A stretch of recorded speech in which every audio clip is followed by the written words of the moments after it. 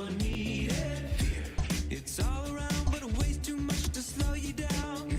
It's the time to act, cause the best defense is a timeless track. No, you don't own me, you don't even know me. But when they play it, you can't help but sing along.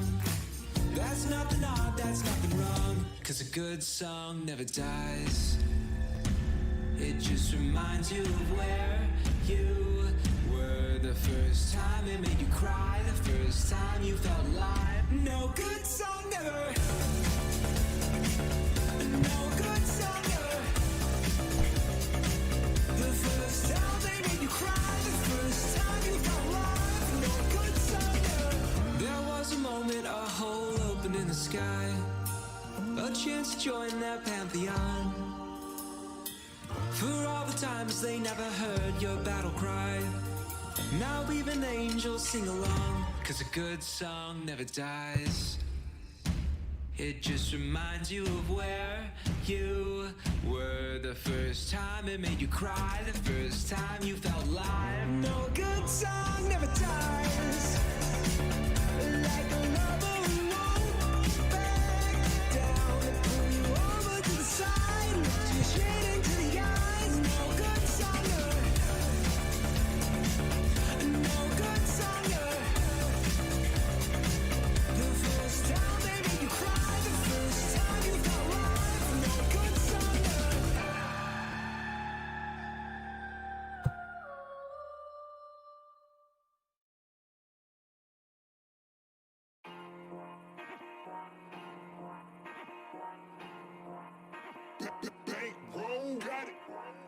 Me and my nigga Frankie, we just kicking it. We gotta add up our dividends. All of my they whip, pop out in their head. Boom, boom, boom. 40 is clearing the room, room. You better duck it, go boom, boom. Foreign is moving like vroom, vroom. Hop in the foreign, go zoom, zoom. Me and my nigga Frankie, we just kicking it. We gotta add up our dividends. All of my they whip, pop out in their head. Boom, boom, boom. 40 is clearing the room, room. You better duck it, go boom, boom. Foreign is moving like vroom, vroom. Hop in the foreign, go zoom, zoom. But we show no we knows. Go get a bag, I drip in our sauce. Catch a tag, we knocking them off. After I hit boy, she hit the door. And them hundreds be coming in, all of this money, and I gotta give me some more. Big bag, bet it won't hit the floor. Talk hot, then we run your jaw. I'ma hop in the foreign and zoom off. That be my dog, I'm calling him Rudolph. I'm in love with the way I get chewed off. Pull up with Blake, he getting screwed off. Brand new Mozzie, big body, we cruise off. He think he hot, we knocking your crew off. Call me nasty the way that I shoot off. Youngin' with drip, I got the juice on. Me and my nigga Frankie, we just kicking it. We gotta add up our dividends. All of my niggas, they whip, pop out in their head. Boom, boom, boom. 40 is clearing the room, room. You better duck it, go boom, boom. Foreign is moving like vroom, vroom. Hop in the foreign, go zoom, zoom. Me and my nigga Frankie, we just kicking it. We gotta add up our dividends. All of my niggas, they whip, pop out in their head. Boom, boom, boom. 40 is clearing the room, room. You better duck it, go boom, boom. Foreign is moving like vroom, vroom. Hop in the foreign, go zoom, zoom. I'm in the track trying to whip it, flip it. She on my so I quit it. Walk in the club with my grillin'. You on my chain, come and get it. You trippin'. Listen here, cussy, you got two decisions. Do you want the or do you want the Smithy? Your life is a game, but you better not risk it. And see, I'm in the track trying to whip me a pitch and I move with it. Keep a on deck, he be moving with it. You can on your block, we don't know who did it on the block, and I'm about to go feelin'. Man, they took it in early, they know we spinning. Since you just can't put a hole up in it. We gon' empty them, so you know we dipping. And my dumb be so high, he keep rolling. Gang. Me and my nigga Frankie, we just kicking it. We gotta add up our dividends. All of my they whip, pop out in their head. Boom, boom, boom. 40 is clearing the room, room. You better duck it, go boom, boom. Foreign is moving like vroom, vroom. Hop in the foreign, go zoom, zoom. Me and my nigga Frankie, we just kicking it. We gotta add up our dividends. All of my they whip, pop out in their head. Boom, boom, boom. 40 is clearing the room, room. You better duck it, go boom, boom. Foreign is moving like vroom, vroom. Hop in the foreign, go zoom, zoom.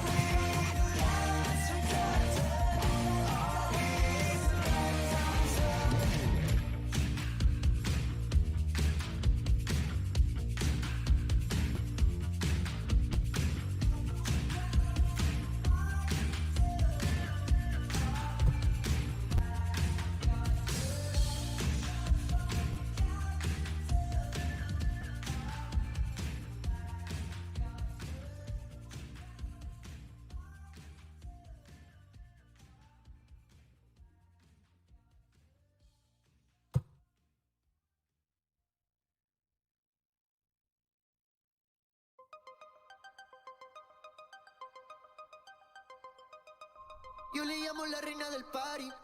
Ella lo torquea como Cari. Ella le dice que sea la Mari. Le gusta cuando freno en el Ferrari. Bailoteo, bailoteo, bailoteo, bailoteo, bailoteo. Bailoteo, bailoteo, bailoteo, bailoteo, bailoteo. Esta noche bailoteo. Puesto pa'l discotequeo. Si salimos guerra, romo, así que esto se puso feo. Mami, si tú quieres me calienta. Que yo traje todas las herramientas. Pa' bregarte con esa tormenta. Porque escuché que dijiste alerta. Que se abra la compuerta. Más vale loca que muerta. Te voy a pisar si te suelta. Hasta los 70, perreando en la lenta. Yo sé que tú no te portas bien. Que ratas bajo y yo también. Te vas de party todo el weekend. Entren ahora que caben 100. Bailoteo, bailoteo, bailoteo, bailoteo, bailoteo. Bailoteo, bailoteo, bailoteo, bailoteo, bailoteo. Esta noche bailoteo. Puesto pa'l discotequeo. Si salimos guerra, romo, así que esto se puso feo. Suelta pa' que me baile. No te preocupes de los detalles. Yo haré que todas las notas te tallen. La gente sabe que somos de la calle. Pa' que te sueltes, pa' que me baile. No te preocupes de los detalles. Yo haré que todas las notas te tallen. La gente sabe que somos de la calle. Bailoteo, bailoteo, bailoteo, bailoteo, bailoteo. Bailoteo, bailoteo, bailoteo, bailoteo, bailoteo. Esta noche bailoteo. Puesto pa'l discotequeo. Si salimos guerra, romo, así que esto se puso feo. Ay, it's tequila, mami. Ella se va de la casa, de la casa. Mafio. Ella se va de la casa. Rich music. Good afternoon, everybody. Welcome to another edition of ML Botball. We're here on a Sunday, right before the All-Star break. I'm Beardy Buddha. I'm joined by EB from Toronto. How are you doing, friend?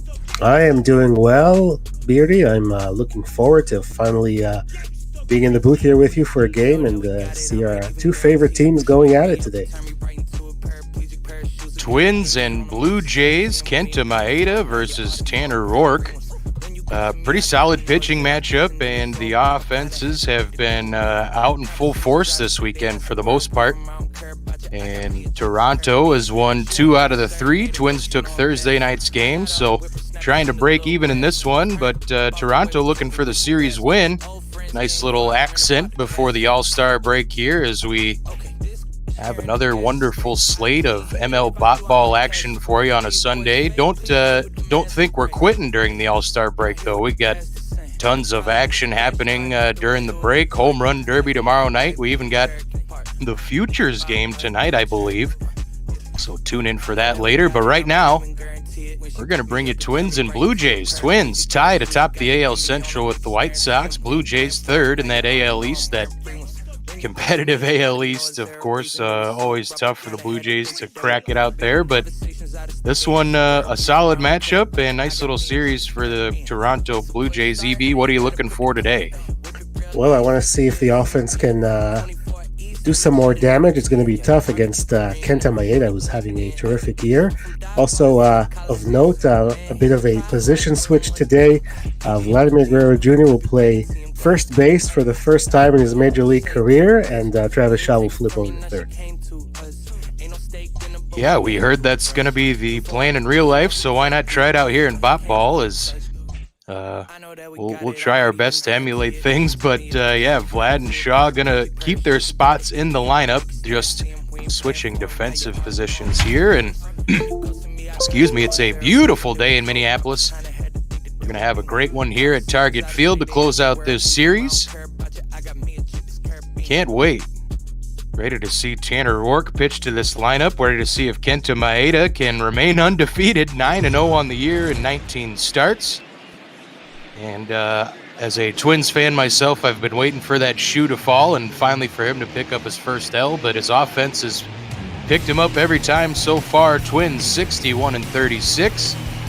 Blue Jays right at that 48-48 mark.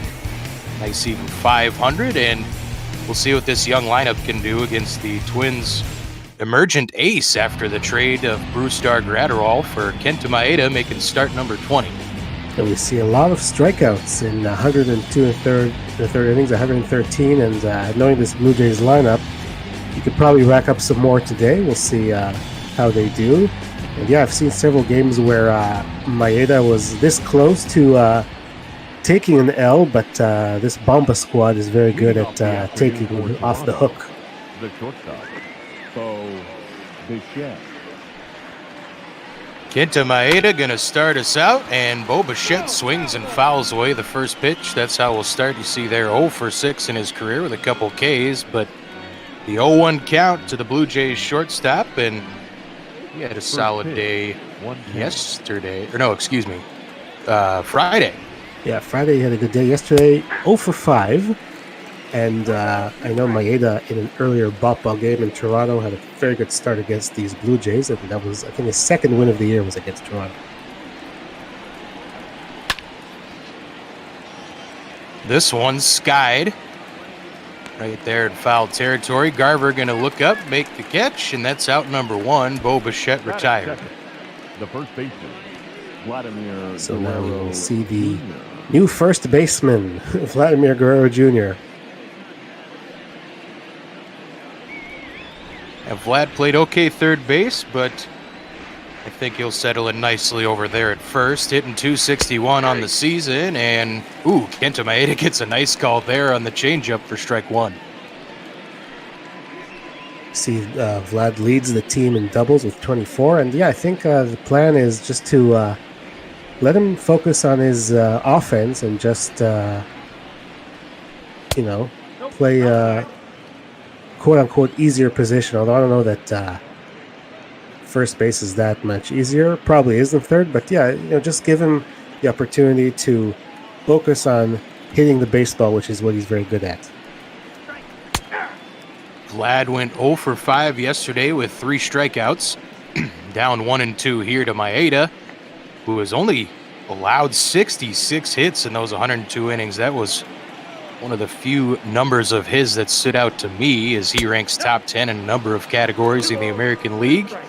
Coming over from the Dodgers, where he'd had some frustrations. The Dodgers would allow him to start throughout the season and then shift him into a bullpen role right before or for the postseason, and he didn't like that. He's a pretty prideful guy, and he said, I want to be a starter. I am a starter, so he was also losing out on some incentives, but he's certainly found a niche here in Minnesota as a starter. Yeah, I was going to say that the contract says that if he made X number of starts every year, obviously more salary for him. And I have to say he was very good at coming in relief in the postseason, but I understand, he's used to being a starter. He's got that routine, and he's been pretty successful as a starter as well. Gets Vlad to bounce into one here. Donaldson charges in, fires onto Sano for out number 2.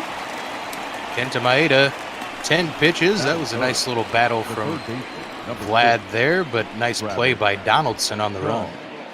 I'm sure Rocco Baldelli would love some length out of Maeda today, because starters in the last 2 games, they have to work pretty hard.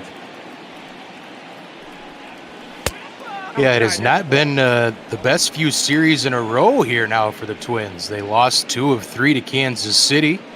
Had a good night here Thursday, but then have dropped the last 2 as they tied it up in last night's ball game in the bottom of the 8th. But Corey Guerin came in and promptly allowed a home run to Danny Jansen, who had a home run robbed for him by Eddie Rosario previously in yesterday's ball game, and then also back on Thursday's ball game too. So despite that, Jansen's having a solid series for Toronto this weekend, and overall the bats have done pretty well. This one grounded up the middle. Polanco gonna field that one onto Sano at first. It's a 1-2-3 inning for Kenta Maeda. We'll see how Max Kepler, Jorge Polanco, and Mitch Garver will do for the Twins to lead things off here on a sunny afternoon in Minneapolis at gorgeous Target Field.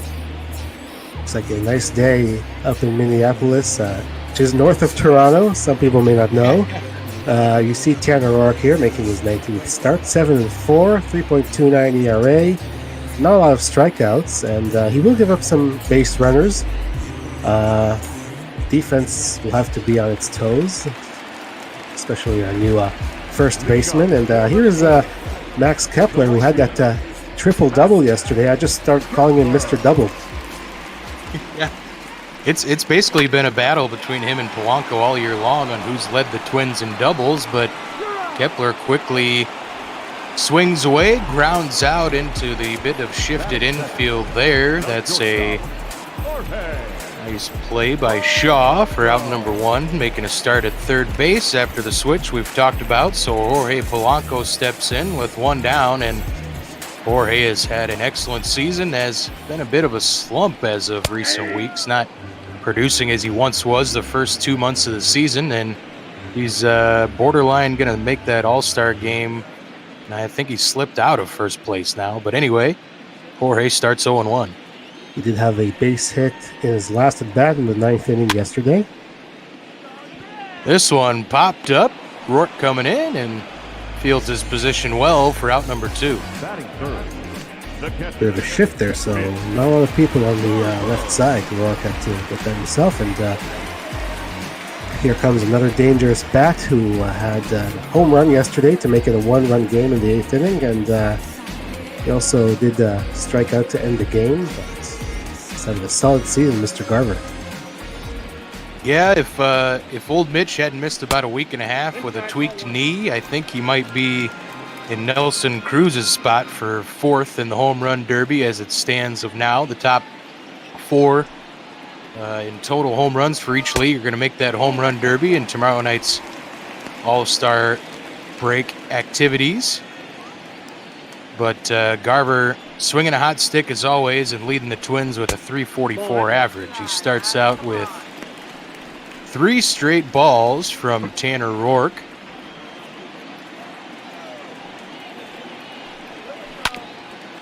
And that one's fouled away, 3-1. Roark was signed as a free agent by the Blue Jays just to put a veteran presence in that rotation, and he's been very, very successful so far in the ball season. This one hit well to left center. It's a long run, and that one's in the bullpen. That's some Garb sauce. A solo shot for Mitch Garver makes it a 1-0 ball game. 421 feet, 108.9 exit velocity. Well, he did fall behind him, so didn't want to walk him. Although I probably would have rather he did walk him because he ends up getting the solo shot. But yeah, another good start for Mitch Garver, number 27 on the year after number 26 yesterday. Not a lot of analysis for the color guy. I mean, you fall behind and you got to throw a strike, and he's ready for it. Yeah, Garver just gave that one a ride and put some solid wood on it for home run number 27 on the year.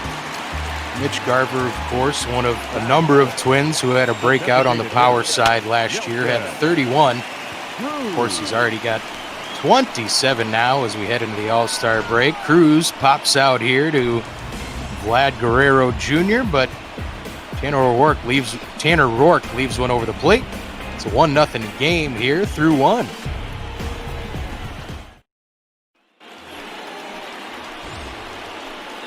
Teoscar Hernandez going to lead things off, the right fielder. You see some pretty big splits there, but more power versus right-handers. Including a 2-run blast yesterday off of Jake Odorizzi.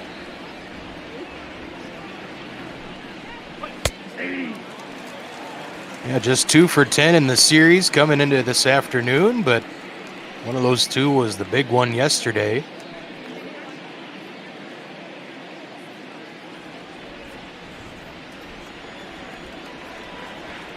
The 0-1 pitch from Maeda. Garver sets up outside, and it's a little too far outside. Hernandez doesn't oblige, 1-1.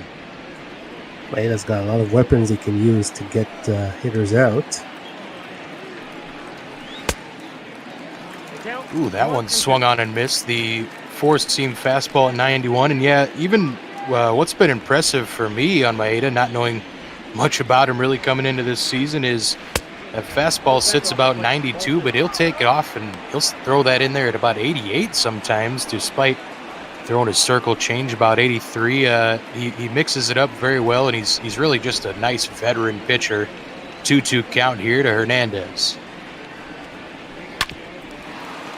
This one grounded foul. That was a hot shot. There's 91 there on that fastball from Maeda. Garver wants it inside. Maeda hits his glove and swing and a miss on Hernandez for out number 1.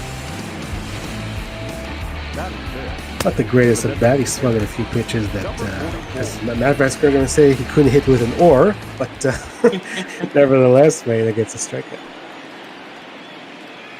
Yeah, he might have needed a pickleball paddle or something to get some of those inside pitches that he was swinging at there. He starts out Rowdy Tellez with a strike. It's 0-1. Kenta Maeda still throwing strikes and hitting his spots so far here early. That one fouled away, 0-2.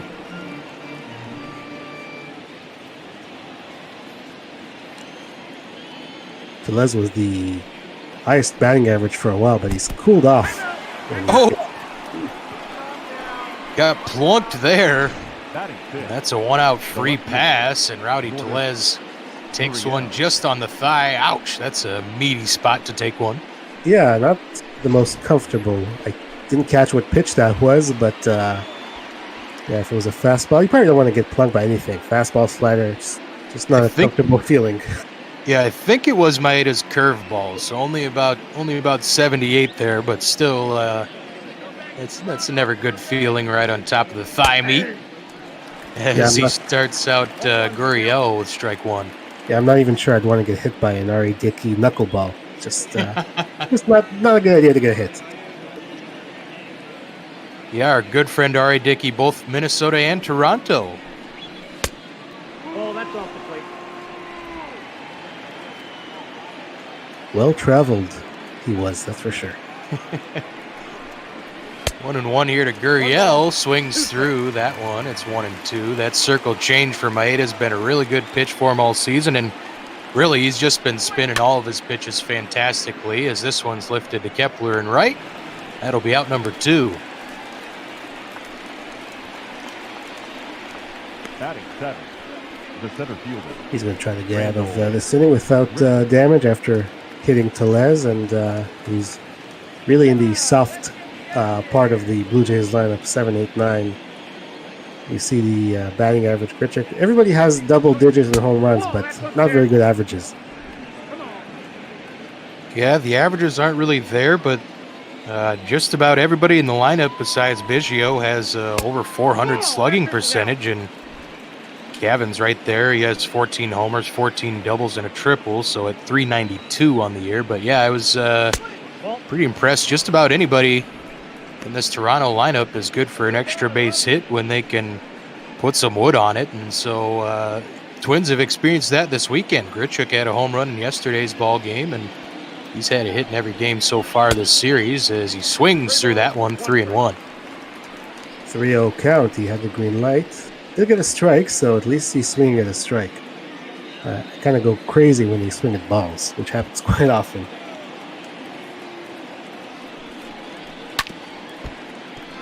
Another 91-mile-an-hour fastball from Maeda fouled away.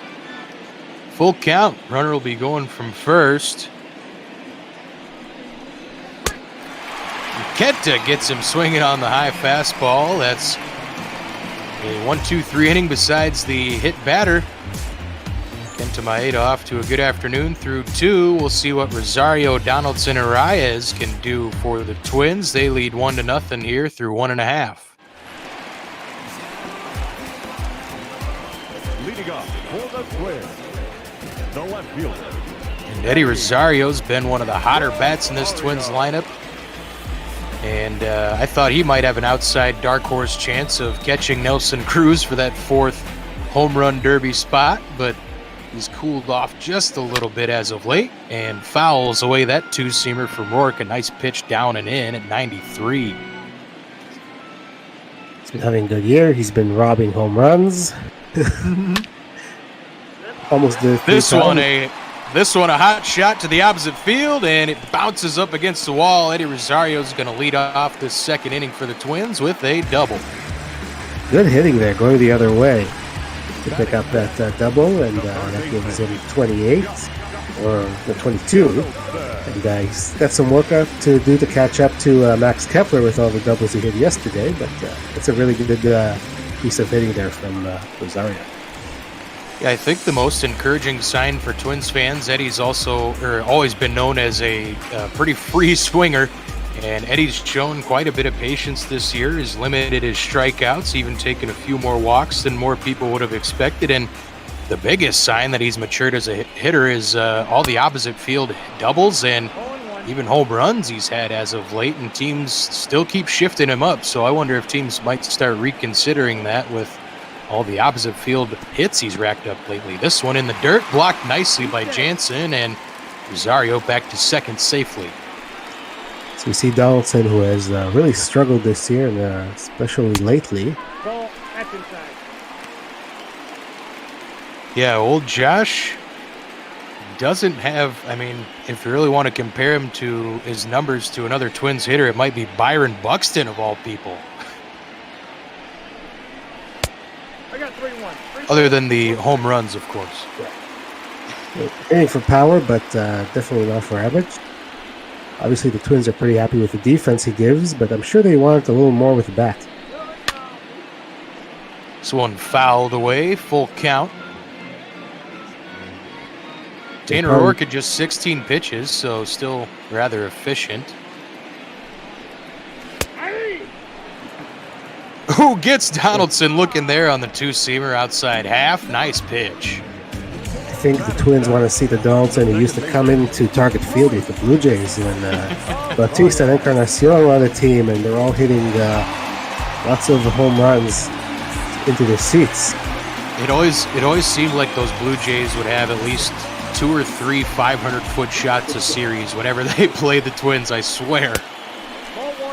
What was interesting is Bautista for a while led the way in visiting home runs at target field, and he'd only played like 3 or 4 games a season there, so that was quite interesting. I think he and Carlos Santana will obviously comes to target field a lot more. Yeah, those were back in the pitch to contact Rick Anderson days here at Target Field. So luckily those are long gone if you're a Twins fan. They got a little bit better pitching around these days, but this one a good battle here. Arias grounds it to Bichette at short. He'll fire on to first, and a kind of a close play will retire Arias for out number 2. Rosario holds at second. The sprinkler tried to sprinkle another one the other way. He's been very impressive yesterday too. Had a couple of hits.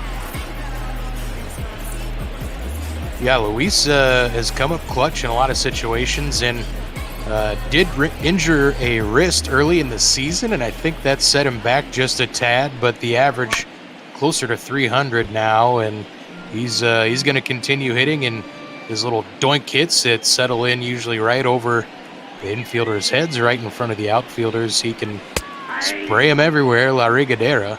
That's exactly what he did yesterday. Yeah, yep. So we see Miguel Sano down 0-2 here. He leads the Twins in strikeouts at 122. Takes ball 1 there, 1-2. He only struck out once yesterday, though. Did have a single in the second inning, his first time up. And I saw he's been on a hot streak recently. I got to count 2-2.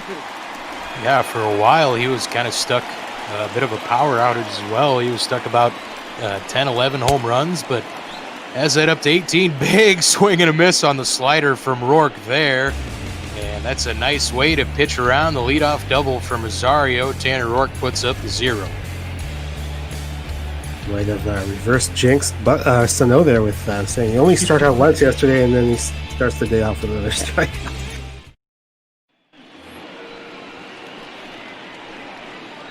Kenta Maeda going to pitch to the Blue Jays second baseman, Kevin Biggio. See there, under 200 average, but still 14 homers on the season. You'll take that from your second baseman just about every time.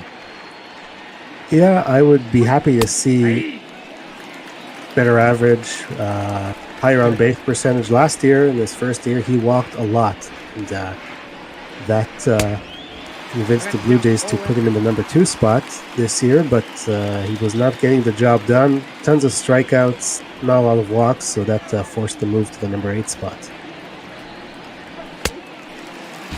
Swing and a miss there. Kenta Maeda with the high to heater on the outside corner for his 3rd punch out of the afternoon.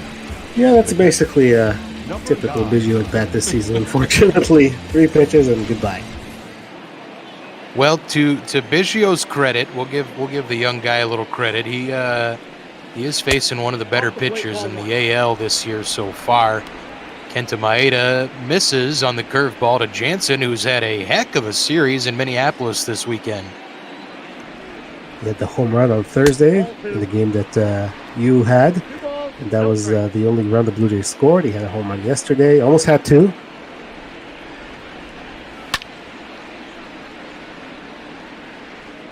Fouled away, 2-1. Kenta Maeda going to be tossing pitch number 40 here. Ball 3. Garver wanted it outside. It was just off the plate. That was a really nice take from the Blue Jays catcher. Going to try to get on here for the top of the order. 3-1 count. He was swinging. Fouled away to fill it up.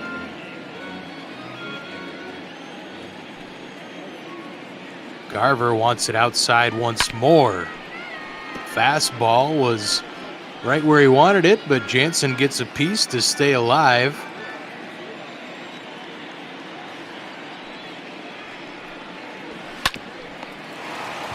That one's bounced right back to Maeda, and he'll fire on to Sano for out number 2.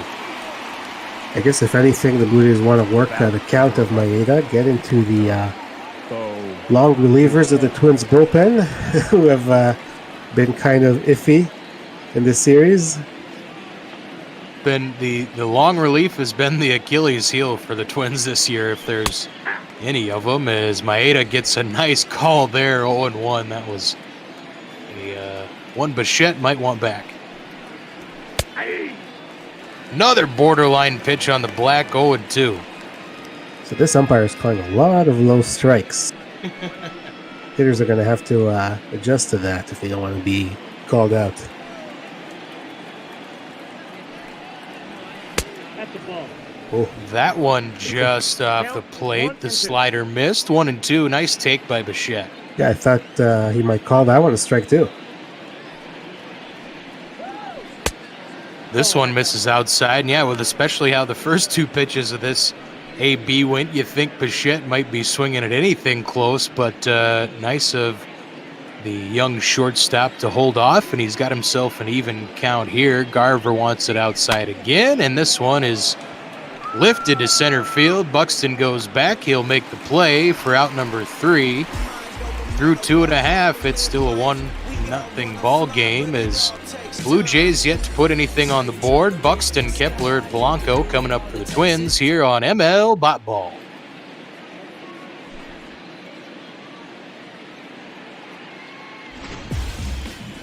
Heidi's going to show us the hitting stats for the Twins. You see very good all around.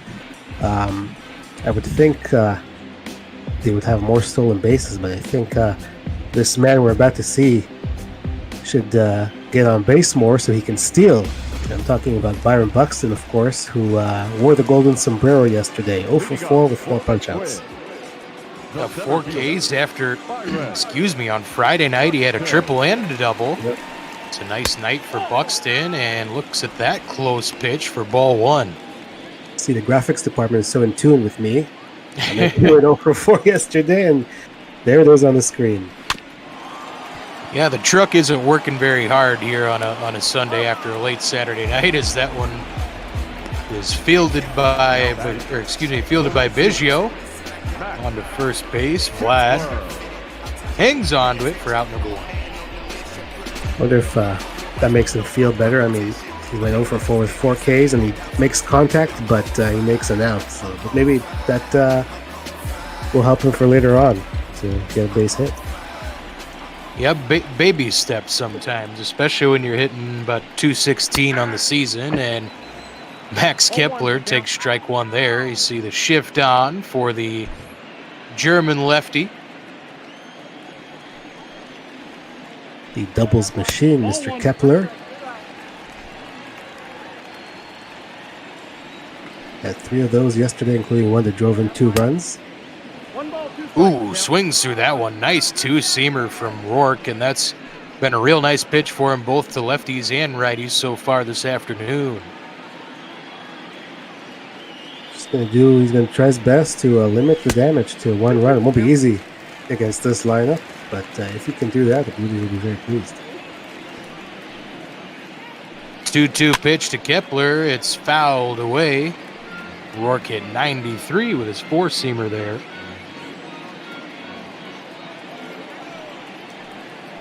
Jansen wants it outside, and Kepler watches it go by. 3-2.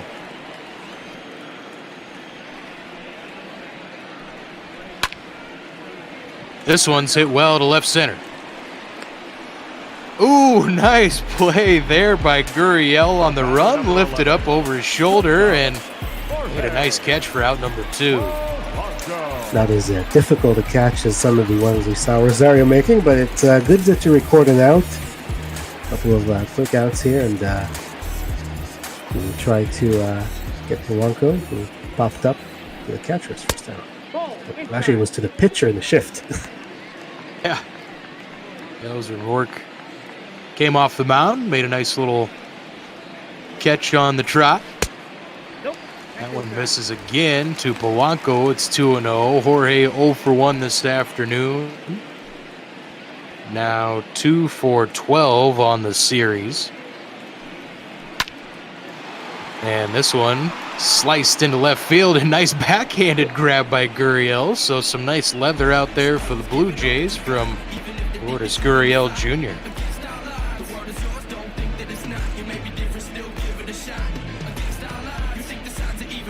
Vlad Guerrero Jr., Shaw, and Teoscar Hernandez going to try and do some damage here for the Blue Jays as Kenta Maeda starts things out with 48 pitches. And as you said, they're looking to work that pitch count and get Maeda out of this game earlier, as he's not a guy who generally goes deep in the first place.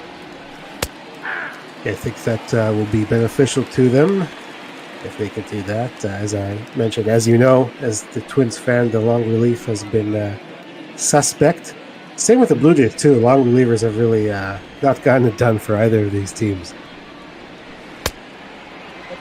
Yeah, the Twins are excitedly awaiting Rich Hill's return. We're told that's probably going to come after the All-Star break, and the corresponding moves with how Devin Smeltzer has pitched, I would guess he would stick in the rotation and they would move Dobnik to a long relief role, but Twins fans probably happy to see Jhoulys Chacin and Fernando Romero pack their bags at the very least. Yeah, Smeltzer was very impressive in Game 1 of the series on Thursday. Yeah, almost went 6 shutout innings, was just pulled short of 6 full. There's Guerrero strikes out looking. Kenta Maeda's 4th punch out. That was a nice hanger that froze him up. Yeah, he probably wants to do something with that and just stare at it. But yeah, you see his reaction and he's probably like, yeah, he probably should have hit that somewhere. Maeda's curveball has been his other, of course, fantastic off-speed offering, and that one was a close pitch taken by Shaw. You see 0 for 1 this afternoon. Travis Shaw. Good little series, 4 for 12, couple RBI, double, couple walks.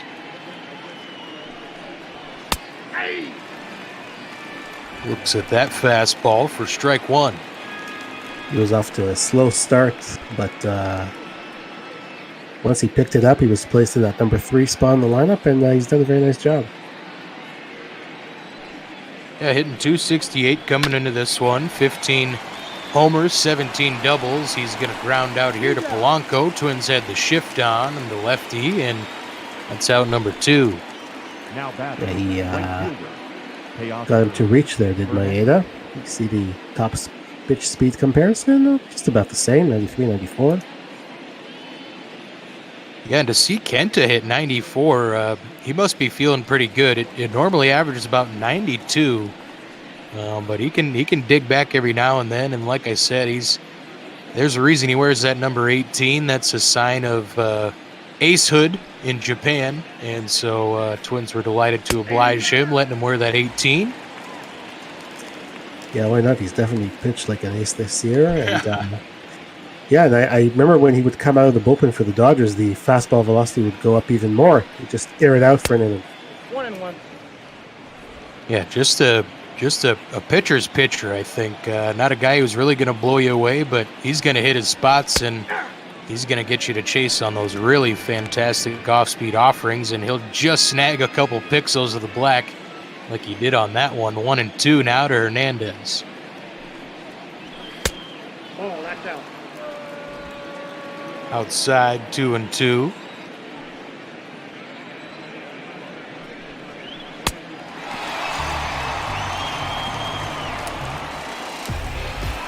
And got him. Yeah. TC's happy about it. He's excited. He wants a win for the Twins today. TC, of course, I always thought he looked like he was modeled after the old Ham's Beer mascot. If you're of a certain age, you know what Ham's Beer is, but they still make hams, by the way. From the land of sky blue waters, Ham's Beer. Here's the offense for this ball game today. Mitch Garver with the home run. Yeah, we're playing for bragging rights today in the season series. Both teams have won 3 of the 6 games played so far, so today's game will decide who takes the season series between these two teams. Yeah, Twins were up in Toronto, or down in Toronto, I should say, right? Yeah. This one skied up the elevator shaft. Garver retired easily for out number 1, but yeah, Twins, did they win 2 of 3 up in Toronto, I believe? Yeah. And that was way back in April. We were talking about a little bit before we hopped on this one. That was back in the early days of Bot Ball. I didn't even have a proper mic back then, and we were just kind of patching things together. Our janitor, Garrett, would just be like, hey, we're having this many games whenever, and that was a long time ago, but it seems like it was a long time ago. We've done a lot of games since then, and it's been a ton of fun here on Bot Ball. We're glad to have you with us as always. And EB, you started out, I think, just watching us on the old Twitch, and now you're here in the booth with a beardy fella. Yeah, that first series in Toronto I was not around for. I got the count. 1-2. I joined about, I want to say, beginning of May, something like that, and yeah, it's been a lot of fun.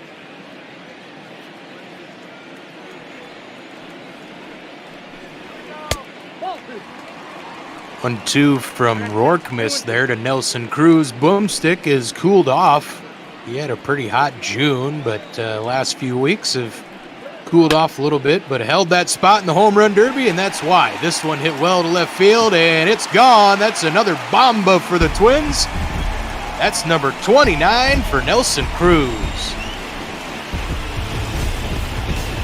That's kind of a shame for Roark because he had him down 2 strikes, and you really want to be able to put a hitter away if you have 2 strikes on him. Obviously, the first one he fell behind, so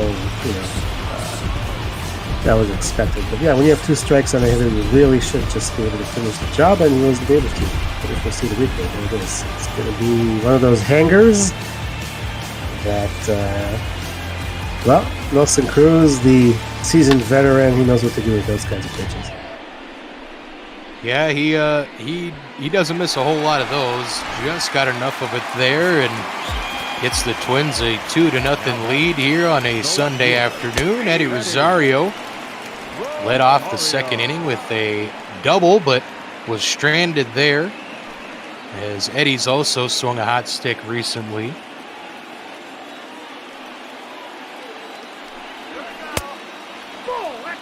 I was going to say, we have a broadcaster for Blue Jays on the radio who always makes sure to point out that Minnesota, Minneapolis is north of Toronto, because some of the Twins people who come to Toronto, they say, we're coming up to Toronto. He said, well, no, you're coming down to Toronto because you're north of us. Ever since then, I would make the point of mentioning that.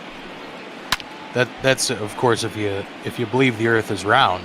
Yeah, that's true. Yeah, I'm just kidding.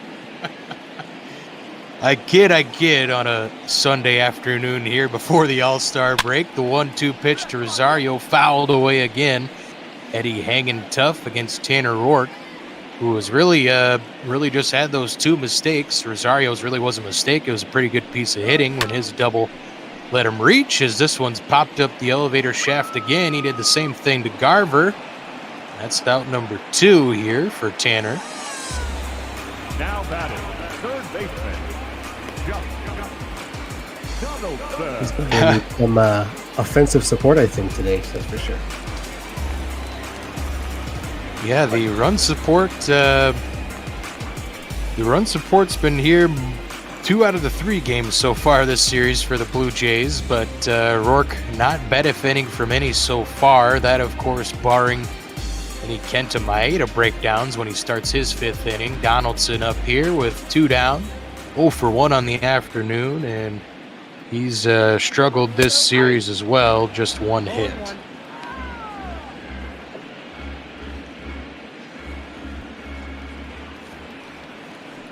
Struggled overall with the bat, which is kind of surprising. He had a very nice year last year with Atlanta. Yesterday he went 0 for 4. This one banged to third, and the throw pulled him off the bag. Shaw, the teammates who had switched defensive positions, kind of somewhat bailing each other out there, I guess you could say, but Nelson Cruz hits one high and far for a 2-0 lead, as the Twins looking to get out of here with a push on this series and a win before the All-Star break. Heidi Watney talking about that All-Star break, all the fun we're going to have here on Bop Ball. Be sure to check out our schedule on bopball.com of all the things we're going to have, all the festivities. It'll be a bunch of different. I think we're having a bunch of AAA All-Star game, AA All-Star game. As I said, Home Run Derby tomorrow night. There's a Futures game tonight, I believe, on our docket. Yeah, and, I think 7:15 is the Futures game tonight. I don't remember off the top of my head, but I'll be on a call for a AA Texas League All-Star game on Wednesday at 12:15. That should be interesting. Oh yeah, Futures game tonight at 8.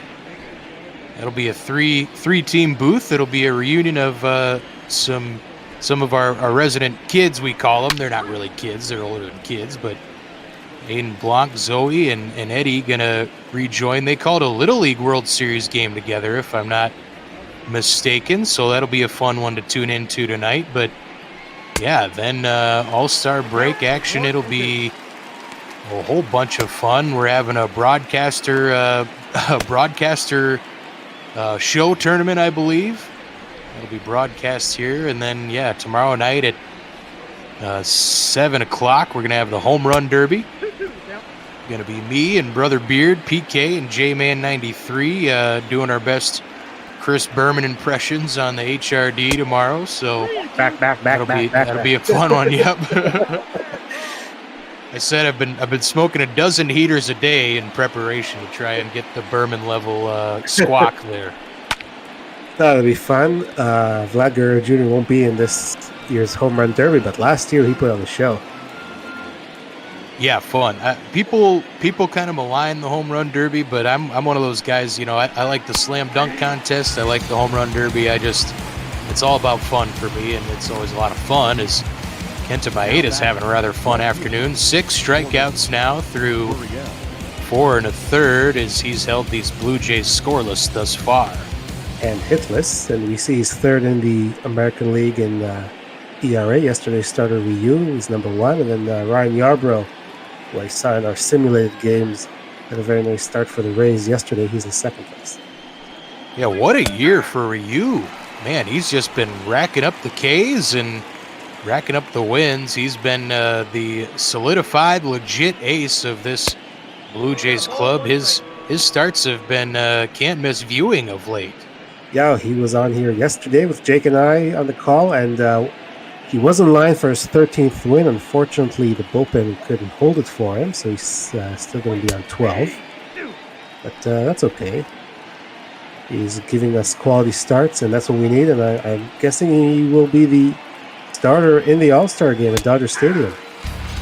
Another strikeout. That's number 7 for Maeda. As he gets Gurriel Jr. looking. And now we see the ERA leaders. You see the Twins there in 4th, with the Blue Jays in 7th place. So you would think that they would have a better record than 500, but I do think that the offense has been really the issue here for these Blue Jays, and we've seen it so far today in this one.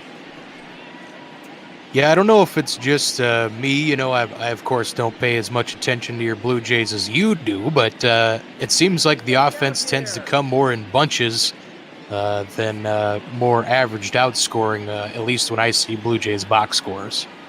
Yeah, there's a lot of home runs. We can hit home runs. But, I've always said that the home run or bust offense is probably not going to get you too far.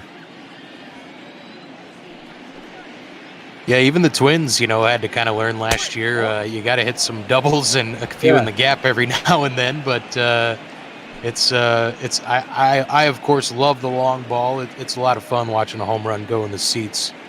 But you do have to have the table setters. Yeah, it's exactly where I think the Blues are lacking with those table setters. You always see guys who are not home run hitters trying to hit the ball out of the park instead of getting on base, stealing a bag, things like that. And that kind of bothers me. Kenta Maeda, the 2-2 pitch to Grichuk. Garver wants it outside. Maeda left it over the plate, but it's a harmless ground ball to Arias, and that's going to be out number 3. Kenta Maeda through 5 scoreless innings here. He's been absolutely brilliant this afternoon. His Twins looking to add to this 2-0 lead, and we'll see if Roark can keep these Twins hitters in line. He's really only had 2 mistakes this afternoon. Unfortunately for him, when you leave a couple over to the plate to these Twins hitters, they're usually hit a long way. Luis Arias 0 for 1 this afternoon. Roark starting the inning with 54 pitches. And lined immediately to second base. Biggio snags it off the top of the clay. Yesterday, he had 3 hits, did Arias, including an RBI, which tied the game at the time. So he's very good at getting on base. He's one of those players I enjoy watching because he sprinkles it all over the place. He's not trying to hit home runs. He's just trying to get on base and let the other guys drive him in. I think the Blue Jays are missing a guy like that. Sano is a guy who tries to hit home runs. 0 for 2 there. He tried to hit that 2-seamer a mile, but came up empty.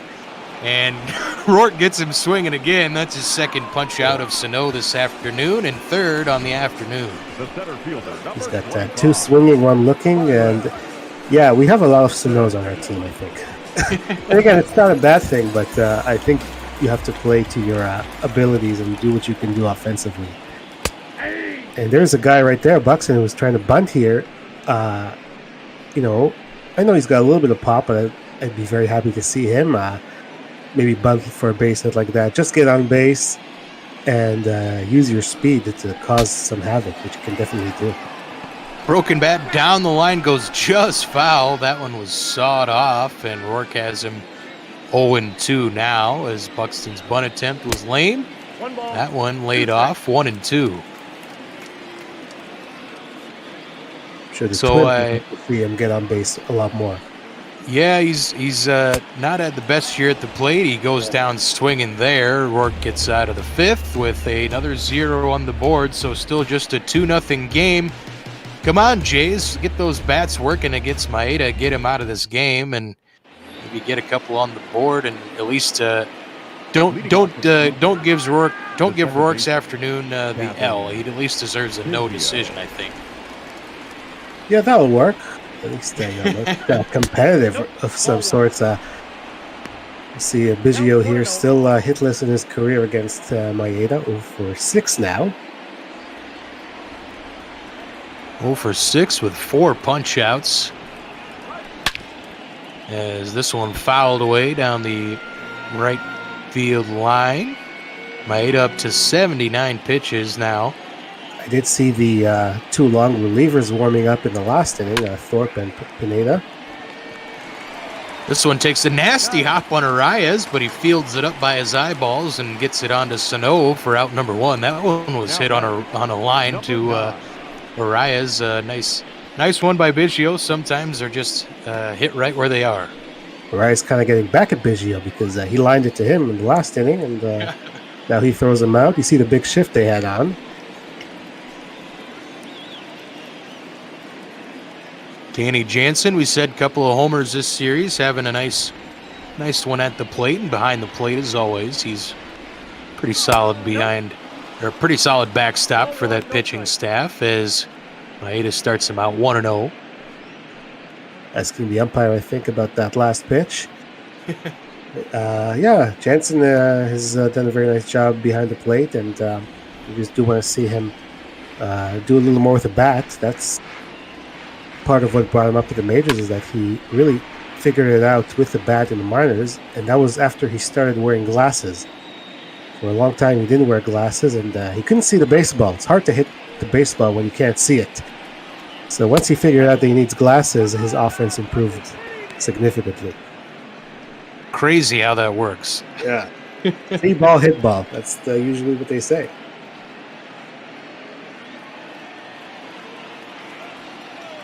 Kenta Maeda, the 2-1 pitch to Danny Jansen. It is called a strike there, 2-2. See, fastball at 89 there. Kenta likes to mix up his fastball speed more than a lot of pitchers, I think. Swing on and miss. Danny Jansen goes down on the slider. It's the 8th punch out already for Maeda. Yeah, he's really good. It's really like having two different fastballs if you could change speeds like that. The four-seamer. Yeah, he really only throws 4 pitches as a starter, so I think, it's almost a hidden 5th pitch for him when he just takes a couple miles off of that fastball, and it's the quasi fastball changeup almost. It's an interesting pitch when he takes a few clicks off. So Bichette hacking away and hacking away again. He leads the team with hits.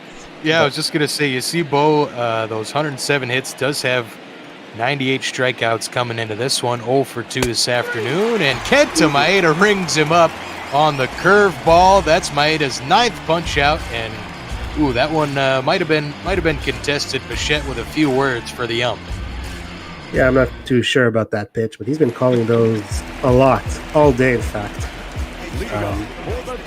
I want to remind everybody that we're doing all this for charity. We are raising money this week for NAMI, the National Alliance on Mental Illness, which is the nation's largest grassroots mental health organization dedicated to providing advocacy, education, support, and public awareness so that all individuals and families affected by mental illness can build better lives. That's ball 2. Yeah, we've raised money for a number of charities now. We started out the first few months doing it for Meals on Wheels, but now we've been mixing it up, leaving it up to our community to kind of dictate who we should go for, our GM community on ML Bot Ball. But yeah, NAMI, a great organization, and we're happy to provide any subscription money, any other donations through PayPal. That's all going to go to charity, folks. We're just doing this for fun, to keep you entertained, and to help out some good causes, to help folks who are less fortunate or need some extra help in their lives, whether it be material or in the case of mental illness, just some extra support and getting the resources they need to get folks right. So I want to thank you all for any of those who have donated in the past, and want to encourage you to do more in the future, and maybe even subscribe to ML Bot Ball. I just put the link to donate in the Twitch chat, so if anybody can spare anything, we sure do appreciate it. Blanco going to fly out to center field. Grichuk squeezes it for out number 2. Now batting, catcher. A couple of quick outs here for Roark. He's about to deliver the nicest pitch of the game. It'll be to Mitch Garver. Yeah, we go back to that first inning.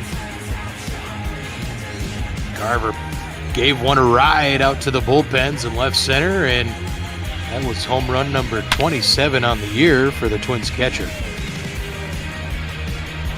There it is. Nice souvenir for the Twins relievers out there. If they want to practice before they come to the game.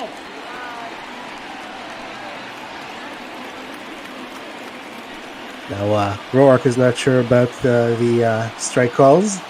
Both pitchers have been a little bit annoying at times, I think. Hitters, too, so it's all around today. Always got to love when Blue's not into it. This one giving a ride to center, but not enough. Grichuk over there and going to make the catch for out number 3. So Garver loud out there, but no harm done as Roark puts up another 0, and he's still only at about 70 pitches, I believe. So still a nice outing here for Roark, just 2 runs allowed. We'll see if his offense can back him up a little bit. Kenta Maeda is still going to be out here for the 7th inning. And since we're in the 7th and my hand is still a bit messed up, do you have any requests for any of my weird old stretches I can load up? I like the ragtime stretch or the 8-bit stretch. That one was fun too. Ragtime stretches, I'll load that right on up. Yeah, surprise us. We're not in Toronto today, so we're not going to do OK Blue Jays, unfortunately. So whatever you could come up with, Shark, is always good. As we see Vlad Jr. down 0-2, and it did show that he has a career home run against Maeda. I remember that well. That was at Dodger Stadium last year.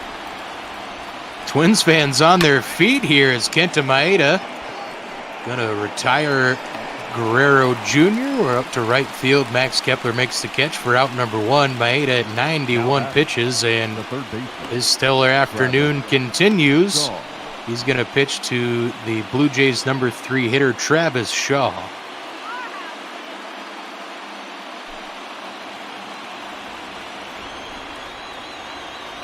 Shaw 0 for 2.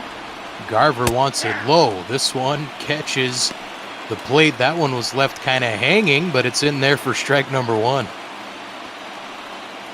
We have NP Square joining us from LA, where it's still nice and early in the morning. It's 10 o'clock out there. So good morning, NP. Yeah, we just cracked noon o'clock here Central Time at Target Field, so feel free to crack your beers on a Sunday fun day, folks. The 0-2 pitch is grounded to Arias, who is playing in short right, and that's out number 2. Now batting, the right fielder. Maeda doesn't look like he's slowing down, and I could see him coming out for the 8th if he gets a quick out here, although there is some action behind it, I see. Yeah, Hernandez might be a candidate to break this one up. He is 0 for 2 this afternoon, but one of the more reliable, better bats, I think, in this Blue Jays lineup is we see Rogers and Romo now warming for the Twins out in that pen. Sergio Romo, one of my all-time favorite baseball players. Rogers, the closer, who hasn't had any action in this series, so they might be going to give him an inning regardless. This one hit well to right center. Buxton chasing, going back, and he'll reach up, make the catch. Nice running catch there by the Twins center fielder. We're through. Kenta Maeda is through 7. My goodness, a 0 on the board, and the Blue Jays still no offense. Nelson Cruz, Eddie Rosario, Josh Donaldson going to try and get some insurance here for the Twins as we see some action in the Jays pen. Give us real quick. There we go.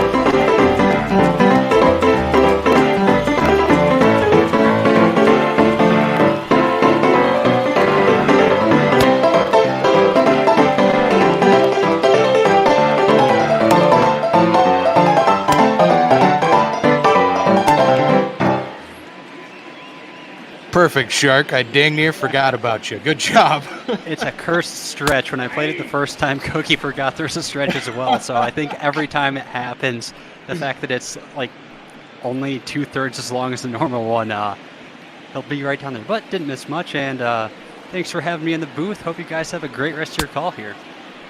Did he go? Thank you as always, sir. Shark, one of the best Twitch organists out there. We're happy to have him on ML Bot Ball. He's been a good friend of ours for a long time now, and happy to have him do the stretches for us as Nelson Cruz gives this one a ride to right field, but it's caught out there by Teoscar Hernandez. Always enjoy listening to Shark do the stretch, and Roark is out here in the 7th. He might wish that he was in an interleague ballpark where he was swinging the bat, because earlier this year, Mark and I did a game in St. Louis where the Blue Jays only had 2 hits, and he had one of them. Oh, man. Yeah, he could help himself out a little bit. Poor guy. As Blue Jays been rather quiet with the stick here this afternoon, and I've been real impressed. The old veteran has done veteran things. Even after giving up a couple long balls, he's come out and responded and still been efficient. 76 pitches, there's 77, misses low, 2-1. I did have a trivia question given to us by Big Guy 73. He's at work, so he passed this one along to me. But since it's the Twins, he said, name the 5 Twins players with 200-plus hits in a season. Yeah, I would have guessed 3 of them if he wouldn't have given me the answers, but I didn't know the last 2. Yeah, we tried it yesterday. There were not a lot of guesses in the chat, so we'll see if anybody can guess today. And yeah, I would have probably had 3 of those. Hey, NP squared right off the bat. Paul Molitor, that's one of them. Indeed. Native of Minnesota, and played for both the Blue Jays and the Twins, of course, and Milwaukee early in his career. Ball 4, that's out. Well, he said Paul Monitor. Is that that's not that's the lizard version of Paul Molitor. I think Paul Molitor is a guy who just likes to surf the internet or something. And so Verlander took a pretty close pitch for ball 4 there. Yeah, Roark, that's really about one of his only few blips so far here this afternoon. Is Donaldson a candidate for an out here? You see 0 for 11 lifetime against Roark. And yeah, the trivia question was, name the 5 Twins players with 200-plus hits in a season for the Twins. And Kirby Puckett, another one guessed by MP Squared. That's correct as well. Yeah, Paul Molitor would be one of the guesses I would have gotten right if I had not seen the question before. Obviously, fan favorite, managed the Twins for a little bit as well. I was thinking about his managerial time with the Twins. It was so up and down, right? It was 1 year in 15, you guys were in the hunt near the end. And then the following year, there was 100-plus losses. And then in 2017, he was manager of the year. Twins were in the wild card. And then 2018 was disappointing. So new front office let him go. But he's been a good guy for the Twins over the years. Oh, yeah. Paul is still loved around here, of course. But we really like the current skip, Rocco Baldelli, a whole lot for sure. Donaldson gives this one a ride to center. And that one's going to be out of here. Grichuk looks up, and it's into the Junipers. That's a 2-run shot. A little bit of rain on a Sunday afternoon brought by Josh Donaldson. So no longer 0-4 against Roark. One hit that he's had is pretty big. Blows this one open to 4-0. The way Maeda is pitching, this might be it for today. Josh Donaldson hadn't hit one of those in quite a while and hits this one to dead center, and no better place to do it at home when you've been signed to a $92 million deal, largest in team history, and that 2-run shot does in fact knock Roark from the game. He had given up 13 home runs coming into this one and gives up 3 more today, but not the best result after a pretty fine afternoon for Roark, as Blue Jays going to have to score some runs now in a hurry. We'll see Jordan Romano now on for Toronto. And he pitched in the opener, and he was off to a good start, but then after that, things kind of spiraled off, and that's why his ERA took a big spike. to 485 after that unfortunate game on Thursday. Yeah, I mean, Roark was kind of cruising along. He had a really good start until the 7th inning. Now his line's going to look kind of ugly. We had a couple more guesses. Mauer, Morneau, Hunter, and Sano. That's a big fat no to all those guys.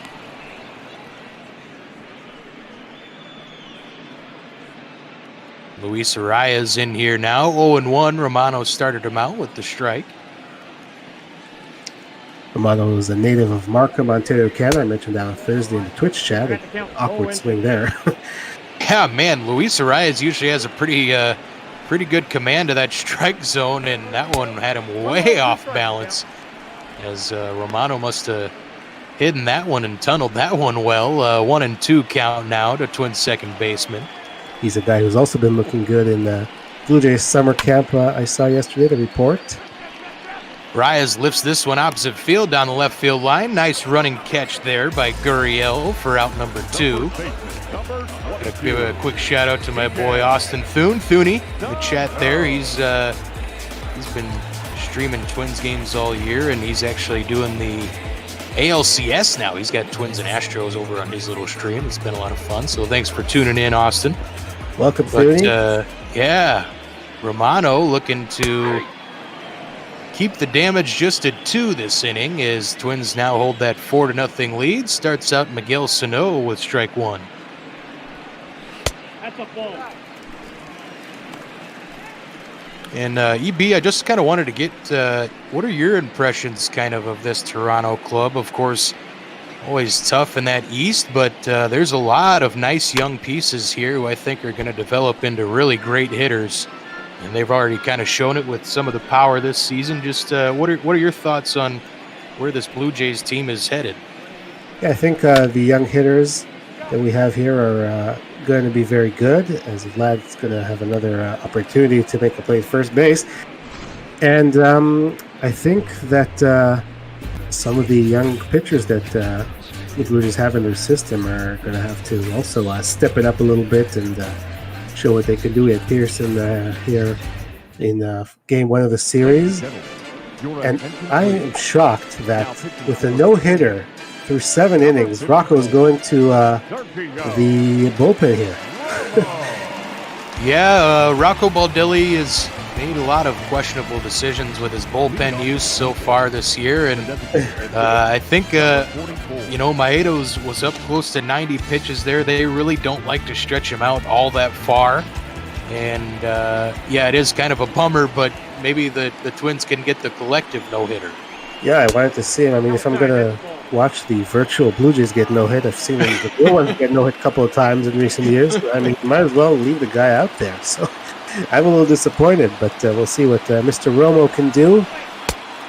Well-traveled relief pitcher, obviously a closer for those really good Giants teams that won the World Series. We've seen him a little bit with the Dodgers, the Rays, and now here with the Twins. Yeah, Twins traded for Romo at the deadline last year and have really enjoyed him being around the clubhouse. This one is a high double off the wall, so the no-hitter given up by the Twins staff. Romo, and it's not even a double. One up there to Tellez, yeah. Yeah, it's not even a double because Tellez is running, so it's just a long single. There goes the no-hitter, as the Nationals broadcaster, FP Santangelo would say. Yeah, it was a fine afternoon for Kenta Maeda. 7 shutout innings, no hits given up, no runs, and his masterful season continues. Looks like he's in line for win number 10 here, but the Twins bullpen has been prone to give up some runs, especially of late. They saw in yesterday's ball game Corey Guerin give up the solo shot to Jansen after the Twins had tied it up in the bottom of the 8th. Guerin came up top of the 9th, promptly let Toronto score, got that 5-4 victory for the Blue Jays. But a 0-2 count here from Romo, and this one is hit to right field, right at Max Kepler. That'll be out number 1. And Sergio Romo records his first out of the afternoon, and Going to try and pitch around that leadoff single now as we get a look at our starter comparison. See, very good across the board from Maeda. Nothing across 7 innings and 9 strikeouts. Roark, the 6th and the 3rd. Was looking good until he gave up that walk and 2-run home run. So we'll see what the Blue Jays can do here in the final couple of innings. As I said, Twins looking to split these 4 games, and Blue Jays would love to go back up to a game over 500, but they'll have to swing the bats for that to happen. Romo bounces that one for a 2-0 count now here to Grichuk. 0 for 2 this afternoon. I said had a home run in yesterday's ball game, but center fielder for the Blue Jays saw him possibly come up as somebody in trade talks as this one's lifted into right center. Buxton over to make the catch, and that's out number 2. Grichuk is a guy who led the team in home runs last year despite not hitting for average. He was given a large contract extension. I'm sure the front office had their reasons to do it. Haven't really seen much from that extension yet, but he's still got time, so we hope that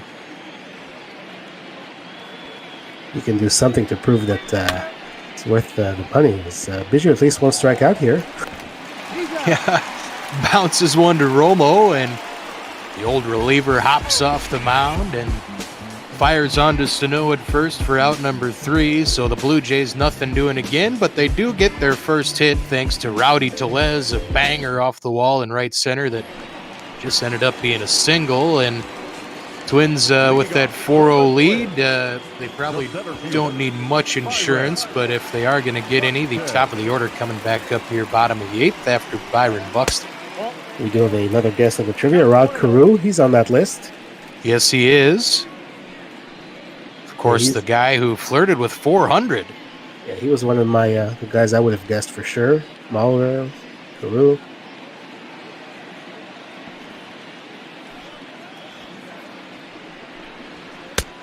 Buxton 0 for 2 this afternoon. Looks at that fastball low from Romano, who's still on the mound here.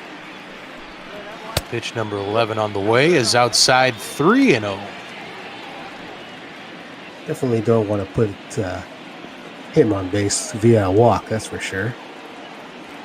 Yeah, you know, Buxton, I think now 3rd or 4th in the American League in stolen bases. Does have 14, but he's also been tossed out 7 times, surprisingly enough. Yeah, that is surprising. And you know, Byron's fast. He's never been the best base stealer. This one is sliced to right field, and one's going to be caught by Hernandez for out number 1. Romano still looking well here as Max Kepler, top of the Twins order, coming back up.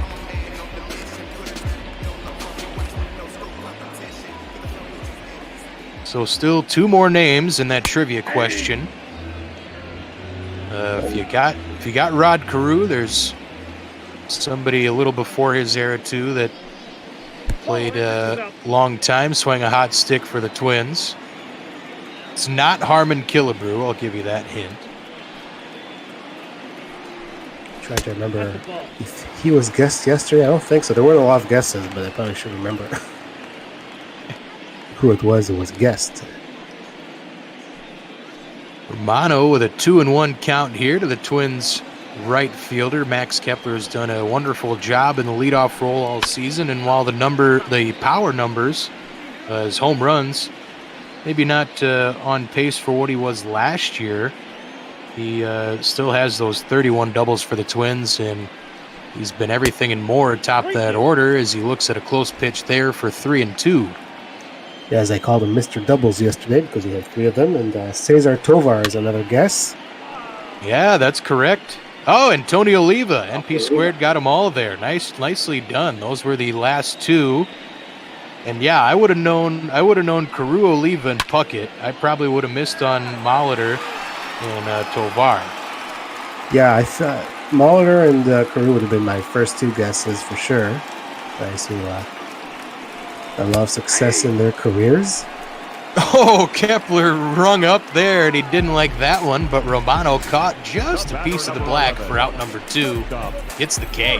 Yeah, you might have an argument there. Let's look at the replay. He got a corner there. He got a corner. Bit of a corner, yeah. Mulder was the MVP of the 93 World Series. He was a great hitter. I was just going to say, the Minnesota native, probably near and dear to your heart down there in Toronto. Yeah, absolutely. Great player, and obviously loved in Milwaukee as well. You guys have that interleague rivalry every year, where I know that everyone was always happy in Milwaukee when Mulder would come back to town. Yeah, and I was just I wanted to bring it up with you a little bit while we're on the air together too. Just wanted to say, over the last few years, whenever I've been at a Toronto, Minnesota series, always tons of Blue Jays fans at Target Field, and always have some great chants with our friends north of the border who come down and watch some baseball at a beautiful park. Polanco tossed out by a mile almost there at second base, trying to go 2 on that one.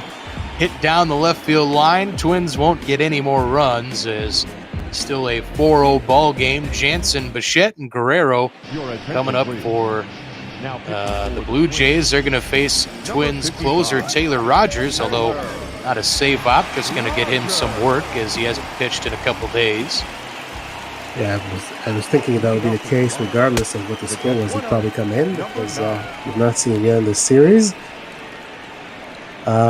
Yeah, and I know that a lot of Blue Jays fans come down or go up, I guess, to Minnesota when the Blue Jays play there, especially from around Winnipeg, places like that.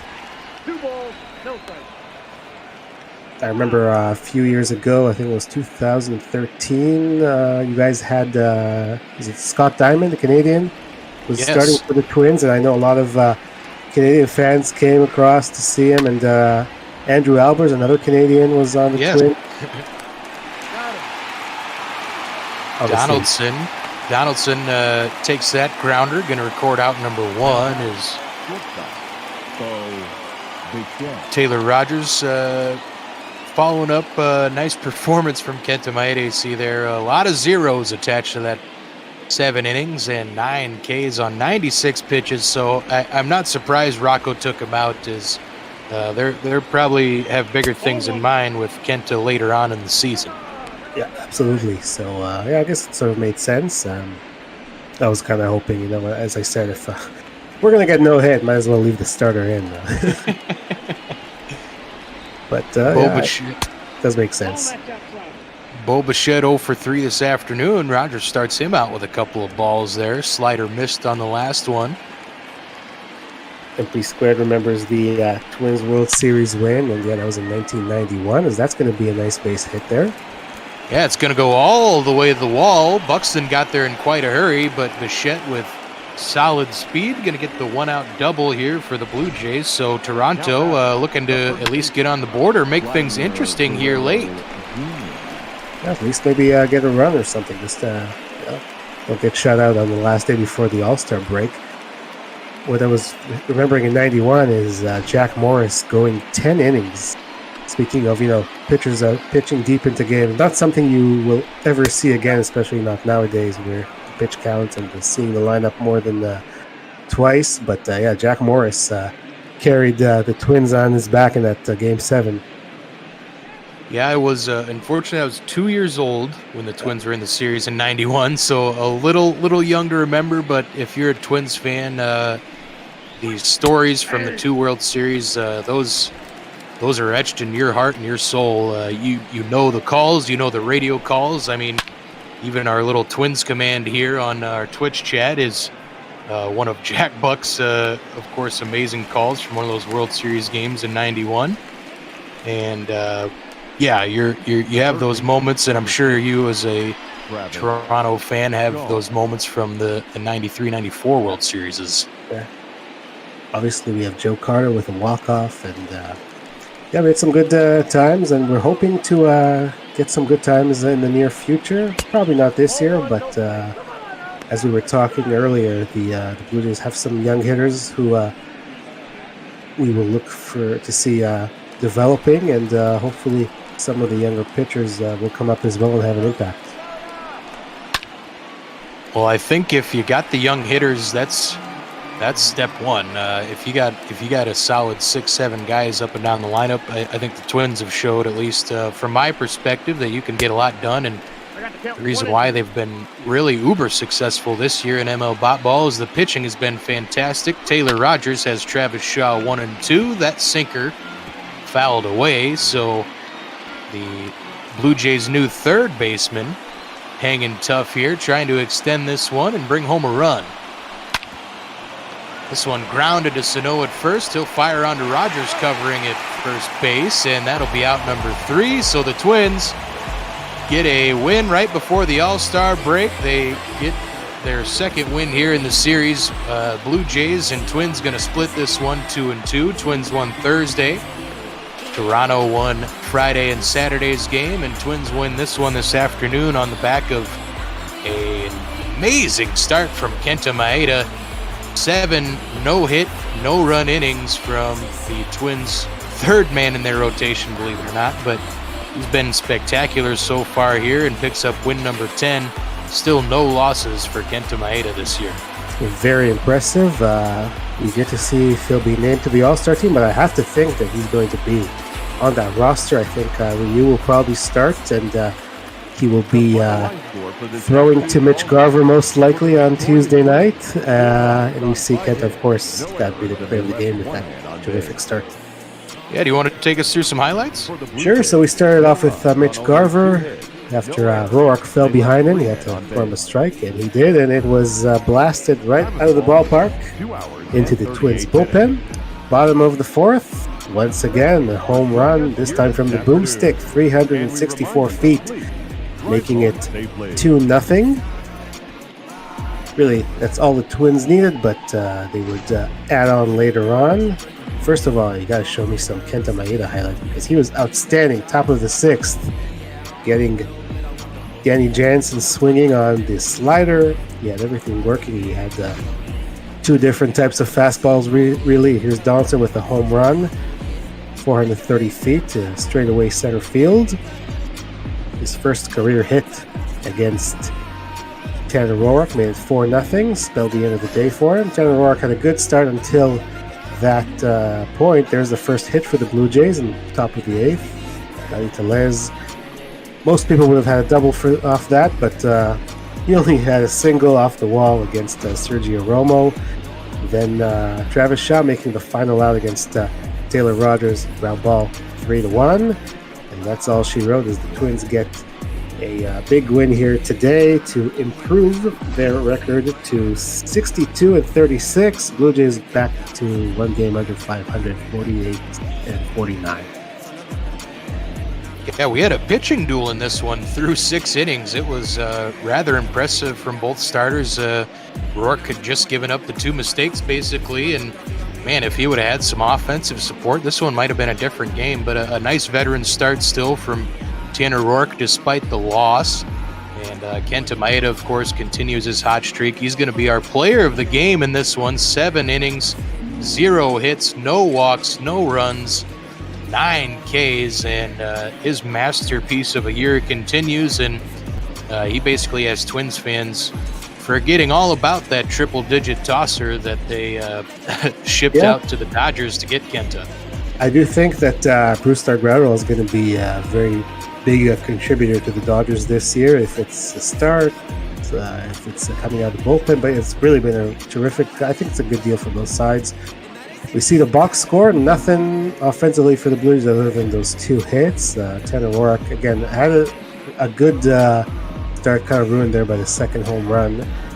And Twins only 5 hits, so not a lot of offense really on either side. See Maeda with an excellent 7 innings. And good thing my National League team is the Dodgers, so I enjoyed him doing this. It's good to see him succeeding, and it's good to see him getting an opportunity to start all the way through to October and hopefully taking the Twins deep in the postseason.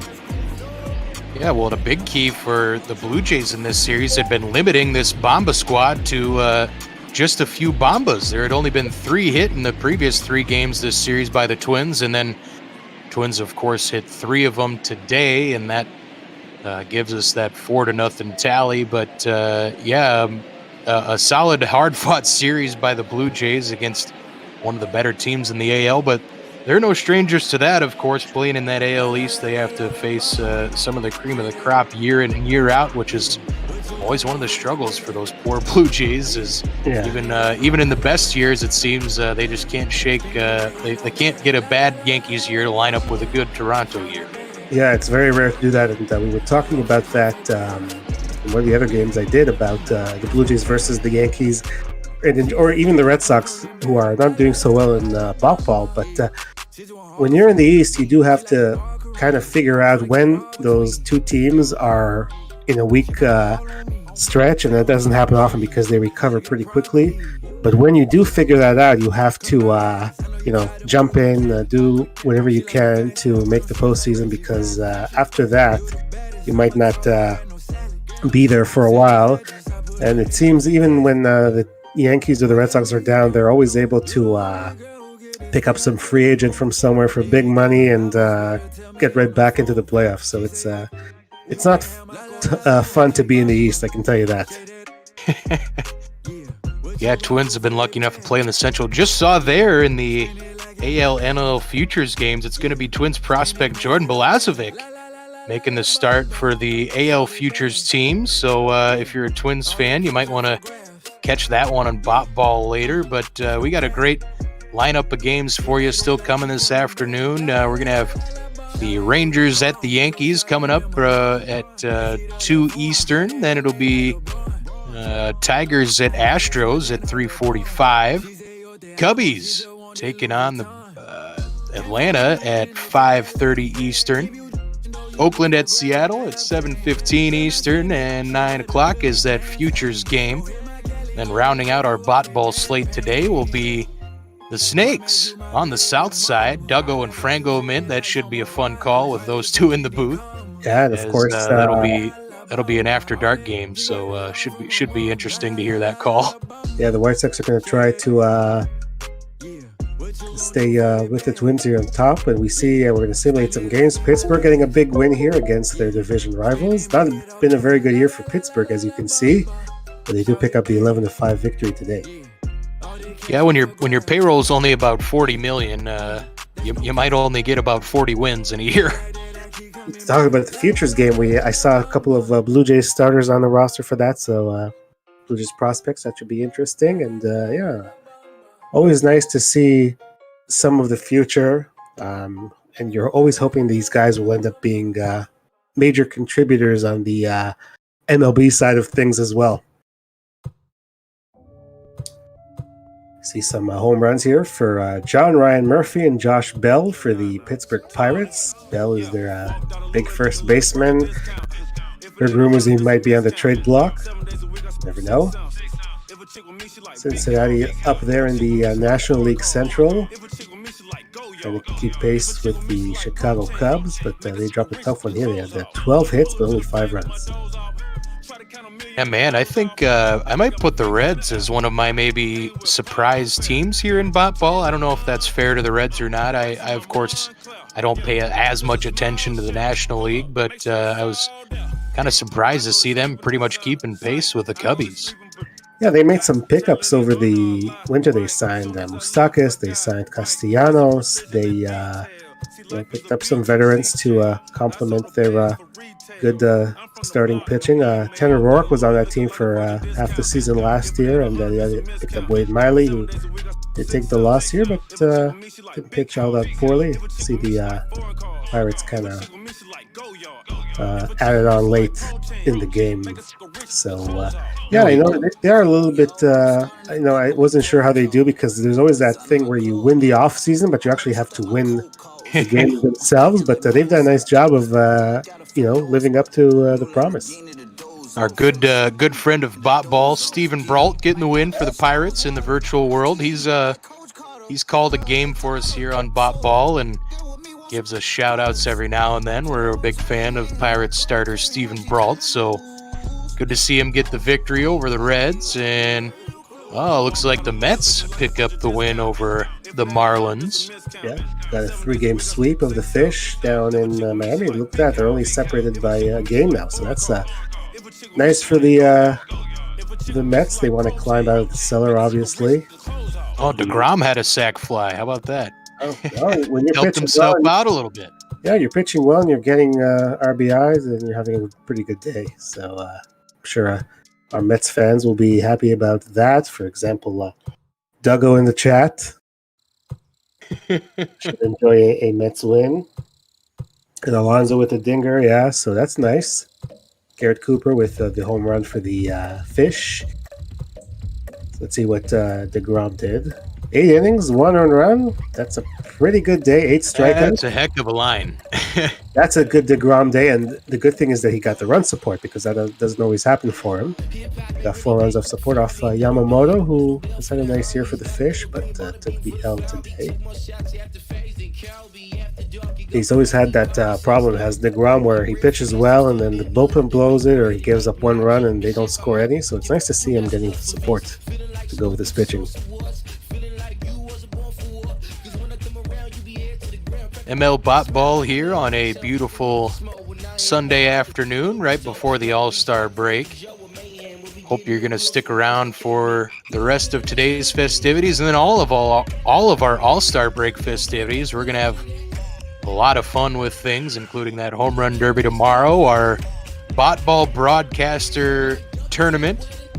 Should be good times, and then of course all the All-Star games themselves will be right here on ML Bot Ball. So be sure to check out our website for schedules of all those, and we'd love to have you goofing around with us in the Twitch chat. Yeah, it's going to be a lot of fun. I'll be around the Twitch chat goofing around as we see the Red Sox shutting out the Orioles again. They did that on Friday, so they won 2-3. Red Sox trying to catch up to the Blue Jays. They don't want to be 4th place. They're still 10 games under 500. Let's see what they did here.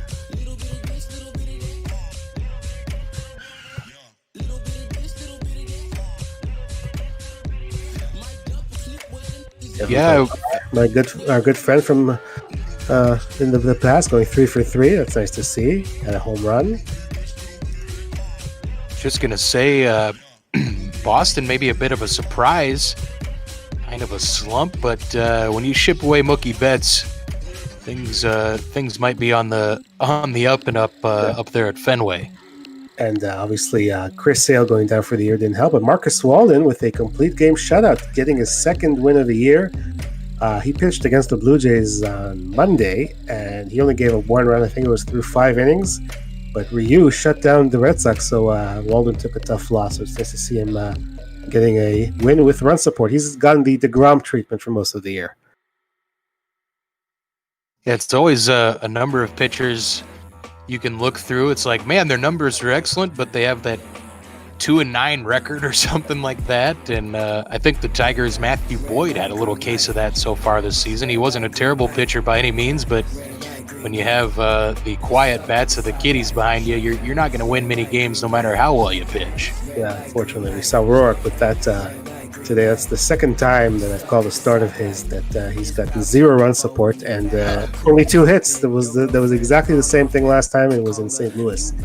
I was on a call with him, and you see, so we're here at 1:45. We almost in about 15 minutes. We're going to have another AL East team. We were talking about those Yankees coming up, trying to sweep the Texas Rangers in the Bronx. You see the Indians keeping pace here with a victory over the Kansas City Royals.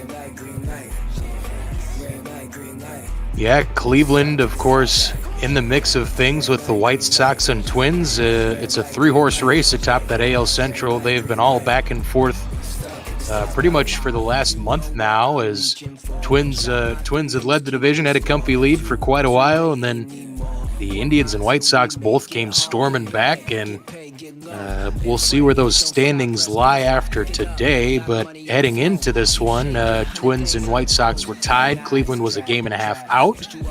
We'll have to wait until the after dark game to see where the dust settles on the AL Central as we head into the All-Star break. But I don't see any of those teams slowing down. And you had mentioned a little bit of it earlier with sometimes you win the offseason, but it doesn't work out once you hit the field. Well, those White Sox sure seem to have hit just about everything that they did. Absolutely, and I would definitely encourage everyone to stick around for that after dark game because of the pitching matchup between Madison Bumgarner and Lucas Giolito. Can't get much better than that. That should be a marquee matchup. Yeah, Giolito's one of those can't-miss pitchers. You love seeing him go every 5 days. I was going to see if Mykoski's with us because I see him in the booth.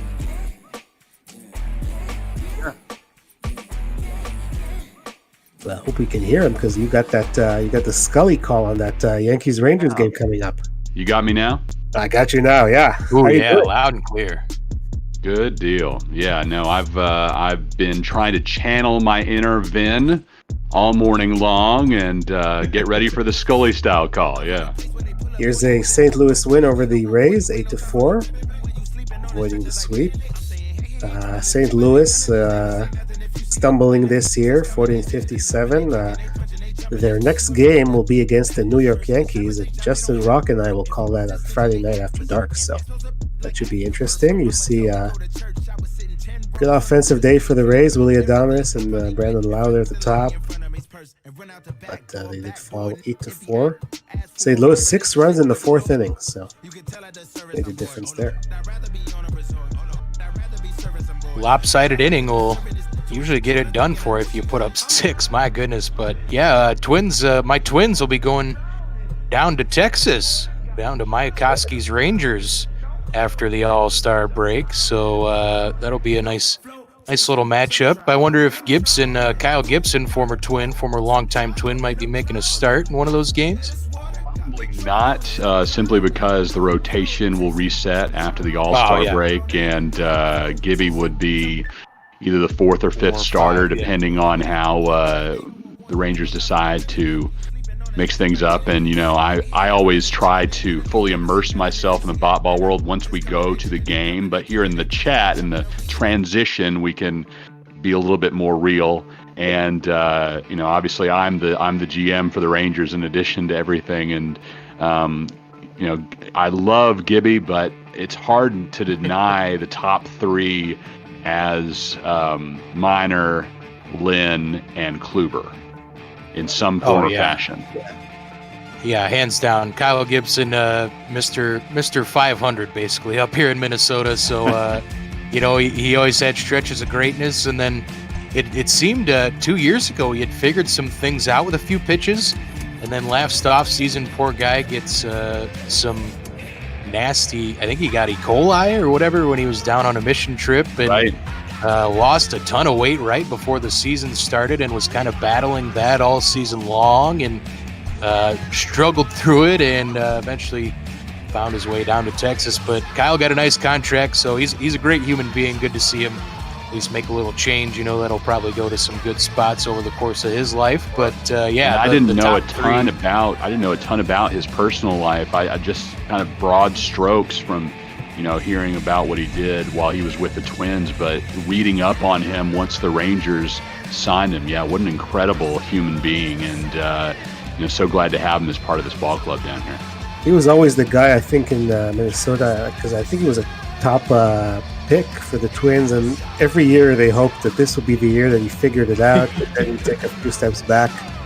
And he had some really good games, but there'd be some games where he would really blow up. I was just gonna say Kyle was kind of the last of those guys from the last regime. That was kind of we were told every year that it was going to be big things were coming, and he was probably going to figure it out, and then he wouldn't figure it out. But at least he got that free agent contract, and I'm no fan of guys not getting paid. So good to see him get paid for working their craft. But yeah, as Mike Koski said, that top 3 in that Texas rotation can be scary if they put it all together 1, 2, 3 in a row. And that's the key. Yeah, if they put it all together, unfortunately, more often than not, either the Rangers aren't getting run support when they're on the hill, or those guys have an off day, which is why you'll find Texas in 4th place in the division. But this is kind of funny that you talked about Twins coming down here, and thankfully now there is a roof on the ballpark. But this is about the time of year, Beardy, where I would be heading for colder temperatures. I'll spend a week or two up with my mom in Illinois, and sometimes we'll take a trip actually up to Minneapolis to escape the Texas heat. So feel bad for the Twins when they're walking around before the game this coming week. Yeah, well, man, I'll tell you what, though, it's been for as hot as we can get up here in Minnesota, it's been just that hot. Of course, we always have the terrible humidity involved with it, too, so you're no stranger to that either. But, yeah, it hasn't been too cool up here in Minnesota lately. Yeah, we've had the same thing in Toronto. We've had heat warning all week and the humidity. But despite the heat, I see that a lot of Rangers bats are cold, Chris. I mean, it's surprising because there's some good hitters on this team.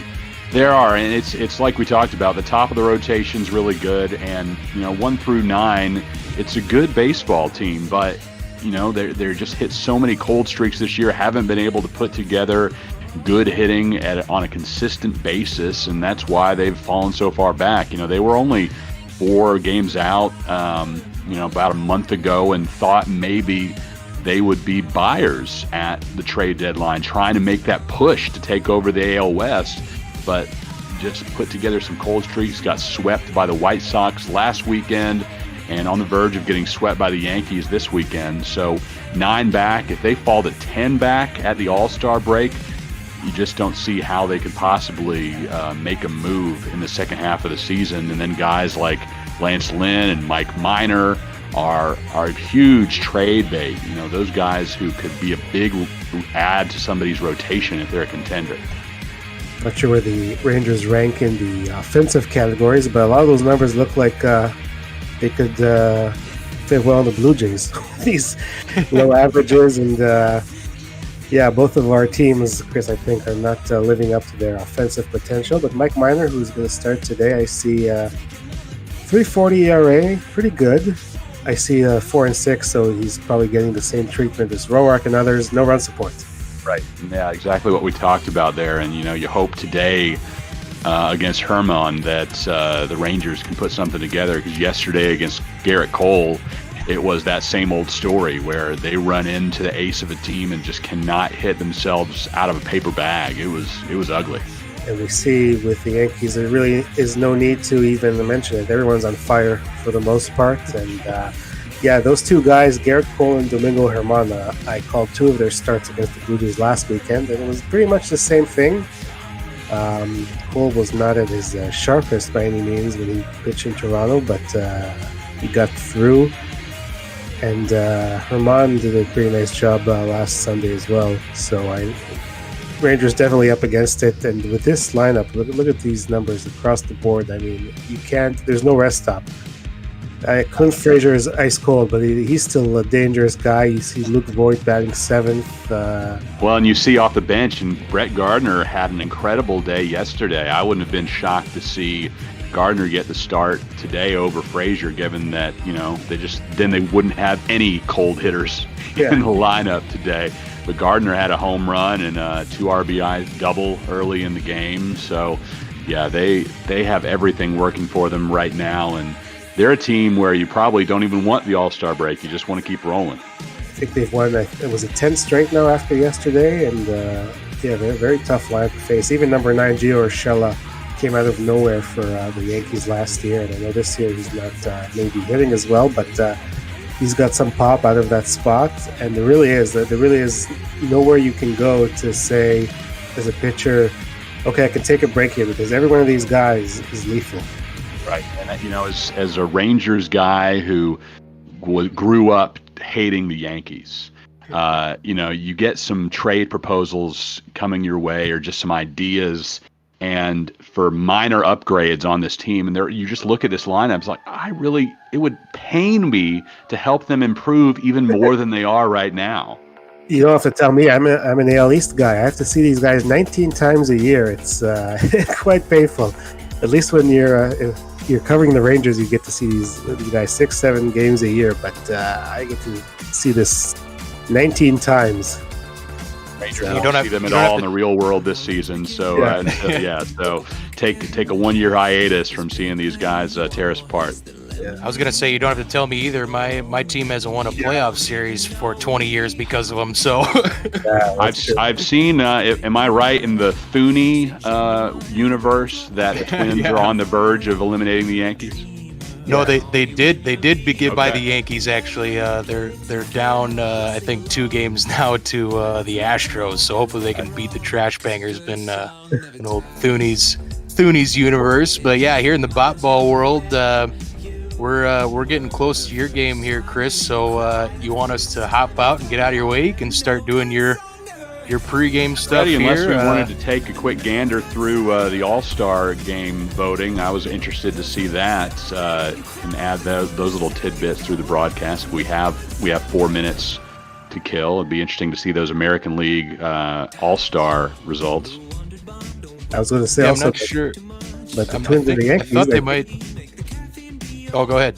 I was going to say, but the Twins and the Yankees, I think in the ball world, the Twins went 5-2 against the Yankees in regular season, so maybe that's a sign of things to come.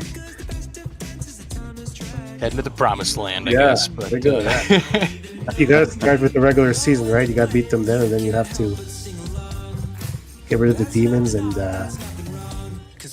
I don't have a PlayStation, so I don't know where to find it on here. It looks like we're desperately searching for the All-Star results, but yeah, I mean, and I'll get into it a little bit in our game, but the Rangers are just going to have 1 rep. I mean, there's no possibility of them having 2, and even to find the 1 All-Star representative on this team is a little bit tough. There's nobody that's a big standout. Yeah, tough going for the old Rangers this year out in that AL West, as the offensive bats haven't been what they could be. But yeah, we'll get out of your hair here, Chris, as you're about to head into this one. EB, we had a good series up at Target Field between our Toronto Blue Jays and Minnesota Twins. But yeah, for EB and myself, have a good Sunday afternoon, everybody. Stick around, watch this one. Stick around for all of our action here on ML Bot Ball. We'll see you around the bend. Take care. Thanks, guys. We will take you out to the Bronx here momentarily. We'll get the stadium selected, take a brief pause, and then give you the big formal broadcast open as soon as we see those beautiful graphics rolling in here on the Major League Bot Ball Network.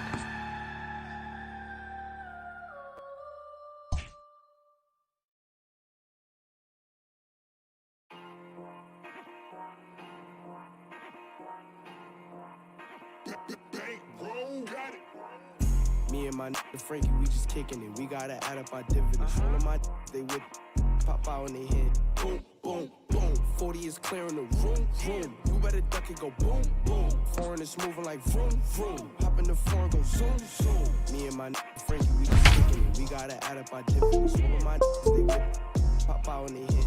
Boom, boom, boom. 40 is clearing the room, room. You better duck it, go boom, boom. Foreign is moving like vroom, vroom. Hop in the foreign, go zoom, zoom. But we show no remorse. Go get a bag, I drip in our shores. You catch a tag, we knocking them off. Sunday afternoon in the Bronx, the New York Yankees, first place in the American League East, trying to complete a 3-game series sweep of the visiting Texas Rangers. Welcome to Yankee Stadium. My name's Chris Mikoski, on the call with you on this gorgeous afternoon in New York City. Aaron Judge and the Yankees red hot, 5.5 games ahead of Tampa Bay in the East. And on the hill for the Bronx Bombers, it's Domingo Germán making his 5th start of the season. You see the stats on your screen.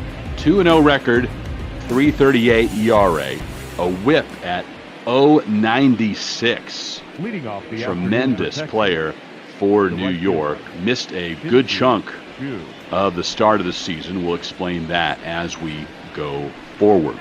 Shin-Soo Choo leading things off for Texas. Went 2 for 4 yesterday with a walk and a strikeout. Set the rest of the Ranger batting order here after the 0-1 offering from Germán. Here it comes. Down low, called a strike. Choo will be followed by Elvis Andrus and Willie Calhoun here in the top of the first. Then it's Joey Gallo, Todd Frazier, Matt Duffy, Danny Santana, Rougned Odor back into the Rangers starting 9 today, and Isaiah Kiner-Falefa will bat 9th. 78 degrees gorgeous here in the Bronx this afternoon. Cloudy skies. May get some rain later on in the evening, but should be fine throughout our afternoon contest. 2-2 pitch coming to Chu. Lifted to left, opposite field. Will it get out? It does. No. Oh, Chu with the body language made it look like he was going to trot around the bases, but it barely goes foul. Wish we could see just how close it came to getting out of the ballpark. We will not get another look at it. 3-2 is the count. Chu fooling me. He thought it was gone. Must have just gone barely out foul. And now instead he strikes out swinging. What a roller coaster of emotions for Chu and the Rangers here with the first batter of the ball game. That one's scooting just to the left of the foul pole. And Chu goes down. 1 up, 1 down for Texas. And Elvis Andrus steps in. Andrus with a 2-run single with 2 out. Top of the 5th inning yesterday. Right back up the middle. Pulled the Rangers within 1 at that point. Goes to the left side of the infield, and Gleyber Torres can't handle it cleanly. Andrus is aboard with an error. E6 credited to Torres. And as you watch again, gives us a chance to set that Yankee defensive order. Gary Sanchez is the battery mate for Herman. And then around the infield from left to right, Gio Urshela, the aforementioned Gleyber Torres, DJ LeMahieu, and Luke Voigt. In the outfield left to right, it's Clint Frazier, Aaron Hicks, and Aaron Judge. Willie Calhoun batting 3rd for Texas. Elvis Andrus occupying first base. Fouls that one off. 0-1. You see the number from Calhoun grounding into 12 double plays this year. If he makes it 13, that would end the inning here for Texas. 0-1 pitch. Hit to right center. This should get to the wall in a couple of bounces. Racing around is Andrus. He will be stopped at 3rd base. So the Rangers men on 2nd and 3rd with 1 out. Willie Calhoun with a fine piece of hitting. He has been struggling of late. Maybe this is something that can help him get off the schneid. Solid contact and only took a couple of bounces to get to the wall. And here's Joey Gallo. Gallo either hits a home run or strikes out. It's one of 2 things when he steps to the plate more often than not. And yesterday, oh my goodness, 5 strikeouts for Gallo in Saturday action. 0 for 5 day here at Yankee Stadium. If he can unleash power, put the Rangers up 3-0 here in the early going. 2-0 pitch coming from Herman.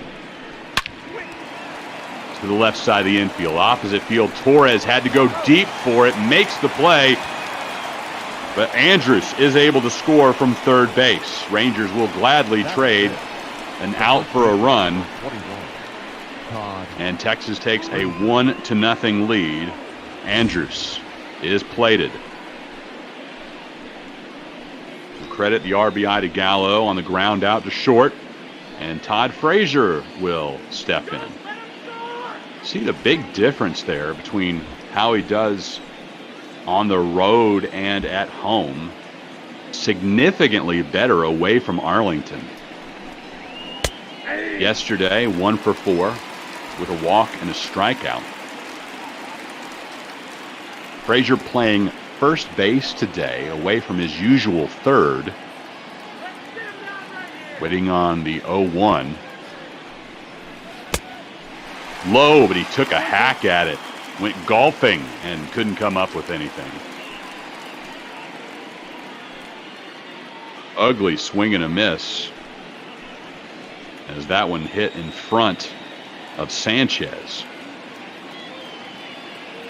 0-2 the count. Swings and misses, and Herman is out of the inning. But Joey Gallo able to bring Elvis Andrus in, and the Rangers take a 1-0 lead.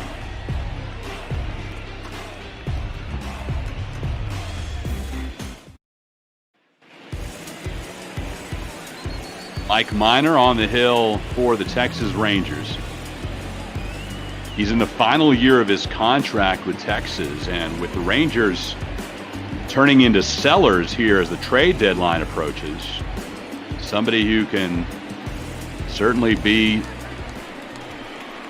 back end of a rotation guy for a contender, and today could be an audition as teams continue to come to the Rangers with trade proposals. If Minor puts together a big game today, the asking price could certainly go up. He'll face DJ LeMahieu to start things off. Ball down in the zone. LeMahieu will be followed by Gleyber Torres and Aaron Judge, due up here in the bottom of the first.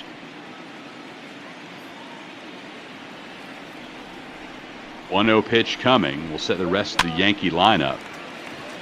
Pop to first, and Todd Frazier. And we mentioned Frazier moving over to first today. That big body doing well at that position. And now Gleyber Torres steps in. The rest of the Yankee batting order: Giancarlo Stanton hitting cleanup, Gary Sanchez, Aaron Hicks, Luke Voigt, Clint Frazier, and Gio Urshela will round things out. Gleyber Torres looking for his first hit against Mike Minor. 0-for so far in his career. This one a big shot into left field. And how's that for your first hit against Mike Minor? An upper deck shot, solo homer of 415 feet. And the New York Yankees tie this one up at 1 apiece. Gleyber Torres, his 24th home run on the season in the final game before the All-Star break. And he hit that ball a ton into the second deck here at Yankee Stadium. This coming after an 0-for-4 Saturday performance. As the Yankee crowd up on its feet after the home run, it's all rise for Aaron Judge.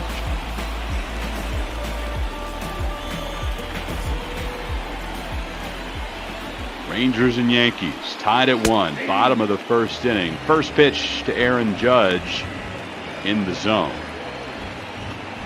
Yesterday, Judge unleashed a 375-foot solo homer.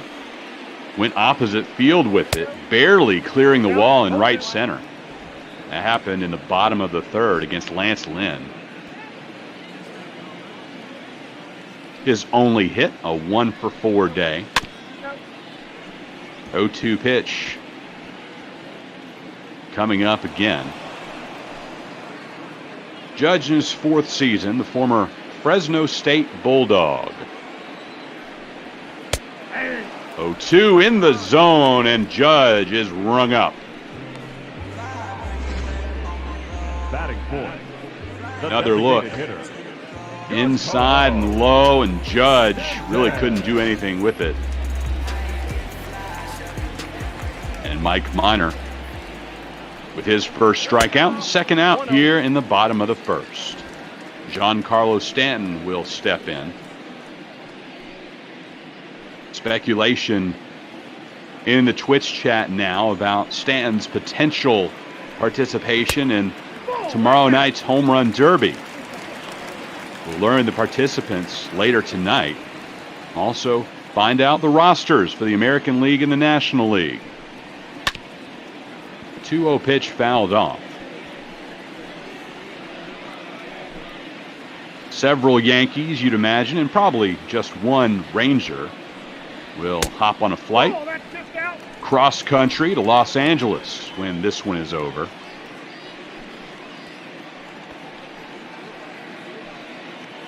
All-Star festivities actually start up this evening with the Futures game. 3-1 pitch beats the shift through the right side. Odor was all the way over behind second and couldn't make the play. And now Giancarlo Stanton has hit in 16 consecutive games. When you can beat the shift like that, you can get a streak going. Well done by Stanton. We failed to set the Rangers' defensive order. Do that here if we have time in the bottom of the first. First pitch to Sanchez. Fouled off to the left side. Quickly, Isaiah Kiner-Falefa is Miner's battery mate around the infield, left to right. Duffy, Andrus, Odor, and Frazier. In the outfield, left to right, it's Calhoun, Gallo, and Chu. 0-1 pitch to Sanchez. And I mentioned the Futures game kicking off All-Star festivities in Major League Ball tonight. 9 o'clock Eastern first pitch as the Stars of tomorrow play tonight. American League Stars versus National League Stars, although the rosters have been tweaked slightly for roster balance. We'll go through who's playing from these two teams' farm clubs later on. To the left side of the infield, easy flip from Andrus to Odor, and that does it for the Yankees here in the first. Gleyber Torres unleashes a mammoth home run to tie this game. It's 1-1. Texas and New York heading to the second.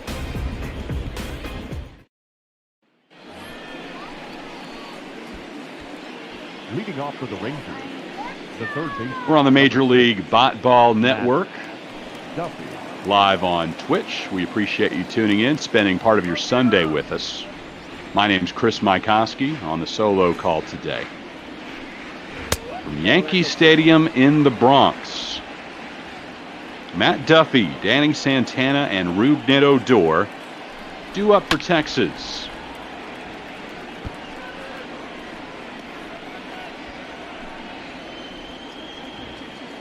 After we get done here with the Rangers and Yankees, we'll have the Tigers and Astros. That game set for a 3:45 Eastern start time. Carlos Zimmerman will have the solo call from Minute Maid Park. Duffy unleashes one to left center. It's in the gap. Duffy around first and standing up into second base. Leadoff double for Matt Duffy. Duffy got the spot start at second base yesterday as Odor got the day off. And Chris Woodward opting to give him another shot today, moving him over to third. Todd Frazier shifted to first base, and it was Hunter Cole who got the day off today. He had been playing first base on a regular basis over the past few weeks. Danny Santana will try to bring Duffy around. Santana went 0 for 4 yesterday. He's another guy who could be moved at the trade deadline. He's under a 1-year contract with Texas. With Texas seemingly out of playoff contention at this point, anybody who has an expiring contract could be fair game as the Rangers look to reload for the future. 2-2 count to Danny Santana.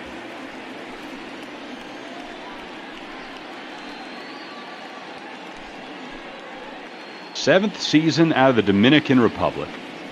Started his career with the Twins. Traded to the Braves in 2017. Then signed as a free agent with Texas last year. 28 home runs for Texas a year ago. Second on the team. Only Rugi Odor was better with 30.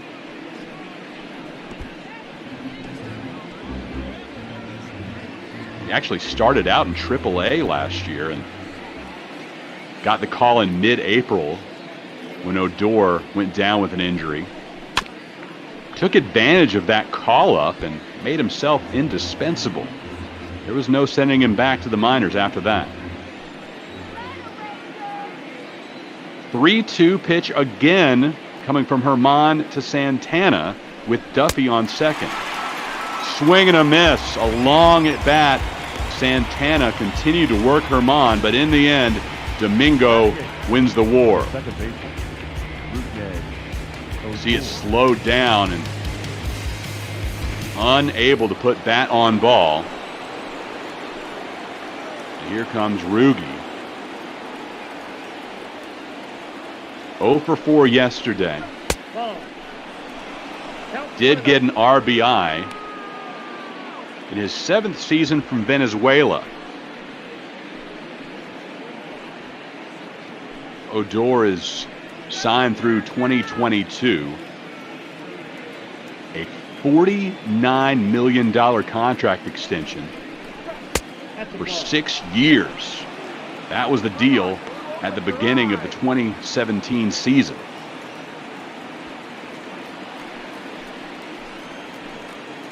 How did the Rangers seal the deal with Rugi? 2-0 pitch. Low and outside. Well, the Rangers added, in addition to the $49.5 million, you'd think that'd be enough. They threw in 2 horses for Rugi. 3-0 pitch. And that one catches the inside part of the zone. 3-1. Odor actually wants to build a ranch in North Texas and move his whole family up from Venezuela. So the horses were the start to that. He'll make his forever home here in Dallas-Fort Worth. 3-2 pitch. Fouled off again. Plenty of room, at least right now, up in the northern suburbs of Dallas and over past Fort Worth for a ranch. 3-2. That one's popped up. Torres has to go into the shallow outfield to make the catch. And now the Rangers in danger of leaving Matt Duffy stranded after that leadoff double. Kiner Falefa will step in.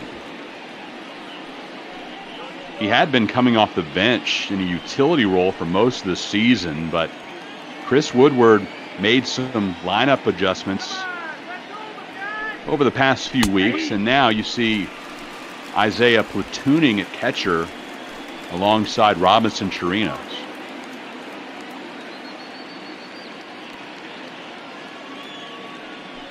Kiner Falefa getting the start against right-handed pitching. Swings and misses at the curveball that dipped into the dirt.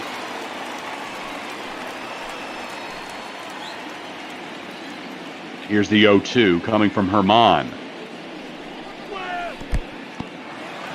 Low, and again, this one in the dirt, but Kiner Falefa wasn't offering it that one. IKF just put in some incredible work back home in Honolulu during the off-season. Came into spring training looking like an everyday major leaguer, but here his strikeout ends the second, and Herman really happy to get out of that frame. Gave up the leadoff double to Duffy, but he is stranded.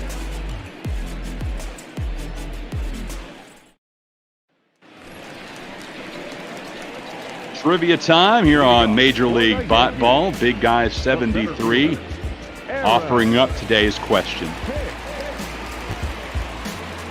The Yankees have had 6 players hit 300-plus home runs while playing for the franchise. Who are they? Go to Twitch chat and put in your guess. And I know we're getting a tally as we go along, all the correct guesses. It'll be tough for me to keep up with every single one of them, but we'll get all 6 for you here before time runs out. Aaron Hicks to deep right center. Joey Gallo on the track makes the catch. Took it to the deepest part of the ballpark, but it's just a long out for Aaron Hicks. Denied. 1 up, 1 down. Mike Minor breathing a sigh of relief after that one. Minor's making his 20th start of the season. Been the tough luck loser a lot of times this year. His record is 4-6, but his ERA is under 4, coming in at 3.40 with a 1.15 whip. And given that performance, despite the win-loss record, could still potentially see him in the All-Star game. This one to the wall in left off the bat of Luke Voigt. All the way to the wall, but he stopped it first. The Rangers doing a good job getting to that ball and returning it to the infield. Credit that to Willie Calhoun, and really a lucky bounce that came right back to him, and no chance for Voigt to advance past the first 90 feet. Here's Clint Frazier.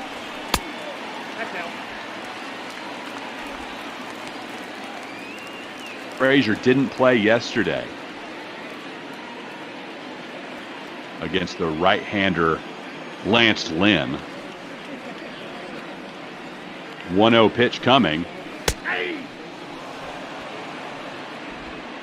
First round pick by Cleveland back in 2013. Had offered his commitment to play college baseball at Georgia, but as is so often the case, players who are drafted highly choose not to go the university route, and this time he beats out the little nubber in front of the plate. Base hit for Frazier in the infield, and Voigt advances as well. Minor kicking the dirt around the hill, frustrated with that one. Threw a really good pitch, and all Frazier could do was get a little piece of the bat on it, but in the end, the placement was lucky, and Frazier is aboard. Gio Urshela, bottom of the order for New York. Had an RBI single in the second yesterday, his only hit.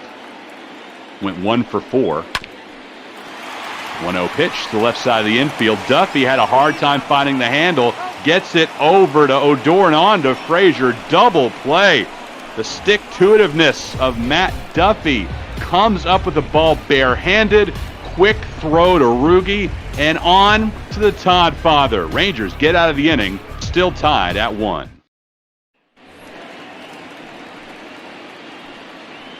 Leading off for the Rangers, the right fielder. We have our trivia answer. The 6 players with 300-plus home runs, all while wearing a Yankee uniform. Berra, DiMaggio, Gehrig, Mantle, Ruth, and Rodriguez. Shin-Soo Choo straight to the second baseman, DJ LeMahieu, who is shifted slightly over. Excuse me, that was Torres shifted over past second base, who makes the catch. So a liner right at the second base position, but it was Torres making the catch. So if you're scoring at home, first of all, congratulations, and second of all, that goes down as an L6. Here's Elvis Andrus, 0 for 1 on the day. 1-1. Reached on an error in the first and came around to score the Rangers' only run thus far. Lifts this one to left field. Frazier ends up parking under it in front of the track. 2 up, 2 down for Texas. The left fielder, number 5, Willie Calhoun. And Willie Calhoun will step in.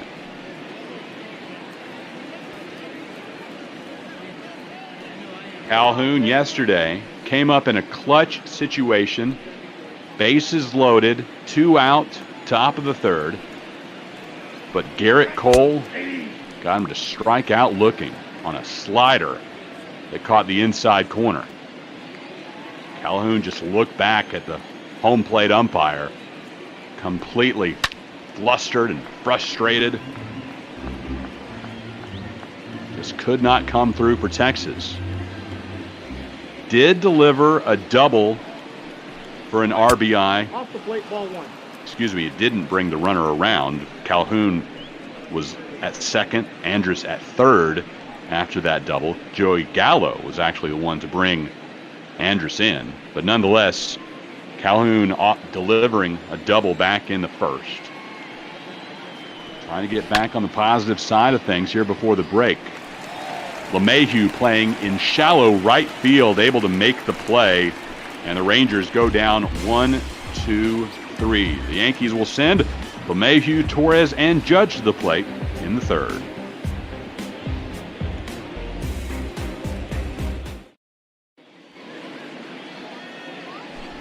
Adi Watney still having trouble with that microphone, but while she gives her report that we cannot hear, we will remind you that we're raising money on Major League Ball this week for NAMI, the National Alliance on Mental Illness. NAMI is the nation's largest grassroots mental health organization dedicated to providing advocacy, education, support, and public awareness, so all individuals and families affected by mental illness can build better lives. If you're watching on your mobile device on the Twitch app or from your desktop or laptop computer, you can head into the Twitch chat and type !donate for the link. Anybody in the chat right now can help me out with that. And if you're watching again on your browser, you can also find the PayPal link beneath the video window. 1 ball, 1 strike. Also, all of the subscriptions that we receive this week on Twitch, all of those funds will go to NAMI. So if you want to subscribe to Major League Ball, and all of our regulars who are here with us in the chat today, I would challenge you to give a gift subscription to help out your fellow viewers as DJ LeMahieu delivers a home run for the Yankees. 480 feet on that tape measure shot. Wow, what a blast for the former LSU Tiger. And the New York Yankees get out to a 2-1 lead. And we'll check this out again from field level. Woo! That is a shot. The 3-time All-Star, former member of the Bayou Bengals. 480 feet on that blast. Incredible. And the Yankees take their first lead of the day. It is 2-1 Bronx Bombers. And thanks for taking me up on the challenge, Derek. 5 gift subscriptions in the chat right now. And that one through the right side of the infield. Opposite field single for Gleyber Torres. The Yankees have a runner aboard with nobody out, already having plated one here in the third inning. Thanks again, Derek. Again, all subscriptions, whether it's for yourself or as a gift, all of those funds go to our charity of the week, NAMI. And I do see that my 4-year-old son has entered the Twitch chat as well. Austin gets a hold of mom's phone and just types whatever random things he wants, but all part of the fun here on the Major League Ball Network. Aaron Judge. Yesterday, again, a 375-foot solo homer. 0-2 pitch to him down low. He struck out looking in his first attempt back in the first inning. 2017 AL Rookie of the Year. had 52 home runs that season, the most ever by a rookie. 2-2 offering. Back up through the middle. Judge aboard with a single. Gleyber Torres will stop at second base. 2 on with nobody out for New York. And that will necessitate a mound visit for Texas. Likely just to calm Mike Minor down a little bit. Nobody going in the bullpen quite yet. Expect to see some action here in the next couple of seconds for Texas, though. Giancarlo Stanton, the Yankee cleanup hitter. Fouled off. In his 11th big league season.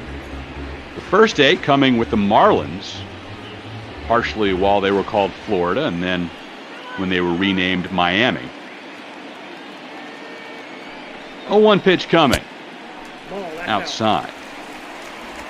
A 4-time All-Star. And again, those All-Star rosters for 2020 will be revealed tonight here on the Major League Ball Network. I got 2-1 to count. And then we'll have the game on Tuesday night, live from Dodger Stadium.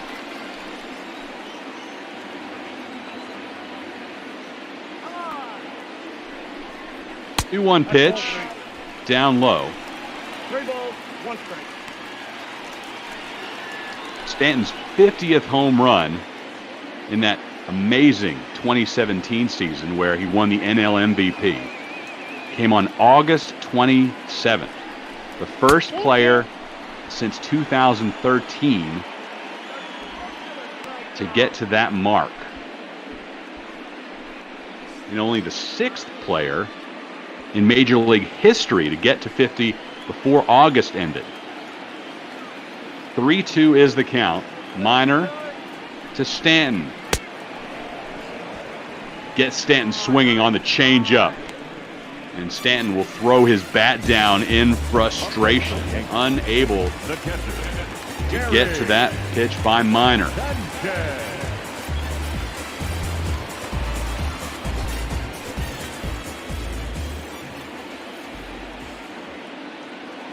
Now on first and second, bottom of the third. It's Torres at second, Judge at first. Both of them had singles. And Gary Sanchez trying to bring them around. He reached on a fielder's choice. I got 1 ball, 1 strike. 1-1 the count. Here comes Sanchez. Swings and misses. Minor bringing the heat. Gets it up to 92. His fastball isn't overly powerful, but when he mixes it with his other pitches, it certainly can be effective. 1-2. Gary Sanchez. I think that's a no-doubter. You saw Mike Minor lift his arms in frustration. 385 feet. 3-run homer for New York. His 18th of the season, and the Yankees increase their lead. It's now 5-1 New York. And you saw Minor immediately look back and say, uh-oh, that's trouble.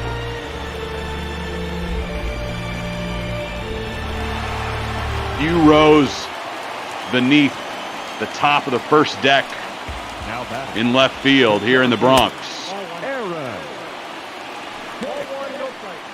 5-1 New York Yankees as the Bronx Bombers try to complete a 3-game sweep of Texas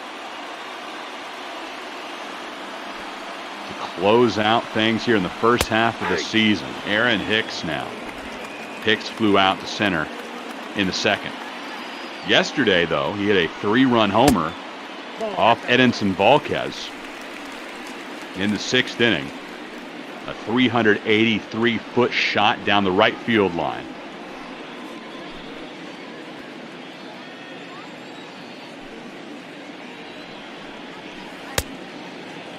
2-2 the count. 2-2 the count.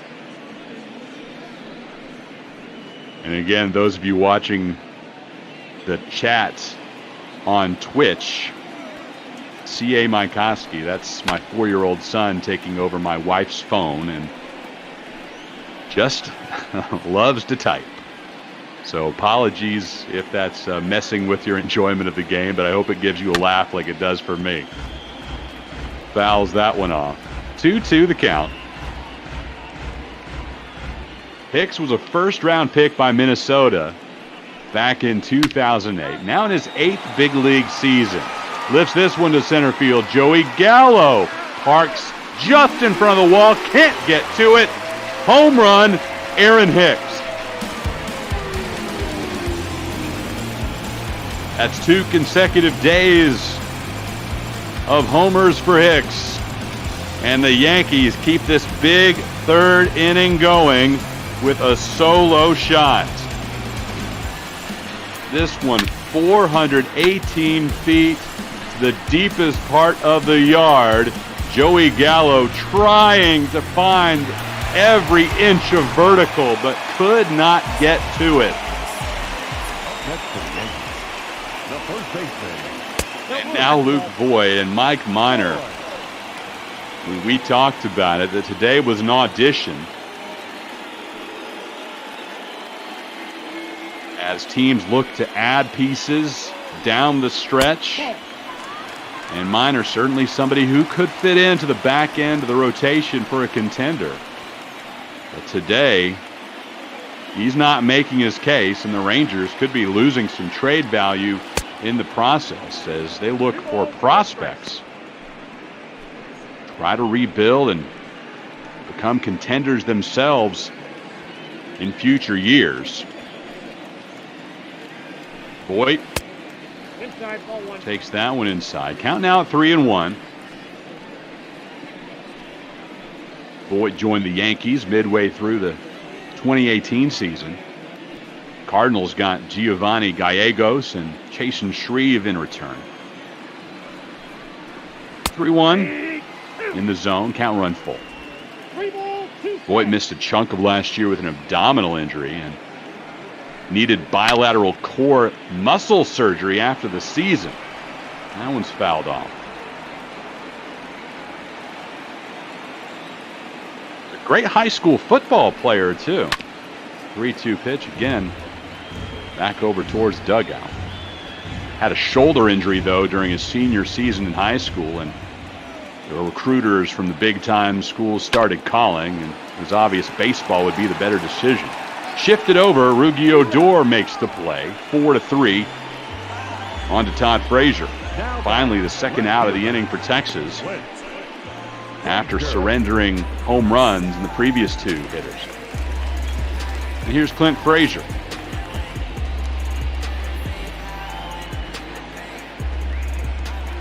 Came over to the Yankees in 2016 via trade from Cleveland. Andrew Miller going over to the Tribe in that deal. Frazier actually started last year in the minors, but the Yankees got hit by the injury bug in the outfield in a huge way. Giancarlo Stanton, Aaron Hicks, and Jacoby Ellsbury all got hurt in early April. And Frazier got the call up to the big leagues.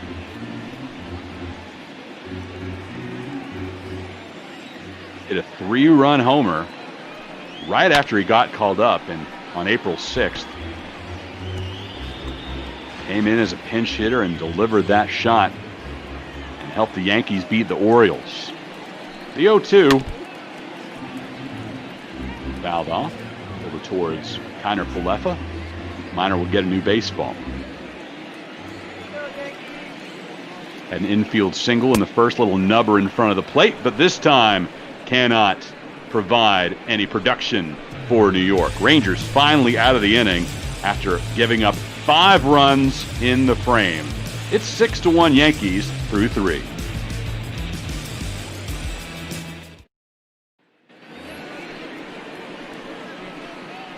Live on the Major League Ball Network from the Bronx. Chris Mykoski with you for Rangers versus Yankees. And again, I challenge all of our regulars in the Twitch chat to give some gift subscriptions today. Gallo to DJ LeMahieu, quickly over to Voit. 1 pitch, 1 out for Texas in the 4th.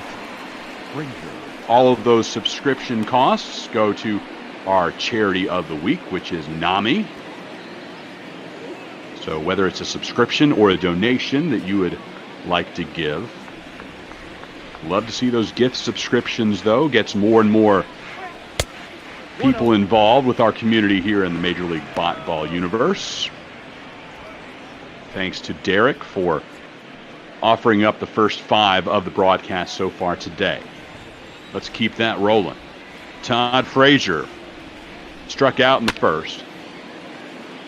Lifts this one into foul territory. It will drift off into the seats. Nearly every seat filled, it appears, today in Yankee Stadium. We'll get the official attendance count later on. And again, into the stands, just in the opposite direction. See Herman now to 53 pitches on the deck. And this one he blows past the Todd Father. 95-mile-per-hour heater. You get into the eyes of Herman as he delivers this knockout punch.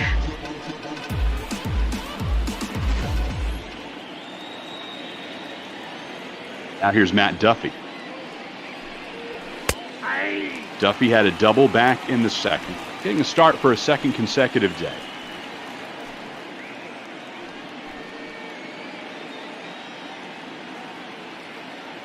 Was at second base yesterday as Rugi Odor got the day off. 1-1. Today it's Hunter Cole getting to sit down and take a rest. So Todd Frazier moves over to play first base, and Matt Duffy at third. Over to the second baseman LeMahieu, and he will make the catch on the line drive. 3 up, 3 down for Texas. The Yankees will send Urshela, LeMahieu, and Torres to the plate.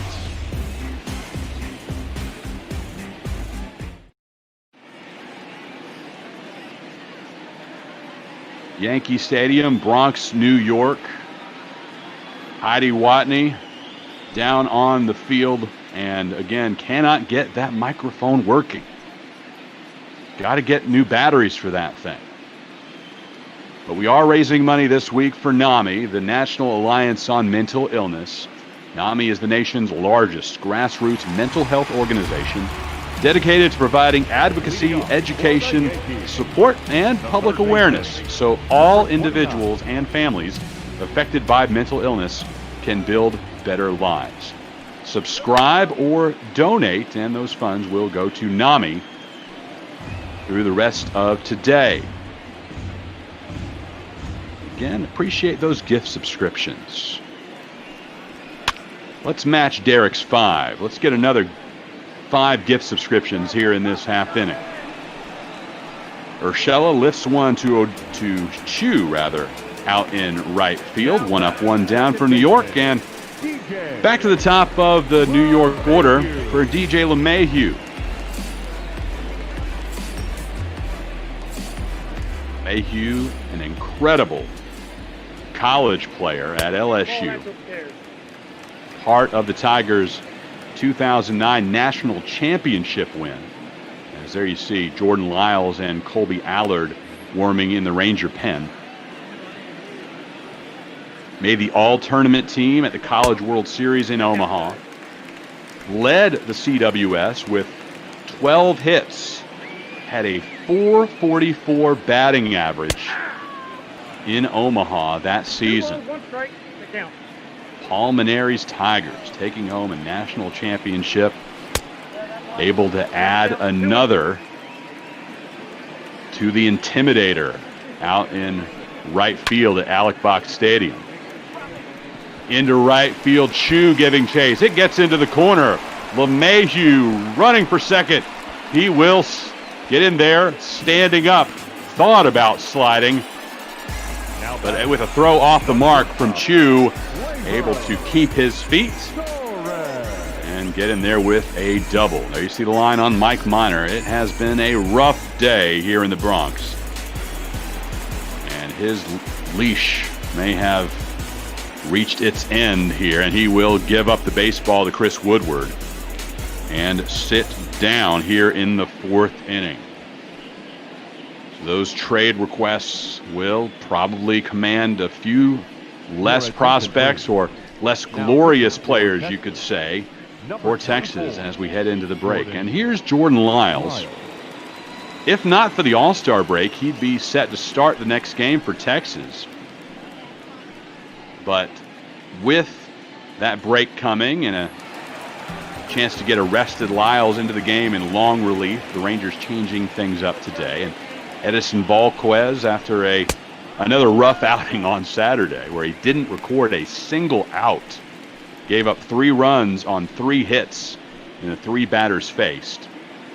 Rangers choosing to move Jordan Lyles into that long relief spot and giving Valquez the day off. But we'll see if Jordan Lyles can keep the Yankees at bay, and of course need those Ranger bats to get going for him when they return to the dish. Andrews able to retire Torres, 2 down for New York. The right fielder, number 99. That'll bring up Aaron Judge.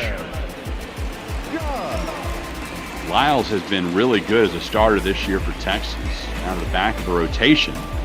But when you look at potential all-star representatives for the Rangers, Lyles may be it. Best starter of the 5, numbers-wise at least. Jose Leclerc, perhaps the most obvious choice to the right side of the infield. Odor to Frazier. And the Yankees are done here in the 4th. DJ LeMahieu left stranded at second after a 1-out double. 6-1, New York.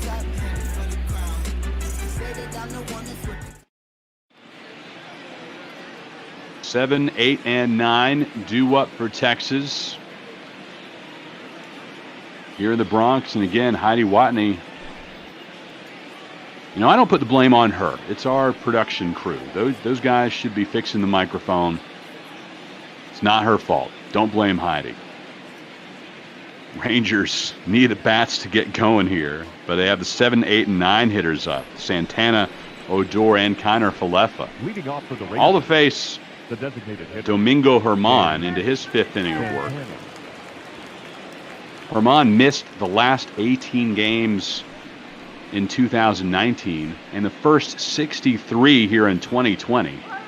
All told, an 81-game suspension after a domestic violence incident. No criminal charges were filed, but Germán did not appeal that suspension, and the Yankees, for their part, said they were encouraged by his acceptance of the discipline. It was the 4th longest suspension Major League Baseball has issued since implementing its current domestic violence policy 5 years ago. Santana trying to keep that one fair. He can't.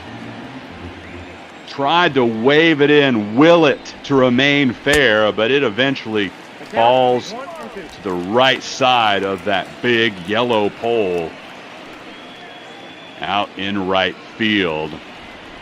And it's just a very long strike. 1-2 the count. Santana with another deep shot, but that one's well foul.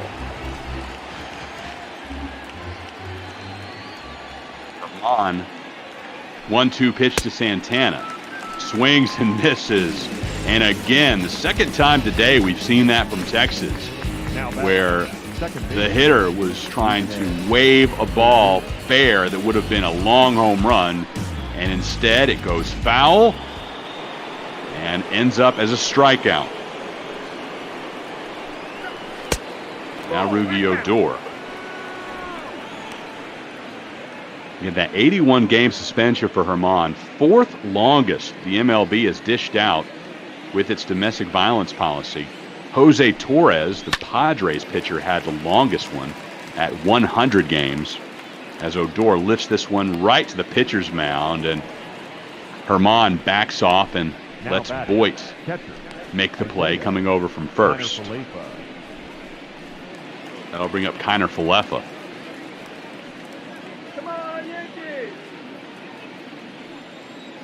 Herman originally signed by the Marlins back in 2009. To the second baseman, LeMahieu just takes one pitch to get Isaiah Kiner Falefa out, and the Rangers just continue to have nothing going at the dish. Yankees lead 6-1.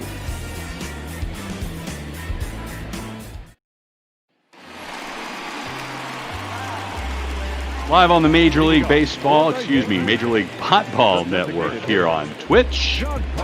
Yankees and Rangers. New York trying to complete a 3-game sweep heading into the All-Star break. Giancarlo Stanton starts things off for New York. And I started to get into the possible All-Stars for Texas. They'll just have the single representative. Lyles could be it, but pitching today, he very well may get the call and be unable to play. That actually might be kind of a backhanded move from the Astros and Dusty Baker if they select him, as Kiner Falefa sets up inside and gets that one as a 94-mile-per-hour fastball from Lyles. But if Lyles is the pick and he's unable to play, then the Rangers simply won't have anybody participating on Tuesday. Be a sly move from their rivals in Houston. Stanton takes that one up high. But again, Jose Leclerc may be the best candidate on this Texas roster. He's been solid as a closer. Just all depends on the rest of that AL roster, how it shapes up, and if they need another relief pitcher. Down in the zone, and Stanton aboard with the leadoff walk. Lyles frustrated with the call. That'll bring up Gary Sanchez. Sanchez delivered the second of 3 home runs in the 3rd inning for the Yankees. Looking for more here in the 5th. Sanchez hitting safely in 8 consecutive ball games. Back in 2016, Sanchez putting together one of the more incredible streaks in recent memory in the big leagues. He only played 53 games, but still was able to finish as runner-up in the Rookie of the Year voting that year. 20 home runs, 42 RBI in 2016. Only Detroit's Michael Fulmer was better, according to the baseball writers, and he won the AL Rookie of the Year. The previous season, in 2015, Sanchez played in the Futures game, which we'll see tonight on the Major League Ball Network. 1-2 pitch. Sanchez, one of those stars of tomorrow that was featured in that 2015 game, back when he was playing for the AAA affiliate of the Yankees, the Scranton Wilkes-Barre Rail Riders. Hit a home run in that Futures game. Now 3-2 to him. Full count. Pitch coming from Lyles to Sanchez. Swings and misses. Lyles gets him with the changeup. Now batting. At a look as Lyles delivers the off-speed stuff to get Sanchez to go down swing. That Futures game set for a 9 o'clock Eastern start time here on the Major League Ball Network from Dodger Stadium. Team AL versus Team NL. In a lot of the previous years, it was a Team World versus Team USA setup. Now they'll go straight American versus National. Aaron Hicks takes that one, and it's called a strike.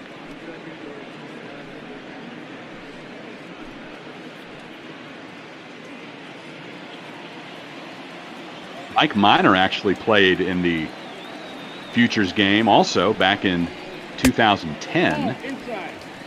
And that's when it was the USA versus World alignment, and Minor pitched for the United States.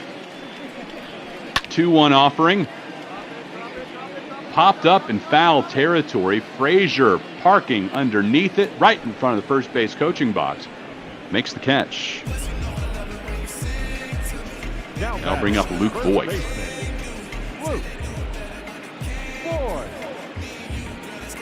Team USA won that game that Mike Minor participated in 2010, 9-1 at Angel Stadium.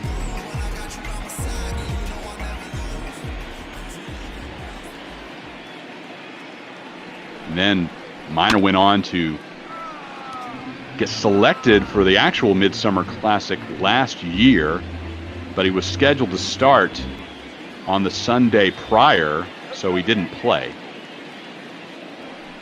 0-1 pitch to Voigt, fouled away.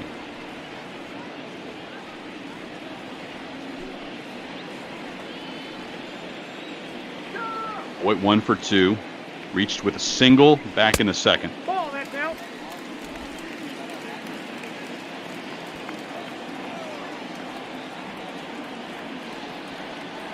Voigt spent his entire life living in Missouri until he came to the Yankees in 2018. Waiting for the 2-2. Into center field, Joey Gallo should have room. He does, just in front of the track. Gallo's had plenty of room to run today and has made a few putouts, but far too many balls have also traveled over that wall. Yankees still lead 6-1. Leading off for Texas, the right fielder. Top of the 6th in the Bronx.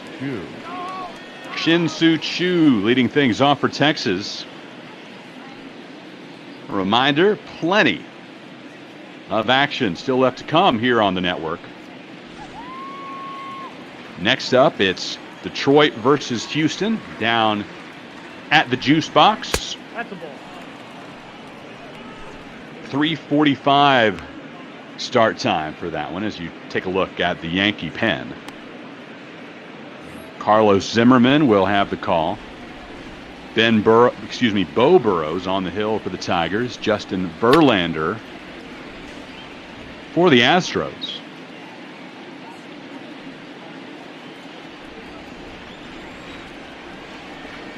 One pitch coming to Choo. One strike. Misses, now 2-1. Choo struck out in the first, lined out to short in the third. That one in the zone. Now 2-2 as Herman still able to rear back and throw a 93-mile-per-hour heater. His 70th pitch gets Choo swinging on the curveball. 7 Ks for Herman. Number 1, shortstop, Elvin. Another look and just way out in front of it was Choo, the Ranger leadoff hitter. Elvis Andrus 0 for 2. First pitch swinging into center field. Aaron Hicks, no problem at all. 2 up, 2 down for Texas. Now batting, left fielder. Now here's Willie Calhoun.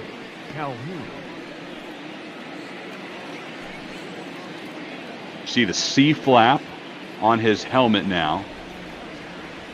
He had normally worn that throughout his career, but during spring training was having a hard time finding a new helmet that fit him well with the C flap. So he was fine going up to the plate with a helmet that did not feature one of those devices, and ended up biting him as he was hit in the face by a fastball on March 8th.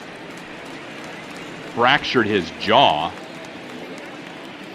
as Julio Urias threw one straight at him. Hit the ground and was immediately spitting blood. Worked hard to get back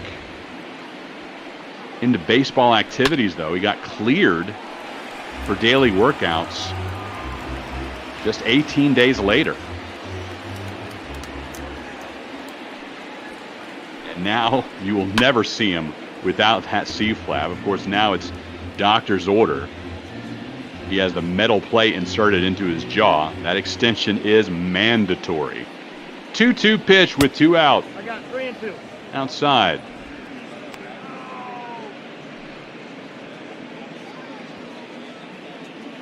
Joey Gallo waiting on deck, hoping he'll get an opportunity. Payoff pitch to Calhoun. Lifts this one to right field, and Calhoun, no doubt about that one. Just shy of 400 feet. A solo shot, and the Rangers still have plenty of work to do, but they'll take it. The Rangers back within 4. Another look. Willie Calhoun showed up Herman a little bit. Stared at that one down as it traveled into the cheap seats. Hopefully that won't mean another fastball right at him next time up through the lineup. I imagine he'd be a little punchy, a little jumpy with any balls that are inside after what happened to him back in spring training. Gallo now. No balls, 2 strikes. See if anybody hits the Joey Gallo command in the Twitch chat, as it randomly tells us either strikeout or home run. Today, though, neither of those things. A couple of ground outs. First one for an RBI. This time it is a K on 3 pitches. Willie Calhoun, though, delivers the big home run into right field. Rangers now down by 4 as we head to the bottom of the 6th inning.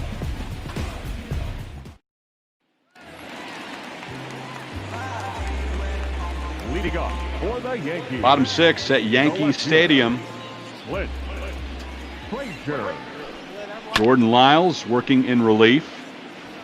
He'll face Clint Frazier, Gio Urshela, and DJ LeMahieu.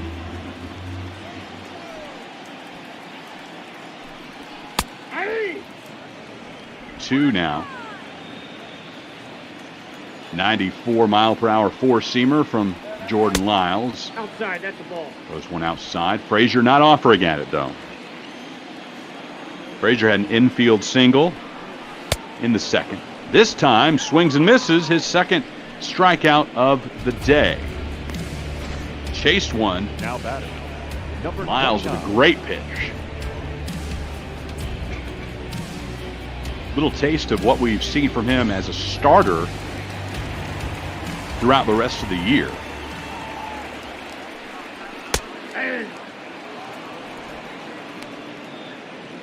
Again, just moved into the bullpen, probably just for this single day, as the Rangers take advantage of his availability with the All-Star break coming up. Had it not been for the break, he'd be due to start the next game for Texas. Instead, moving him into the pen, let him get some work in. And so far, so good for Texas. Urshela. Ball, that's off the plate. 2-2 the count run to him.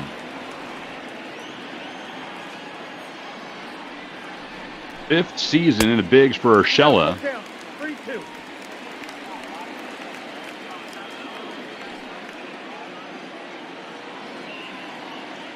Somebody who came into spring training with third base being his position to lose. They knew Miguel Andujar would give him a run for his money.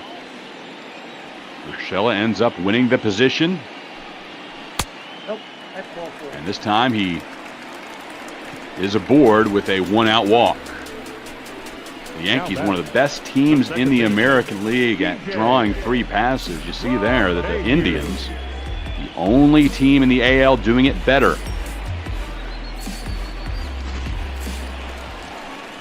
Back to the top of the Yankee order and DJ LeMahieu, and we take a look at what he did in the 3rd inning. A 480-foot blast. The first of 3 home runs that inning for the Yankees. The second of 4 overall here on this Sunday afternoon.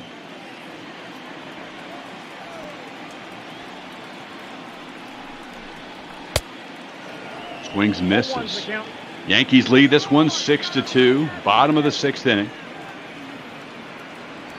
0-1 the count with 1 out. And Gio Urshela is standing at first base. Just after 3 o'clock in the afternoon here in the Bronx. 0-2 pitch. Oh, Lyles able to fool him with the curveball. LeMahieu looked like a statue, letting it go past him. Second out of the inning.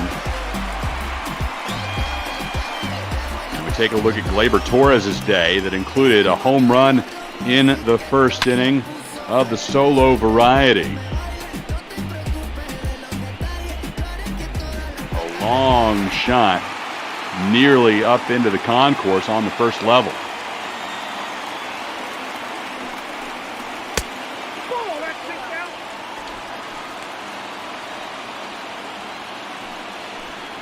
Great story about Gleyber Torres and how he came up to the big league club in 2018.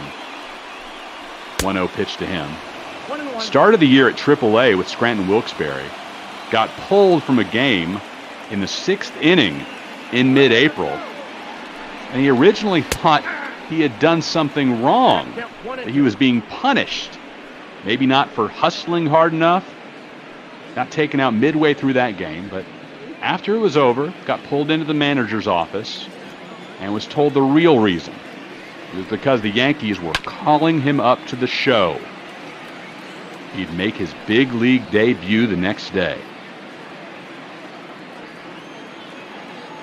1-2 the count to Torres.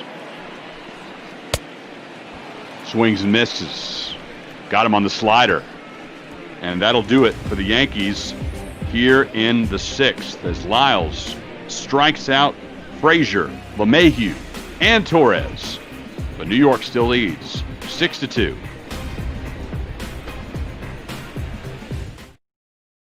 Ladies and gentlemen, your attention please. New pitcher for New York is Tyler Lyons, making his 21st appearance of the season. ERA of 4.12. Leading off the First batter he'll face is Todd Frazier. Todd Frazier.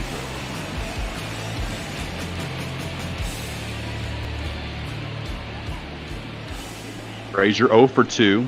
Struck out in both of his previous appearances.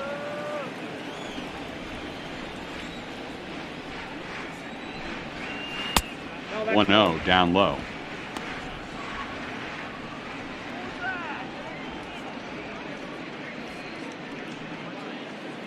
Frazier has one of those interesting quirks, superstitions maybe, if you will, or just something he likes to do. But after each home run that he hits, he checks the area of where his watch would be as he rounds second base. He's been doing that since early in his career. He says he does it to let the pitchers know it wasn't the right time to throw that particular pitch. 3-2 the count. 3-2. You could say it's fun, or I suppose if you're a pitcher, you could say it's insulting, but nonetheless, he has never stopped it.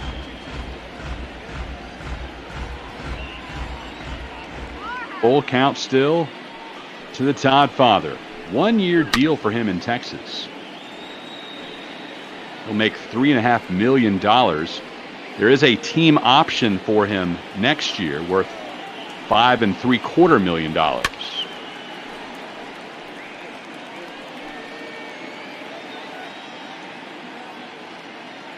Rangers, again, are buyers as the trade deadline approaches. If Texas can improve at the corner infield positions, that could possibly mean that the team option is not extended to Frazier. That remains to be seen. Full count pitch popped up in foul territory. Excuse me, that's a slow roller. Hard to tell here sometimes on this monitor. With the shadow, made it look like it was into the outfield, and take that back. Maybe it was Voigt coming up and making the catch. A little bit confusing from the monitor here, but maybe he reached his glove out and made that catch when it was all said and done. Drifting into right field, Duffy nearly had a home run on the first pitch from Lyons.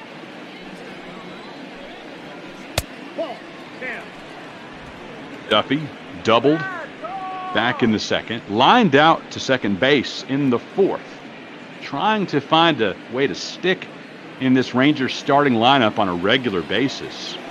Has primarily been used as a pinch hitter throughout the year, has got the occasional spot start, and he can do that at any infield position, although third base is where he prefers to be. 3-1 now, as Danny Santana waits on deck.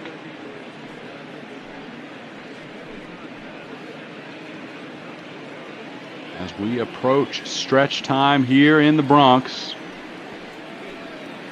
Temps now in the low 80s. A nice day to be sitting outside in New York. If this game were in Arlington, the roof would certainly be closed. It feels like 105 out there right now. In DFW, swings and misses. Duffy unable to catch up with that one, and Lyons registers his first K of the afternoon. Way out in front of it. And Duffy now 1 for 3 on the deck. Danny Santana with another opportunity. He struck out in his 2 previous appearances. Was 0 for 4 yesterday, trying to get that bad taste out of his mouth before we hit the All-Star break.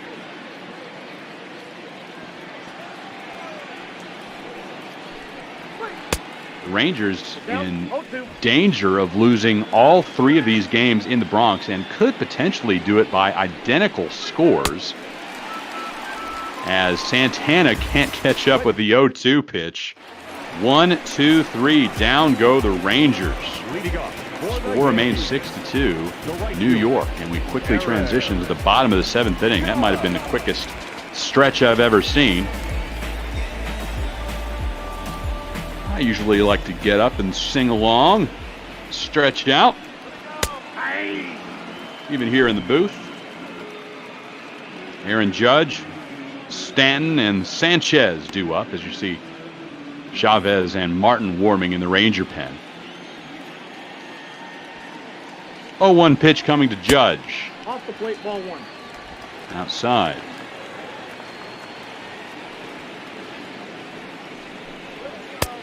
Two balls, 1-1. 1 strike. Major League Home Run Derby tomorrow. Judge won that back in his rookie campaign. That one goes foul. The first rookie to win the Home Run Derby in 2017. He also won the College Home Run Derby at TD Ameritrade Park in Omaha. Did that back in 2012. That's always held right after the College World Series. 3-2 pitch. Gets him looking. Did not like the call, but certainly in the zone, according to our K-Zone graphic here on the Major League Ball Network. Clearly in there for a strike. Leadoff strikeout by Judge. Second time he's gone down looking today. And that brings up Giancarlo Stanton. Reached on a single in the first, walked in the 5th, and between struck out in the 3rd.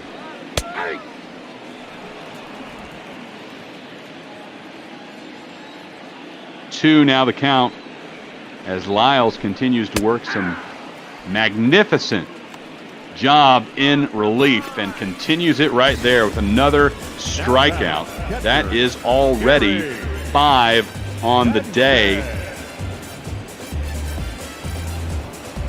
Gordon Lyles, as mentioned in the Twitch chat by Mo Red Wings, maybe Lyles should have been the starter today, but Mike Minor, such a big name and somebody the Rangers expected to be an ace of the staff.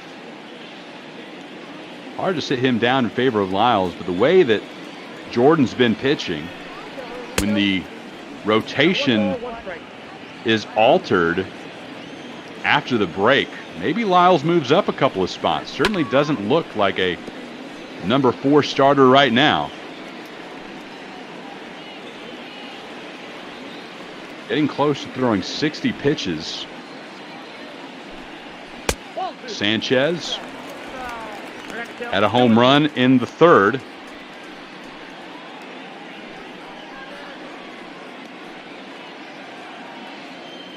Sanchez has a really nice story with his family. His daughter is who he credits with his work ethic. Kind of thought midway through those first few years in the bigs that he was slacking off a little bit. Here he goes down with a strikeout, but now not going through the motions anymore. Really has upped his work ethic being a dad. Yankees lead 6-2 through 7. Your attention, please. Now pitching for the Yankees. After Jordan Lyles, the Ranger reliever, strikes out the side for the 2nd consecutive inning. The Rangers pick up the bats again, and they'll face the new Yankee pitcher, Zach Britton. The second baseman, Rugi Odor, Isaiah Kiner-Falefa, Shin Soo Choo due up for Texas. As the Rangers are running out of time here. Just 6 more outs left to work with. Down by 4 runs. Sunday afternoon baseball here on the Major League Bot Ball Network. Yankees looking to close out a 3-game sweep. They won Friday and Saturday, both by the score of 7-2. So I mentioned they have the opportunity here to have matching scores in all 3 victories if they're able to tack on another run. Against the shift, Urshela makes the play. The Yankee third baseman closer to second base on that one, but ends up making the out. There you see the 2 starters today. Herman certainly with a much better afternoon. Mike Minor pulled after just 3+ innings, giving up 6 runs on 10 hits. An ugly day for him as the Rangers hoped to showcase him for other teams here before the break. The Rangers actually did alter their rotation. Last time through, they skipped the number 5 starter, and that was done specifically to let Minor get 1 more start before the break. Did not end up working out well. Kiner-Falefa, the native of Honolulu, came into the season really expecting to play more infield than anything else. As Falefa lifts this one into right field. Judge under it for no problem. 2 out for the Rangers. But Kiner-Falefa, if he was able to break into the starting lineup, the expectation was that it would probably be at third base, and then the Rangers would move Todd Frazier over to first, the bigger body, and that would be the better defensive alignment. But as it turned out for Texas, as we went through the course of 2020, the Rangers needed help at catcher, just couldn't get anything going. Robinson Chirinos continued to struggle. Jose Trevino and Jeff Mathis have both been ineffective at AAA. So Chris Woodward deciding to make Isaiah Kiner-Falefa the catcher every time the Rangers face right-handed pitching, and then still letting Robinson Chirinos into the batting order when the Rangers face lefties. 1-1 pitch. And that's certainly potential for the Rangers going forward to put Kiner Falefa at third against those left-handed pitchers, allowing him to continue getting hacks, but his offensive performance has not warranted that quite yet. Chu, for his part, had a hard time breaking back into the starting lineup. Started off cold this season, found himself on the bench, but Woodward eventually deciding to give him another opportunity. Was in the bottom of the order for a few weeks, but eventually proved himself and back to his customary leadoff position against right-handed pitchers. This one into deep right center field. Aaron Hicks able to make the catch in front of the warning track. And again, the Texas Rangers go down 1-2-3. Yankees looking for insurance runs in the bottom of the 8th. Your attention, please. Now pitching for Texas, Jesse Chavez comes on for Texas as we resume in the bottom of the 8th inning, making his 50th appearance on the season in the final game before the All-Star break. Chris Maikowski with you on the Major League Ball Network. Rangers and Yankees. Coming up next, Carlos Zimmerman will have the call of Tigers Astros. That one's set for first pitch in about 20 minutes. 3:45 Eastern, 2:45 Central from Minute Maid Park in Houston. Aaron Hicks, he'll be followed by Luke Voigt and Clint Frazier here in the 8th inning.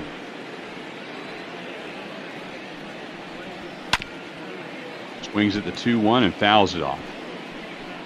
Hicks had his season cut short last year. He left with an elbow injury on September 10th. Ended up being a right flexor strain that he had been dealing with since early August. And the recommendation was to immediately have Tommy John surgery, but he decided to put it off. Kept working out. And this time he will be struck out.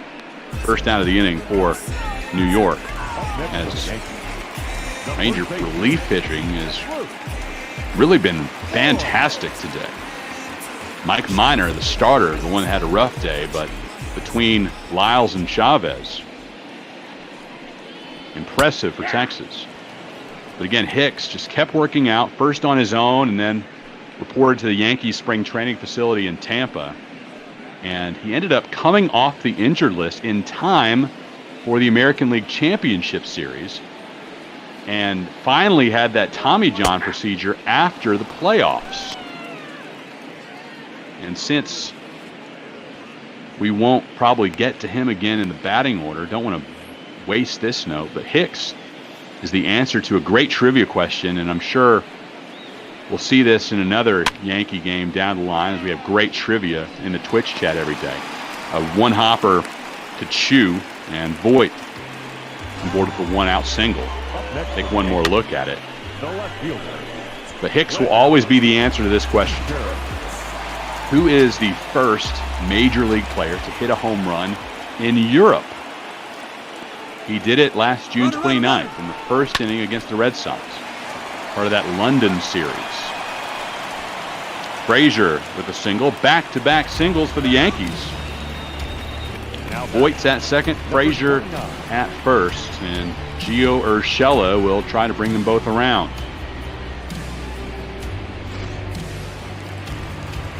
Yankees lead it 6-2. Again, they won both Friday and Saturday, 7-2. Down in the zone, called a strike. Adds one more run here, and you could have that odd, identical score on all three games here in the Bronx this weekend.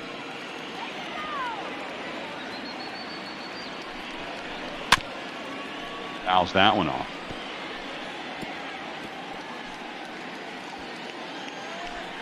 Urshela proved himself to be an everyday player for this Yankee ball club. The count is 1 and 2. Came into spring training thinking that starting third base job would be his, but certainly had to fight for it. 1-2. Lifted into left. Willie Calhoun backtracking. Calhoun can't get to it. The Yankees had their lead with 3 more runs. Gio Urshela with a 3-run blast here in the bottom of the 8th. It's a rout in the Bronx.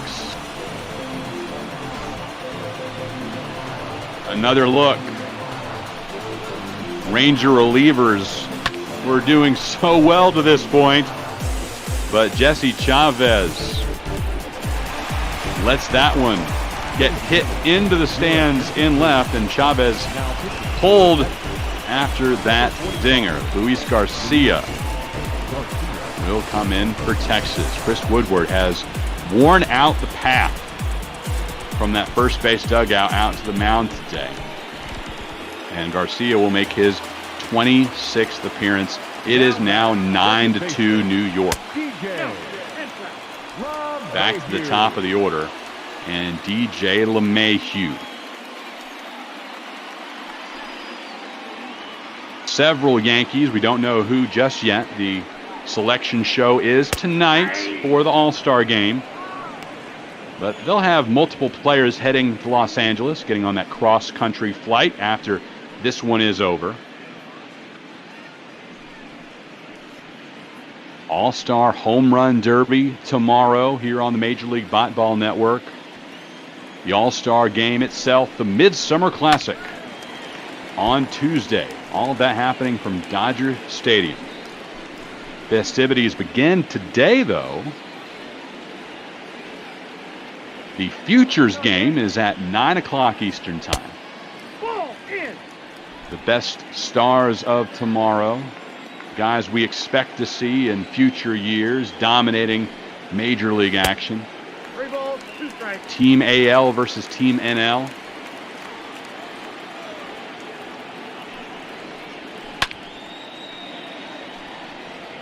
$9 tonight, Eastern Time on the Major League Bat Ball Network. Then the Celebrity Softball Game, but we will not have live coverage of that one here on the Bat Ball Network.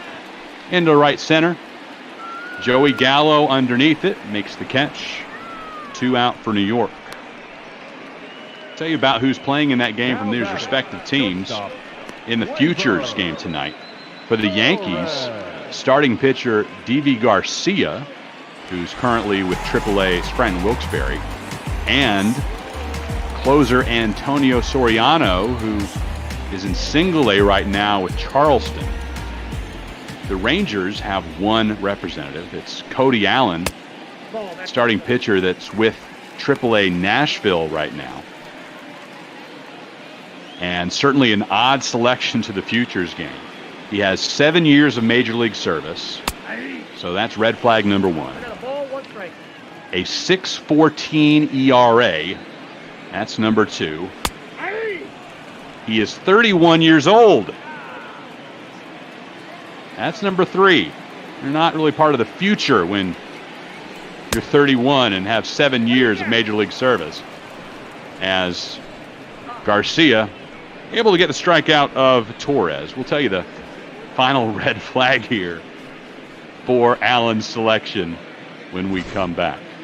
Gio Urshela delivers a 3-run homer for the Yankees. It is now 9-2 New York. The Rangers have a lot of work to do when we come back for the ninth.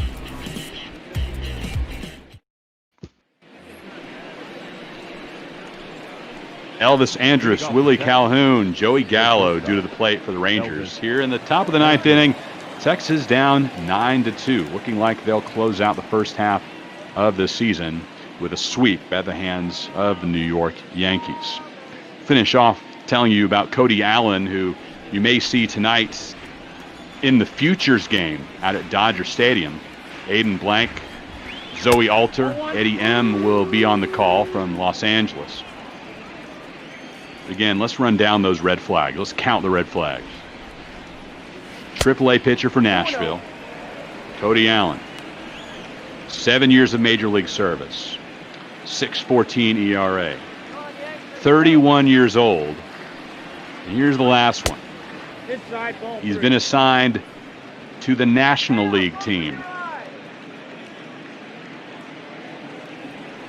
And explain that one. Odd altogether. Only thing I can think of is had a little bit of horse trading back and forth between the AL and NL managers of the Futures game and said, hey, can we have Allen? Like, that's fine with me. We don't want him. You can have him. So you'll see a Ranger minor leaguer for the NL squad tonight. Andrews aboard with the walk.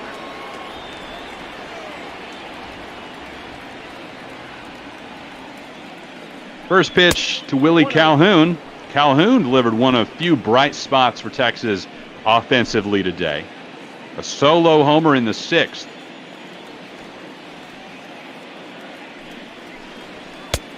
No count. That one's down low. Maybe my last chance to remind you that all of the subscription costs and donations this week on the Major League Bot Ball Network go to NAMI. And I challenge those of you in the Twitch chat today to match Derek's 5 gift subscriptions. All of that money going to our charity of the week. Get those in before the end of our Yankees-Rangers ball game today. Easy to do. It'll cost you less than $5. 3-1. Well, less than $5 for one subscription. Your bill may be a little bit higher if you go with 5. But again, you can donate as well. You see the link there in the Twitch chat. Or if you're watching on your web browser, you will see the PayPal logo beneath the video window. So hit subscribe or donate. All of that to NAMI. Gift subscription. That's what we're looking for here from all of our regulars today. Little nubber. Calhoun will try to beat it out. Can't do it. Calhoun retired as Sanchez throws that one down to Voigt. The center fielder, Joey Gallo. One down for Texas, top of the 9th inning. Zach Britton trying to finish this one off for Texas. Joey Gallo.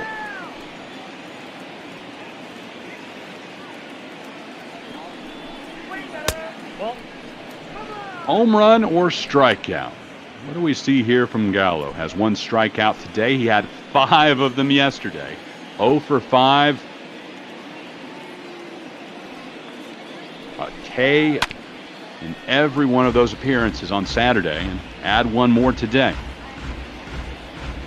And according to the randomized Joey Gallo bot, this will be a home run. We'll see if it turns out correct. Down to the count 1-2.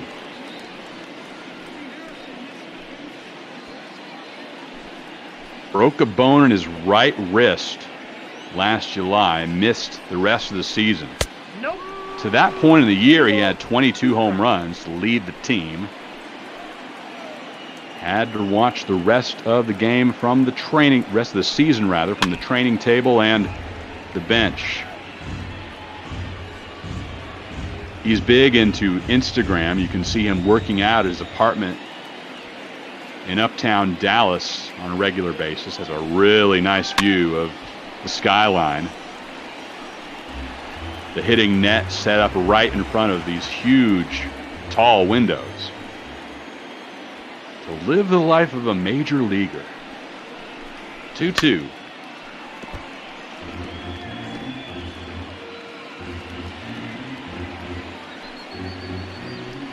Gallo, Zach Britton. One of our final battles here. The Rangers and the Yankees. Count is full. Outside, count is full. The Todd father waiting on deck.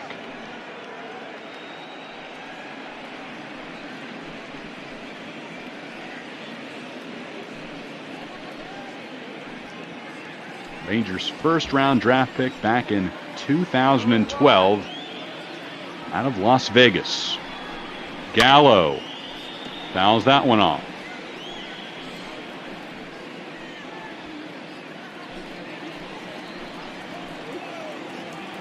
Full count again to the Ranger slugger. Can't get a piece of that one, and the bot was wrong. It's a strikeout for Joey Gallo, his 7th in the past 2 days.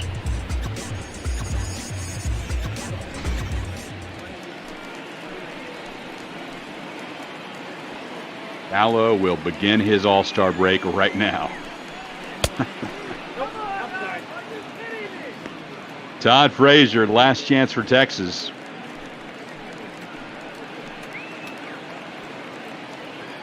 We'll see what Texas does with its lineup coming out of the break. Possible that Duffy gets some more action at third and Frazier has more regular action over at first base. Swing and a miss. Rangers down to their final strike. 1-2 the count to Todd Frazier. And that will do it. Zach Britton finishes the Rangers off. The Yankees sweep the Rangers this weekend. 9-2 the final here on Sunday. The Yankees increase their lead, at least for the time being, atop the American League East. Entered today 5.5 games ahead of Tampa Bay. We'll add that half game until we see the Rays result. The Rangers fall to 9.5 back of Oakland in the AL West, and the Rangers have now lost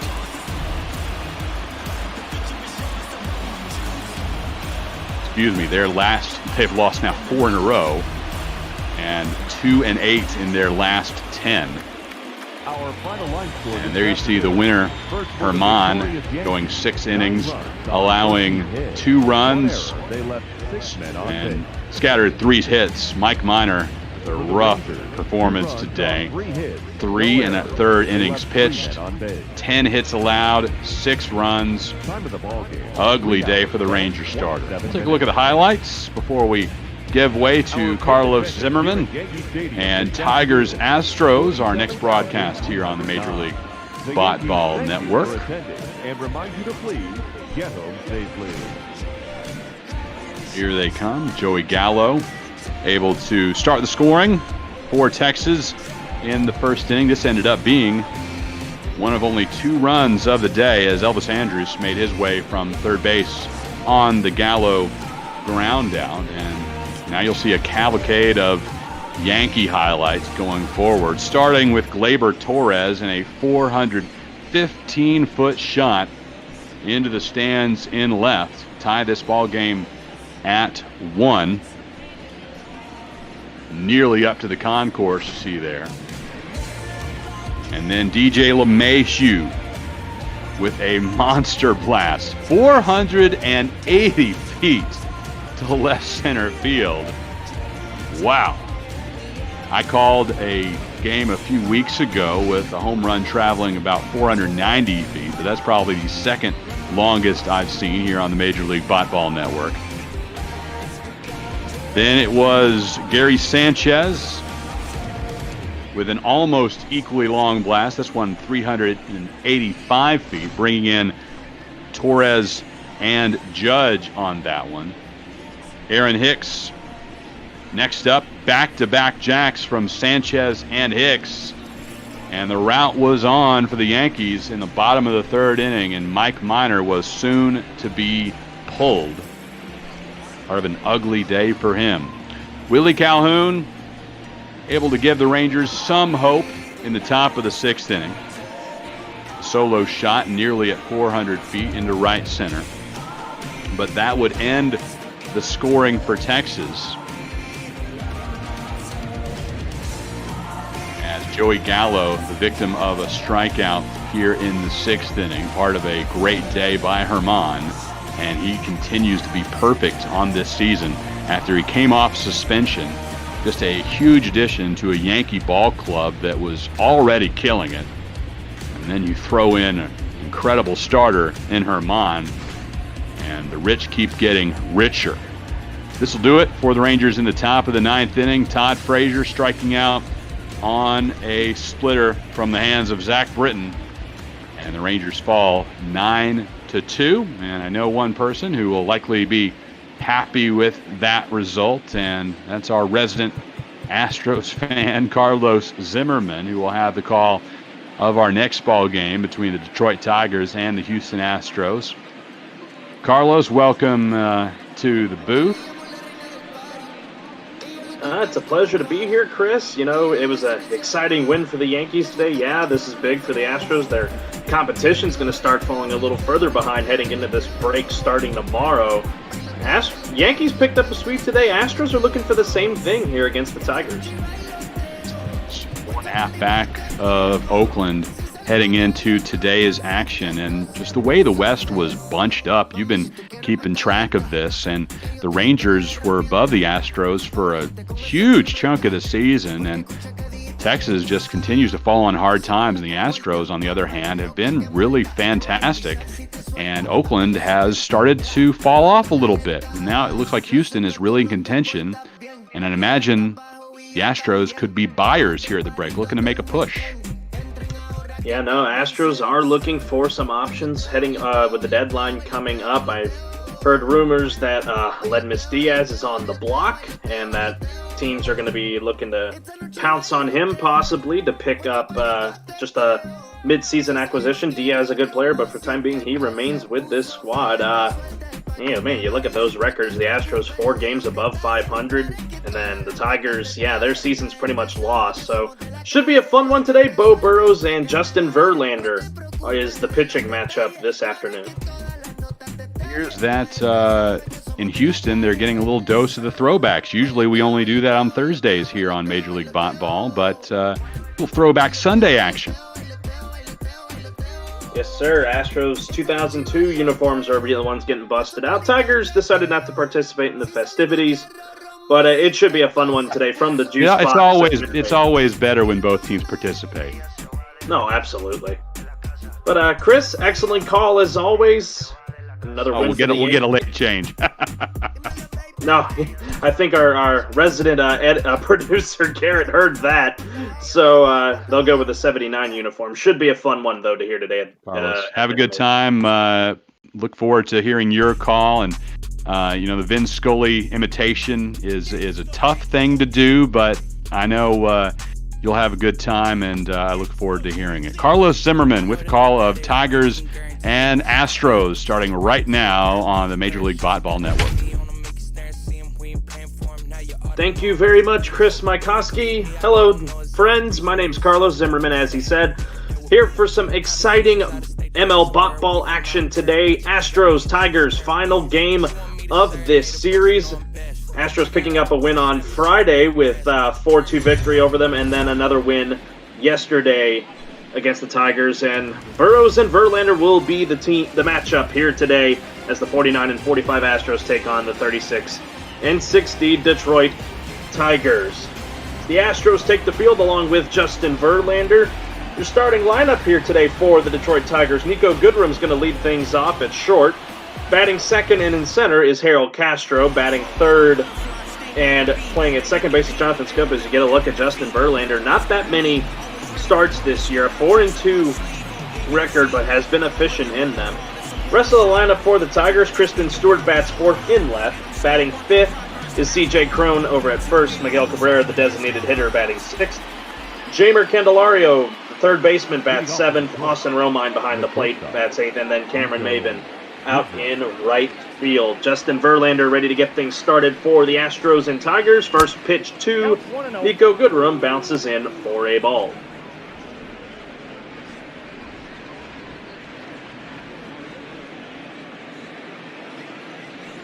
Like I said, Astros busting out the old 2002 uniforms. Wore those in the run to the World Series in 2005, channeling that back in today. 1-0 pitch is in there for a strike. 94 miles an hour from the veteran Justin Verlander.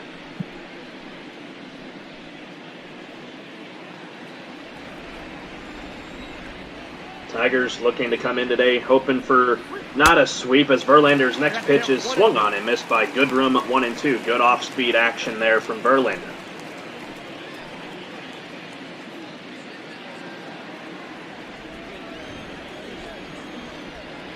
Verlander kicks in, delivers the 1-2 pitch, is a hit into the shift, out to get it as Altuve, but the speed of Goodrum is enough to get him over to first.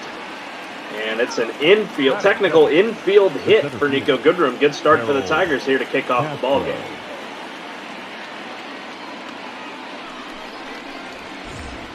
I'll bring up the center fielder, Harold Castro, the guy who's been producing the most for the Tigers so far this year, batting .313. Really good at home. You know, on the road, he's not doing too shabby either. So a .313 average overall. He is definitely the Tigers who they want, batting second in their lineup. The next pitch from Verlander. This is outside and low on the 12-6 curve for a ball, 1-0.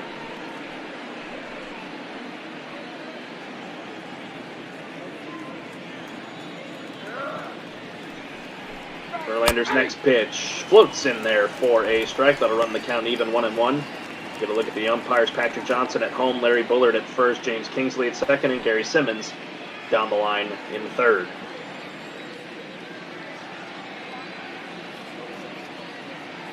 The 1-1 pitch from Verlander is swung on and hit to the shortstop Correa. Over to Altuve, on to first for Gurriel. A 6-4-3 double play, twin killing. The Astros quickly have 2 outs here in the top of the first off of that beautifully turned double play. That will bring up the former Oriole Jonathan Schoop. Currently 8th in the All-Star voting. May not make the game coming up in just a few days, but he's been trying to produce what he can for the Tigers. First pitch is up in the zone, 0-1 the count. Next pitch from Verlander is in the dirt, 1-1. Astros defense goes as follows: left to right in the outfield. Michael Brantley in left, George Springer in center, as Schoop fouls that one off, 1-2. Josh Reddick down the line in right. And then the infield at third base is Bregman, Correa at shortstop, Jose Altuve at second, Yuli Gurriel first, Garrett Stubbs behind the plate, and then, of course, Verlander on the mound. The 1-2 in there for strike 3. Good off-speed action there from Justin Verlander. He gets a double play from his defense and then a strikeout to end that half of the inning. Going to the bottom of the first, no score.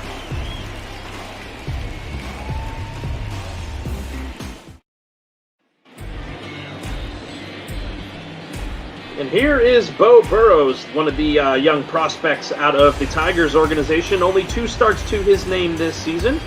1-1 record, 7.2 ERA, has given up 13 hits, and the walks and strikeouts are the same. So his goal today is to try and slow down these Astros hitters, but he has to face an incredible top half of the lineup in Jose Altuve, Michael Brantley, Alex Bregman, Jordan Alvarez, who's arguably a shoe-in to win MVP this year with his performance, and then Carlos Correa in the middle of the order batting 5th. The rest of the lineup for the Astros: Yuli Gurriel batting 6th, George Springer unnaturally in the bottom of the order in 7th, Josh Reddick bats 8th, and then Garrett Stubbs, who's behind the plate, will bat 9th. First pitch to Altuve is a ball, 1-0. Altuve knows these uniforms pretty well. Folks don't realize that he started his career with the Astros back in 2011 when they were still in the National League. So he got accustomed to those old digs. Of course, they look a lot better in the new digs, but I digress. The 1-0 to Altuve just misses inside on a 94-mile-an-hour fastball. 2-0 the count.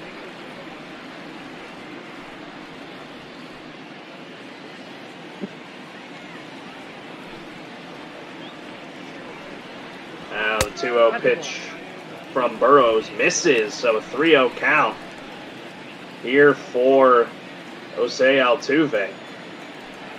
Could potentially have the green light here. We'll see. Burrows delivers, and it misses outside for ball 4. So a leadoff walk for Jose Altuve has the Astros cooking here in the bottom of the first. The left fielder, Michael Brantley.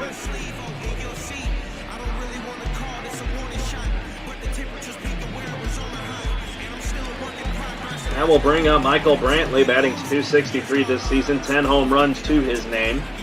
with Altuve over at first, hoping to add some early damage here in the efforts for a sweep, as that one is pulled into left. And underneath of it is the left fielder, Kristen Stewart, and that will be out number 1 here in the first. Batting third, the third baseman. Tigers' defensive lineup goes as follows. Left to right in the outfield, Kristen Stewart, aforementioned, in left. Hill Castro in center, Cameron Mabin in right. And then around the horn of the infield, third base is Jamer Candelario. Jonathan Scope over at second. Over at short is Nico Goodrum, and then over at first is CJ Crone. Behind the plate, Austin Roma, and then, of course, Bo Burrows on the mound for the Kitties today. First pitch to Alex Bregman is in there for a strike, 0-1. You see that graphic, 73 RBI, second on the Astros, hoping to add to that here with one swing at the bat, but he fouls that one off. It's 0-2.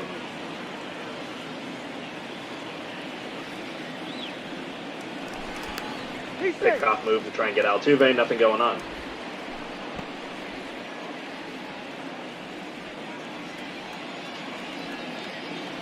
One out here in the first, the 0-2 pitch to Bregman, again fouled off.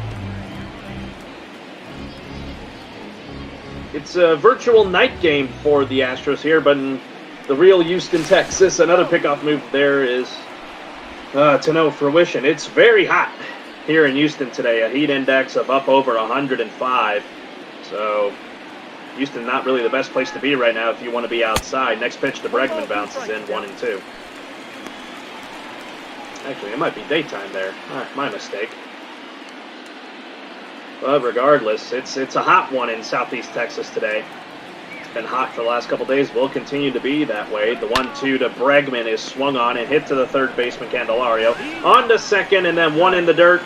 On to first. Good pick by Crone for the 5-4-3 double play. So a pair of double plays in back-to-back half innings.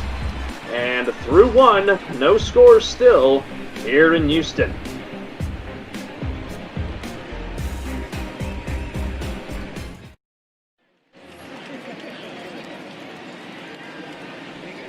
Leading off for Detroit, Justin Verlander back to work here. He'll face the middle of the order here for the Tigers. Kristen Stewart will lead it off here in the top of the second. First pitch from Verlander is up 1-0.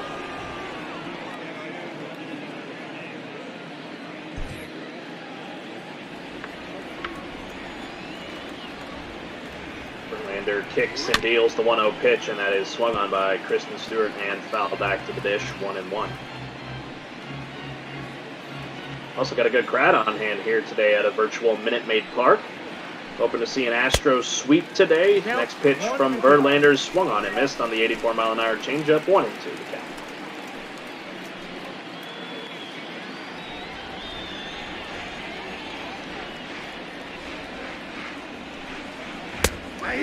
Next pitch called, strike 3 on the inside upper portion of the plate. Second strikeout for Justin Verlander, and that'll turn things over to CJ Crone, batting .222 so far this season, 11 dingers to his name. Hoping to try and get something here. Tigers only have had the one hit, and that was the infield hit by Nico Goodrum. Shift on again for the Astros here against Crone.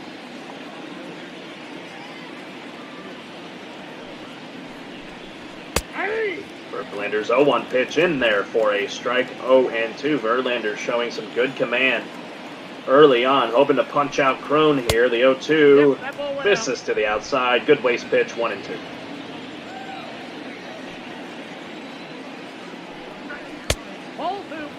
Another one that misses as Crone's able to get the count back even to 2-2. Verlander didn't really like that one.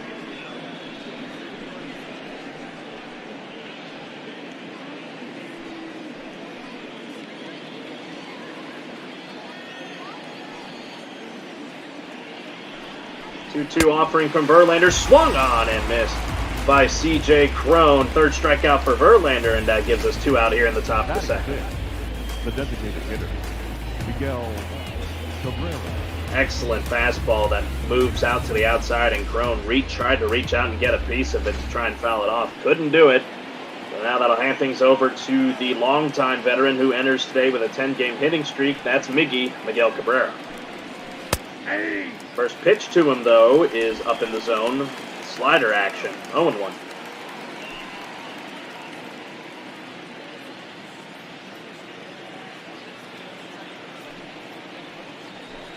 0-1 from Verlander, swung on and missed by Cabrera, 0-2. You see that?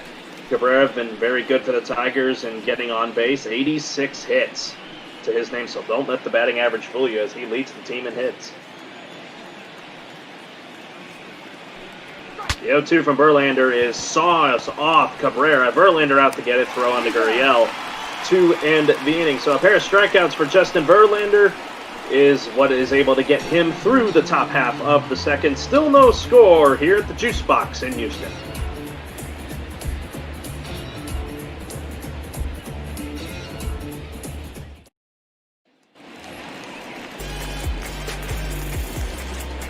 Leading up for the Astros, Bo Burrows back to work here. He'll have to face the middle of the order here, led off by this man, Yordan Alvarez.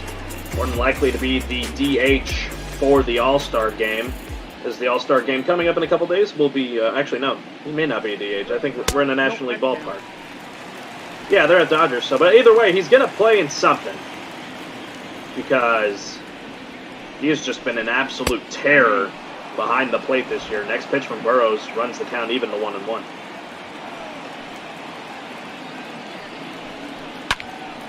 Yordan gets into this one, though. High and deep into right. Back at the wall. It is gone! Yordan Alvarez, his 35th of the year. 393 feet off the bat. Get that train tracks rolling up there. 1-0 Astros.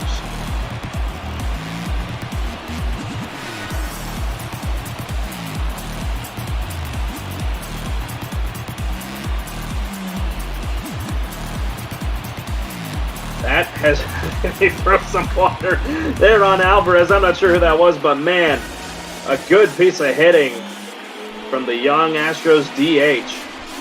That one was just left too high by Bo Burrows, and that one just kept carrying into the Astros bullpen. That has given the Astros a 1-0 lead here in the final game of this series, final game before the All-Star break for the Astros and Tigers. And that will hand things over to Carlos Correa, who's trying to get a season turned around here. Batting .278, so it's not quite the season he's wanted, but he's trying to do his best, especially even when he has an .832 OPS. Burrows trying to shake off that mistake to Alvarez, and that first pitch to Correa is up in there for a strike.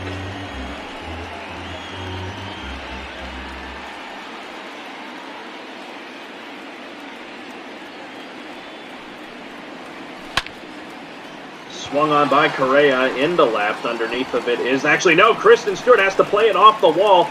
Throw into second is offline, so instead it's a double for Carlos Correa.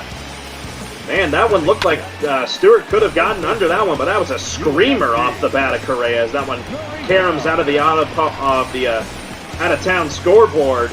He's in with a two-bagger. So a pair of hits for the Astros, a dinger and a a double. Got the Astros really cooking here in the bottom of the second as here's Yuli Gurriel.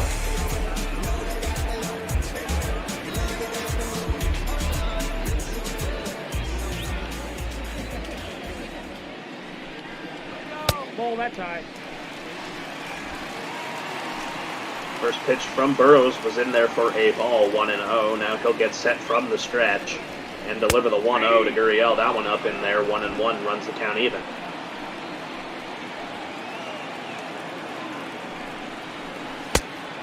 Counting 2-1. That slider misses to the outside, 2-1.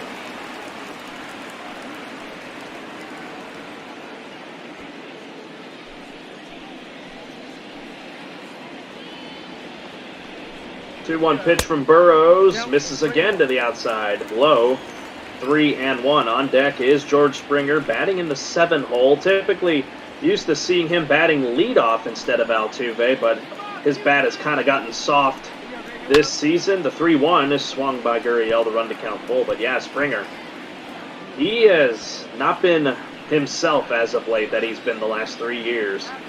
That's why he's been relegated to 7th in the lineup. Full count offering from Burrows is hit into right. Will this drop? Yes, it will. Correa coming to the plate to throw in. Well, the right fielder Maben is not in time, and it's an RBI single for Yuli Gurriel. 2-0 Astros. The center fielder, Springer. Up for a second, Ron Gardenhire was already coming out to talk to his pitcher, but his pitching coach for the Tigers comes out to talk with his young pitcher. Again, Burrows not really quite accustomed to the major league level, has been in the farm system of the Tigers for a season or two now, trying to salvage what he can here, but he still has nobody out. It's the first 3 guys have come to the plate, and they have all gotten on base by virtue of a home run from Alvarez, a double from Correa, and now a single from Gurriel. All Springer needs to do is hit a triple, and then the Astros have a collective cycle to open up this inning.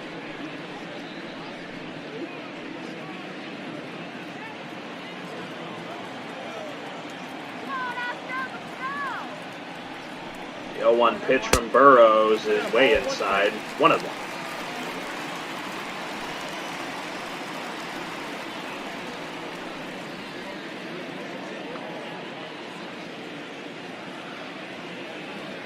Burrows still searching for that first out here in the bottom of the second. Springer holds up on that one as that was outside with a curve. 2-1.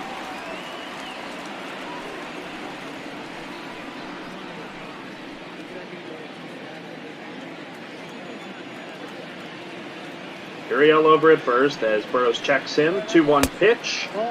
Bit inside, back Springer off the plate, runs the count to 3-1 again with Reddick on deck.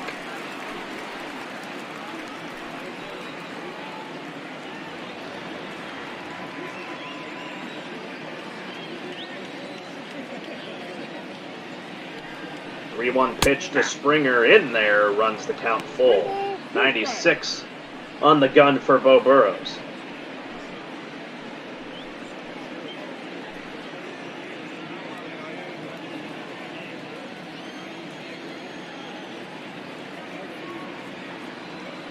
Three-two pitch, swung on and missed by George Springer, and there is that first out in the inning for the Tigers. That's the first strikeout for Bo Burrows. A really good pitch down and away as Springer just missed getting a piece of that one.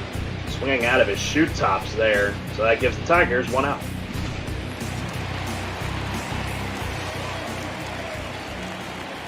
That will bring up Josh Reddick, who also comes in today like Miguel Cabrera with a 10-game hitting streak. So he's been riding hot as of late. 280 batting average, 7 dingers, 34 RBIs. So he has been productive for the Astros in the bottom of their order. 1-0 from Burrows. Misses just to the outside of the zone. 2-0.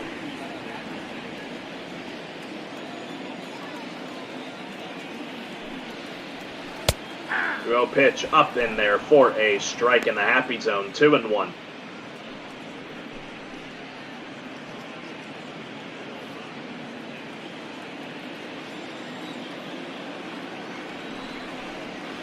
Two-one from Burrows is swung on by Reddick. Gloved over there at second. Throw on to first in the dirt to get the twin killing yet again. A good turn by Scope over to the shortstop Goodrum, and then on to Crone to get the 4-6-3 double play. Astros, though, get 2 runs here in the bottom of the second. 2-0 for the Astros going to the third.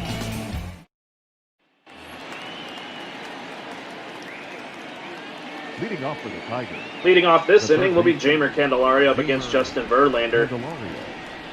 Here to kick off the third inning, and the first pitch is swung on there by Candelario into the shift. Altuve throws over to Gurriel for a 1-pitch, 1-out. Good start for Verlander. Yeah, I just looked at the Twitch chat. EB_TO. Yeah, it always is nice to see Verlander pitching against his former team. Yeah, I'd agree. Yeah, it is a bit cooler in Detroit, especially at this time of year, not as hot as it would be down here in Houston. But they got the roof closed today, so it's a crisp 72 to 75 degrees inside with the AC on, so that's convenient for these guys. So after Candelario grounded out, Austin Romine will try and get something going for the Tigers here, but the first pitch from Verlander, 97 miles an hour for a strike.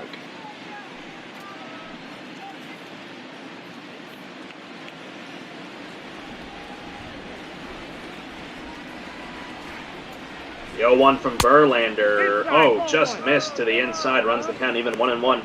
Folks, if you're just joining us on this Sunday afternoon ML Ball from Houston, Carlos Zimmerman here bringing you the action. Tigers and Astros last game before the All-Star break for these guys. It's been a fun one so far. Astros got a pair of runs in the bottom of the second, make it 2-0.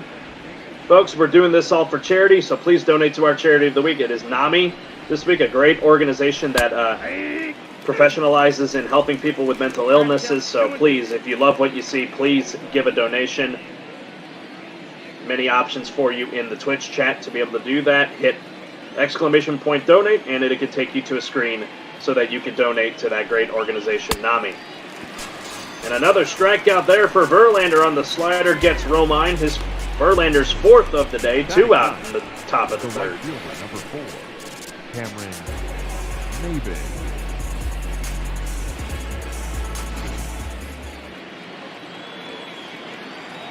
That'll send things around to Cameron Maben as he grounds this one over to Altuve. Altuve trying to make a good play. A glove flip by the veteran second baseman for the Astros is the way that they get out of the top of the third. A 1-2-3 inning again for Verlander. 2-0 Astros as we head to the bottom.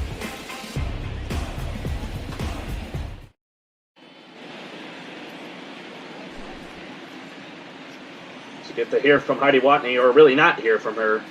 So we still have not figured out how to get that mic fixed, but you take a look at these hitting stats for the Astros. They've been hitting very well in 4 of those categories. They're in the top 5 in all of the Major League.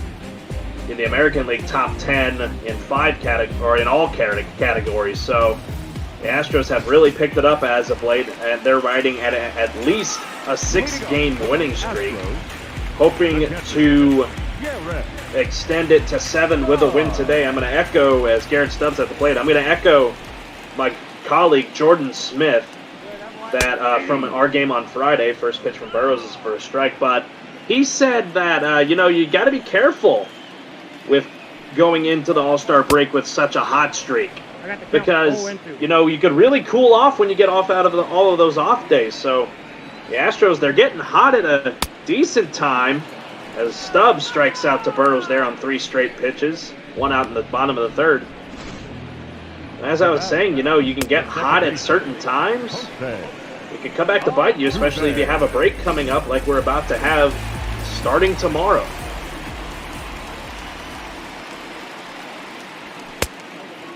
Here's Jose Altuve, had a walk in the first inning. First pitch to him is a ball, 1-0.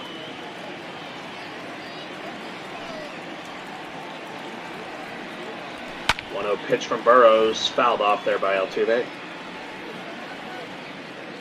1,667 career hits. He's about 333 from 2,000. Probably won't get it this year, but could definitely make a run at it next year. Next pitch is swung by Altuve and missed. 1-2.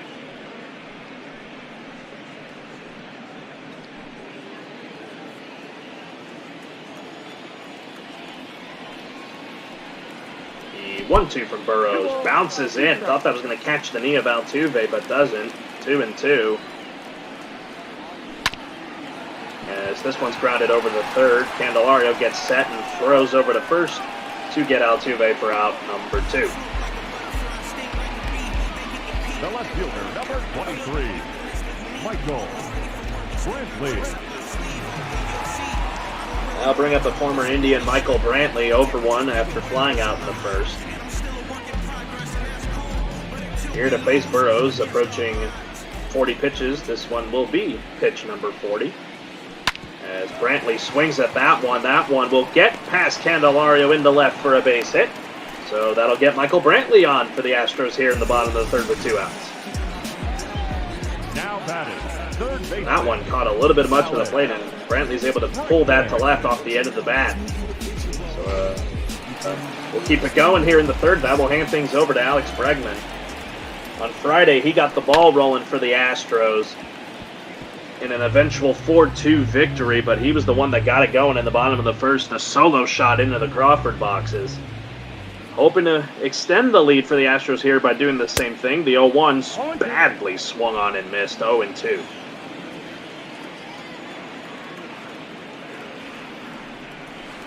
0-2. Called strike 3 on the bottom half of the zone. Bregman didn't really like that one, as he's still chapping with the home plate umpire, but it's called strike 3. We're through 3 innings. Astros on top of the Tigers, 2-0.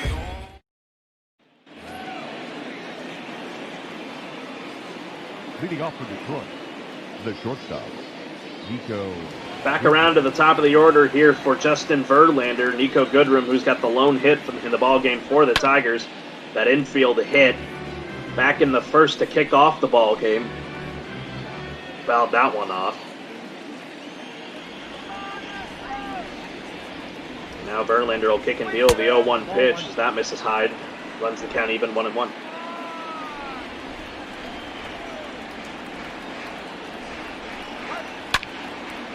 Floating that one in there on the curveball, but Goodrum gets a piece of it to foul it off, 1-2.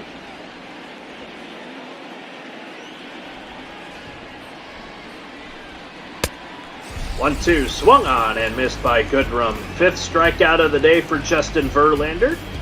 And there's one out here in the 4th as Goodrum swung at one way up and out of the zone to try and get any of that, but missed it.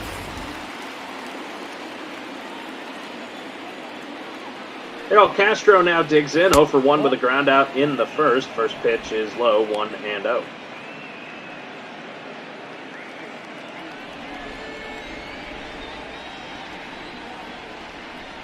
Whoa, that's down. Another one that misses low, 2-0.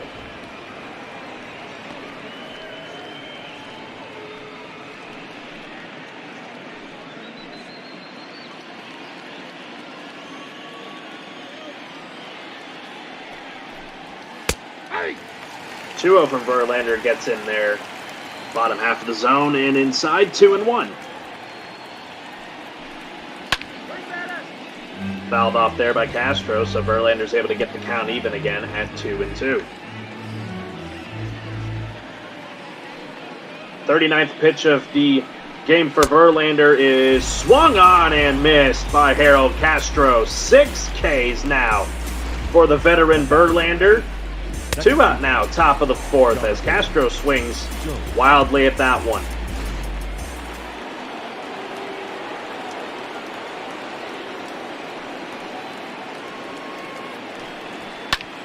Next pitch to Scope is popped up. Underneath of it in foul ground is Yuli Gurriel, and through 40 pitches in 4 innings for Justin Verlander, he has been dealing only the 1 hit allowed. Bottom of the 4th coming up, 2-0, Houston.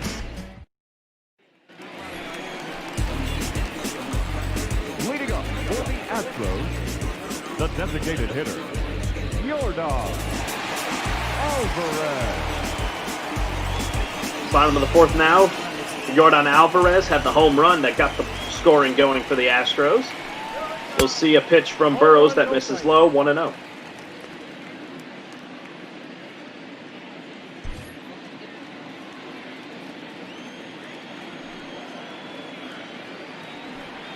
One-0 to Alvarez, swung on and missed, runs the count even at 1-1.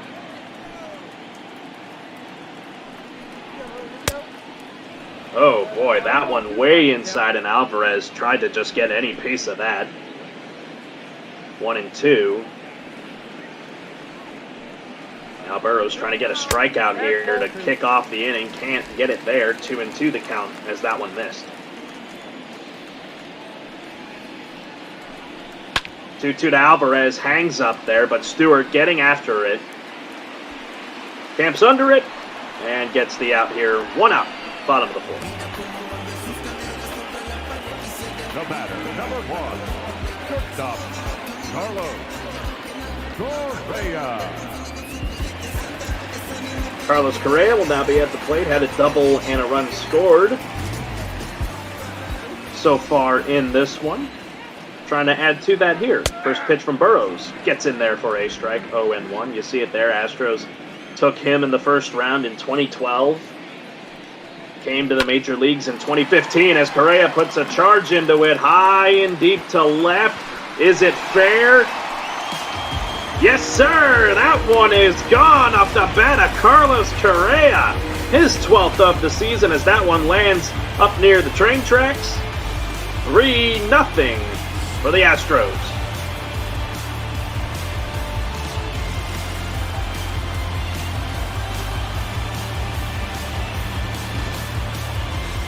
Correa just got all of that one. Actually caught the middle of the bat.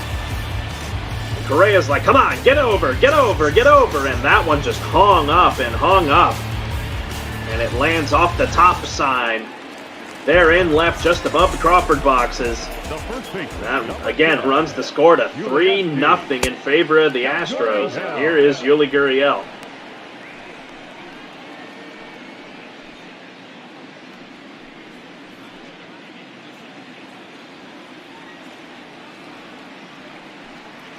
The 1-0 pitch from Burrows to Gurriel in there in the happy zone, 1-1.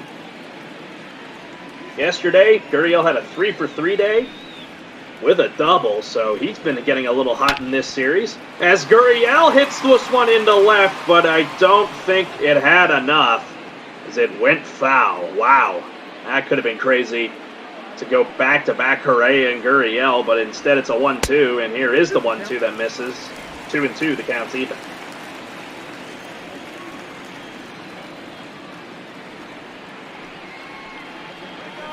Two to Gurriel, swung on and missed for a strikeout there for Burrows, his fourth of the afternoon. 2 out in the bottom of the fourth. The center fielder, number 4, Joel Springer. Looking in the chat here, Chris Mykoski, the guy that called the last game, saying, call them out, Carlos, cheaters. I'm not going to do that. I'm a homer at heart through and through. First pitch to Springer, 1-0.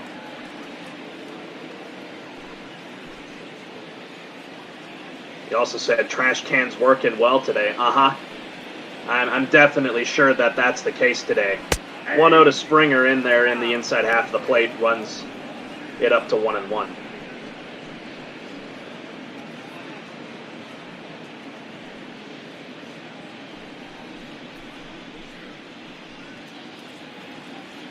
Burrows running up that pitch count, if you want to talk about running things up, almost to 60 pitches. The 1-1 to Springer misses badly, 2-1.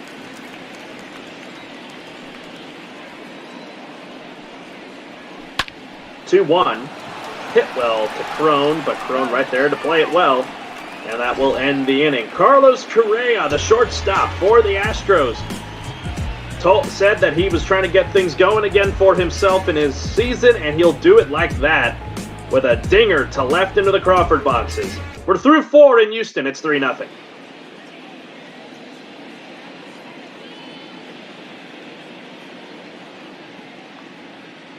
As again, Heidi Watney still haven't gotten that mic fixed. Don't think we're ever going to get it fixed this season. Just talk about Harold Castro, who's been hitting very well for the Tigers this season. You got to look at Ron Gardenhire, manager and skipper, wherever you want to call him, for the Detroit Tigers. Tigers haven't had the best of seasons in an AL Central that's just been dominated by the Twins, White Sox, and Indians. So the Tigers, as of late, have been trying to do battle with their division counterparts, the Kansas City Royals, for the first round, for the first pick of the draft. So far, that's being won by the Kansas City Royals. I don't think anybody would want to win that, unless you were really trying to just crap the bed and try to get a good draft pick. But I digress. Tigers just trying to salvage what they can this season. A sweep would not help that, but Kristen Stewart hits this one into center. But Springer's back there to get it, and that will be an out here in the top of the 5th for Verlander. Up next for the Tigers.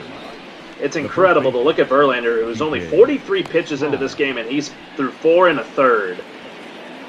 He exiting the last inning, he averaged 10 pitches an inning, which is just incredible efficiency. It's been an incredible series for the Astros. Almost had one get away from them on Friday, but were able to come back in the bottom of the 8th to win that one 4-2. Had another win yesterday, as that one was simulated, but now today, Justin Verlander's been having an incredible outing, and the offense has really been backing him up. So he now faces C.J. Crone, and the 0-1 pitch from Verlander is swung on and fouled off, 0-2.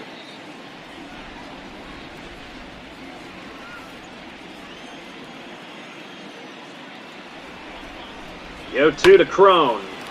Fouled off again to the right side. 1-2. Keeps the count 0-2.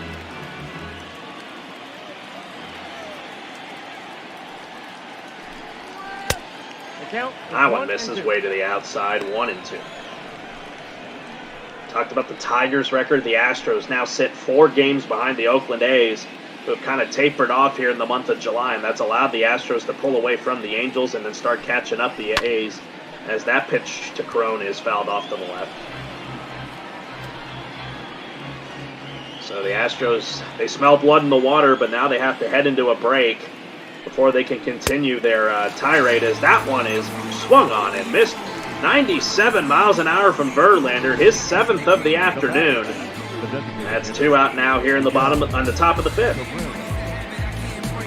Crone could not catch up to that one.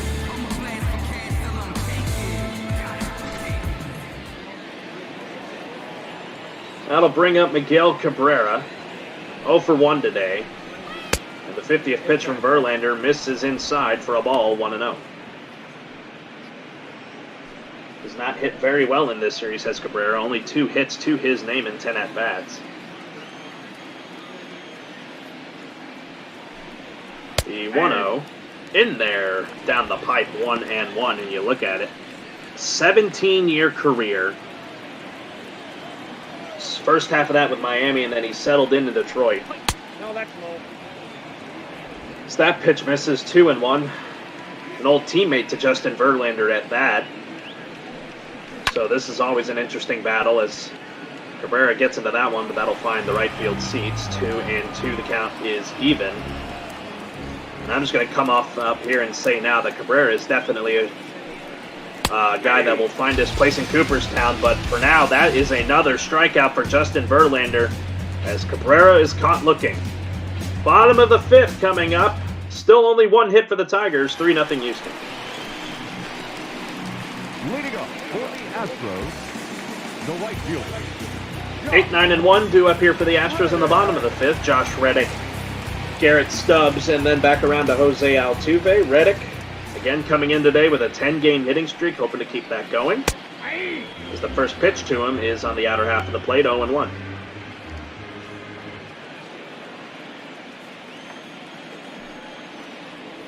Burrows back out for a 5th inning of work, trying to limit any further damage and then hopefully hand it off to his bullpen to prevent even more damage from happening. But with how Verlander's been pitching on the other side, it is looking pretty good as Reddick hits that one, bounces off of Bo Burrows, and Reddick is going to reach. I don't know what they're going to rule that as. Might be a hit to continue the hitting streak, and it will be as his hitting streak extends to 11. He gets this one off the end of the bat, and I hope Bo Burrows is okay. That one just bounced away off of his body. It looks like he is. So nobody out. Reddick over at first. Here's Garrett Stubbs.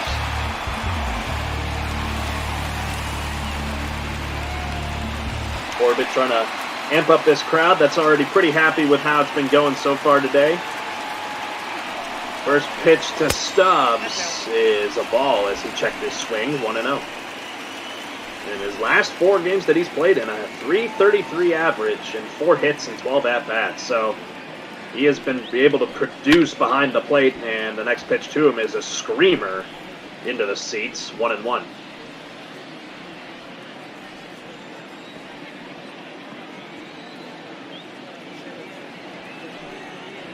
The 1-1 pitch is in the dirt, but well blocked by the catcher Romine. Moved again to 2-1. Tigers getting some action in the bullpen. Xiao Chang and Kyle Funkhouse are 2 right-handers up in their bullpen, so this could potentially be the final inning for Burrows unless this gets out of hand and he'll be pulled before the inning finishes. 2-1. Just misses outside. 3-1.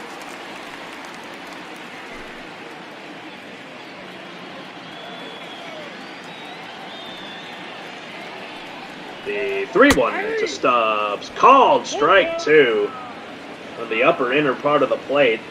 So Burrows trying to get the punch out right here. And the 3-2 swung on and missed by Garrett Stubbs. That'll be 1 out here and in the 5th. 5th strikeout of the day for Burrows. Now batting, second baseman, Jose Altuve.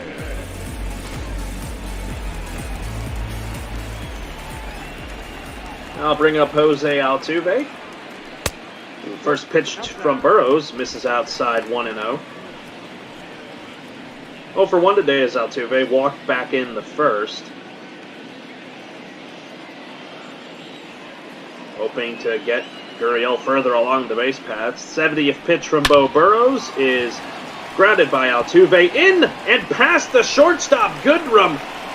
I don't know what they're going to call that. Altuve is into second with seemingly a double. It will be a double as it got by Burrows. Oh, excuse me, not Burrows. Nico Goodrum, and it's runners at third and second with 1 out here in the 5th. And that is going to be it for Bo Burrows. Gets through 4 1/3, and that's all he gets as Gardenhire is going to go to his pen. So Burrows on the hook for the loss. He's responsible for the 2 runners on. Let's see who Gardenhire decides to go to here. Your attention, please. And it is going to be Xiao-Ching Chang, who's in his 30th game of the season. He's got a 5-2 record. 0 for 1 in saves and save opportunities. His strikeout to walk ratio pretty solid, 50 strikeouts to 18 walks. So he's going to be called upon here to try and limit any sort of damage, but he's got to face a lefty in Michael Brantley.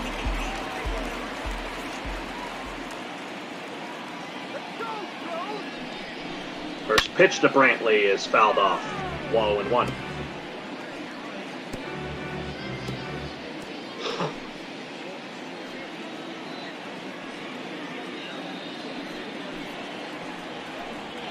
Gurriel at third, Reddick at third, Altuve at second, and the 0-1 to Brantley. Misses high, 1-1.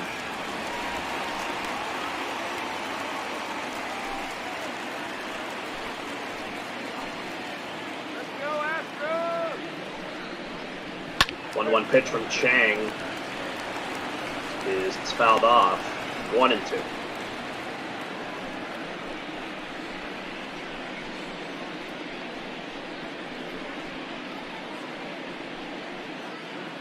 Chang, a relative newcomer to the Detroit Tigers, hoping to add a second out here for them here in the 5th, but he won't get it there. 2-2 to count.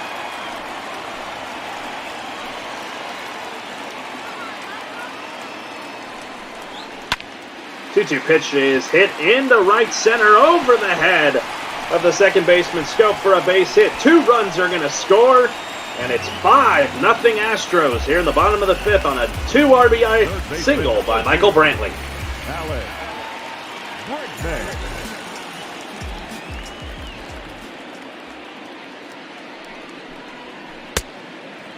As here's Alex Bregman 0 for 2 today with a strikeout and a ground out. And that is going to close the stat line for Bo Burrows. 4 1/3 innings, 5 runs given up. And again, on the hook for the loss here today at the end of this series. Bregman fouls another one off, 0-2. Chang, coming over from Taiwan, has represented the Chinese Taipei national baseball team in past years. Now finds himself with the Detroit Tigers here in ML Ball. Got a silver medal with them with the Chinese Taipei in the Asian Games back in 2014. 2-2. But he's starting to lose Alex Bregman here as the count's back to even 2-2.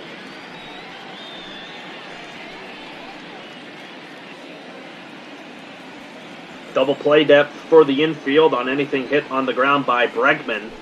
The 2-2 to him is swung on and hit in the air into left center up near the train tracks, and it is gone. Alex Bregman hits that a whopping, trying to read it here, 441 feet, and this one has been busted wide open by the Astros. It is 7-0.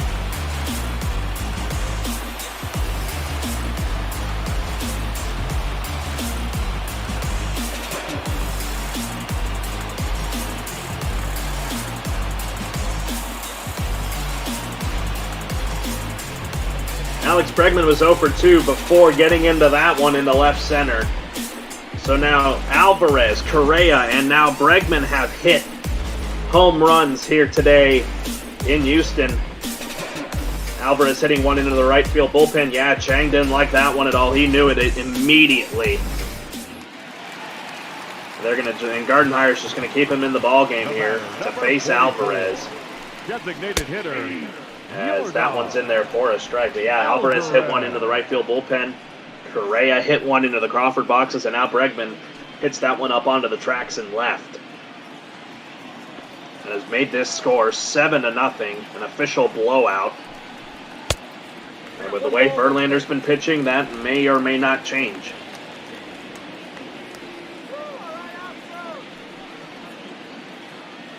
Here's the 1-1 offering from Chang as Alvarez fouls it off, runs the count to 1-2.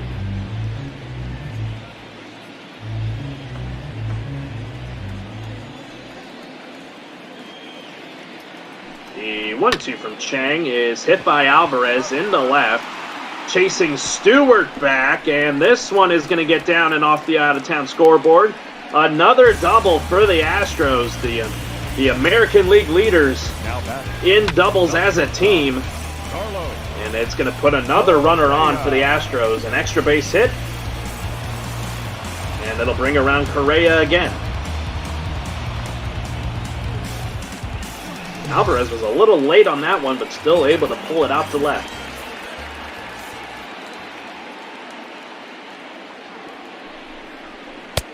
First pitch to Correa from Chang is outside 1-0.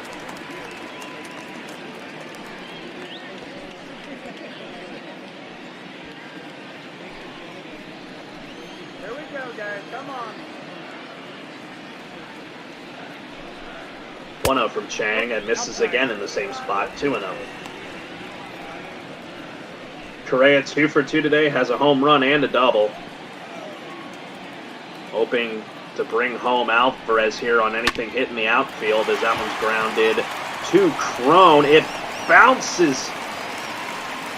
Wait a minute, I am not sure what happened there. It looked like it was trying to get a glove flip to Chang, and Correa beat it out. So that's going to go down as a single. An infield hit for Correa. That brings up Gurriel, whose first pitch from Chang misses 1-0. Wow, that one confused me.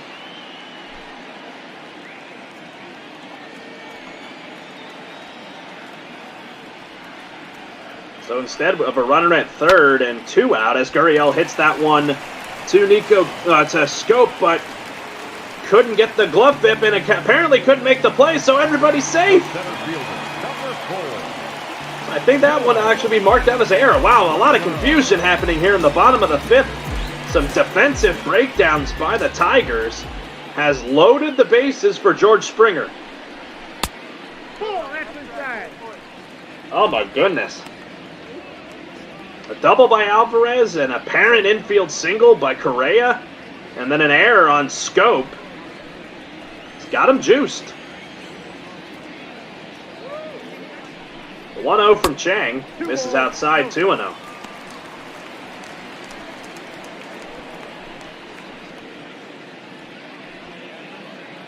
Mo Red Wings in the chat saying to Springer, yeah, make it 11-0 so I can go to bed.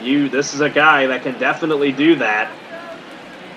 Will he do it here? 2-0 to Springer. Up in the upper half of the zone, 2-1. Reminder, folks, this is still just 1 out in the inning. Anything on the ground could get the Tigers out of the inning as Springer misses at that one, 2-2.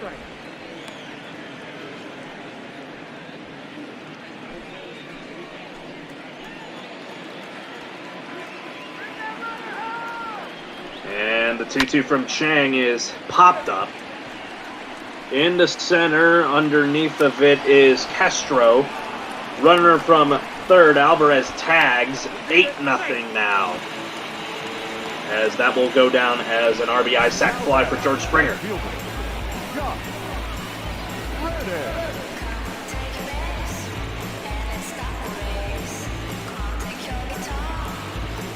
Ladies and gentlemen, your attention please. Now, new pitcher for the Tigers, Kyle Funkhauser will now come into the game, his 10th appearance on the season. 1-1 record, 5.71 ERA. He's going to try and just limit some of the anything else from going wrong for the Tigers today, as the Astros have just been delivering as they have now batted around. Here is Josh Reddick.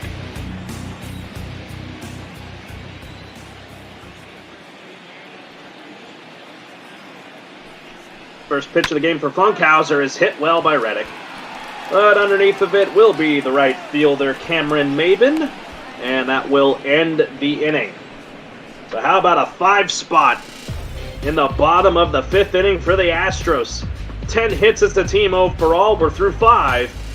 8-0.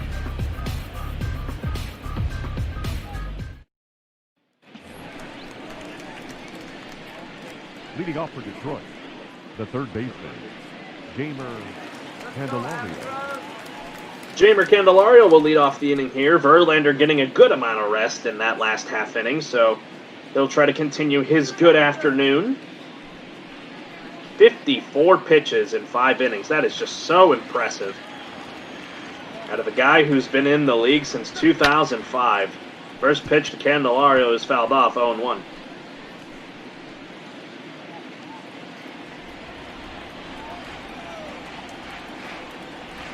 Verlander's next pitch is hit on the ground by Candelario. Gurriel picks it up, and he'll step on the bag. 3 unassisted, 1 out in the top of the 6th. Now batting, catcher, Austin Roma. Here's a look at the manager, Dusty Baker, taking over the reins of this Astros squad. After A.J. Hinch was let go in the 2019 offseason due to the allegations against the Astros. Also let go alongside Jeff Luhnow by owner Jim Crane out of that whole controversy. But Dusty Baker's taken over this squad, and they are starting to blossom here in ML Botball. Here's the 0-1 for Romine, misses outside 1-1. Folks, if you're just joining us, it's been a bit of a blowout now. 3-0 when we started the bottom of the 5th, and then it quickly became 8-0 on a home run by Bregman. And then a couple more hits by the Astros to really blow this one out of proportion. As Romine bumps one back to Verlander, throw on to first in time for out number 2. The right fielder. Again, we're doing this all for our charity of the week, which is NAMI, a great organization that specializes in helping people with mental illnesses. So please, if you would love what you see, hit !donate in the Twitch chat, and that'll take you to a link to be able to donate to NAMI. So with 2 out in the top of the 6th, Cameron Maben comes back to the plate. 0 for 1, grounded out in the 3rd. Now, I'm just thinking for Verlander, if I didn't have that leadoff hit for the game against Goodrum, I'd be playing with a no-hitter right now as Maben flies out to Reddick to end the top half of the 6th. Monkey see, monkey do to end the 5th and the 6th. Top half of the 6th. 8-0 Astros as we head to the bottom half.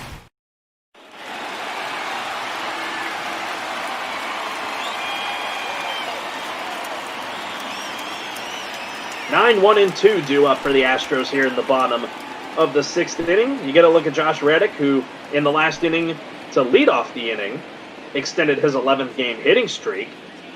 Got the bat twice in the last inning since the Astros batted around, so 10 batters in that 5-run barrage. I'll bring up Garrett Stubbs, 0 for 2 today with 2 strikeouts. Hoping to not wear that 0 for 3 collar. He'll face Kyle Funkhauser. And the first pitch from him to Stubbs is hit into right center.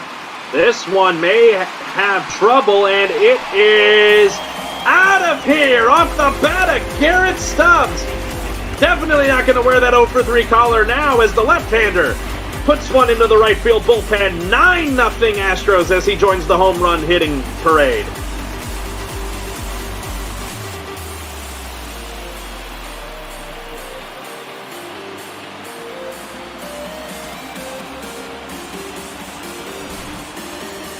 Man, oh man, the catcher typically not really in a starting role, adds to the production today as that one just snuck into the right field bullpen. And the hitting day for the Astros continues. 4 home runs as Altuve grounds one to Scope, throw on to Crone at first for a quick out number 1. So, Funkhauser has faced 3 batters. Got Reddick the fly out to end the 5th. The first pitch to Stubbs is hit out of here, and then a grounder to Altuve. So Funkhauser, through 3 batters, 3 pitches, you'd think that's pretty solid, but the 1 home run given up doesn't really help his cause, as here's Brantley. He's first pitch swinging, but Goodrum will glove it and throw on to first. Bang, bang play there to get Brantley 2 out. Third baseman number 2, Alex Bregman. That'll bring up Alex Bregman, 1 for 3, had that 2-run bomb in the 5th. To really start to bust this one wide open. Will he first pitch swing? Nah, he'll think better of that one. 1-0 the count.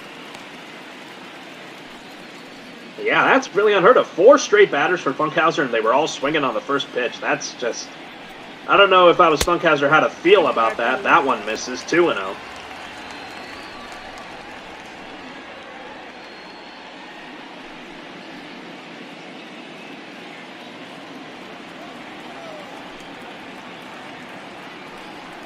The 2-0 from Funkhauser misses, 3-0.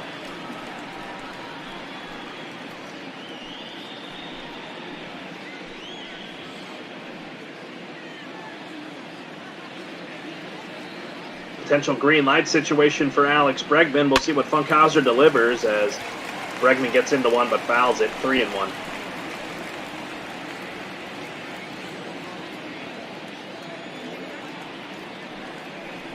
The 3-1 from Funkhauser is hit on the ground by Bregman. Gloved by Candelario. Throw on to first is offline. So Bregman reaches as Crone could not glove that one well from Candelario. That'll go down as an E5 on Jamer. So the inning will continue, and that hands it to the dangerous Alvarez.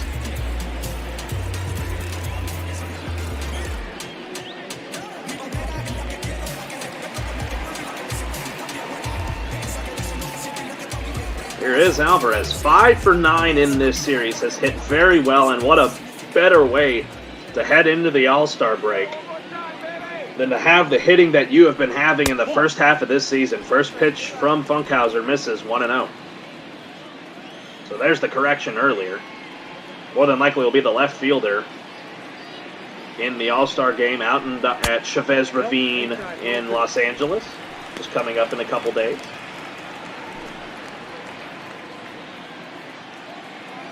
Bottom of the 6th here, 2 out, 2-0 count on Alvarez.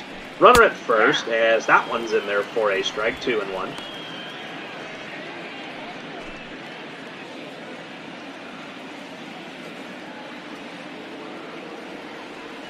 Alvarez trying to just add to his day. He fouls one off, though, to make the count even at 2. Funkhauser just trying to do his job here and just send this one to the 7th.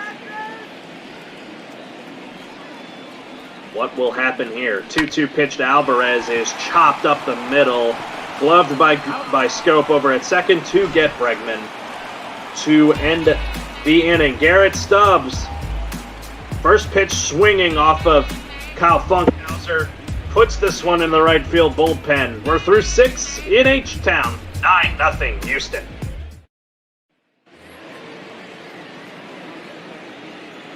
As we're here in the top of the 7th, I'm joined in the booth by our resident organist, Shark Shavery. Shark, how are you doing? Normally I'd say not too great with my hand, but apparently better than the Tigers this game. Ouch. This is painful to watch. Yeah, no, you're not kidding. Verlander's been excellent this afternoon as the first pitch of the inning is flied out to center by Nico Goodrum. I'll bring up Harold Castro. Yeah, luckily I did find actually a recording I made it the last time I did Deep in the Heart of Texas, so I do still have something to play for this. Sounds good. Another first pitch swinging is Harold Castro. Trying to dive after it is Michael Brantley, but he couldn't make the play. So that might go down as a hit, though, for Harold Castro. Just the second hit of the ball game, given up by Verlander.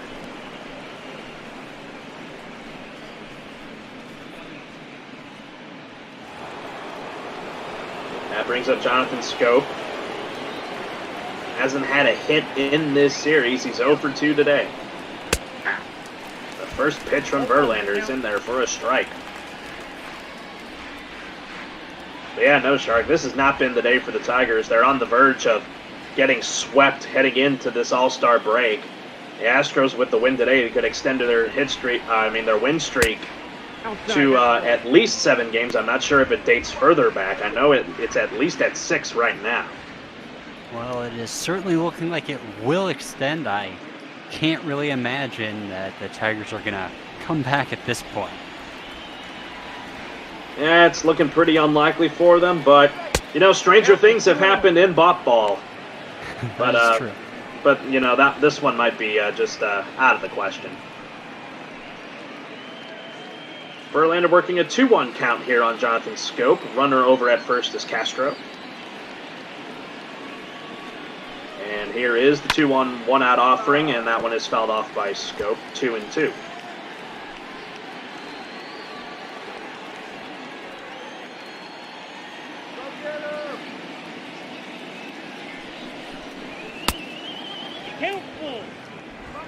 Up and away, in on that one, runs the count full here. Something we haven't really seen out of Verlander today. Hoping to get the punch out here of Schoop. Full count offering coming from Justin, as that one is hit right back to Verlander. On to Altuve and over to first to end the top half of the inning. It's stretch time in Houston.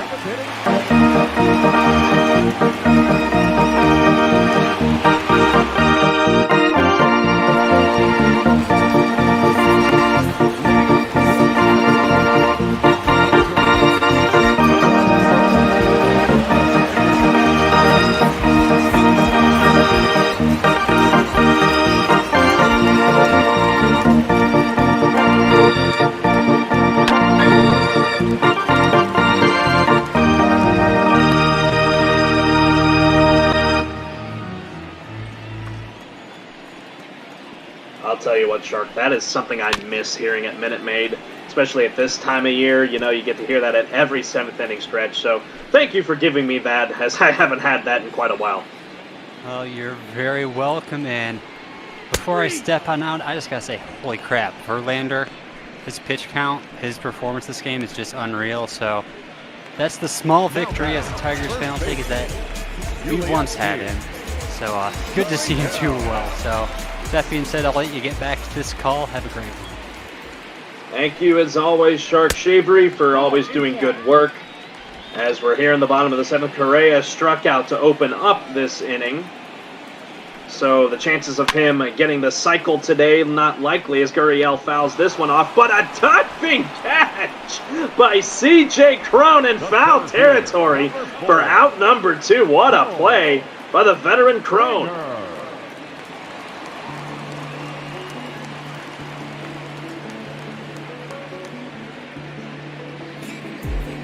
I would like to thank the Twitch chat for correcting me for saying that the Astros are only on a 2-game winning streak. So, but they're at least winners of a lot as of late. As Springer hits that one into center, but he's coming over to second to get a double as the throw was offline by Castro. So another double for the Astros.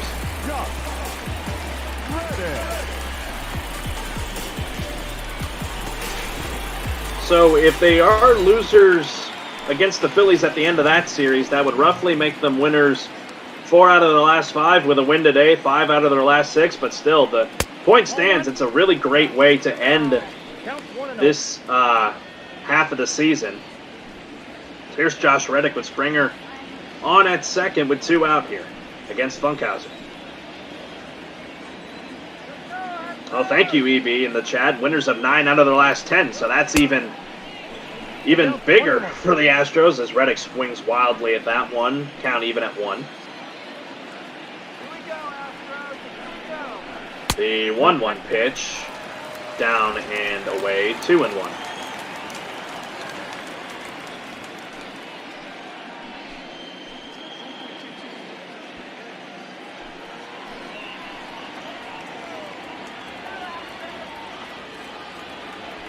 The 2-1 from Funkhauser misses outside, 3-1. Garrett Stubbs is on deck if the inning continues.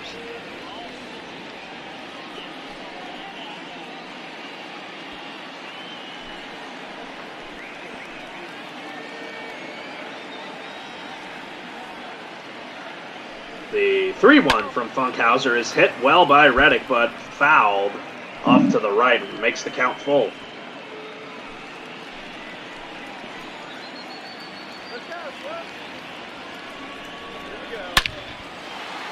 As Reddick skies this one into left, Stewart doesn't really have to move at all. He'll make the catch to end the 7th.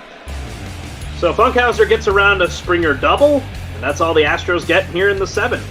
Going to the 8th, 9-0, Houston.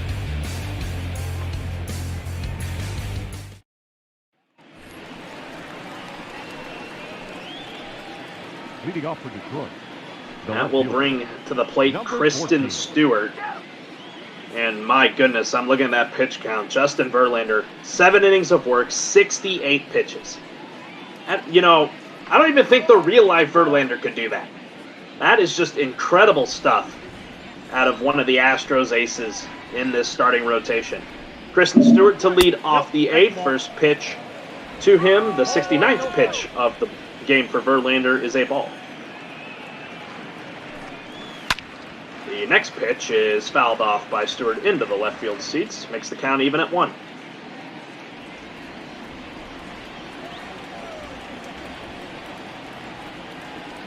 The 1-1 pitch swung on and missed in the happy zone. 1-2.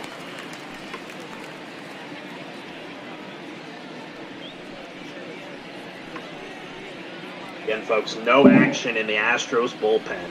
This has been all Verlander today, and he's hoping to continue it here. The 1-2 to Stewart is swung on and missed on a beautiful breaking ball on the upper inner part of the plate. 9 strikeouts for Verlander, and 1 out now here at the top of the 8th.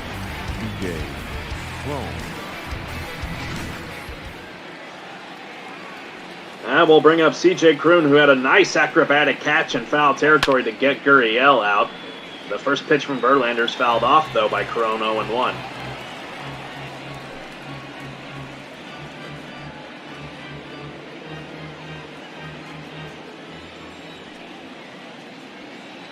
Kroon 0 for 2 today with 2 strikeouts.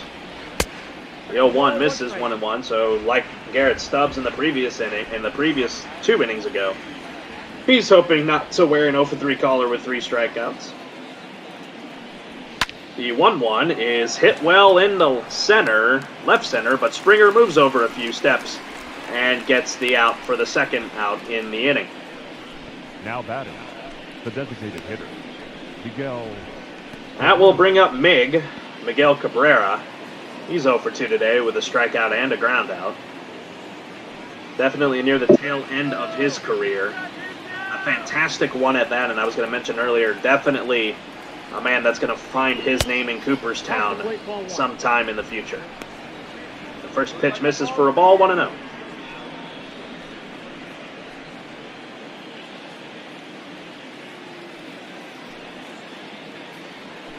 The 1-0 pitch to Mig is skied into left. This one is going to sail out of here off the bat of Miguel Cabrera, so Verlander loses the shutout. And the Tigers finally get on the board. It's 9-1.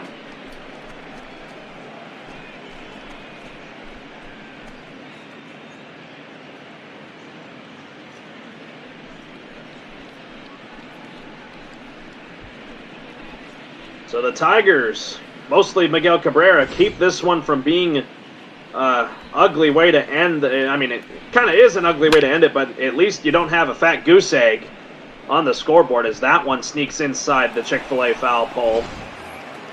Here at Minute Maid, that'll hand things over to Jamer Candelario. First pitch to him is fouled off. Candelario coming over from the Cubs.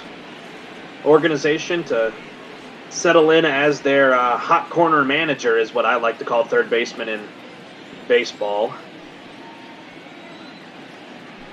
The 0-1 from Verlander, a nice floater in there, 0-2. Ball, 2 strikes.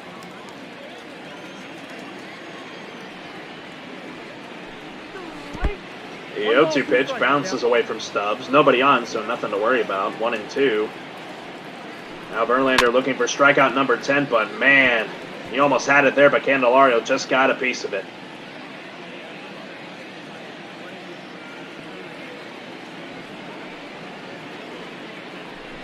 The 1-2 to Candelario misses, 2-2.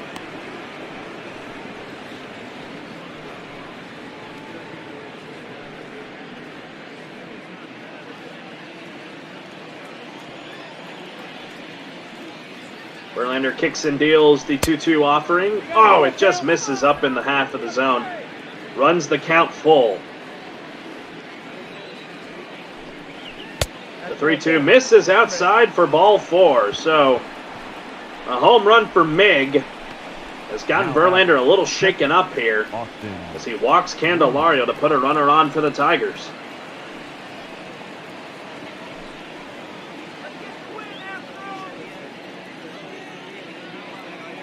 Here is Austin Romine, the catcher for the Kitties. 0 for 2 today, trying to keep this train going for the Tigers, try and get more runs on the board. But that first one is in there for a strike.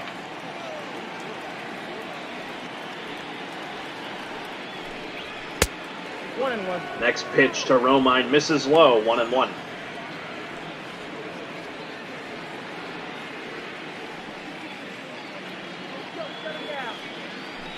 The 1-1 from Verlander is swung on by Romine, but misses it foul off to the right side.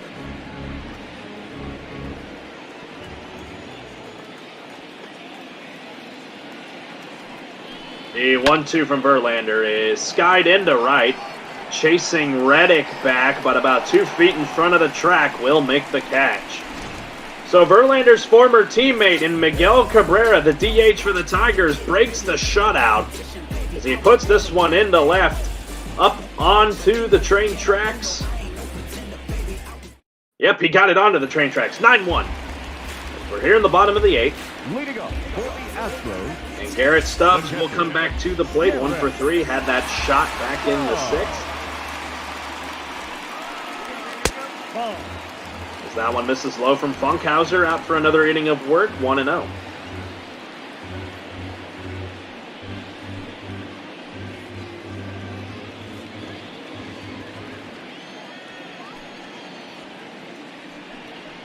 And the 1-0 to Stubbs is just fouled off his shoe tops, 1-1.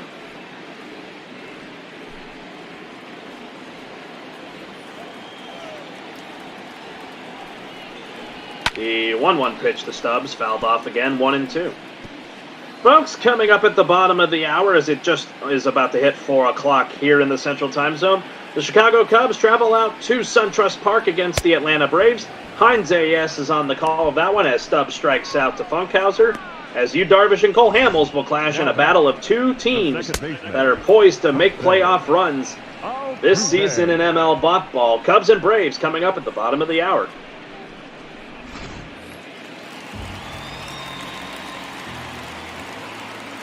Back around to the top of the order for the Astros. Here's Jose Altuve, who fouls the first pitch from Funkhauser off 0-1.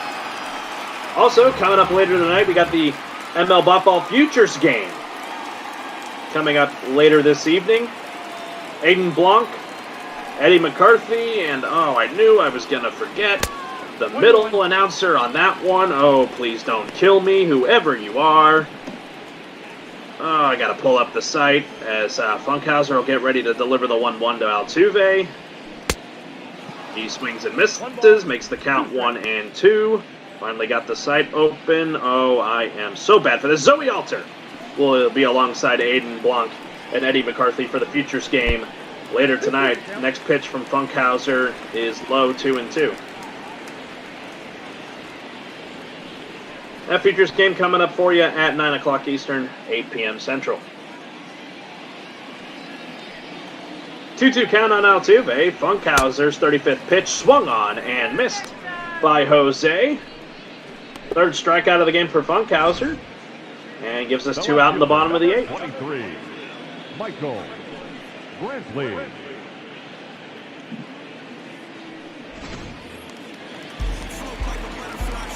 That will bring up Michael Brantley. He's 2 for 4 today. And the first pitch from Funkhauser's in there for a strike, 0-1.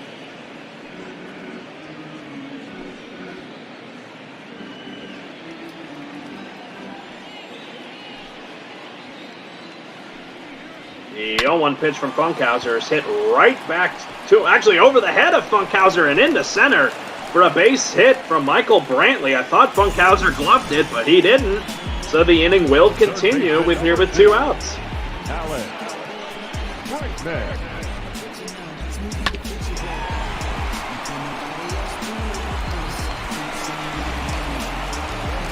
That will bring up the dangerous Alex Bregman. 1 for 4 today, had a 2-run shot in the 5th that got this one way out of proportion for the Tigers. First pitch from Funkhauser misses 1-0.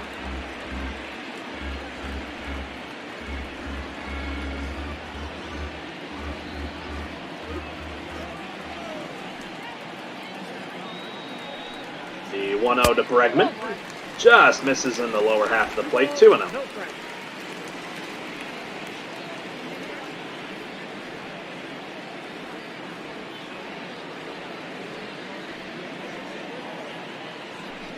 The 2-0 to Bregman in there for a strike. Makes the count 2-1. 95 miles an hour from Funkhauser as he now reaches 40 pitches.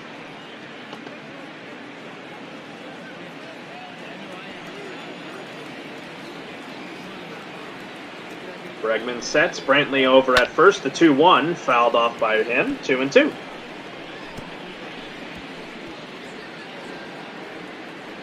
Funkhauser's done a really good job limiting some of the damage here.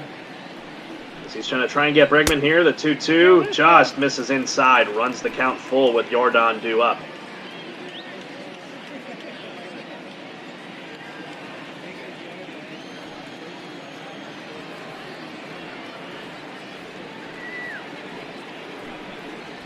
Three 2 to Bregman. Just got a piece of it and fouled it off.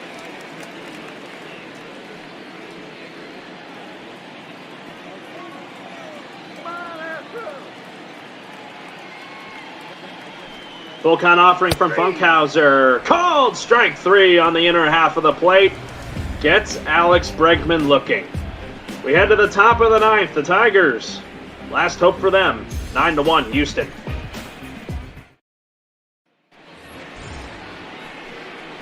Nine, 1, and 2 are the batters that will face Justin Verlander for the first time today. The Astros get action in the bullpen, and Joe Smith and Devo Chris Davinsky.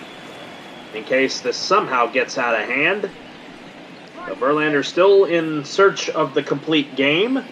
Lost the shutout in the top half of the 8th when on a Miguel Cabrera moonshot to left. He's hoping to try and make something happen here as Maben, first pitch swinging, fouls it off.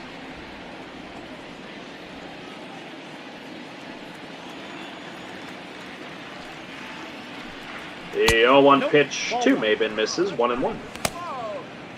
And there you see it, Joe Smith and Chris Davinsky getting loose in case they are needed. If not needed, they get to enjoy their little bit of bullpen action and then get ready to go on break. The 1-1 by Maben is fouled up the line. This could be trouble as Bregman could not barehand it there. And Maben will reach on a base hit. Now batting. So a leadoff hit for Maben to kick off the 9th.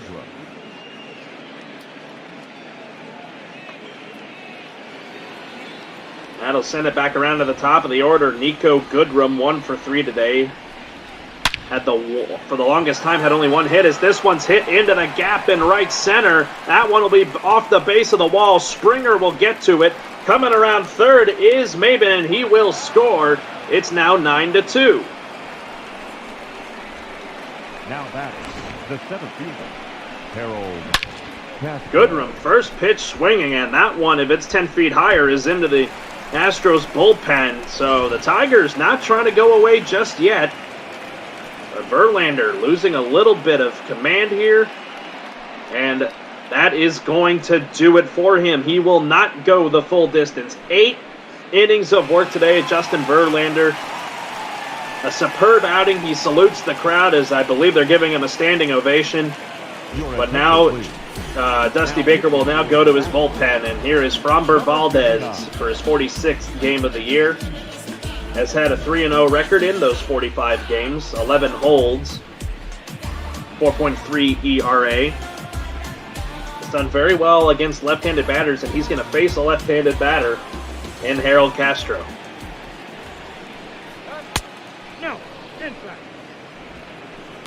The first pitch to Castro misses for a ball, 1-0.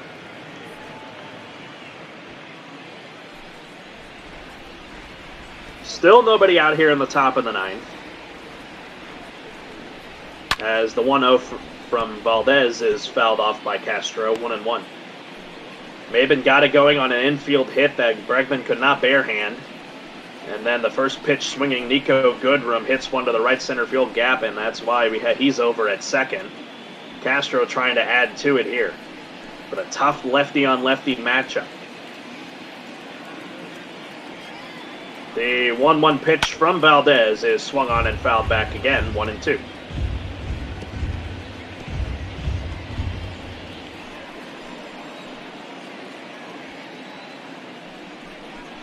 One-two pitch, misses up, 2-2.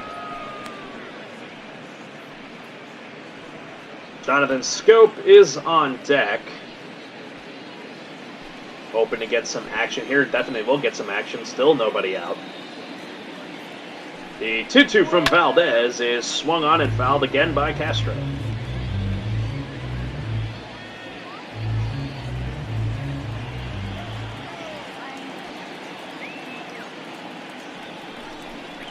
The 2-2 again is swung on by Castro, but skied into right. Reddick will get under it, and that will be out number 1. Tagging is Castro, and he is in easily over at third.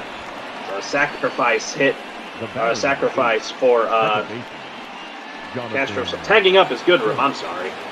It's been a long one here today, folks, but and an exciting one at that. The Astros have shown a lot of dominance today, hoping to cap this first half of the season with a sweep of the Tigers.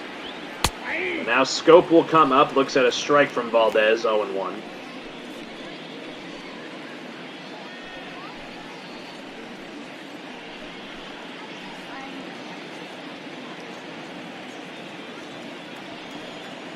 Valdez sets out of the stretch, is back to Goodrum, the 0-1 to Scope, in there for a strike, 0-2. Surprise, Scope didn't take a hack at that one, as that one could have been put into the left field seats. Instead, he stares an 0-2 pitch from Valdez, but fouls it off.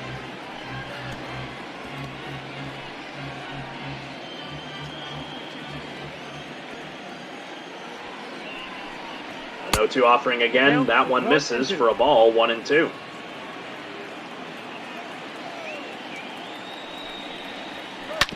Scope fouls off another pitch from Framber Valdez. Keeps the count at 1-2.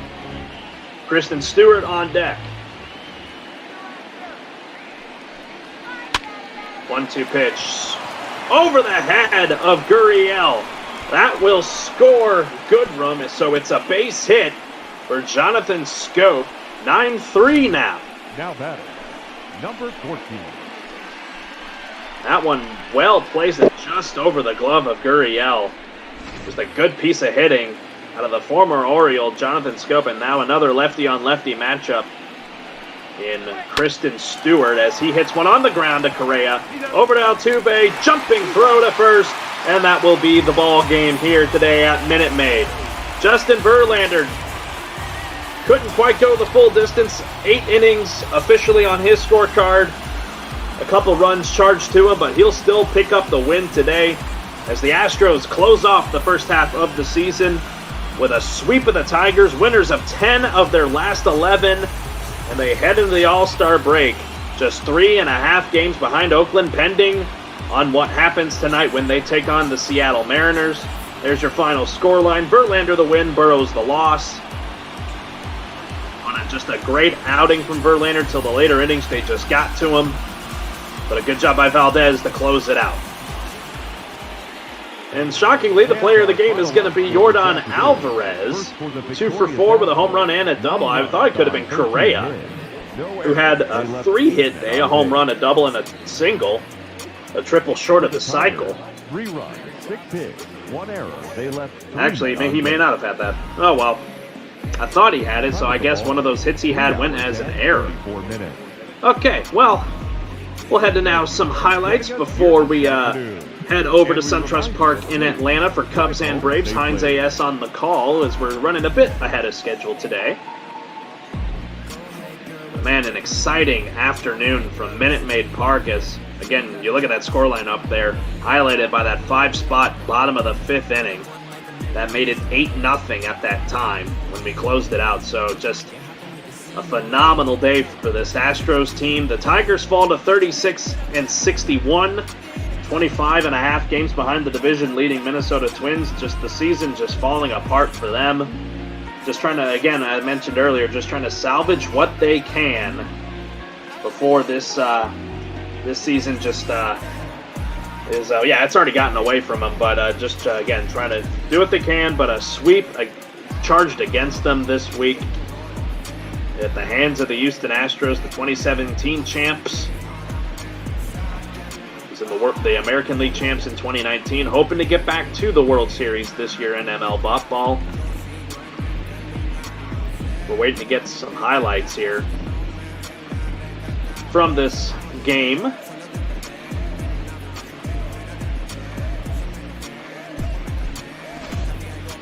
And here we go. It got started with Yordan Alvarez in the bottom of the 2nd inning.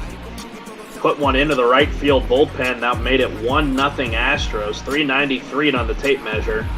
Again, Bo Burrows not happy with himself by giving that one up. That was Alvarez's 35th on the year. 35 home runs for him in the first half of the season. That is just unheard of. And then another home run from Correa made it 3-0 in the bottom of the 4th. And then Verlander was stellar today. At one point had only given up a hit through 7 innings. As he burns his former teammate there, Miguel Cabrera, on a backwards K. And then at the bottom of the 5th, Michael Brantley hit a line drive into center for a hit over the head of Scope. That scored 2 men. That made it 5-0. And then later in that inning, Alex Bregman turns around and puts one into deep left center. That one made it 7-0, 441 feet on the tape measure, just up by that 2017 championship sign. And then in the bottom of the 6th, Garrett Stubbs added his name to that home run list by putting one into the Astros bullpen, 404 feet on that tape measure. That one made it 9-0, and it looked like the Tigers were not going to be able to put up anything. But quickly, we'll look here.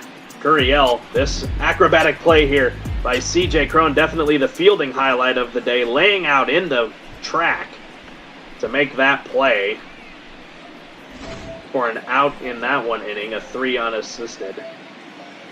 And then there was the first blemish for Justin Verlander. Hit a home run off the bat of his former teammate, did Miguel Cabrera. Put that one up onto the train tracks. That made it 9-1 as the Tigers just try to get some semblance of trying to make this a competitive ball game. And then here in the top of the 9th, that chased Justin Verlander from the game. Nico Goodrum puts one off the base of the wall in right field.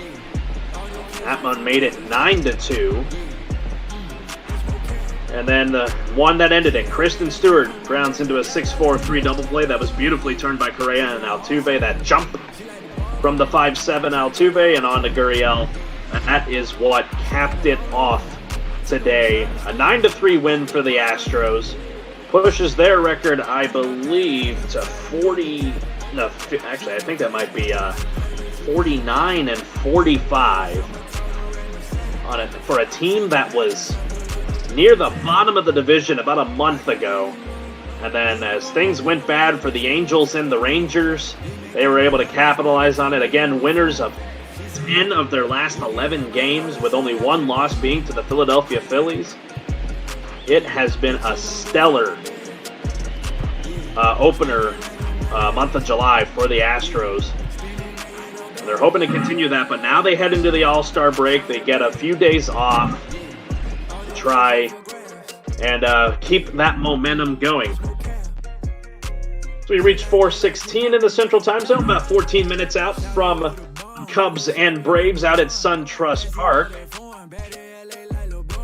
Just going to try and go through here and just try to kill off some time. You saw that game right there, Texas Rangers and the New York Yankees earlier today. Yankees picking up a big 9-2 victory in the Bronx.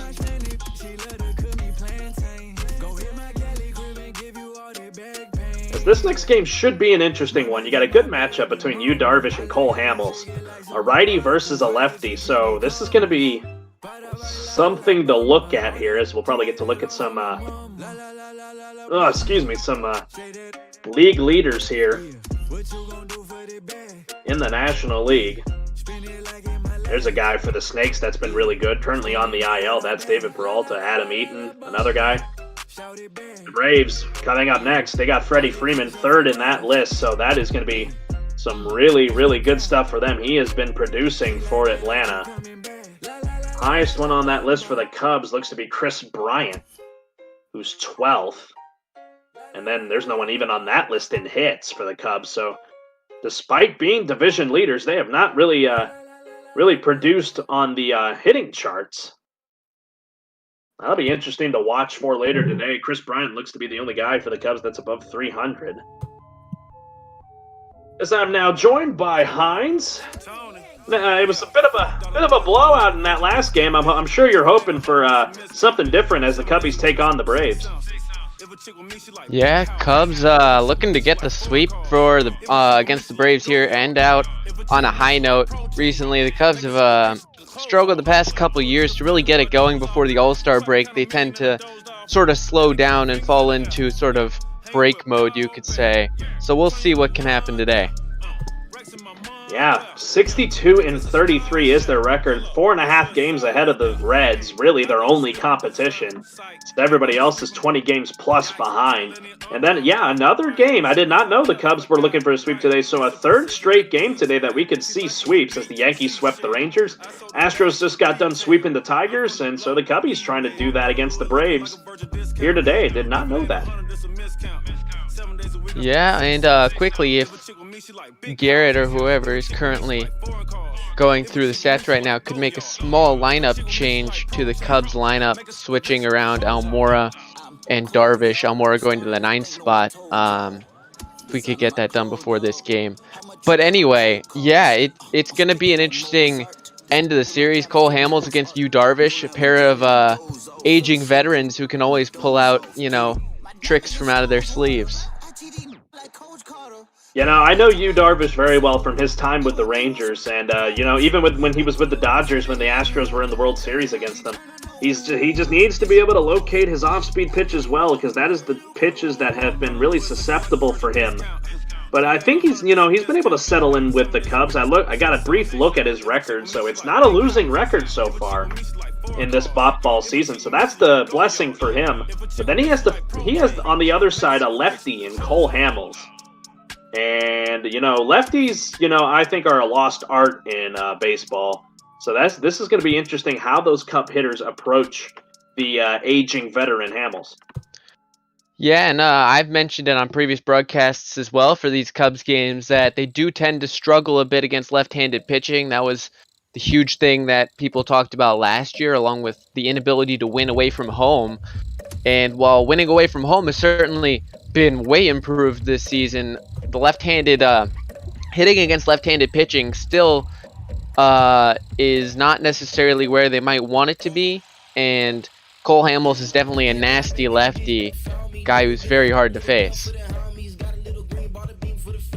Spent quite a lot of years in the National League, was on the Phillies when they made a run at the World Series, as we continue to look through some league-leading stats. Trying to look through here. Yeah, Chris Bryant and Kyle Schwarber, a couple guys that have really been walked this season. I don't know if Hamels is going to really get around to doing that. Not really known as a walk-delivering pitcher, but stranger things have happened, like I said, in bop ball. So that ought to be interesting to watch out for.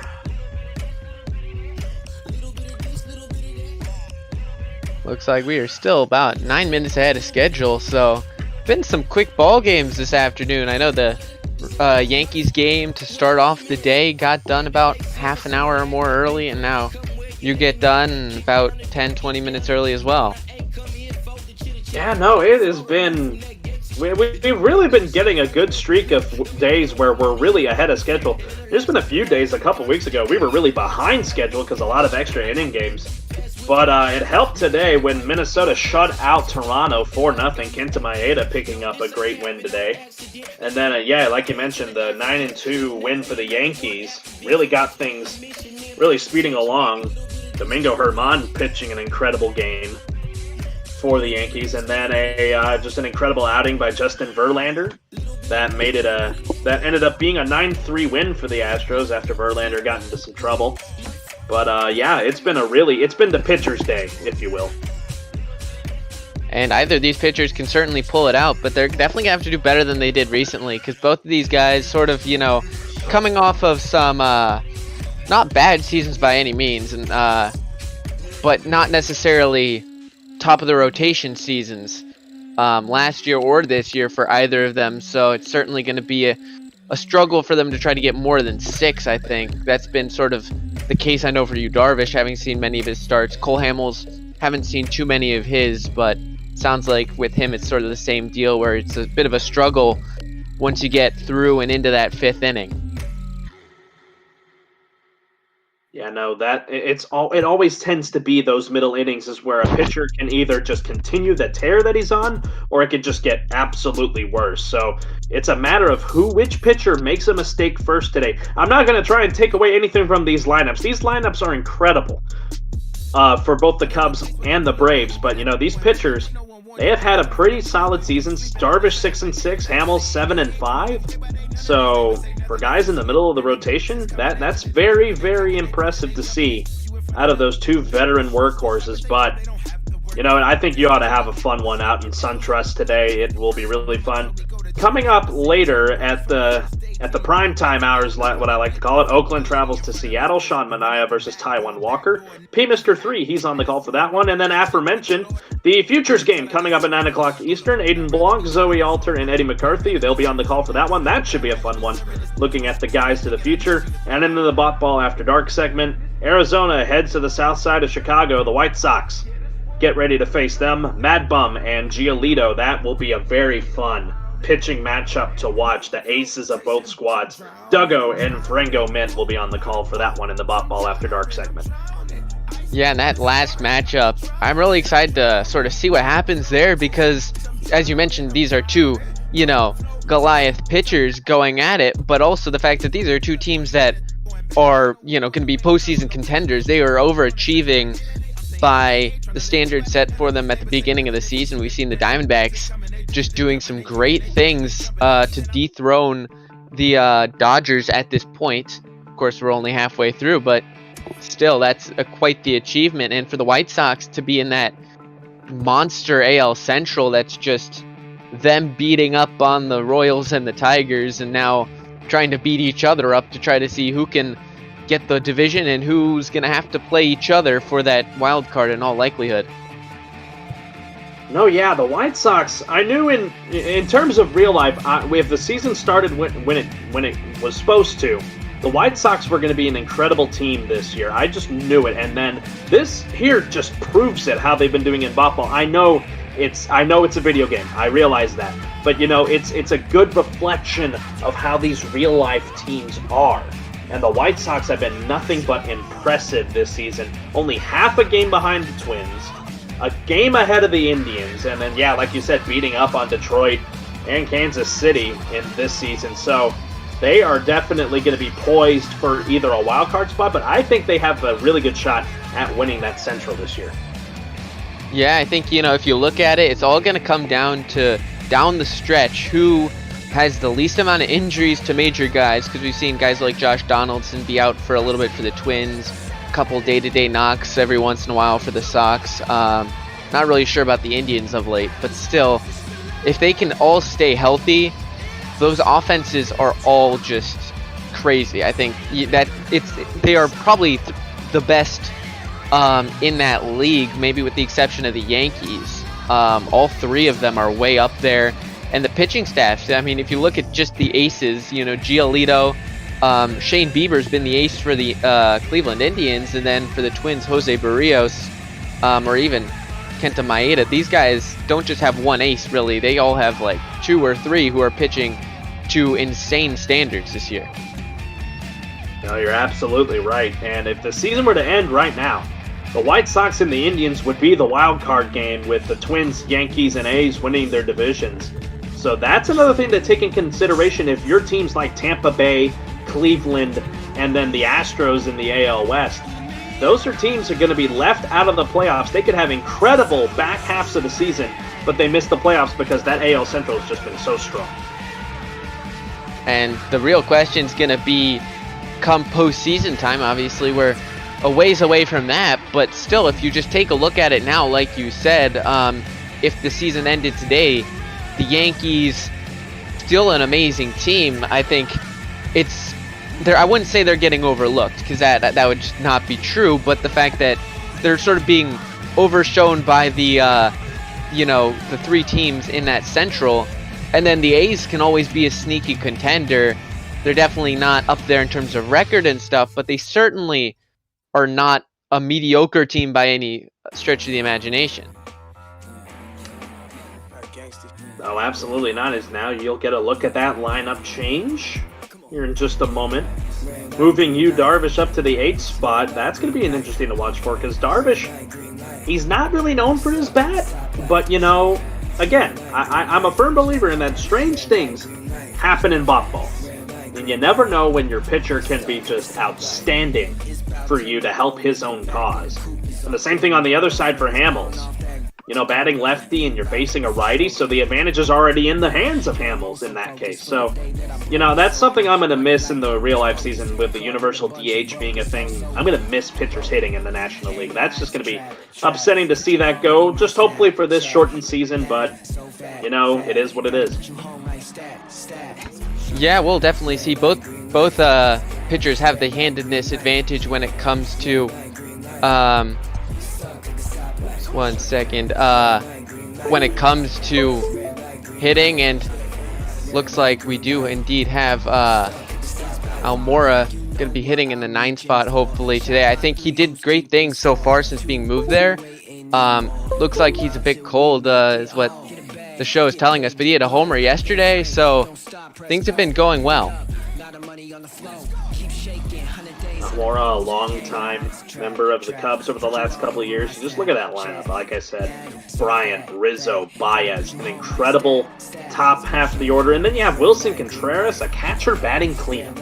That is something maybe 10 years ago you don't think of. And then guys like Kyle Schwarber and then Ian Happ.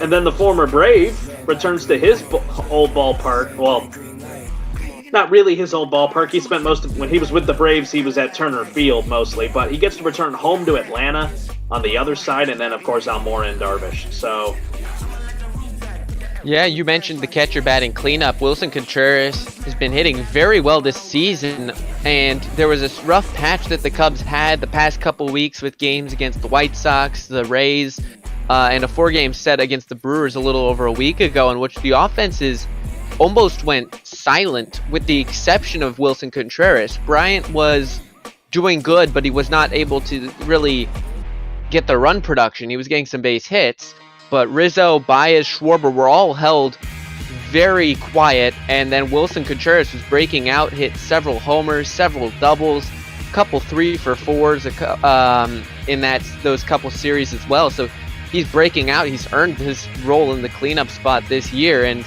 as you mentioned, something you don't see very often, but when you got Mitch Garver, Wilson Contreras, Yasmani Grandal, all in the major leagues, just to name a few, things are going to be big on the offenses.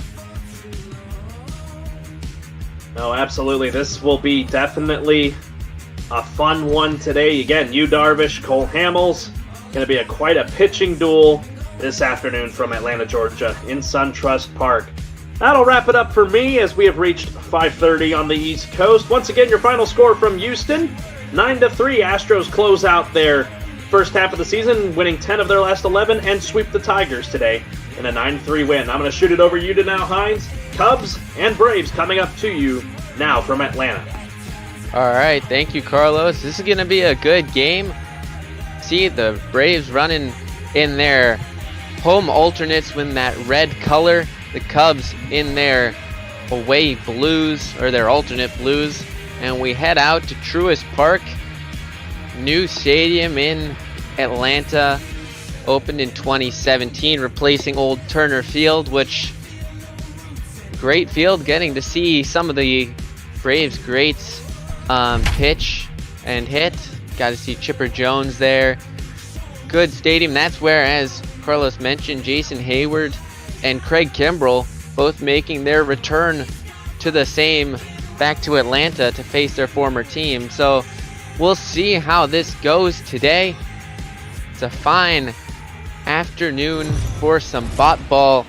So let's take you out to Atlanta.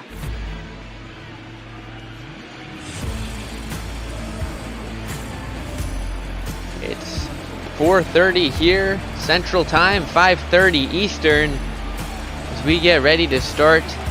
Braves hosting the Chicago Cubs. I'm Hines AS, and I will be joining you for this great game as we have Cole Hamels starting out on the mound today.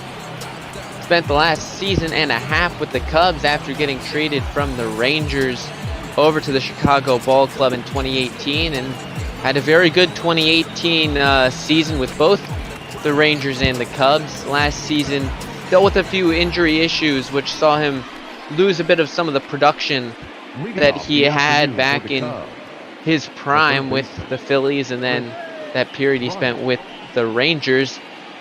But we see Chris Bryant leading it off for the Cubs, back in the lineup as of yesterday, I believe, coming off of a small hip flexor injury. So the first pitch from Cole Hamels is promptly laced into the outfield there, right in front of the right fielder Inciarte. So one pitch, one base knock on the day, courtesy of Chris Bryant. Anthony Rizzo.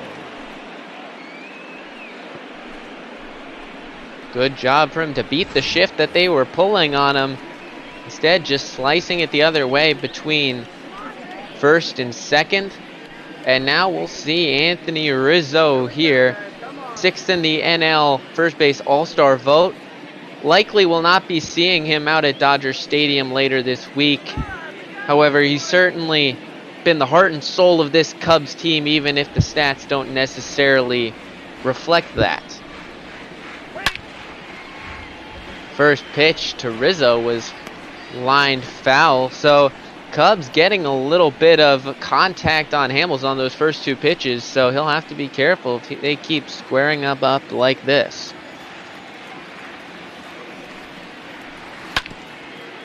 That one's ripped foul again, so 3 pitches, 3 pieces of contact. Rizzo just needs to try to steer one fair, and we all know he has an amazing two-strike approach. Take anything anyone pitches to him, chokes up a good several inches on the bat, and can just slice it the other way, or if he gets one in the nitro zone, hit it 450 feet. That one is cut on and missed, so Anthony Rizzo, the first strikeout victim of this afternoon's game. Get a look at the K there. Cole Hamels, mainly known for his wipeout changeup, also has a cutter, a curve, along with his fastball. We see Javier Baez coming to the plate, and he rips that one to short. Great play by Swanson. Can they turn 2? They will not. They will get the force out at second, however, of Chris Bryant. So a good job there. A nice slide by Swanson over to second, and a clean takeout slide by Bryant, and the throw to first is offline.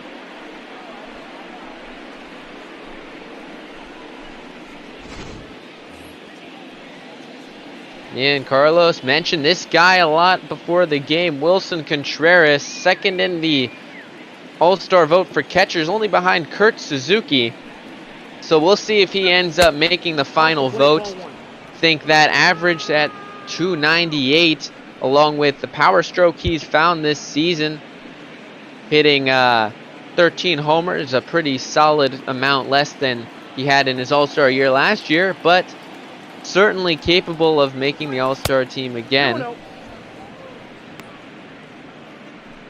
Cole Hamels quickly behind Contreras 2-0. Got to be careful with the power hitting catcher at the plate. Cannot afford to throw him a fastball up or in. The 2-0 from Cole Hamels is up and away with the fastball. 3-0, and Kyle Schwarber will stand on deck. Got to assume that he's going to be watching all the way. Here is the 3-0 is watched inside for ball 4. That is it. The left fielder, Kyle. Cole Hamels did have a bit of a problem with the walk in his last game in a 5-2 loss against Pittsburgh, in which the Braves severely out-hit the Pirates with 11 hits compared to, I believe, only 4 or 5 from the Pirates. Hamels only went 5 1/3, only allowed 1 hit, but the 2 runs and the 4 walks he gave up in that period really came back to bite him. So he's going to look to turn things around as Kyle Schwarber steps to the dish.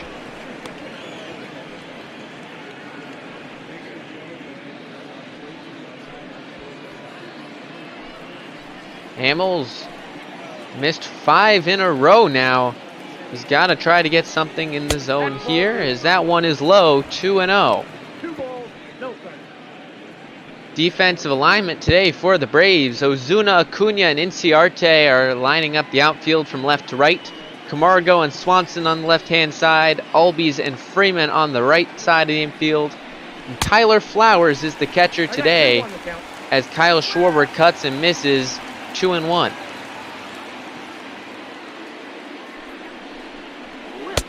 Ball, that's inside. And that one's inside, so already 1 walk on the day for Wilson Contreras. The last thing you want is to walk the bases loaded now with Ian Happ, who's proven to have a comeback season this year, playing second base today. He's been on a solid stroke, and hitting from the right-hand side will help him out a little bit against the lefty. As we see a full count, and the runners will be on the move.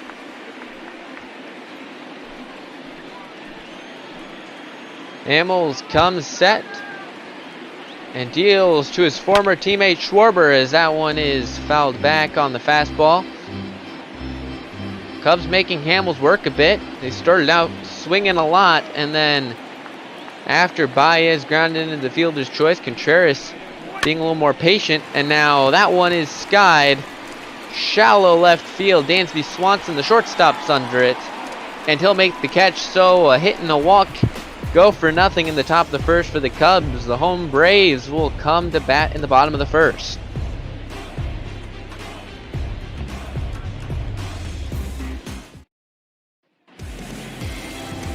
And here is the man of 1,000 pitches himself, Yu Darvish. They mentioned in the pregame 6-6 record, not the best record, but the ERA has come down a bit. The whip is definitely much further down than it used to be. Obviously his issues with walks has been the biggest thing, biggest concern for David Ross coming into this season after 2 seasons of injuries and high walk totals, really preventing Yu Darvish from pitching to his full capacity.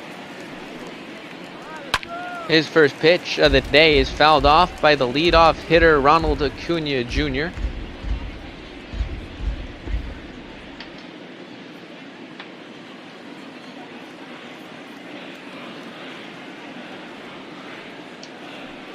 Darvish deals. That one's fouled away. So the Braves starting off with a similar approach to the Cubs. in the top of the first. They were swinging at Hamels very early, trying to take advantage of a few pitches over the plate. Ronald Acuna following the same style here, as finds himself now 1-2. As that curveball does not go for Yu Darvish.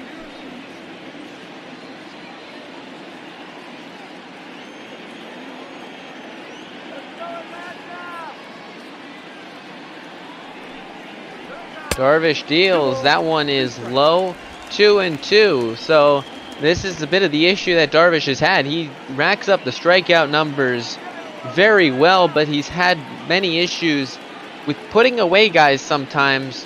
When he tries to nibble, that's when he gets into trouble, as that one is skied to center field. Ian Happ, or actually Albert Almora Jr. is starting in center field. He will make the catch, so one out here. Take a look at the Cubs defensive alignment. Schwarber, Almora, not Happ, and Hayward lining the outfield. Bryant, Baez, Happ, and Rizzo along the infield from third to first. And Wilson Contreras, the backstop today for Yu Darvish, as the switch hitting Ozzie Albies will foul that one back. Strike one.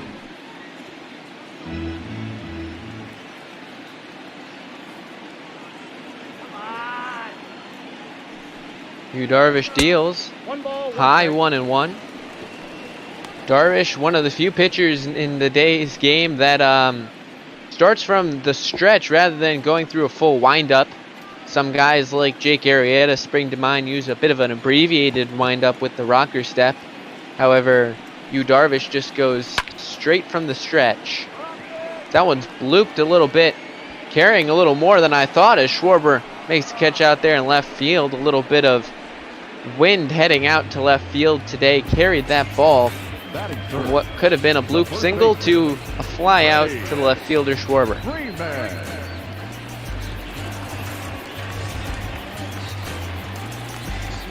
And here is the scariest bat in the whole lineup here, and I don't mean that lightly. It's Freddie Freeman, having himself an MVP caliber year. Been held quiet in the last ball game. Did get one hit in 5 attempts. That one coming off of the Cubs starter Adbert Alzolay, who made his 2020 debut. Chatwood has been moved to the pen. Brandon Morrow also got called up, who pitched a good inning yesterday. Kyle Ryan and Trevor McGill, the victims of these two call-ups as they head down to AAA. Count is 2-1. 2-1 here to Freeman. Dangerous count with a big fastball hitter at the plate. Good power, but also good gap power from Freddie Freeman. That's what can really set him apart. He can not only just hit for power, but he can also hit for some pretty good average too. That one's grounded. Great snag there by Yu Darvish. Tosses it across to Rizzo. So 1-2-3 inning from Yu Darvish. Great start. We head to the second inning. It'll be Hap Hayward and Yu Darvish in the bottom of the second.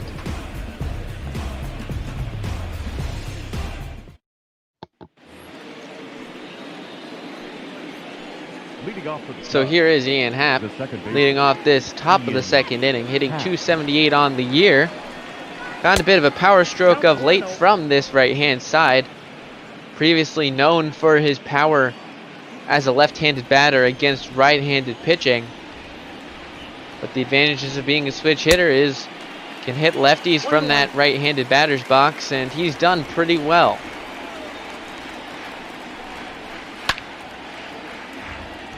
That one is fouled, but tails into the stands. So 1-2. Cole Hamels deals, and that one's chopped slowly to short. Albies on the run flips it to Freeman. So out number one here in the top of the second inning. Jason Hayward.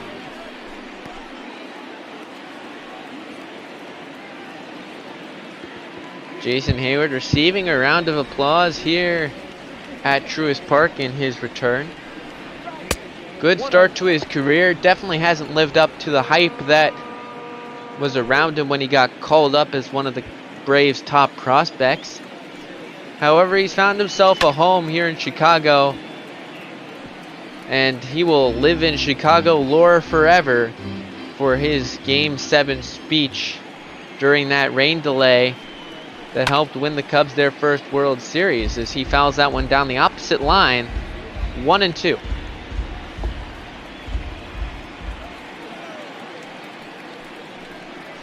That's ball 2. Hamels working quickly, 2-2. That one just low.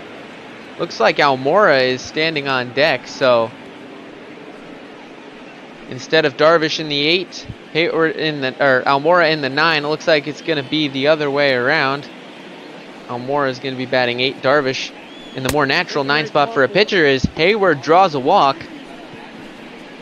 And we might see a little bit of jawing from Cole Hamels about that call that arguably should have been a called strike 3. Instead, it was ball 3, and we now have walk number 2.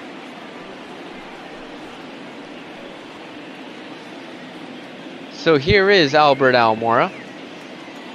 Had a home run yesterday. Solo shot and a 5-3 Cubs victory over the Braves. That one's grounded. That's through the hole. Base hit. Hayward will hold at second. No, he's going to head to third, as that's a misplay by Inciarte. And the runners will advance one base on that error. I believe score that a single E9. So that's going to be big. Darvish at the plate with a chance to help himself out. Just needs to try to get something into the outfield. My assumption would be that the infield is going to be playing a little bit in, because you're not expecting Darvish to hit one all too hard.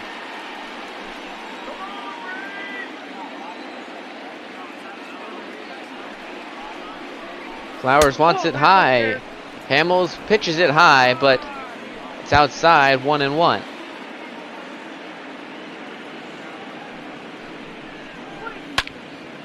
That one is cut on and fouled back.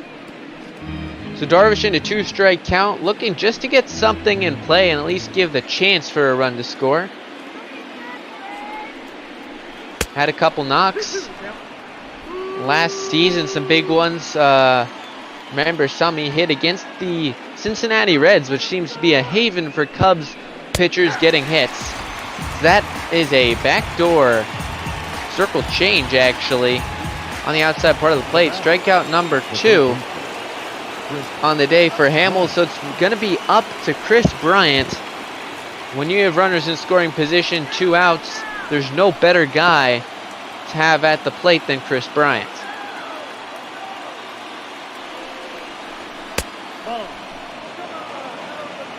That one is low. See that on-base percentage ranks 2nd in the National League. He's done a great job this season, Chris Bryant. He, like Freddie Freeman, trying to make a case to not only just be in the All-Star game, which for Chris Bryant is probably a shoe-in at this point, but also for that NL MVP. Freeman probably has the lead, as Bryant sort of fell back after a little bit of a tough span, as I noted before, where a lot of the Cubs bats went a little silent. But he's worked a 3-0 count, and we noted also in the pregame show the walks high for Schwarber and Bryant. They know how to work them. That one, benefit of the doubt call to Cole Hamels.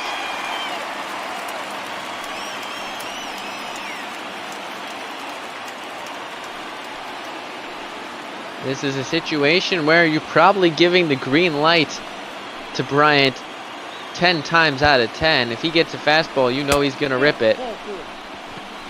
Instead, he gets that circle change. So 22 pitch innings so far for Cole Hamels. More balls than strikes is also concerning. 39 pitches, and Anthony Rizzo, bases loaded. All these Cubs players love the big stage, so you really can't pick one guy and say, you know what, if we have a bases loaded 2-out jam, I want to face him because this whole Cubs lineup is full of great situational hitters. That one's grounded through the middle. 1 run scores. Rounding third is Almora. He is safe.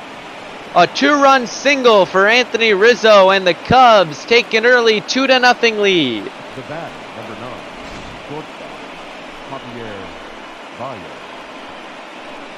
A great job of situational hitting from Anthony Rizzo. I said he loves the big situation. He doesn't have to do too much to do things in those situations, though. You don't need a 500-foot bomb. You just need a base hit through the hole.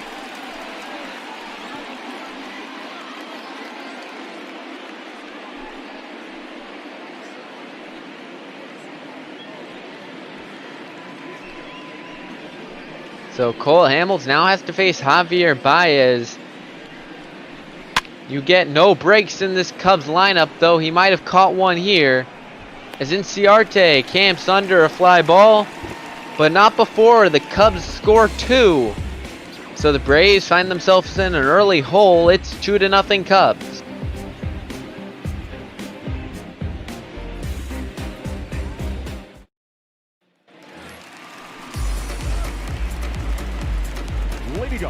See the splits for Marcell Ozuna. He's been ripping the ball against right-handed pitching. So he's going to be relishing the opportunity to face Yu Darvish. Though with the movement that Yu Darvish has, he definitely can wreak havoc against kinds of hitters like Marcell Ozuna who look to drive the ball.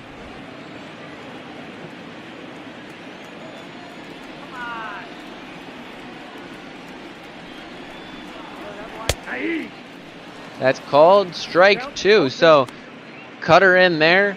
2 strikes. Ozuna got to protect here and take the bat off his shoulders.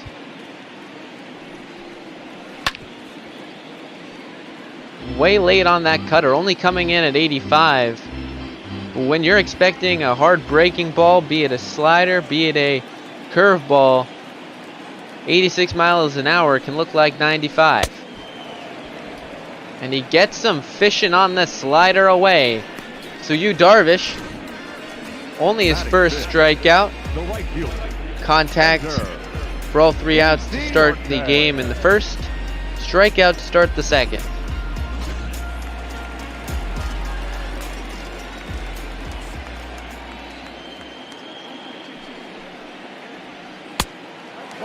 So that'll bring up Ender Inciarte.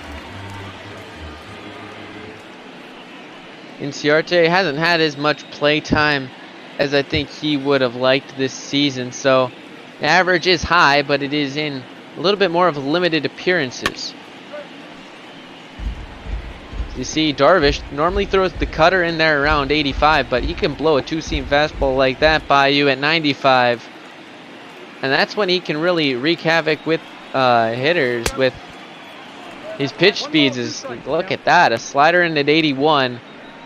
Speed differentials is one of the big things in Yu Darvish's game. He's got 2 different types of curveballs, a fast one and a slow one he uses in different counts.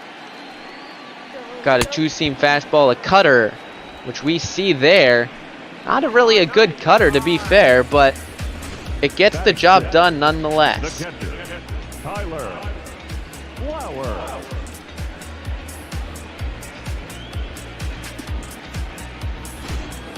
So 2 quick Ks. It's going to be Tyler Flowers looking to try to put a ball in play. He takes a big hack at the first pitch fastball. 2 homers away from number 100, which for a guy who spent a lot of time trying to fit his way into its starting team behind a couple of other catchers, mainly as a second string guy, that is a good milestone to have and will make any catcher feel happy when he can say, hey, I hit 100 homers. I'm just there to be behind the plate, call the pitches, and make sure nothing gets by me. When you can hit 100 homers on the back of that, that's a successful career.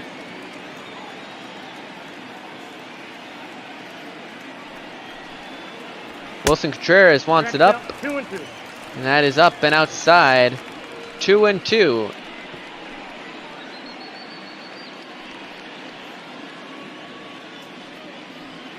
Darvish looking for a third strikeout of the inning. Would be a great start to the game for him if he can go 6 up, 6 down and end that with 3 strikeouts on the ledger as well.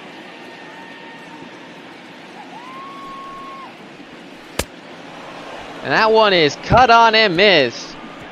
Darvish strikes out the side in the second inning. He's had a great start to this ball game. We head to the third. It's 2-0 Cubs.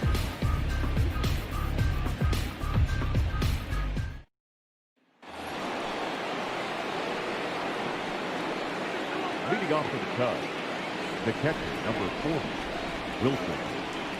Hamels delivers to Wilson Contreras to start off the top of the third inning. Hamels, more known for his time with the Phillies, rivals of these Atlanta Braves.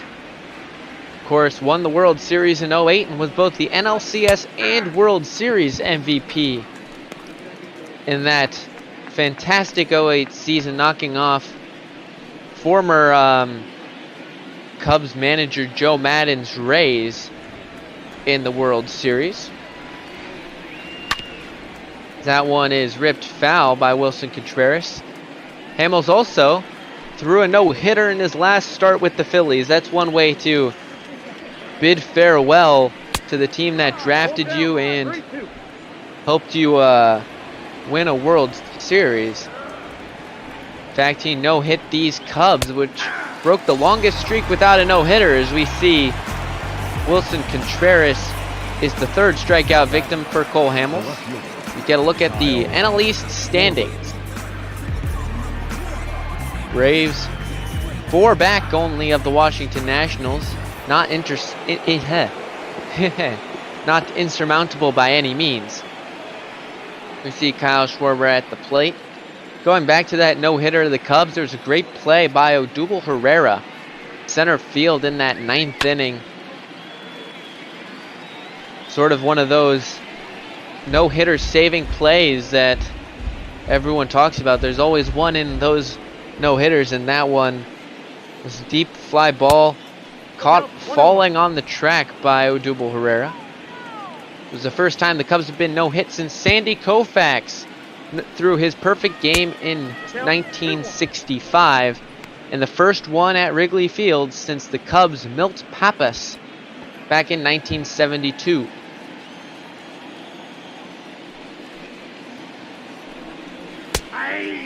That is called strike 2 to Kyle Schwarber. Cubs have only had a couple no-hitters since then. They've had 3 in recent memory, all of which coming on the road. Carlos Zambrano at no-hit the Astros at a neutral venue, it being Miller Park. Along with that, 2 no-hitters from Jake Arrieta, currently a Philadelphia Philly. No-hit the Dodgers, 2015 the Reds. First month of the next season, in fact, 2016. That one, a circle change right down the heart of the plate. If that was a fastball, Schwarber would have hit it a mile, but a little early on it, and I'm sure he will regret that he didn't hit that further. However, he works another walk, so walks have certainly been a trouble here for Cole Hamels. That's number 4 on the day. Already matching the total that he had in 5 1/3 in his last start. He hasn't reached a full 9 innings in his past 2 starts, and he's allowed 8 walks.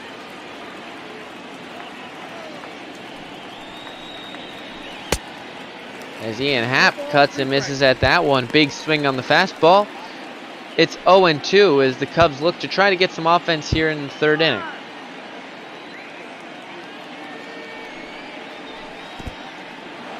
And the dirt runner will hold at first. Schwarber not the most fleet of foot.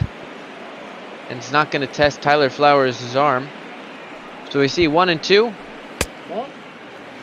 Flowers wanted it high, and yet again, Cubs batter not chasing the high fastball. In fact, nobody's really chased the high fastball so far today for any team, and that's a testament to the good plate discipline that these teams have had, though if that last half inning is anything to look at, it wasn't very good, as that could be 2. It is 6-4-3. Swanson to Albies, over to Freeman. Let's get another look. Cubs get nothing. We head to the 3rd inning, still 2-0. Leading up for the Braves, the third baseman, Johan. So Johan Camargo is going to lead off the inning. Sort of struggling to find his fit in this team. Of course, last year with Josh Donaldson being on this Braves lineup as a third baseman, Camargo lost his spot, as you're not going to get a start over Josh Donaldson barring any injuries. Did get some time at shortstop, however, with the injury-prone Dansby Swanson out for a short period of time. Still looking to find his place, and this season with Josh Donaldson moving over to the American League Central and to that absolutely stacked Twins lineup, he's finally getting some everyday baseball at third base. Darvish has him down 0-2. That one is outside with the cutter. See what Darvish wants to go with here. As I mentioned, 11 pitches. You can go with really whatever you want. You can't really predict what you're going to get. You sort of have to just swing and hope. Didn't have to bother thinking about that one, though. Now it's way inside. It's 2-2.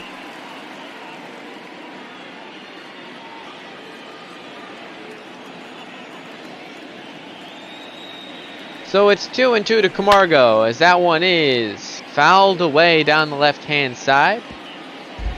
Darvish looking to make it 4 strikeouts in a row. I seem to remember Darvish having a good streak where he struck out, I believe, like 8 batters in a row. I believe this was during his Texas days, back when he was one of, if not the best pitcher in baseball, you could argue, with the Texas Rangers. I believe he tied some sort of record. You can fact check me on that if you'd like. But he's gonna lose control of that one there. So was in control of the count, 0-2, but issues his first walk of the day. 4 balls and 1 foul ball. Gonna see him lose Camargo, and now it's gonna be Dansby Swanson.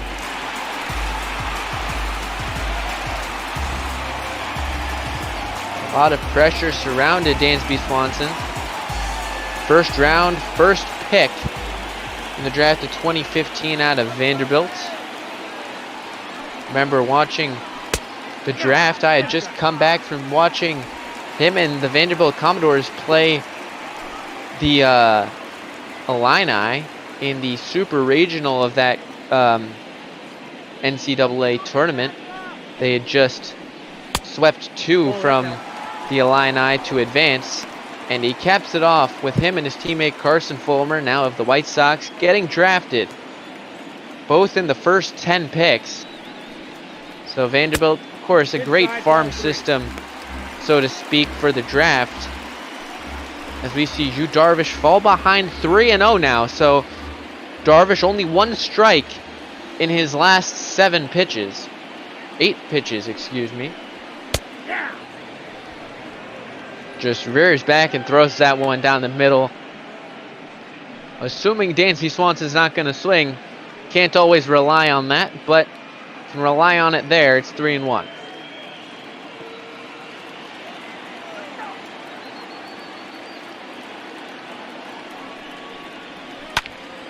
That one is hit really well to center. Almora makes the grab. Looked like he could have gotten a little more on that one, Swanson. Chasing a bit of a front door off-speed pitch. So out number one with the pitcher up, Cole Hamels. I think everybody in this stadium is thinking bunt.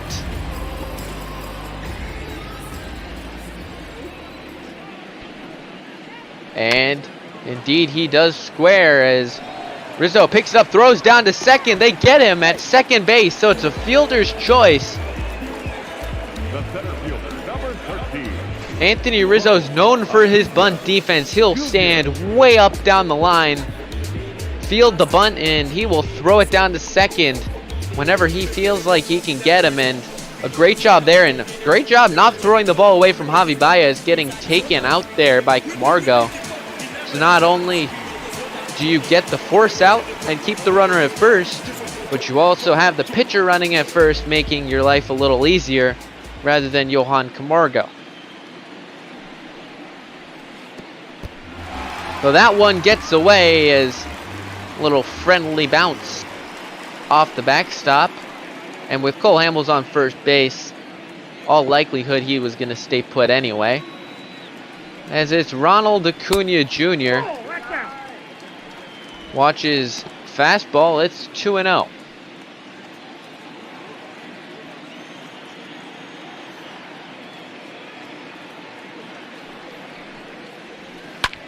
Acuna rips that one way under that one. That's going to be a souvenir.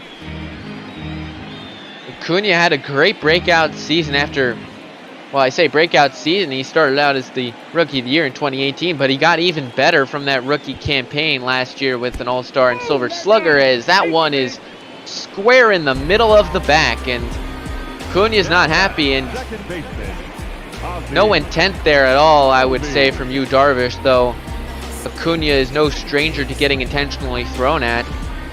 Had a bunch of leadoff homers last year, and many pitchers took exception to the fact that he hit a homer, which not necessarily the batter's fault if you throw a pitch that's very hittable to start the ball game. But anyway, we have Ozzie Albies standing at the plate. He won the 2019 Silver Slugger for second base.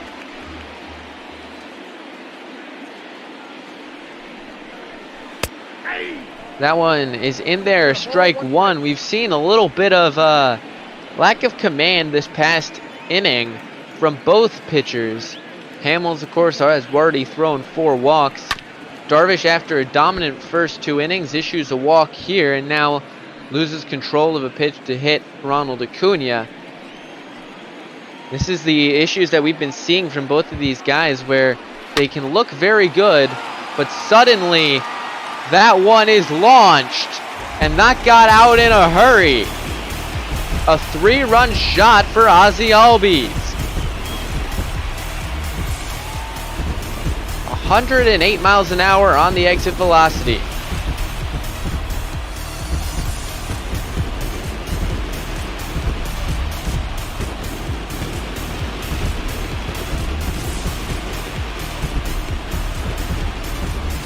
Albies not necessarily known for hitting a ton of homers.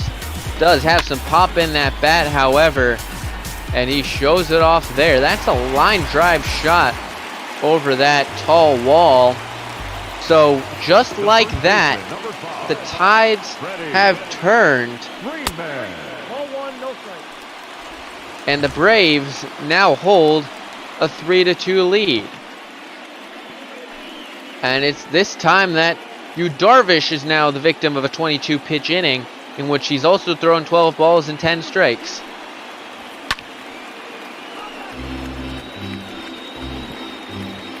And with Freddie Freeman, you can see the leading home run hitter on this team. Got to be very, very careful not to lose your head and just groove a fastball.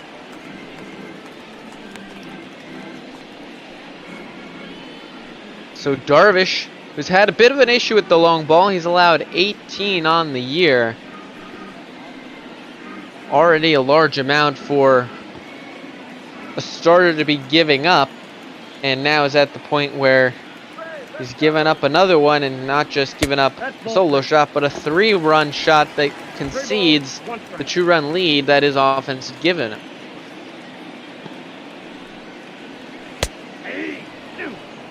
That one right down the middle to Freddie Freeman, and on 3-1, I'm surprised he didn't grip it and rip it.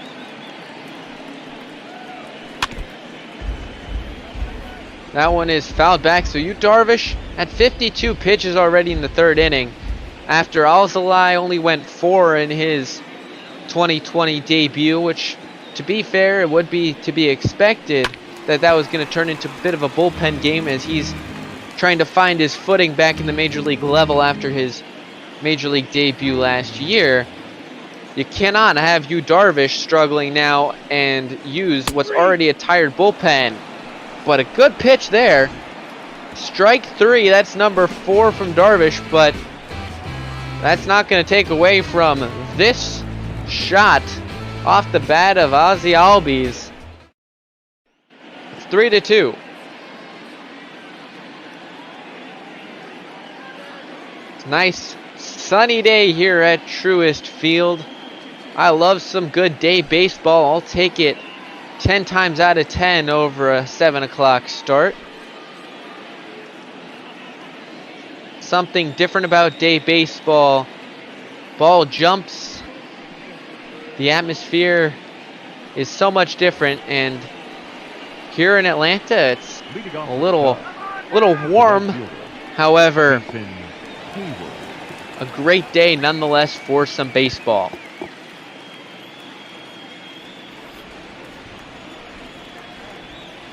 So in steps Jason Hayward. He walked in his first time at the plate. See, he was the 10th overall pick by these Braves, as we mentioned, back in his old stomping grounds, so to speak. Has done very well hitting against his former team, however, hitting .310 with 3 homers in the 19 games that he's played against the Braves since joining the Cubs in 2016. Finds himself in a 1-2 hole, as that is swung on and missed. Home plate umpire adjudicates that call. As we get a quick road to the show report, as right before the double and triple A All-Star breaks, a pair of losses for the Braves minor league system as they look to maybe get something going outside of the All-Star break. We'll see some of their prospects maybe later in the Futures game coming up later today, along with in the Double-A All-Star games that are coming up later this week and the Triple-A All-Star game.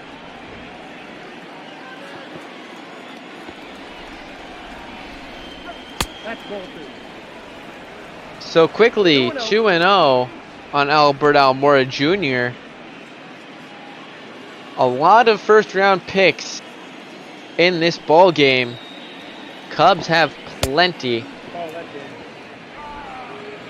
Bryant, Baez, Schwarber, Hayward, Happ, Almora, to name a few. As that is ball 4. That's just the starting lineup for the Cubs, mind you. That's not counting guys like Dansby Swanson on the Braves, and Craig Kimbrell was a first-round pick by the Braves as well in the bullpen.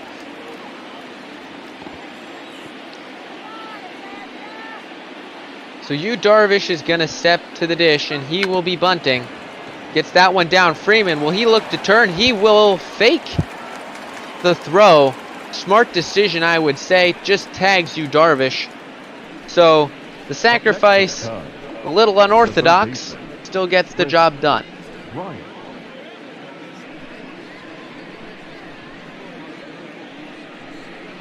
We've seen a pair of good bunts so far in terms of technique, not necessarily the best results if you look at Cole Hamels' bunt turning into a fielder's choice. But it works now, and with Chris Bryant at the dish, came in a big spot last time up in the second inning and walked, which set up the Anthony Rizzo 2-run single that gave the Cubs their 2-run lead, which has since been squandered.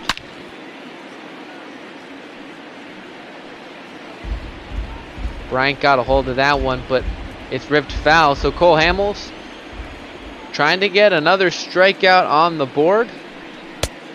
1 ball, 2 strikes. That one is watched for a ball, currently at 4 on the day for Cole.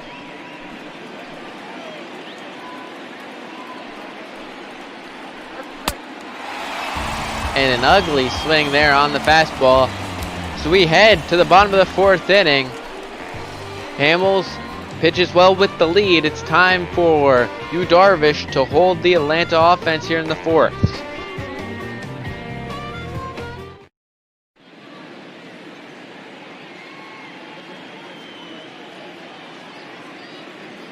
Back here at Truist Field, I'm Heinz A.S. and Heidi Watney here talking about this Braves offense, which has been very good and you could say overlooked if you compare them to the Cubs offense that's gotten so much press for how good they've been this season to be the best team in the National League and the best team in the major leagues as a whole, and also behind the obvious early additions that we saw to the Dodgers offense, which is still not found them the top of their division.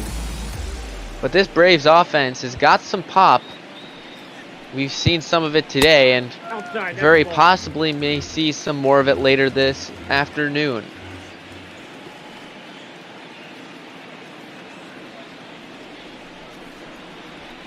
Hey. So Marcelo Zuna is at the plate. 1-1 the count. 1 ball, 2 strikes. That swung on and missed with that cutter. So Yu Darvish has found himself in plenty of 2-strike counts.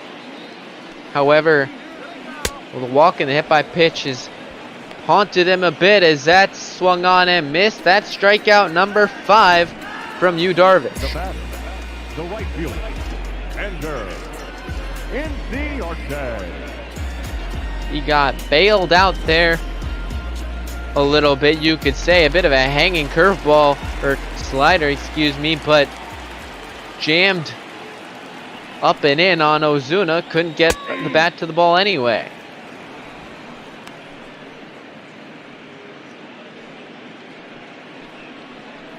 Inciarte at the dish came over to the Braves in the deal that sent Dansby Swanson to the Braves, the deal which sent Shelby Miller the other way to Arizona.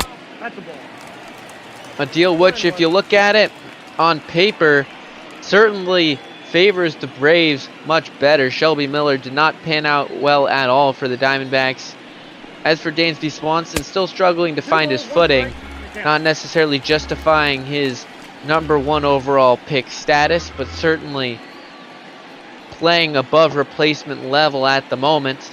And as for Inciarte, has turned himself into a fine ball player and a good right fielder here for the Braves.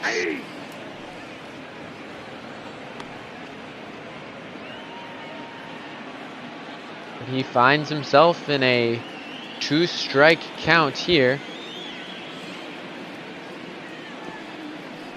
Darvish deals a little excuse me swing and scraped up off the ground by Bryant. So 2 away here, and Tyler Flowers steps into the dish.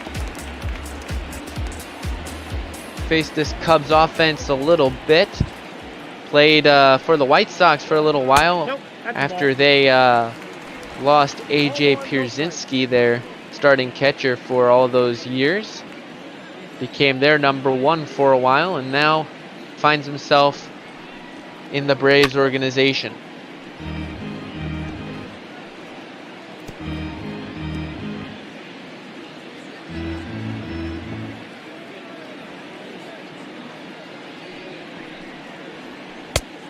That one is up from Yu Darvish. It's 2-1 here.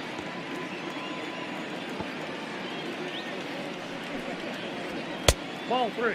Low 3-1. So Yu Darvish again struggling a bit with command, and we'll see if Tyler Chatwood, recently moved to the pen in the moves that sent Albert Alzolay into the rotation, along with Alec Mills, who did pitch yesterday, might be getting warm in the Atlanta sun in the outfield. That one is watched, called strike 3. Don't know what he was looking for there. That was exactly the pitch you want, but the 6th strikeout of the day ends the inning. Cubs looking to get some offense going against Cole Hamels in the 5th. Leading off for the Cubs, the first baseman, number Instead, it's the Braves bullpen that we see getting first motion. I believe it's Shane Green and Martin who are both warming up in the pen. But until they come in, it will be Cole Hamels. And he will be facing the 2-3-4, Rizzo, Baez, and Contreras. Nope. Count 1-0. We get a better look at the Braves pen here. Out in right field. They're getting hot in more ways than one. Ball 2. With the sun beating down on them. 2-0. Rizzo finds himself 2-0. That's ball 3. Hamels looking to avoid walk number 5, I believe, on the day. Walk number 6, excuse me. It's been that kind of afternoon for Cole Hamels where hasn't given up an extra base hits, given up a couple of singles, but it's been walks that have come to bite him as he's worked himself back into a full count against Anthony Rizzo.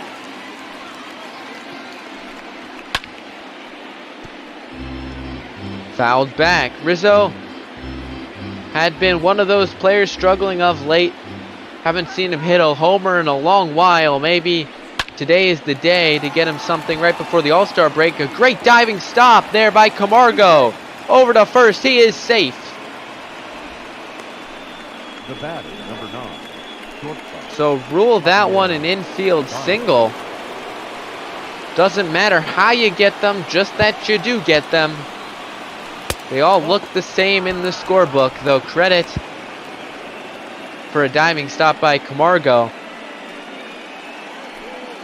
Another timely 2-strike knock by Anthony Rizzo. And Javier Baez up 2-0 again. So Cole Hamels, 85th pitch is on the way. Is going to have to find some control, or else we're going to be seeing some bullpen arms coming in sooner than later.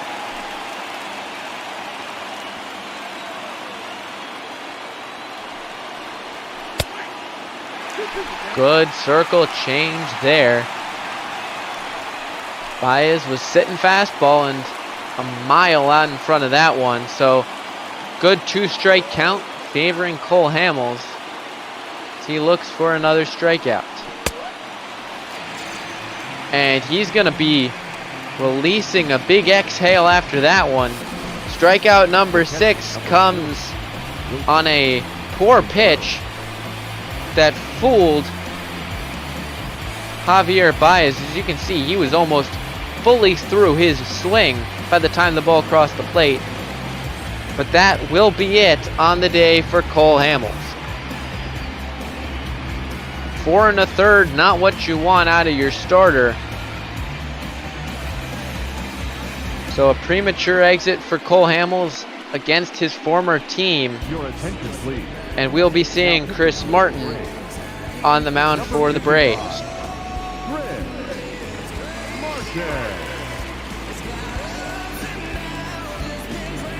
Martin, you can see an ERA of 2.78. He's had a great season. And to think that it was very possible that he was going to give up baseball. Started out in the independent leagues and in 2006 had an elbow injury, and rather than risking the surgery opted just to quit playing baseball and instead spent a couple of years working at a Lowe's warehouse. I feel like that would put some strain on your arm anyway, but that's where he ended up working for a good couple of years and decided back in 2010, oh, well, let's give it another go in the independent leagues. Got signed by Boston the year later and has now found himself journeying around a couple of different teams, trying to find his footing, but the 34-year-old from Texas has found himself a job here in Atlanta and has proven his worth here this season.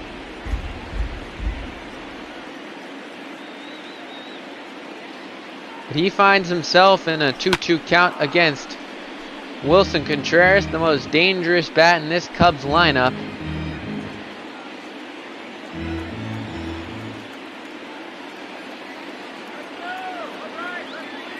Martin delivers, and that one is laced into the outfield. That will drop in front of Ozuna. So the Cubs now get first and second. Now batting, left fielder, Kyle Schwarber. And now with Kyle Schwarber at the plate,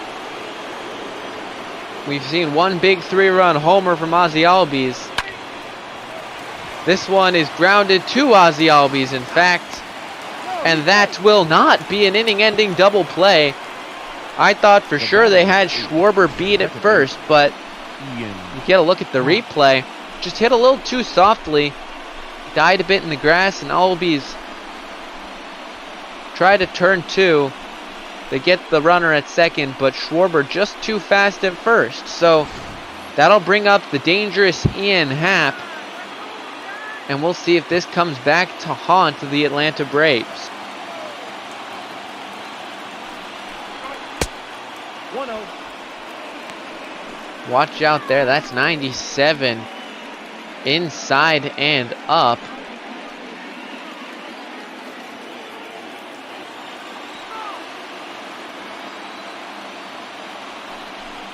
Ian Happ looking for something just to drive. But against Martin, who throws gas, we'll see if he can just try to connect into the outfield and just drop one in to tie up this ball game. Count is 2-1.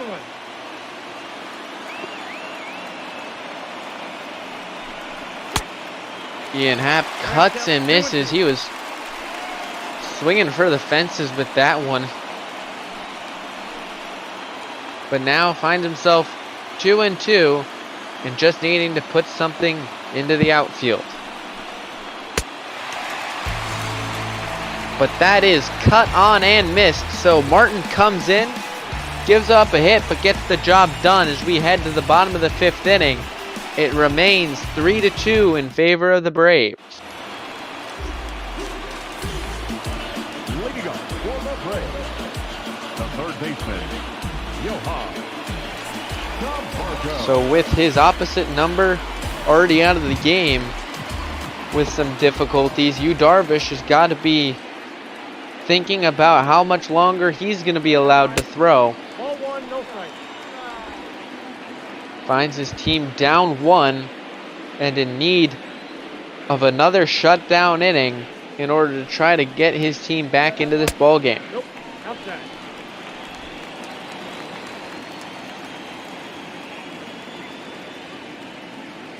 Two 2-0, not the count he would have wanted. As he deals to Camargo, that one is in there for a strike.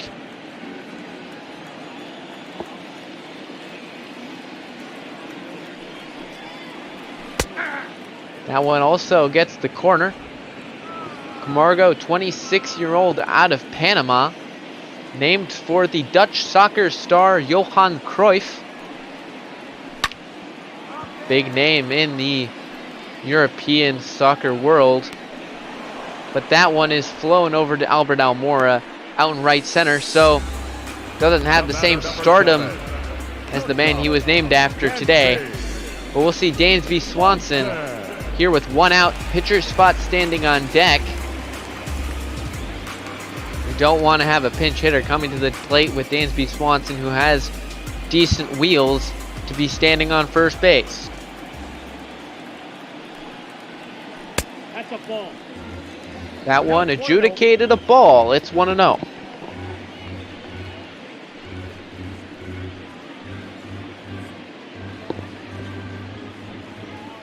Darvish not happy with that call.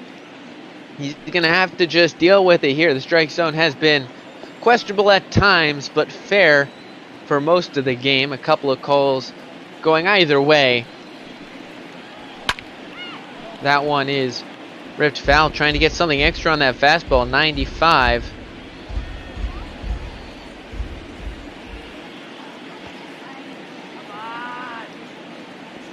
Pitch number 77 from Yu Darvish is hit into center field. Almora stands under that one, so he has made the first 2 outs of the inning.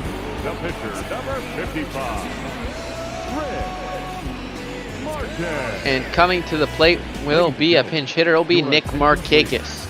pinch hitting for the Braves, number 22, Nick Markakis. Markakis, of course, drafted by Baltimore. He's actually drafted 2 previous times by the Cincinnati Reds. Had he signed, would have seen these Cubbies a fair amount more times than he has in his career so far.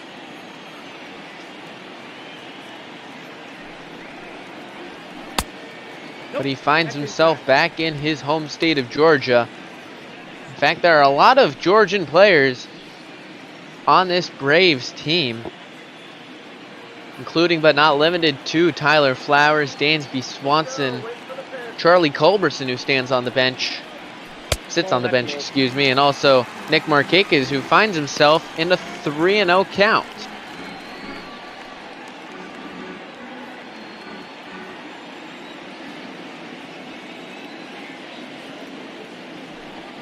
So Darvish needs a strike. He gets a strike. Can only assume this is his last inning, with his spot coming up third in the top of the 6th inning, and with his pitch count currently at 82, as that one is ripped up the middle, base hit.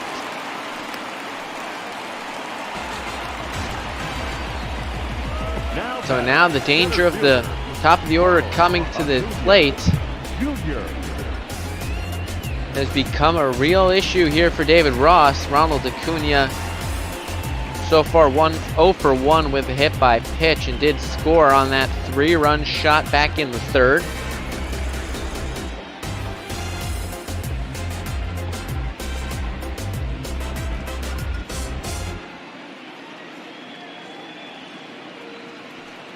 He can change the course of this game with one swing of the bat here.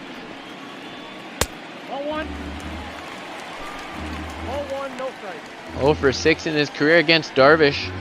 3 strikeouts. That tends to be a line you see against Yu Darvish for most players. Fair amount of strikeouts, but it's normally 1 of 2 scenarios. You're either 0 for something against Yu Darvish with a lot of strikeouts, or you absolutely kill him and have several homers on the ledger as well.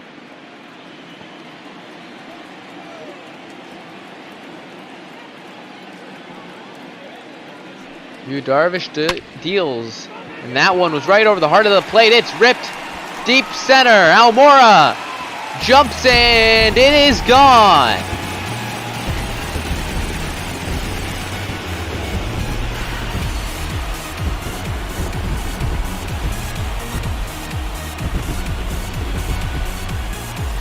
The Braves don't want to get swept today. And David Ross now has the big decision to make. Yu Darvish has given up 5 today, and 2 massive long balls.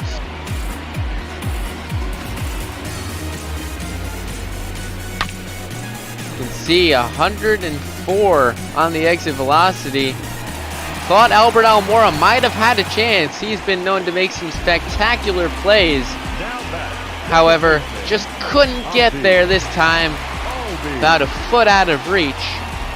And now Ozzie Albies has a 3-run homer that gave them the lead back in the 3rd inning. Now a chance to try to extend what's now a 3-run lead.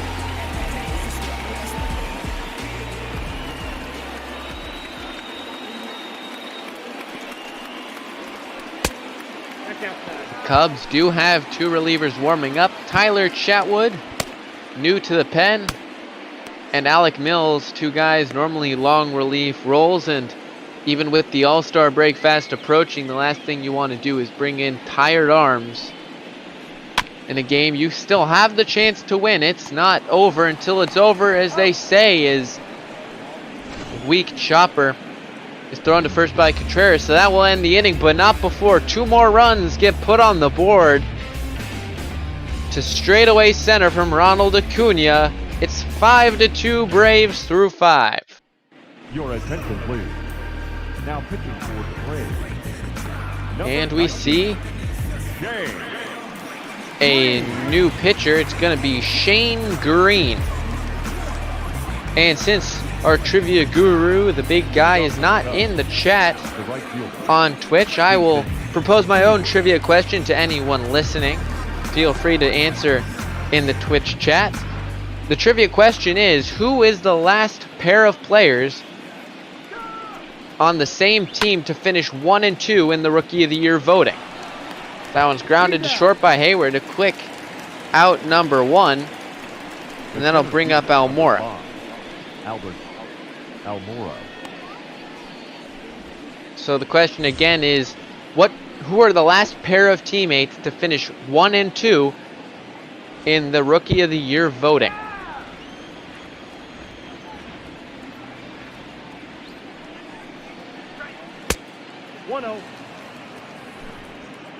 So we see Luke Jackson and AJ Minter. 2 more in the Braves pen, so looks like it is going to be a pretty big bullpen game for both teams. The Braves already went to the pen back in the 5th inning. Cubs will be likely going to the pen for the bottom of the 6th, as I can only assume that that is the end to Yu Darvish's ball game. Almora gets a hold of that one, but that one is foul.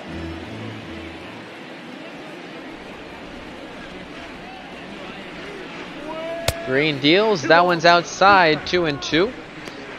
Green, a former closer for the Tigers, got traded over to the Braves at the deadline last season. Was an all-star, I believe the only all-star from that Detroit Tigers team, as that is a called strike 3. So Almora strikes out, and that's strikeout number 1 on the afternoon for Shane Green.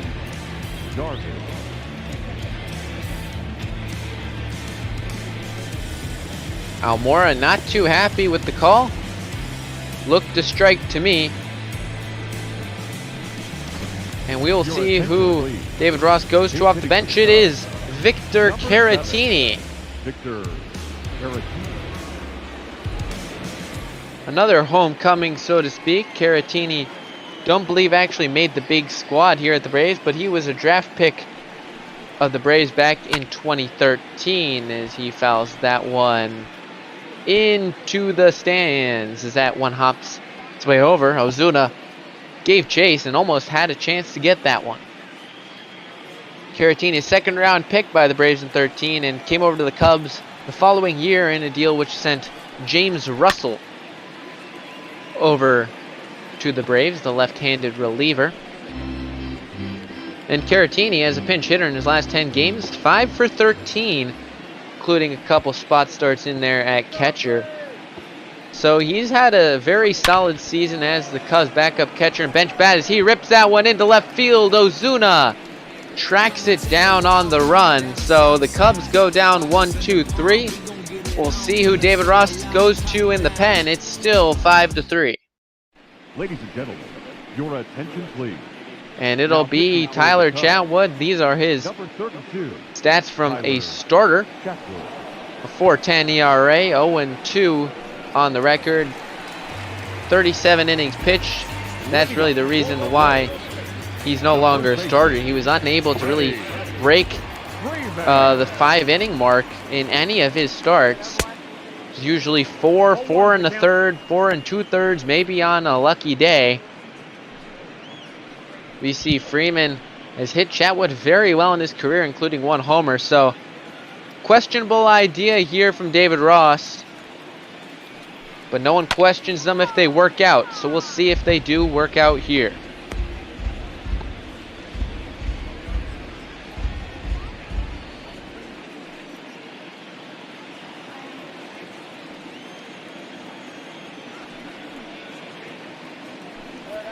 Chatwood deals, and that one is hit into left field. Schwarber on the run. A great running catch. The left fielder, number 20.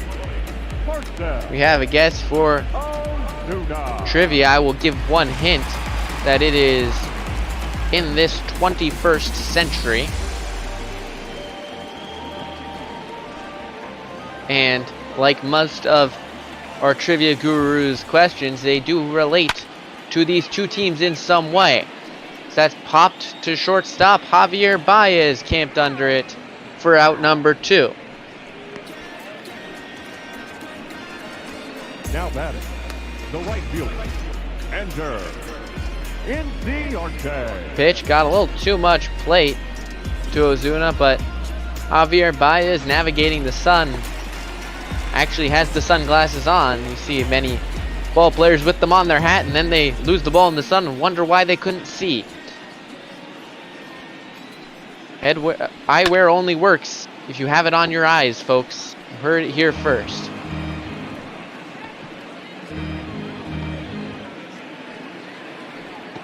But here is Arte. He's 0 for 2 on the ball game.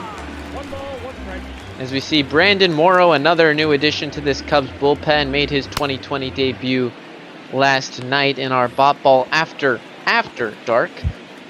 He ended early and threw another game in there for you guys.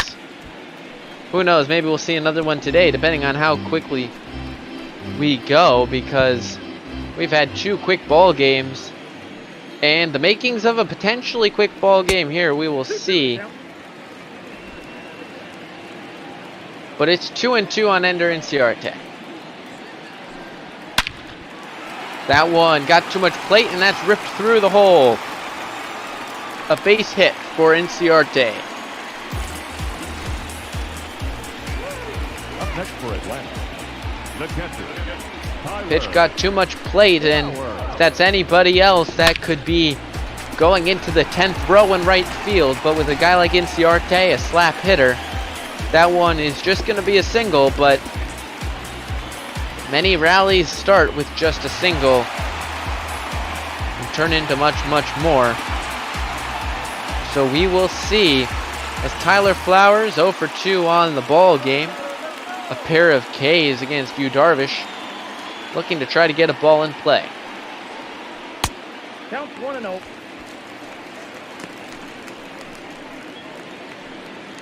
Flowers an even 10 for 30 in his last 9.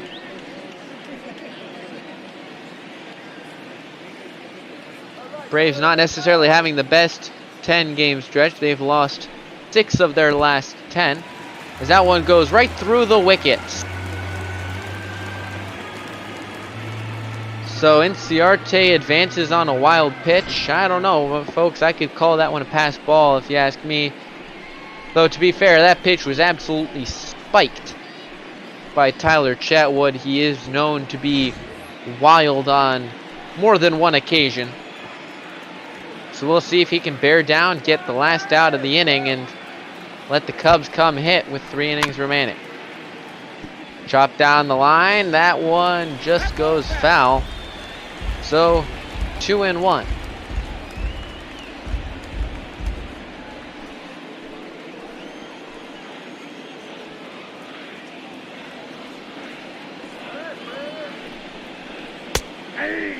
Called strike. That was a good changeup from Tyler Chatwood. Command, not his forte, but on that one he found a corner.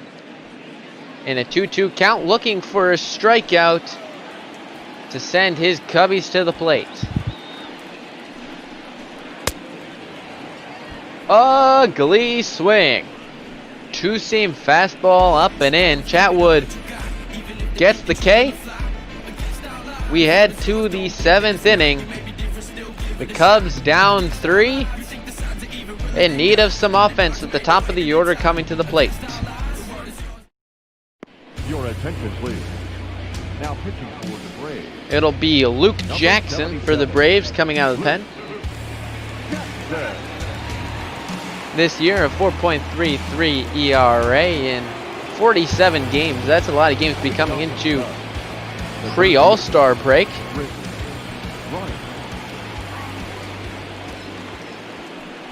His first pitch is to Chris Bryant. He has a tall task here as he faces Bryant, Rizzo, and Baez. And if anyone should get on base, Wilson Contreras looms in the 4th spot. That one is pulled wide on the curveball. It's 1-1.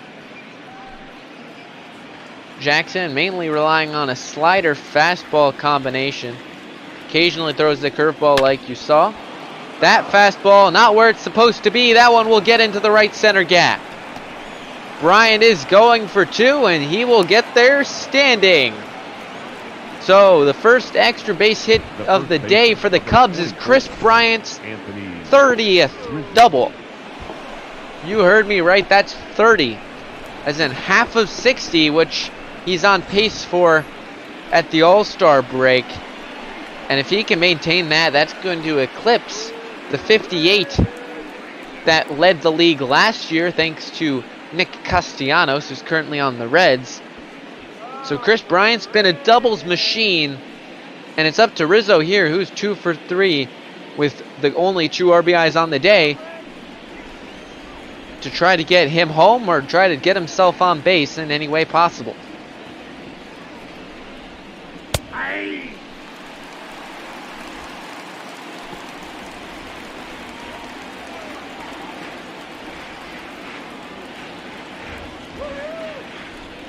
Jackson deals.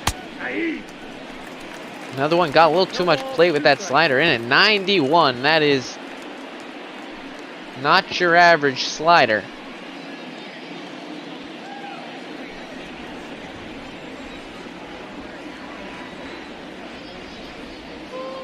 So it's 0-2 to Anthony Rizzo. And he takes one on the thigh. He led the league in hit by pitches last season.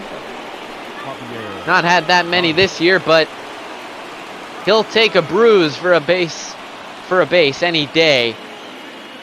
So Rizzo on base, and the tying run, just like that, is at the plate with Baez and Contreras, the next 2 to hit.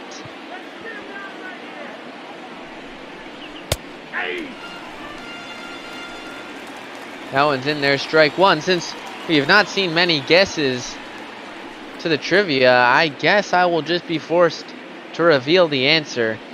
I feel very saddened by that because I love getting some participation in, but the last 2 to finish teammates, as we see a base hit through into right field, that will load the bases. The catcher, number 40. Javier Baez just takes it the other way.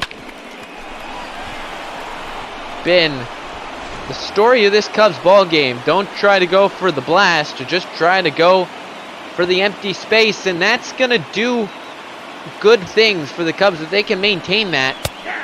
They have the power to hit homers. Everybody knows it. They can hit them to the moon and back if they want. But when they can play situational baseball, this team is even more scary than the lineup suggests, because that's why they won in 2016. It was situational baseball under Joe Madden, as that one is well blocked by Tyler Flowers.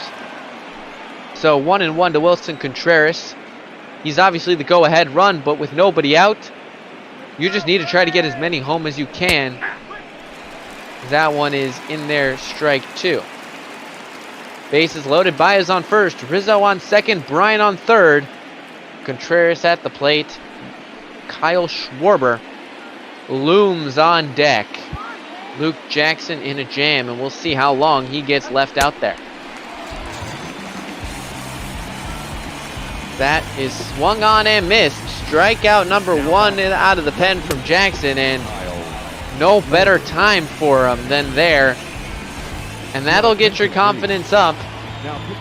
But it won't matter. In fact, as no matter how much confidence he has, he's going to the bench now.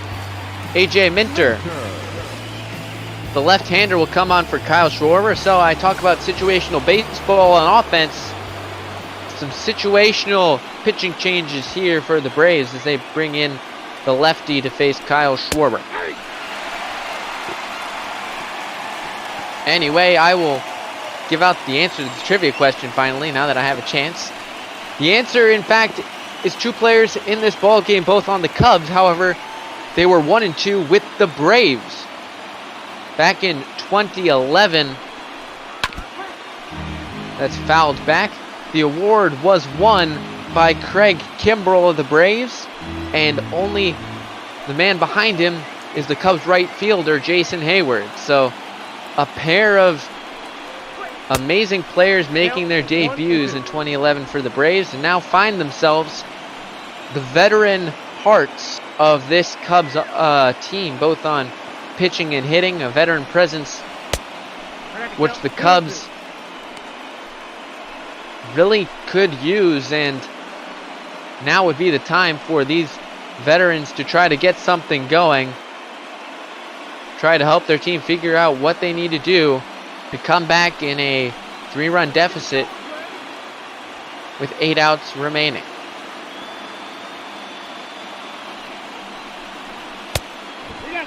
That one is up and in. Did it hit him? No.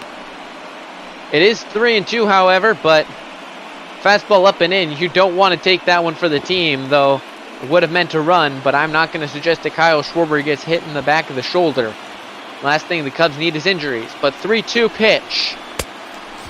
Swung on and missed. I've been brought back in my head to the Cubs against the White Sox earlier this week, the second game of the 2-game set at Guaranteed Rate Field.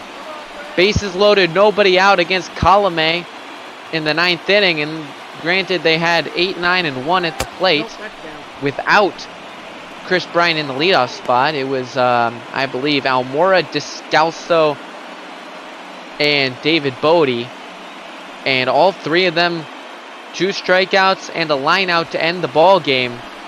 They just needed a run in that game too. They just needed one, couldn't manufacture it, and here, the same deal in the 7th inning.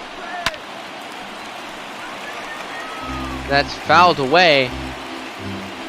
I played up the Cubs' situational hitting. It has been good overall, but sometimes it's the late inning situational hitting that really can struggle, and it's interesting here, though, to see the big guys be the ones that are struggling to get the job done. Contreras, Schwarber, and now it's up to Ian Happ. In a 2-strike count, Minter looking to finish the job inside 2-2. Minter throws gas. 98 on the gun on that fastball. 2-2. Happ looking to try to get a 2-out rally. Down and in. It's 3-2. Runners will go. Gotta be careful going down the third baseline. Don't want a line drive hitting you, especially in fair territory, as that would be out number 3.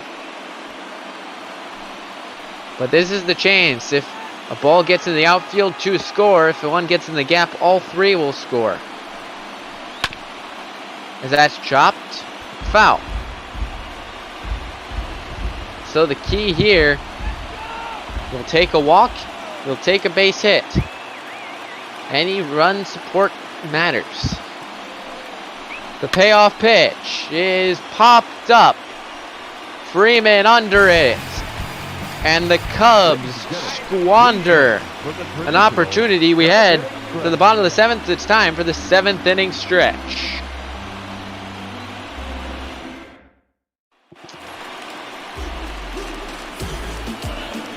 So we had bottom 7 here in Atlanta.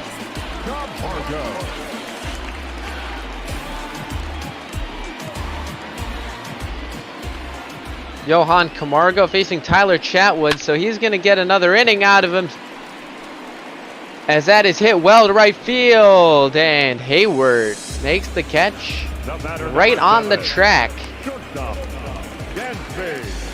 So risky out number 1.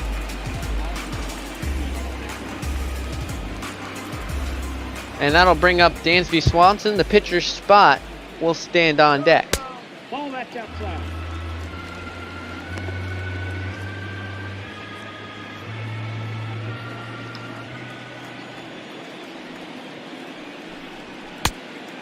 That one is outside to Dansby Swanson. Ball 3. So 3-0 here. The pitcher spot stands on deck. There will be a pinch hitter coming up. Looping curveball. Can't get more center cut than that, but take sign was on. Ball 4. That's out. That one's outside, so fly out. Now a walk for Tyler Chatwood out of the pen. David Ross maybe weighing his options. Not too many guys that haven't pitched of late. Jeremy Jeffress is about the only guy who hasn't pitched in the last couple of days, along with Ryan Temperas. They used 5 bullpen arms yesterday and have used 1 today. It looks like it'll be Charlie Culberson coming to the plate.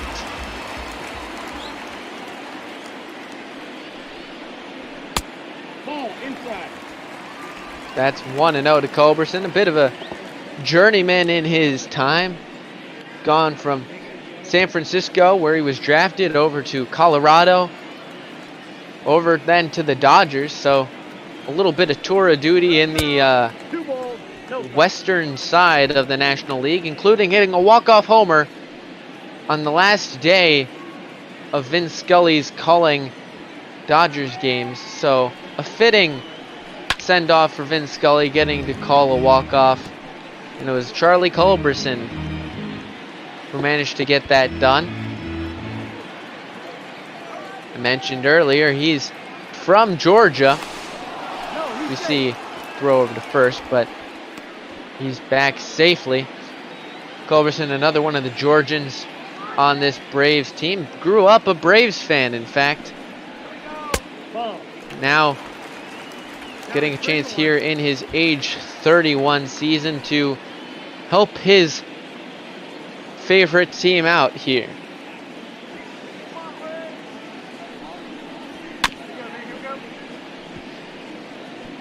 Chopped foul. We are at 3-2. Dansby Swanson on first in a 5-2 Braves ball game, thanks to 2 big home runs. A 3-run shot in the third coming from Ozzie Albies off of Yu Darvish, and then 2 innings later in the 5th, a 2-run shot to straightaway center, courtesy of Ronald Acuna Jr. So all 5 RBIs coming out of the top 2 guys, and on homers that is in the dirt, ball 4.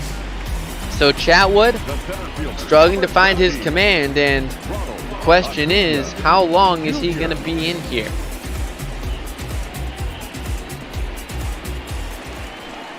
The answer is at least one more batter is Ronald Acuna. We take you back to that 5th inning. Good pitch to hit. And he put a charge into that one. That is fair to say, as Almora, I mentioned, within maybe a foot of robbing a home run. But instead, it's 2 vital runs for this Braves team. Extended a 1-run lead to a 3-run lead, which now, as we are in the bottom of the 7th inning, Cubs have 6 more outs remaining.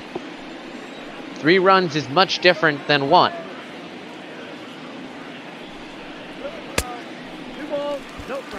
2-0.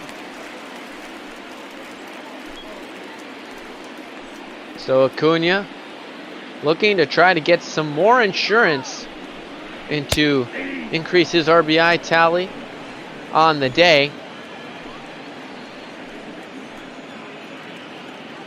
And Chatwood has reached 30 pitches in relief, as that one is outside. Looked like that one could have been called on the corner.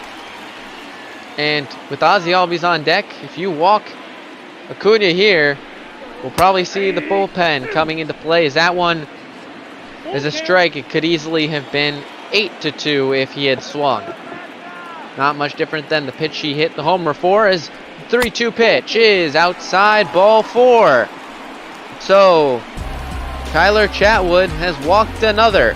The batter, number 1, second baseman, Ozzie Albies. Looking like the Tyler Chatwood of old rather than the Tyler Chatwood of now, of a couple of months ago, as Brandon Morrow, you can see 2 strikeouts, no runs, went 1-2-3 in his 2020 debut. Of course, he's had plenty of injury problems of late, looking to try to get back to his form from the 2017 postseason where he was the setup man for the Dodgers.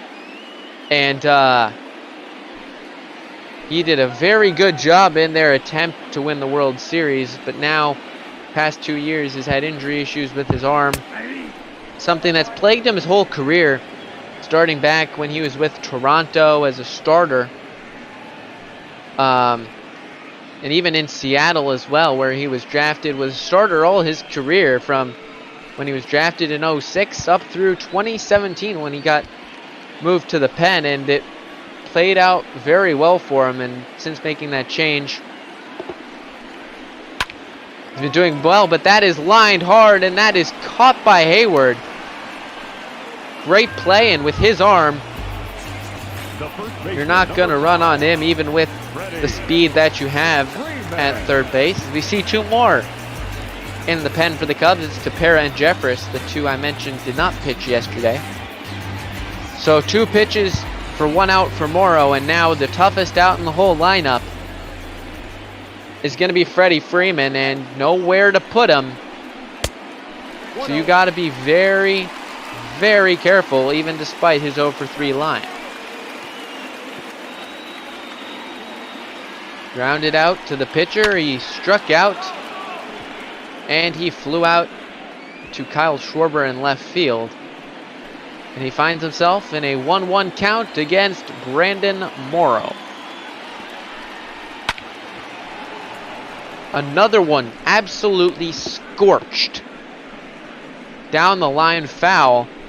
But man, if he can straighten one of those out, the Cubs will be in big trouble, because that is either going to be a lucky line out or something in the gap or in the seats. 2 balls, 2 strikes. 2-2 now to Freddie Freeman. The pitch is up, so again, this time it's going to be the Braves who have bases loaded, 2 outs and runners going on a 3-2 pitch.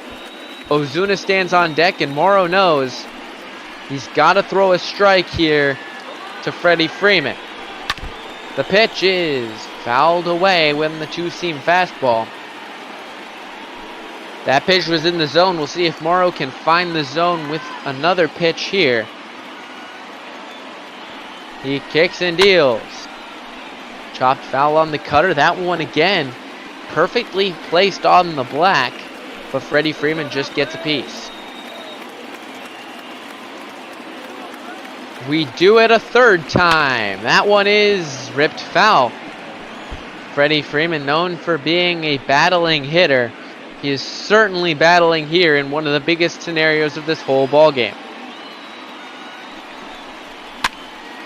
That one is popped up, and you can see how mad he is with that. And Brandon Morrow, you don't see the pitchers calling off the position players on a pop-up, but he does.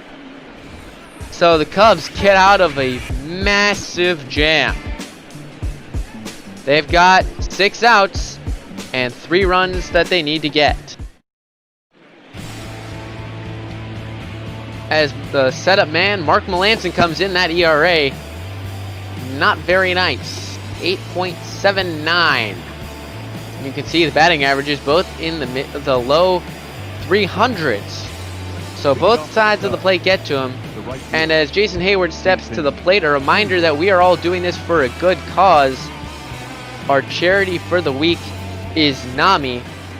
NAMI, the National Alliance on Mental Illness, is the nation's largest grassroots mental health organization dedicated to providing advocacy, education, support, and public awareness so that all individuals and families affected by mental illness can build better lives. None of the money you donate goes to me, any other broadcasters, or even Garrett, who has put this all together. The money all goes to charity. So if you have any money to spare, scroll down on the Twitch and you'll find a donate button. We appreciate any money you can spare. Jason Hayward finds himself in a 1-2 count, and he swings and misses. So this is not what the Cubs would be hoping for. The center fielder. Mark Melancon is an amazing pitcher on the mound. And you now have to face him and likely not just a closer, but a left-handed closer in Will Smith. And Cubs lefty problems have continued.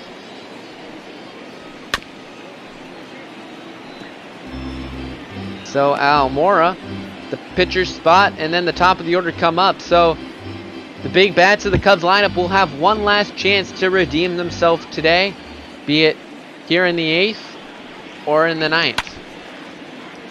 So that one is also scorched foul. It's 0-2.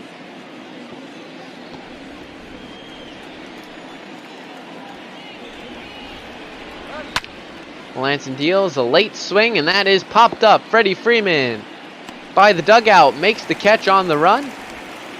Nearly running into his own dugout. But he makes the catch, so 2 outs. And in the place of Brandon Morrow, we'll be seeing David Bodie. Hitting for the Cubs. Number 13, David Bodie. Bodie had a bit of a resurgence of late. Struggled after having a decent start to the season, but that's not going to help him at all. As back-to-back weak pop-ups, 2 big swings get no more than a combined 50 feet. So the Cubs get absolutely nothing against Melanson. We head to the bottom of the 8th. Ozuna, Inciarte, and Flowers coming up. Ladies and gentlemen, your attention please. Now pitching for Chicago. So Ryan Tepera will be coming in for the Chicago Cubs, native of Houston, Texas. Leading up for the Braves, the left fielder. One of the many Cubs to sign a 1-year deal with the team and prove that he is done very well despite the low contract and despite being someone that the Cubs fans probably didn't expect to be doing all so well. The key to his success has been limiting the walk. The whip is under 1, so the ERA may be in the upper 3s, but he doesn't allow many guys on base via the walk, so he may give up base hits, but his control has been spot on this year.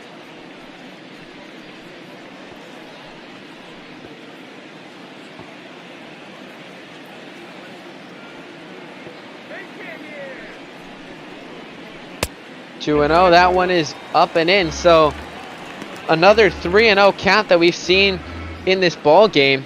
Hamels struggled early with the walks. So did Darvish, and now the Cubs bullpen has as well.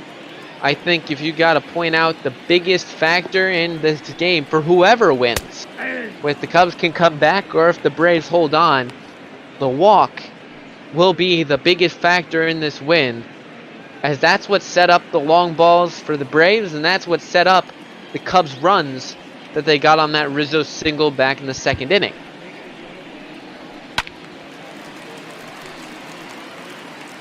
Tepera, however, has worked the count back to 3-2 against Marcelo Ozuna.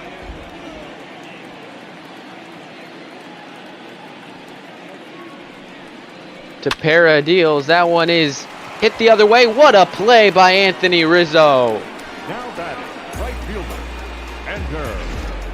enter. He doesn't have 3 gold gloves and 1 platinum glove for nothing. I think it's fair to say that we have the 2 best defensive first basemen in the National League, if not in all of the major leagues in this ball game. We haven't seen much from Freddie Freeman in terms of amazing plays, but he certainly will make some in the near future. I guarantee you that. He too has several gold gloves at home in his closet somewhere.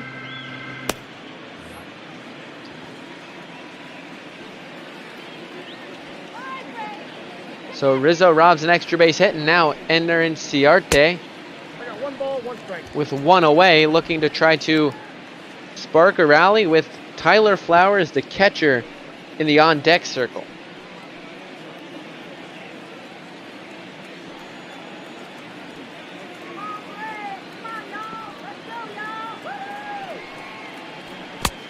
I got 2-1 to count.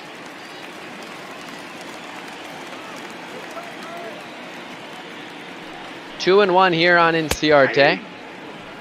Good cutter on the outside part of the plate. Backdoors it, and it's 2-2. The top of the ninth, we'll see the Cubs going with Bryant, Rizzo, and Baez. The trio you want at the dish when the game is on the line, and they will be up against all likelihood Will Smith, as that is called a strike on the swing. So another strikeout, this one from Brandon Morrow. And with Tyler Flowers at the plate, 2 outs, bottom 8 in a 5-2 lead for the Atlanta Braves.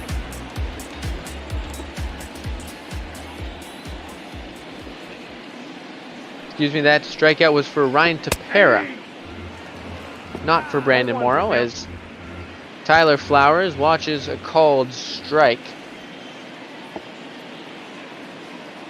Cubs have had some magnificent comebacks this season. One that comes to mind is a massive 6-run comeback they made against the Cincinnati Reds, in which they scored 3 off of Pedro Strop in the bottom of the 8th inning, including a 2-run shot from Jason Hayward. And after giving up another run, Eugenio Suarez on a homer, came down 4, or no, not down 4, excuse me, down 2 in the bottom of the 9th inning, and went back to back to back with guess who?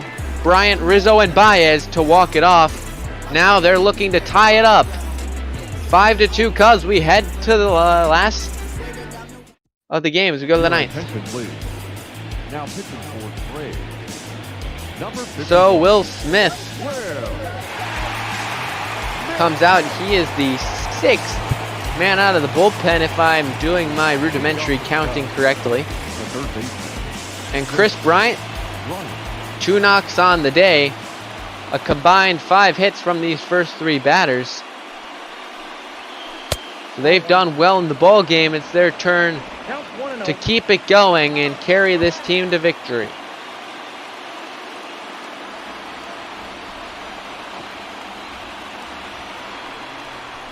Smith deals. That one is outside 2-0. Smith with 24 saves on the year. He has blown 4.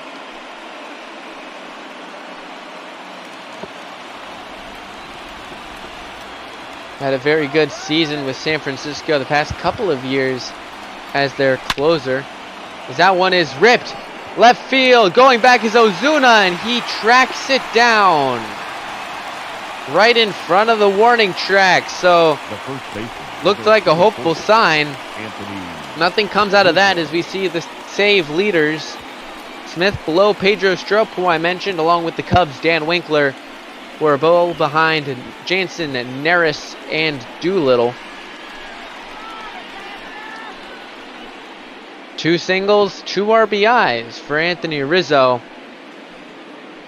No RBI opportunity here, but he does have the chance to become an important run if he can find a way on the base paths.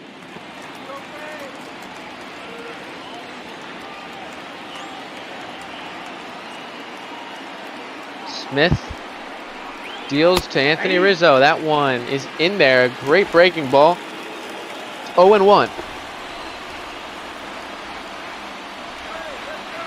Smith, the big free agent signing that the Braves had. Trying to prove his worth here. He's had a good season so far, and to get 25 saves before the All-Star break would be massive.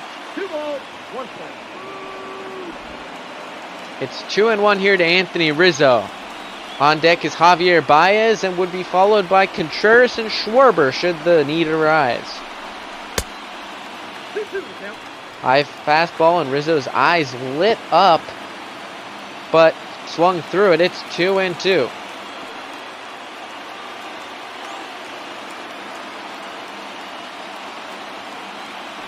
Smith deals. Swung on and missed. Anthony Rizzo strikes out for the 2nd time today. He ends his night 2 for 4 with 2 hits, 2 RBIs, And Javier Baez is the last hope for the Cubs. Had a base hit in his last time up. 0 for 3 in the previous attempts. Had the final hit in that 7th inning, which led to the bases loaded. Nobody out.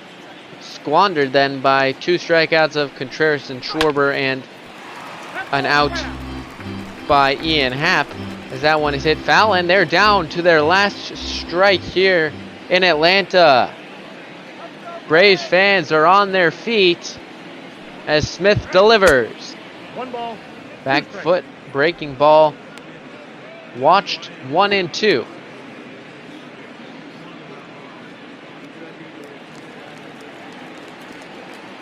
Javier Baez looking to try to get something started with 2 outs. Team down 3. Smith delivers. That one head height. Nothing doing there from Javier Baez. 2 and 2. Braves fans looking to avoid the sweep, and that is swung on and missed.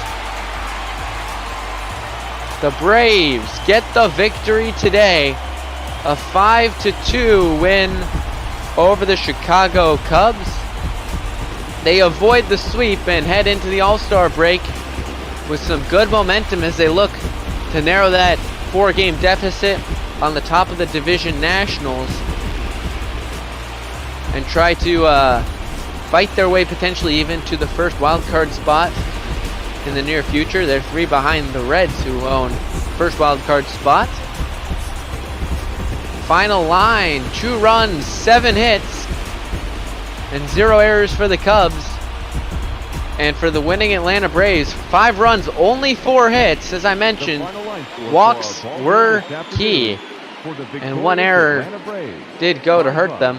Chris Martin gets the win in relief. Yu Darvish gets the loss. 5 innings, 3 hits, 5 earned runs. Not going to look good for him. And Will Smith earns his 25th save, throwing an inning and getting 2 strikeouts of Rizzo and Baez. So yet again, the Cubs, while they showed some life the past couple of days, haven't really gotten it going. As we take a look at the highlights, with bases loaded, Anthony Rizzo got a base hit, and we were thinking the Cubs might have a chance to really get this offense back going, but look at this laser beam from Ozzie Albies up by the chop house there, as that finds its way to a lucky fan. And then the floodgates opened almost, it felt like, at least, as Acuna launched that one to center field. And this is when you realize that what could have been a good pitching matchup or a bad pitching matchup, depending on which way you wanted to shift, turned out to be a higher scoring affair for these 2 pitchers. Not their best outings, with the walks hurting them. This was the big out with the bases loaded. Ian Happ, the Cubs, another bases loaded, nothing out. So they're going to really regret that, as we see the first of 2 Ks from Will Smith. Fastball blown by Anthony Rizzo, and then to finish it all off, inside fastball to Javier Baez, and the Braves get the victory. So I mentioned this at the end of that White Sox game, in which the Cubs were unable to get any runs out of a bases loaded, nothing out, in which they really should have gotten the lead and really should have had the chance to win that ball game. Again, we see that they are unable to capitalize. So for those of whom are not going to the All-Star break, I'm sure David Ross might be scheduling some extra hitting practice to look to try to get some of those big bats to get some more important hits, especially in the clutch. So we quickly take a look at the line score. But with that, the Cubs and Braves head off into the All-Star break, but we still have more bop ball today. Before we see that amazing Futures game later today, we have one more bop ball game. A's at the Mariners. Brother Beard and P. Mister are in here, the booth with me. How are you guys doing? Fantastic. It's a beautiful day here in the Northwest, and getting in some Sunday baseball before the All-Star break, the final game before the All-Star break. Not the final one here on Bot Ball, but for the Mariners and the A's. Both of these teams are looking forward to get this game in the book so they can, get out to the All-Star festivities and enjoy it with the rest of us. And a reminder, we have All-Star festivities here on Bot Ball coming up. We have the Futures game later today, Home Run Derby, along with other games coming up, the All-Star game, double and AAA All-Star games, just to name a few. But it looks like you guys are getting set up. So the Cubs failed to get the sweep over Atlanta. They take 2 of 3 heading into the break. But that's it for me. I'll hand it over to Brother Beard and P. Mister for A's at Mariners. Have a good one, guys. Well, thank you, Hines. P. Mister, we're back again. Yes, it feels like I was here maybe 2 or 3 days ago calling a very similar matchup between Seattle and Oakland. You know, it's, I feel like I am beat over the head with Mariners Athletics matchup throughout my fandom, but it only makes sense that your closest rival, literally the closest team to Seattle, the Oakland Athletics, it would make sense that you would see them quite a bit, wouldn't it? Oh yeah, definitely, especially with the formatting of how MLB sets up the schedule. You see your division opponents a lot, whether it's near or far, and sometimes you get those easy powder puffs like the Baltimore Orioles, and other times you just have absolute cutthroat divisions like the AL Central with the Twins, Indians, and White Sox. Well, as we get into this ball game, Taijuan Walker coming off of his complete game shutout in his last appearance, making his 20th appearance here in the final game before the All-Star break. Leading off, he's going to face off against this Athletics lineup that was able to put together a solid game last night after dropping the first 2 in this series. First pitch here, 4:23 in the Emerald City. It's going to get inside for ball 1. As we get underway here, Marcus Semien going to lead off for the Athletics. Ball 1 to strike 1. The count is even at 1 here. Yeah, beautiful day here in Seattle. 80 degrees, light wind coming in off the bay. Absolutely beautiful day. This one's fouled far down the right field line. Outfield shifted over towards left. Wouldn't have been able to track that one down even if they weren't. The 1-2 runs a fastball high for ball 2. As I mentioned before, Taijuan Walker coming off of that complete game shutout last time out, looking to replicate that momentum into today's ball game and come away with a rare series victory over this division-leading Athletics. This is a hard hit ball over to the shortstop position. Haggerty's playing shortstop today, and the throw pulls off Evan White. That's going to be recorded an error on the shortstop, Haggerty. E6 for those keeping score at home. Yeah, and that just looked like a routine ball. Haggerty just kind of botched it a little bit and threw it way wide. Nice job by the first baseman to be able to reach off and grab it, though, to prevent any more damage. Evan White saving that from going out of play and giving up another base. Bad enough giving up a base hit here, which should have been the first out. Well, ball 1 here to Mark Canha, hitting second today and playing out in left field. If you're Taijuan Walker, you just have to kind of shake that one off. Your defense did kind of give you a hard ball there, but you just have to focus in and get the next guy out. Hard hit ball down the third base line, but the third base umpire says that's foul. 1-1 the count.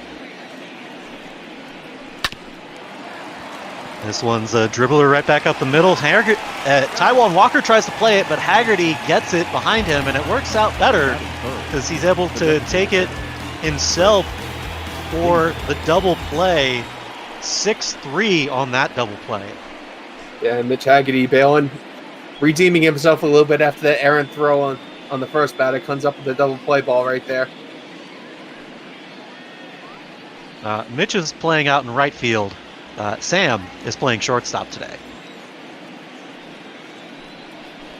Chris Davis, however, is going to dig in here and swing at the first pitch. It's a well-hit ball, but it's going to hook the foul.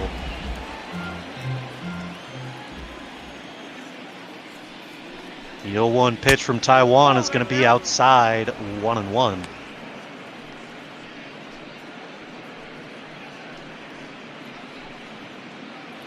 Well, we'll see what sort of a strike zone and how close the home plate umpire is going to call it today.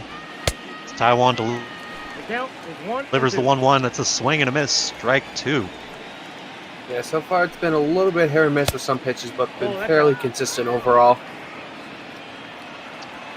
Counts even now at 2. Walker comes back.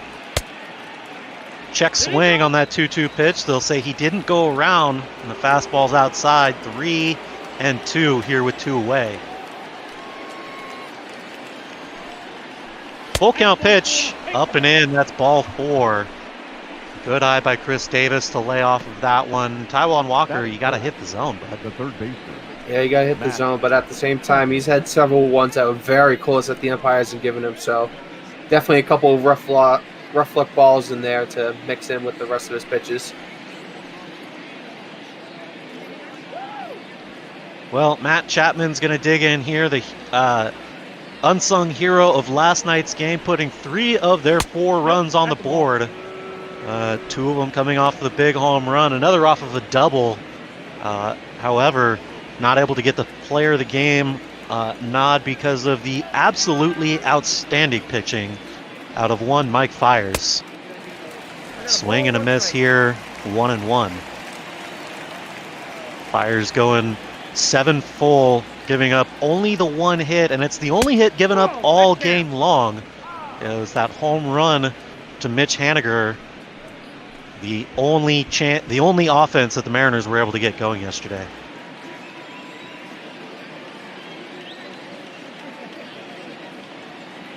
And 2-1 here to Chapman. He's going to swing at a ball outside, 2-2. That's going to get fouled off. Nice play by the ball boy and the hop off the top there to corral that one in. 2-2 pitch. Ball below the zone, and he swings through it, so that's going to get him out of the inning. Taiwan Walker sets him down here with a little bit of help from the double play. Haggerty picking his own defensive error up off of the ground. And we'll go to the bottom of the first. Sean Manaea making his 20th start of the season, a 9-6 record for the Athletic. 3.05 ERA across 121 innings of work.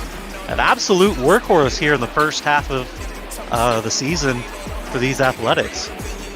Yeah, definitely. You have to think heading into after the All-Star break and towards the playoff push, if the manager maybe switches him out to the bullpen to try to conserve his arm for a potential playoff run. First pitch from Manaea is going to miss high for ball 1. You see there the Athletics sitting in first place in the West, 54-42. About the opposite record of the Mariners.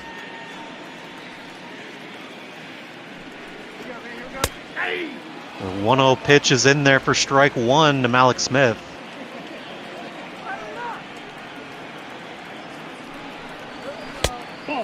Malik's looking to shine on his last day before the All-Star break here. Second in All-Star voting in that center field position for the American League, for potentially a bench spot open for him on the All-Star roster here. We'll find out later.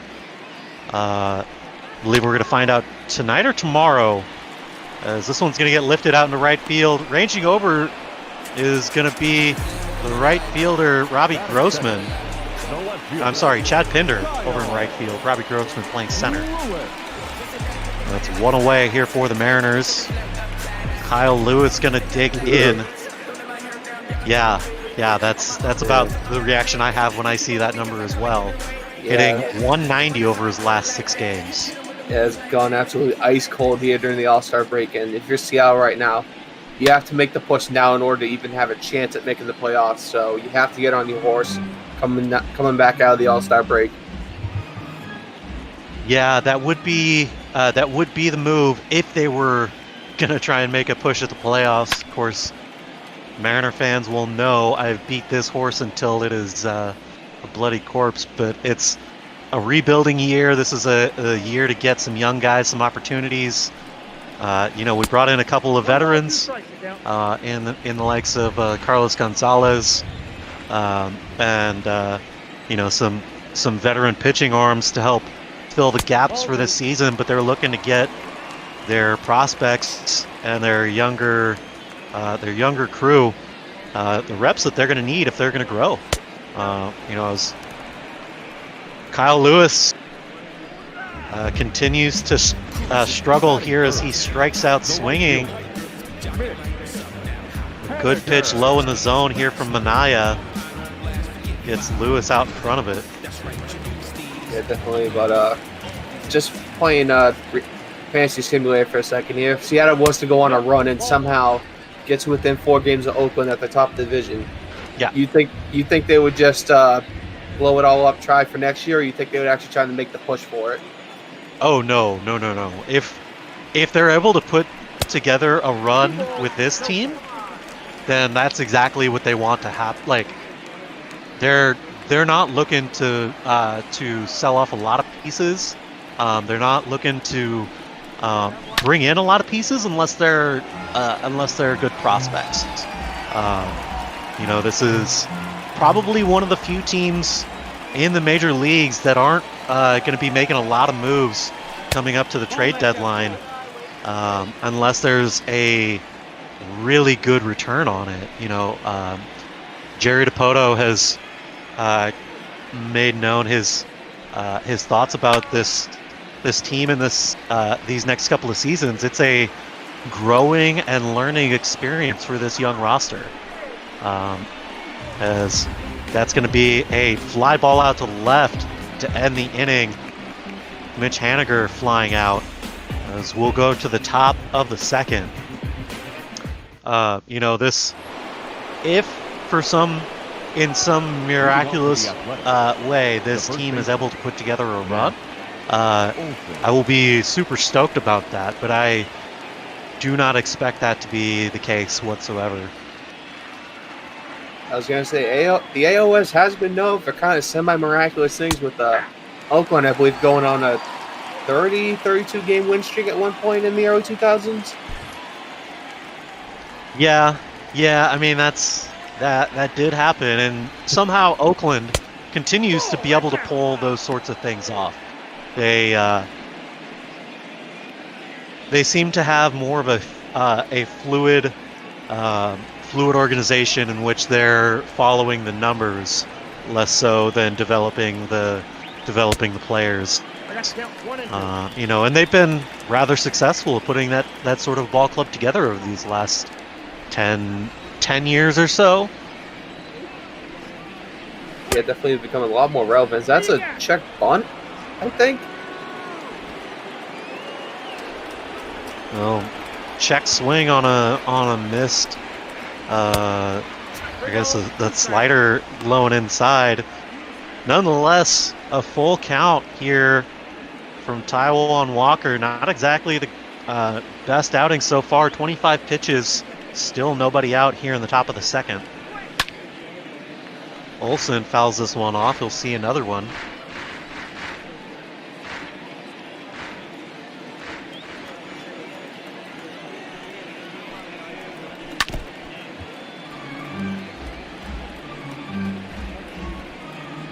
Well, another foul ball here from Matt Olsen. 3-2 once more.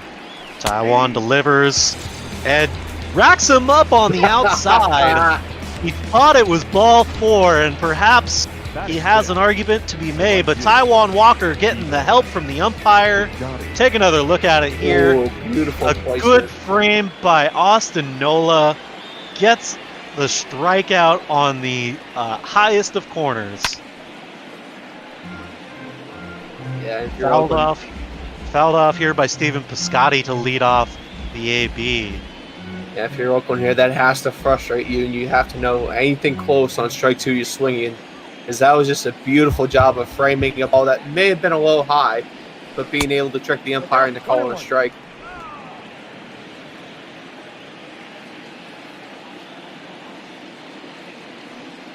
The 1-1 here from Walker is going to be grounded out to second base. Shiner's there to make the play easily for the second out. And perhaps a bit of pep back in Taiwan's step after catching the lucky break on that strikeout as he gets an easy ground ball to follow it up. It's going to bring in the center fielder, Robbie Grossman. Fastball right in there will be fouled off 0 for 1. You see there the matchup between Grossman and Walker, hitting 400 on his career. Of course, Taijuan Walker getting a really early start to his major league career, making his major league debut at only 22 years of age. Spending a couple of years pitching at the major league level here in Seattle, going down to Arizona and not exactly having a great appearance there, spending most of the time on the shelf with injuries.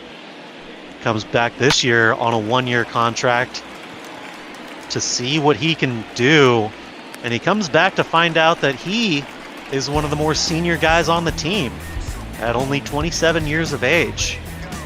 And he gets the pop-up here to Evan White to end the innings. We go to the bottom of the second on a beautiful sunny afternoon here in Seattle. Leading up for the Mariners, the third baseman.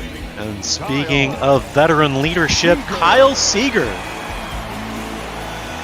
Of course, Kyle being the franchise player that he is over there at third base, really holds it down, and he's been put into a leadership role to help these young guys develop and become better hitters and better, better people playing at a major league level. Yeah, and sometimes being a franchise player isn't just about putting up massive stats on the field. Sometimes that leadership and development quality about you and being able to still play at a major league level that helps you out. It's not all about the stats sometimes. It's about how you keep the clubhouse under control. Well, not about the stats indeed, as Kyle Seager strikes out to start off the second inning here. And it's going to be, we're going to see Carlos Gonzalez dig in here. Lefty on lefty here against Manaea. First pitch is going to get popped up straight over the second base. Coming over is Franklin Barreto, and there's going to be 2 away here in the second.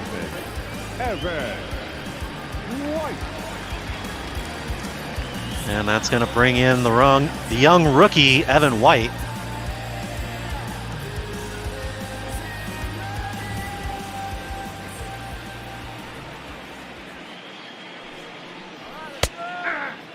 First pitch from Manaea is going to catch the inside corner for strike 1.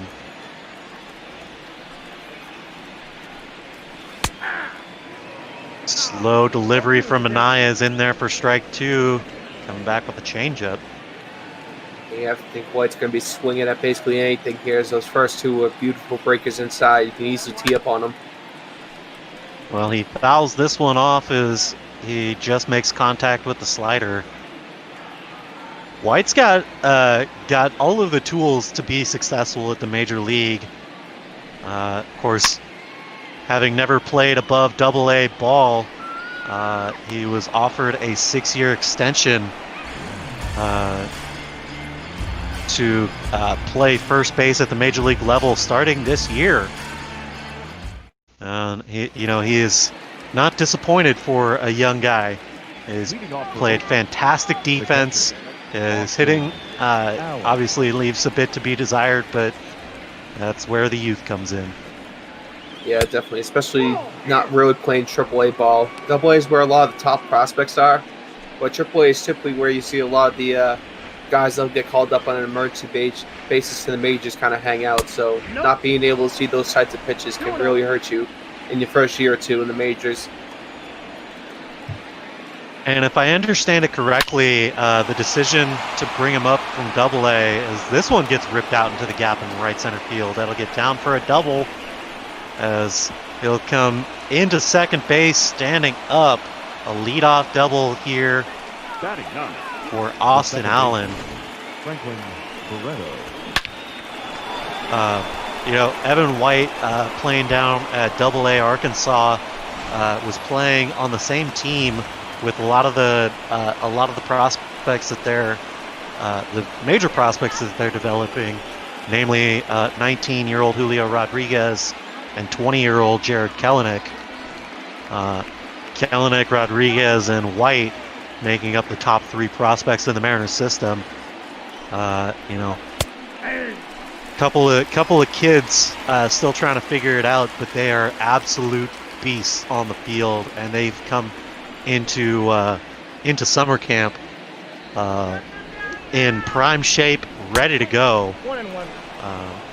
These guys have just been sitting around with basically nothing to do, and they're motivated. They're motivated to come in and play, at least in real life. Ground ball out to shortstop here, charging to make the play is going to be Haggerty. Keeps the runner at second base and gets the out. We'll go back to the top of the order. And Marcus Semien, who reached on the air back in the first and then was part of that double play. And you mentioned earlier about how a lot of the top prospects for Seattle down AA. You're kind of seeing that a lot more where teams will stash their top prospects down AA. Toronto is actually a very good example recently. Having Bichette, Biggio, and Vlad Jr. all on the same team in New Hampshire. It was just an amazing thing to watch, and typically that's a good way to be able to build a young core for your team long term. It's going to be a ground ball. Kyle Seager is going to charge it across the diamond, and they'll accomplish the same thing they did in the last baby. They'll keep the runner at second. Now there are 2 away. I think that's that same sort of approach that you were mentioning with the Blue Jays is crucial for building that chemistry. I keep hearing reports of how Kelenic and Julio Rodriguez have become fast friends, just playing on the same team together, working out together all the time, and just getting to know one another. They're going to be spending a lot of time together over the next 6 or 7 years. And another fantastic defensive stop there by Kyle Seager to get the third out, showing exactly why they still have faith in Kyle to be that franchise third baseman. Yeah, definitely a big defensive stop there to save a potential run there from second. Yeah, and you take a look at the Mariners' hitting stats here this season, near the bottom of the league in both the American League and overall, in everything except for stolen bases. And I wonder why that might be.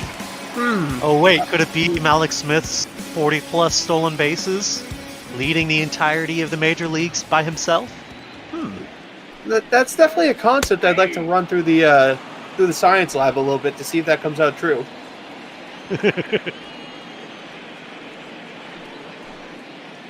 Well, we've got Austin Nola digging in here to lead off the third. Manaea still having faced the minimum here. Nola hitting right about the Mendoza line. 202 is his batting average. Is looking to have more success, getting more opportunities here, switching from catcher out to second base. Perhaps getting the odd day down at first when Evan needs a day off. And it's good to see him get the work. The 30-year-old never really got a chance to play at the major league level before coming to Seattle. He really stepped up and stepped up to the opportunity he was given last year, and they like what they've seen out of him. Yeah, especially in a lot of major league managers now looking for those types of guys that they have their primary position, but if you tell them to go play somewhere else, they're just going to say, yes, coach, and hop on out there. Another guy who just wants the opportunity here, Jake Shiner, making it his first real sustained start at the major league level due to the persistent injuries at second base. He'll take one off the foot here.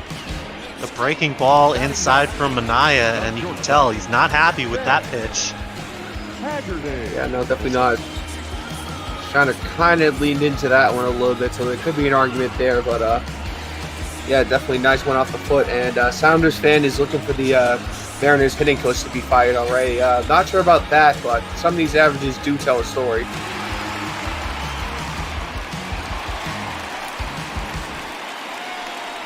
Yeah, I can't say I would agree with firing the coaches because the players we have arguably one of the youngest teams in the league. Yes, they suck at hitting this year. Get used to it, I guess. Yeah, either get used to it or try to hop in the cage yourself and hit a 95-mile-an-hour fastball. You know, Sounders fan, you should be used to this by now. We're Mariners fans. We know what disappointment is. We got a stolen base attempt here, and that's Shiner is able to take second base easily here. Lacks attention by Manaea. It allows Jake to take off and slide in head first. Yeah, good job beating out the throw there. Good job paying attention also, seeing the pitcher starting to sleep a little bit and get a good jump on the steal attempt. And now with Shiner out at second base. Oh, bad luck here. That's a pop out on the infield. Keeps him right where he is. I was going to say a base hit can probably drive him in. And he's got got the wheels out there that he can round third and come on home. But speaking of wheels. Speaking of wheels, indeed. 2 outs here. Watch, he'll probably try and drop down a bunt for whatever reason. Well, he lays off the first pitch. Yeah, that definitely would have been a nice one to push down the third baseline.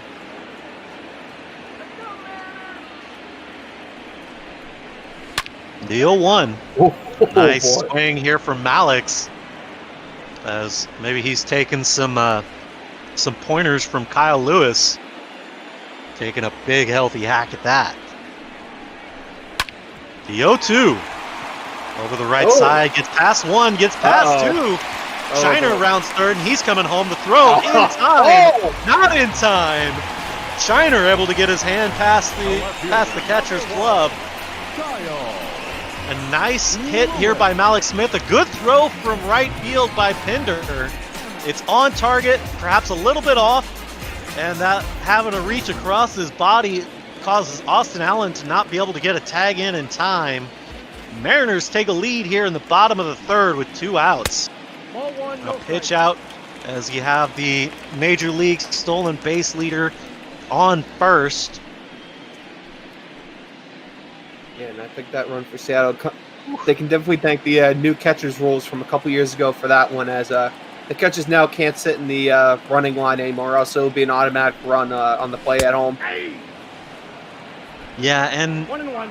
You know, that's really for everybody's safety. Let's be real. Nobody wants to see somebody coming barreling down on them. I know catchers will do it. This is going to be a ground ball out to second base. Instead of tagging Malik, they'll go over to first to get the out. But the result is the same. We're through the third. That RBI single from Malik Smith drives in the first run of the ball game here. We'll go to the top of the fourth. Leading off for Oakland. You know, those new catcher rules you were talking about, like I was saying, probably definitely for the safety of everybody involved, catchers and base runners alike. But also, you know, requires outfield throwers to refine their craft more. You know, not to sound like your typical gamer, but get good, son.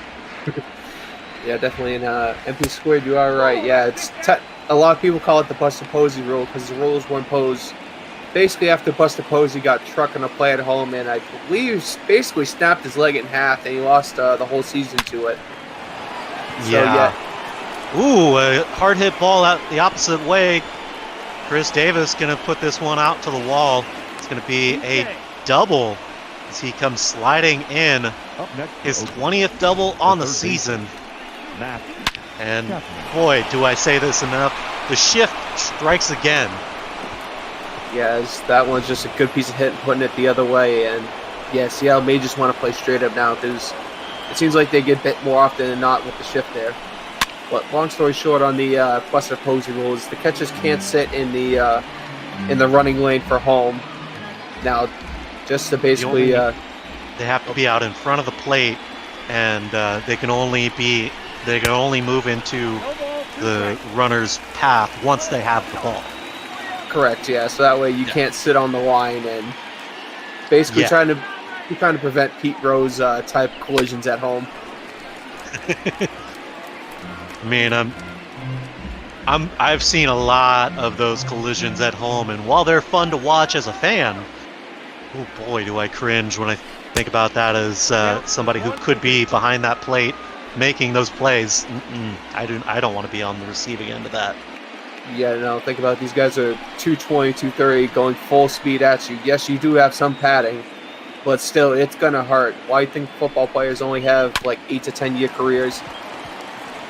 As this is going to be a well-played ground ball over on the second base side. Shiner making the throw on the run. The runner moves up to third on a well-executed sacrifice ground ball.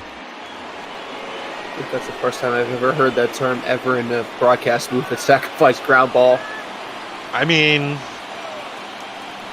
you put it on the right side and you put it on the ground so that at the very least you move the runner up. Very true on that. That's, call it small ball if you want, but that's what it is. It's a sacrifice ground ball. Yeah, definitely the long and short way of it. Typically, you don't think of that too much, though. You usually see the out and the guy just moves up as a side effect, but nonetheless, the Tajon Walker. Well, this is going to be a fly ball out to right center field. Haniger camps under it, and he's going to take off from third. The throw in is going to be way off. As Mitch, might I recommend the cutoff guy? Yeah, can I recommend you hit the cutoff? Cutoff. Yeah, at that point, if you're going to be that far off on a throw straight to home, hit your cutoff, man. Make the job easier on yourself. I know you want to make the fancy play and the throw from the outfield. I'm guilty of that more often than I would like to admit. But come on, man, cut off. The only person that could even potentially pull those types of throws off is Ichiro Suzuki, and I don't think he's just playing. Retired. Yeah, so, I don't think he's playing anytime soon. I imagine there's a few arms out there that play on other teams, but as far as Mariners go, no. Yeah, let's put it this way: they weren't as pinpoint as Ichiro because it seemed like no matter when anyone tried to take off for third, he was on point with every throw he had. To that point, I would like to see. I haven't seen a lot of examples to this effect because Jared Kelenic is thought of as such a top hitting prospect. But I would be interested to see what his arm in the outfield looks like. If anybody has seen a recent picture of Jared Kelenic, he is absolutely stacked. So I imagine there's plenty of power in that arm. We'll see a fly ball to the outfield to end the top of the fourth. The score is tied here at 1. Mitch Haniger, the errant throwing right fielder, is going to step in to lead off the bottom of the fourth here for the Mariners. I mean, there was a redemption story earlier at shortstop. Maybe Mitch can do something here. That really awful throw from center. Maybe puts one over the wall here to try to extend the lead. Or, excuse me, take the lead back. Let's see there, Mitch Haniger is 6th in All-Star voting in the right field position. Probably not going to get a call out to Chavez Ravine this year. For Mariner fans, I would recommend getting your All-Star votes in while you can, as I believe the close on voting for that is going to be here today or tomorrow. Start putting together those rosters and getting the additions to those rosters from the managers of the All-Star team coming soon. We're going to kick off our All-Star festivities right after this ball game as we head out to the Futures game. Mitch Haniger draws a walk against Sean Manaea in his second AB. So lead-off base runner here. And you mentioned the All-Star festivities coming up this week. You got a lot going on in ball between all the All-Star games from all the minor leagues, AA, all 3 AA leagues along with AAA, Major League, and then some fun other side projects like some of the broadcasters forming their own squads and taking them out in the field for a little exhibition tournament. Kyle Seager's fouling this one off 0-1. Mike Oski in the Twitch chat says something about a celebrity softball game after the Futures. Anybody who knows me knows that I do play softball, but I play first base. I am terrible on the mound, although that sounds like a lot of fun. A ball softball game sometime soon here, I think, is in order. If we could ever find some way to do that, I would definitely be down for that. One of these days, we'll figure something out. Right. But bot ball related baseball activities, we've got the Futures game after this one. We've got the All-Star game and the Home Run Derby over the next couple of days, but we've also got our very own broadcaster tournament featuring a few of our broadcasters here in booth, including my partner P-Mister 3. Yes, I'm going to be bounced probably in the first round. My game is tomorrow at 5 o'clock for the first rounder, and it should be good fun for everyone, so feel free to stop by, enjoy a little different side of the diamond where we take in some old legends and sign them out of retirement for this tournament. Well, Carlos Gonzalez working on a 1-2 count here against Manaea. Swing and a miss. He strikes out here, 0 for 2 on the day. Sean Manaea racking up his 5th strikeout against this Mariners offense. Rolling right along. Yeah, quietly building that 5th strikeout also. Really only getting 1 or 2 per inning. So he's definitely cooking right now and only have 51 pitches so far. So he has a chance to really put out a good outing today. Evan White's going to dig in. He'll swing at the first pitch. It's lifted out to center field. Not quite far enough as this hangs up there. And plenty of time for Robbie Grossman to camp underneath it. We'll go now to the top of the 5th. 5? 6? What is the concept of an inning? Well, there are 6 outs in an inning. 3 for each team. Top and bottom. As we throw it down to our sideline announcer, Heidi Watney, reminding everybody to donate to NAMI. NAMI is the National Alliance on Mental Illness. They're an advocacy organization, and they're the nation's largest grassroots mental health organization dedicated to providing advocacy, education, support, and public awareness, so that all individuals and families affected by mental illness can build better lives.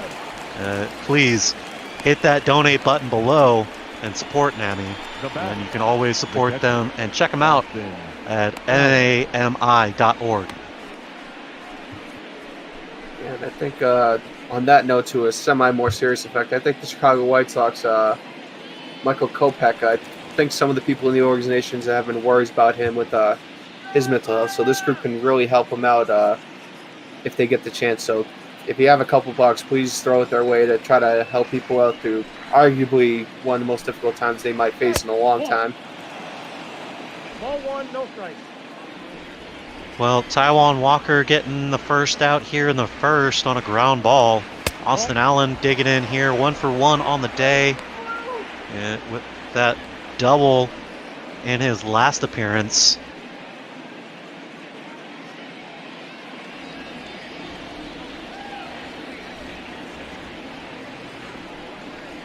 Yeah. 2-0 pitch is in there for strike one. Walker coming back with the 96-mile-an-hour fastball.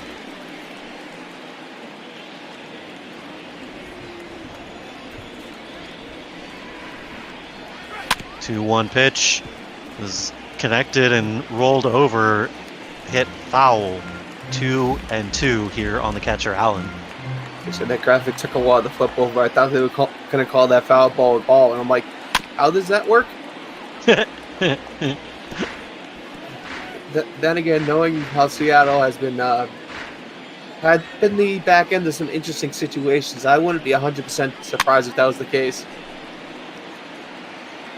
The 2-2 pitch has popped up. His counterpart Austin Nola getting out of his crouch to make the catch. 2 away here in the top of the 5th. Brings up the number 9 hitter Franklin Barreto.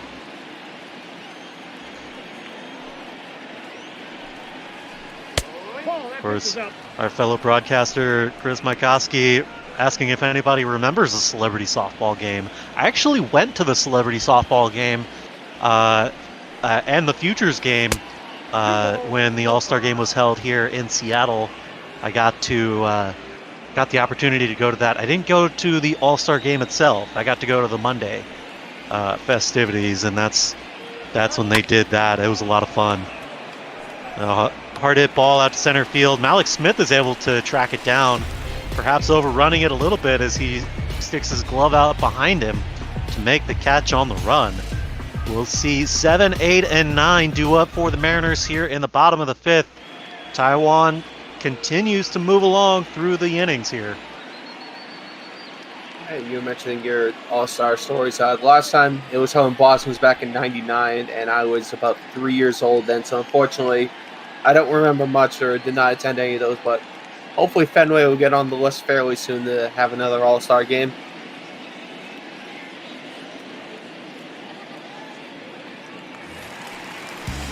Well, of course, heading out to Chavez Ravine here for the Fenway game, for the Futures game. I mean, they could bring in a 30-foot wall. There might be a couple of Futures destined for Fenway in there. Austin Nola going to foul off the first pitch here, 0-1. I was going to say, do we have the rosters for the Futures game kicking around in here somewhere, or is it kind of... I believe it was clipped. It should be available if you can pull it up. It should be in that usual channel. All right. Now batting. Well, a fly out here from Austin Nola. It's going to be 1 away. Sean Manaea, 54 pitches through 4 1/3 innings here. Much like his teammate Mike Fiers last night, moving right along. Yeah, definitely only at 54 pitches so far, so he's definitely on a nice clip so far. And ideally, if he can get out of here under 60, he'd be in a very nice spot for the rest of the game. Yeah, Mariners going to need to put something together to get out in front here. Of course, this game tied at 1 apiece.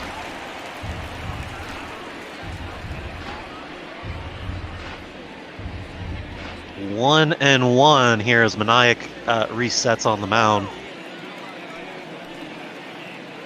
The big windup and kick from Manaea delivers a fastball high and outside, 2-1.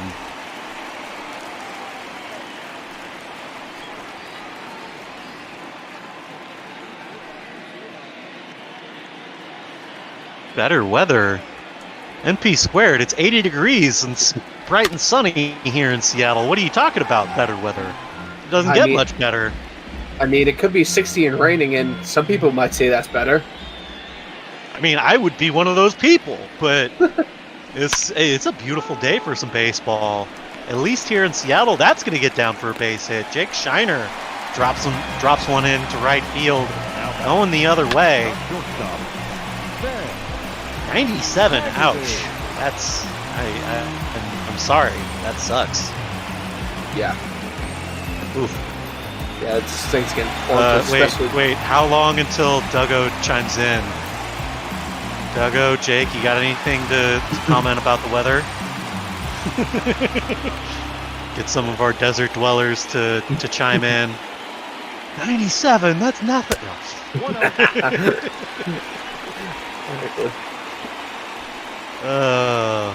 Sam Haggerty gonna dig in. There's the Texas chime in. Yes, 105. Yeah, this is why I live in the Northwest. 1-0 pitch. This is going to be flared out to second base. Franklin Barreto with some good defensive range there. Makes the catch. The center fielder, Shiner having a retreat back to first base. Okay, so after looking at the rosters and starting rotations, I didn't really see anyone from the Seattle farm system in there, and I only saw one person from the Sox system in there, which I'm a little bit shocked at. Count 1-0. Well, this is going to be a base hit up the middle. Hold the phone, that's... Oh. Whoa! No, wait a second. Time out, what? No, okay, so swing and a miss. No swing. Stolen base, throwing error that allowed him to move up here. Okay, I thought this was like a base hit or something. I had a little bit of a lag, but this is... Wow, what a turn of events here. Jake Shiner stealing second and getting third on the throwing error. Wow. Is that second stolen base of the day? That would be his second stolen base of the day, yes. Ooh, might be going after Malik. Yeah, showing up Malik Smith here. Saying, come on, buddy, pick up the pace. You're supposed to be one of the speedsters on the team. He's got to get on base to be able to steal. Very true. He's been on once today, but of late, he has not been able to get on base a lot.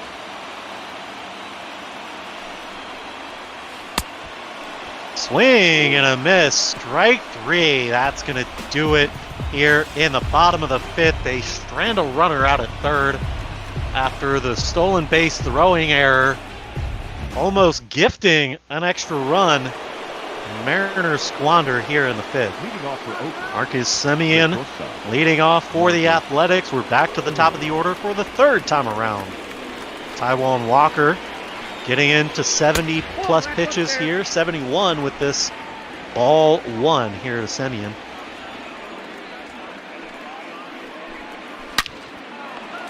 This one a hard hit ball over to Kyle Seager.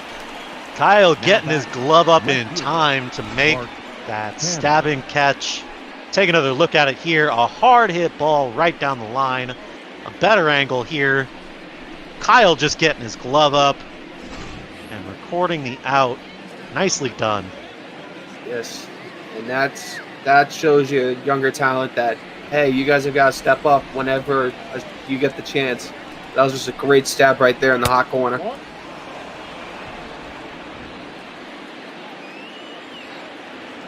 The 1-0 pitch here to Mark Canha.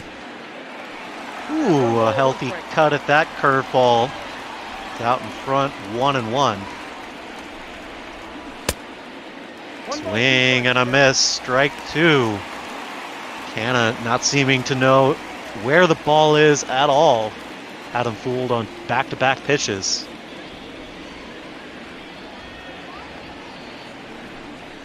One-two. Fastball just to the zone, high, ball two. Taijuan with a couple of questions for the home plate umpire here. Yep, just trying to check in to see where he missed, trying to make the ball a bit more suitable to the umpires. he's definitely gotten a couple of rough luck calls today.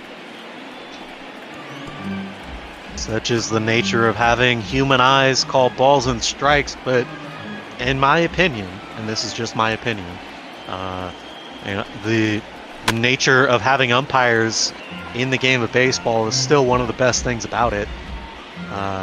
It's a very human element game, prone to mistakes. And as much as we don't like to see the mistakes on those calls, as much as we don't like to see the mistakes on the calls at the highest level, I think it's still part of the big character. Whoa, boy! Ooh. Speaking of mistakes, Mark Canha striking out swinging here. He nearly flunked him on the hands there. That one, I have no idea why he even thought about taking a crack at that one. Well, the third strikeout of the ball game here for Taijuan Walker. And it comes on the 80th pitch of the ball game. No, that's down. First pitch here to Chris Davis, going to miss low, ball 1. Davis 1 for 1 on the day with a double and a walk to his name. And a run. He came around to score. The only person to come around to score. On Oakland? Yeah, for Oakland. You're right. Yeah, both teams with 1 run today, and a little bit of a surprising pitches duel. I was not expecting this coming into today's game. Ball, that's inside. I had a little bit of a feeling, especially with Taijuan coming off of that complete game shutout, facing off against Sean Manaea, who Sorry. The shift strikes again. What? What? Why, Scott Service? Why? Why? Ladies and gentlemen, this is why the nerds need to get kicked in the backside and left out the door of most ballparks. Because it's stuff like that where it's bitten you several times before, you still go back to it, and the same result happens. One of the definitions of insanity is repeating the same thing, expecting a different result. Not only one of, but the definition of insanity. Taijuan Walker gives up a big fly ball deep into center field. Smith is ranging back to the track and the wall, and that one is going to get out of here. Matt Chapman, home run here. Another 2-run shot after the 2-run bomb last night. His 16th home run of the season, and that puts Oakland out in front 3-1. And that might be Walker's day here. Is just a really unfortunate one. Seemed like he timed that jump way too early out there in left center. I'm not sure if he saw something in the sun or what. Well, you see double barrel action out in the bullpen. Connor Sadzek and Nestor Cortez Jr., righty and lefties respectively, getting ready to go. And that, I think that home run is a perfect example of how the shift has really played against the Mariners defensively this season. As without that shift, that would have been an easy ground ball to Shiner at second base, and that would have been a 1-run shot, changing absolutely nothing else. That would have been a solo shot, and instead the Athletics are up by 2 now.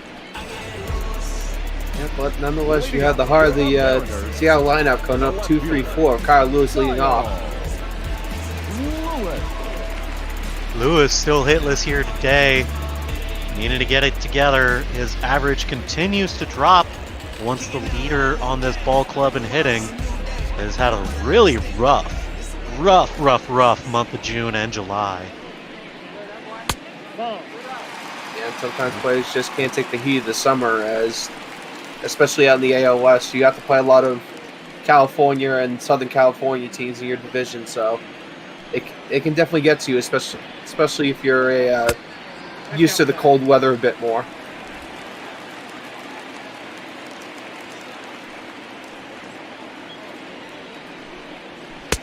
The 2-0 pitch inside, ball 3 here.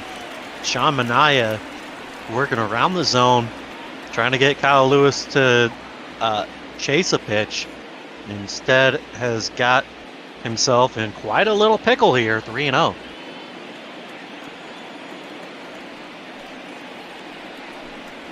Hey. 3-0 gets in there for strike one, 3-1.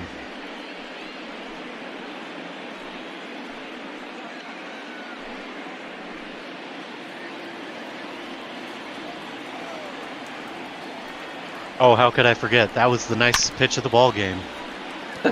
I know you missed out on Seattle's aspect, and I'm like, okay, I guess he's not doing it today. I did, but we were talking about things. I was distracted. Yes, the payoff pitch. That's going to be ball 4 for Kyle Lewis. He draws the walk. Up next for Seattle, the right fielder. Mitch Haniger going to step in here, trying to get something going. Maybe a homer over the wall to try to match Oakland here. Yeah, he's got 15 of them so far to his name this season. His first full season back from the abdominal surgery that he had. He's not an abdominal snowman. He's just had surgery on his midsection. I mean, how hard is it? I mean, being out in Seattle with Sasquatch territory, I wouldn't be surprised if he looked something like an abominable snowman.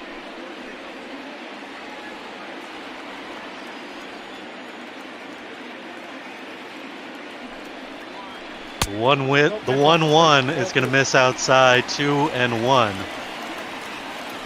NP squared, it certainly is. You know, more so to me than probably most others. I get tongue-tied rather frequently as I try and make the words fun. 2-1 pitch gets in there for strike 2. Taking advantage of that top of the zone where the home plate umpire has been calling him rather freely. 2-2 pitch, fouls off here by Haniger. Haniger here just trying to find something good to put a piece of wood on to get a hit or try to get the walk here. So I think Close is going to be fouling it off. Another foul ball here, running the pitch count up on Sean Manaea. They can chase him here in the 6th inning. It's probably about the best option that the Mariners have. As we'll see him go way outside for ball 3. Says, foul this one off, Mitch. And Sean Manaea has run a couple full counts today and has definitely let some guys off the hook here. Of course, with Lewis over at first, we'll see the payoff pitch. And we'll see another one as Haniger fouls it off. It's a nice ride into that foul ball, though, so he's definitely got some type of timing working for him. Next with this one, drives it deep down the left field line, but again, it hooks foul. He's trying to tie it up with one swing of the bat. You want to go outside of here for your Manaea, trying to give him less power. Ground ball up the middle, and Barreto, a 4-3 double play. Talk about getting out of the jam. A hard hit ball up the middle, which has been key to success here for both of these teams over this series. They're able to put a glove on it and get the double play. Yeah, if only I had the Price is Right loser music right now for Seattle. Grade A chance there. Full count, and you just dribble one up the middle. Not to discredit the second baseman there from Oakland for making a good play on it, but just you could have done so much more with that at bat, as that one was probably going to get called the ball low and outside. 2-0 pitch here from Manaea is in the dirt. 3-0. You got Carlos Gonzalez due up. Kyle Seager can get aboard here. In there for strike 1. The 85th pitch of the day from Manaea. 3-1. Kyle checks his swing, and that'll be ball 4. Just under the zone, and we'll get a visit from the pitching coach here to Manaea as he's got another runner over there at first base with 2 away. Getting deep into this appearance is Manaea, but they're going to try and let him finish out the 6th.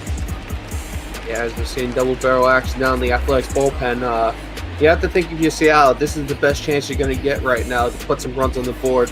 Manaea has been struggling over the last inning and a half, running up a lot of balls and a lot of walks so far, so if you have to attack, now's the time. Strike 1 here to Carlos Gonzalez. We got Oakland's top relievers out there getting ready. Jake Diekman and Joaquin Soria ready to shut this ball game down. Good pitching out of the bullpen last night. Able to keep the Mariners hitless after giving up only the 1 hit all day by Fiers. Looking for a repeat here today. Keep the Mariners to just the 1 run. Yeah, Carlos Gonzalez trying to put one into the second deck there with that last swing, but just getting out in front of it a little bit. The count is 1 and 2. Yeah, lefty on lefty matchup here is tough on Gonzalez, but he's looking for something on the inner third of the plate, something he can get his bat out around on, put over that right field wall. First deck, second deck, hit it here, Cafe. He doesn't care. Just put it over the wall. Exactly. 1-2 pitch. Missed outside, 2-2. A good eye by Cargo here.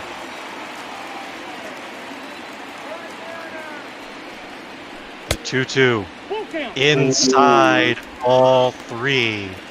Sean Manaea with a close pitch on the inside there. Yeah, Carlos Gonzalez getting a little bit bailed out there. Big payoff pitch here from Manaea. Payoff pitch. Misses here. He walks Carlos Gonzalez. And that's 92 pitches in the ball game for Sean Manaea. Runners at first and second, as that'll bring up Evan White.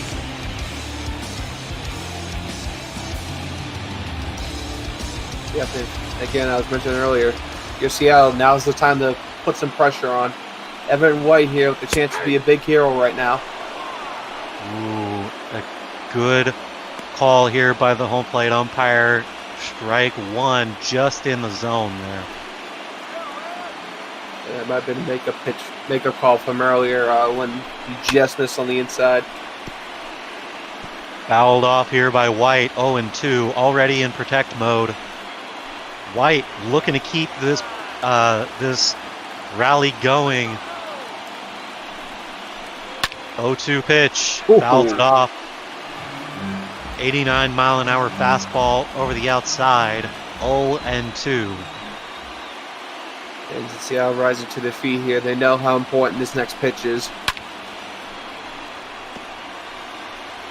Another foul ball. Sean Manaea continuing to battle here. 96. This will be 97.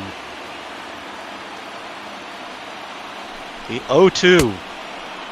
Swung on in strike 3.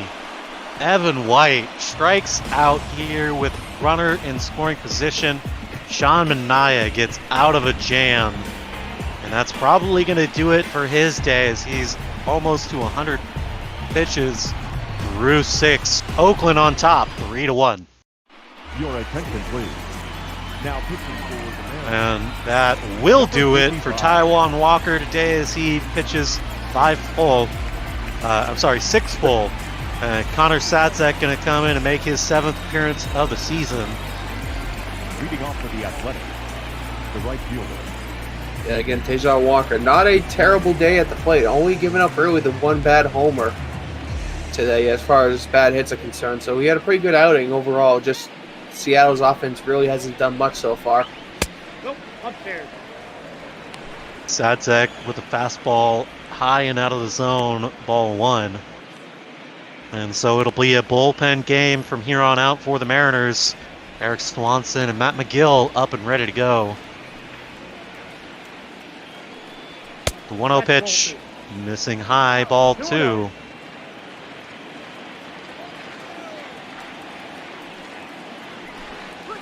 The 2-0 pitch to Piscotti, tries to get him to chase a breaking ball in the dirt, 3-0.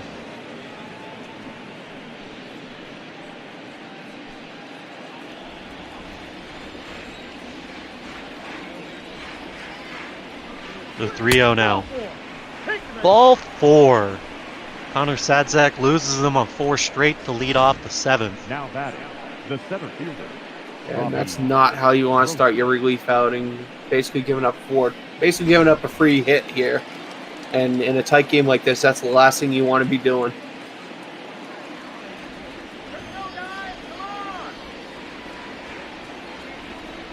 Well, Robbie Grossman going to step in with that runner over at first. He'll swing at that ball below the zone, 0-1.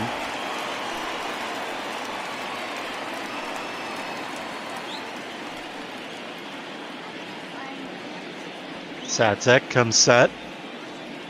Takes a look over at first. Kicks and delivers the 0-1. This is for ball 1. Grossman perhaps realizing that Connor Sadzek has yet to throw a ball in the zone in this outing. Leaves that bat on his shoulder, 1-1. And sometimes when you get that intel on a pitcher, that's what you do, is keep the bat on your shoulder until he actually starts throwing into the zone. That's a ball. And ball 2 here from Connor Sadzek. Still yet to get one in the zone. I'm not salty about it at all. Oh, trust me, I can't hear the salt whatsoever. Oh, that's off the plate. 2-1 becomes 3-1. So that's 8 straight pitches that haven't hit the strike zone. Connor Sadzek not off to a great relief appearance here in this getaway day before the All-Star break. Can we really call it a getaway day if you get a week off if you're not going to LA? I imagine a bunch of these guys are going to be getting away so that they can go to the All-Star game. As that be 4, 6, they can't get the 3, so no double play, but they get the lead runner here in the top of the 7th.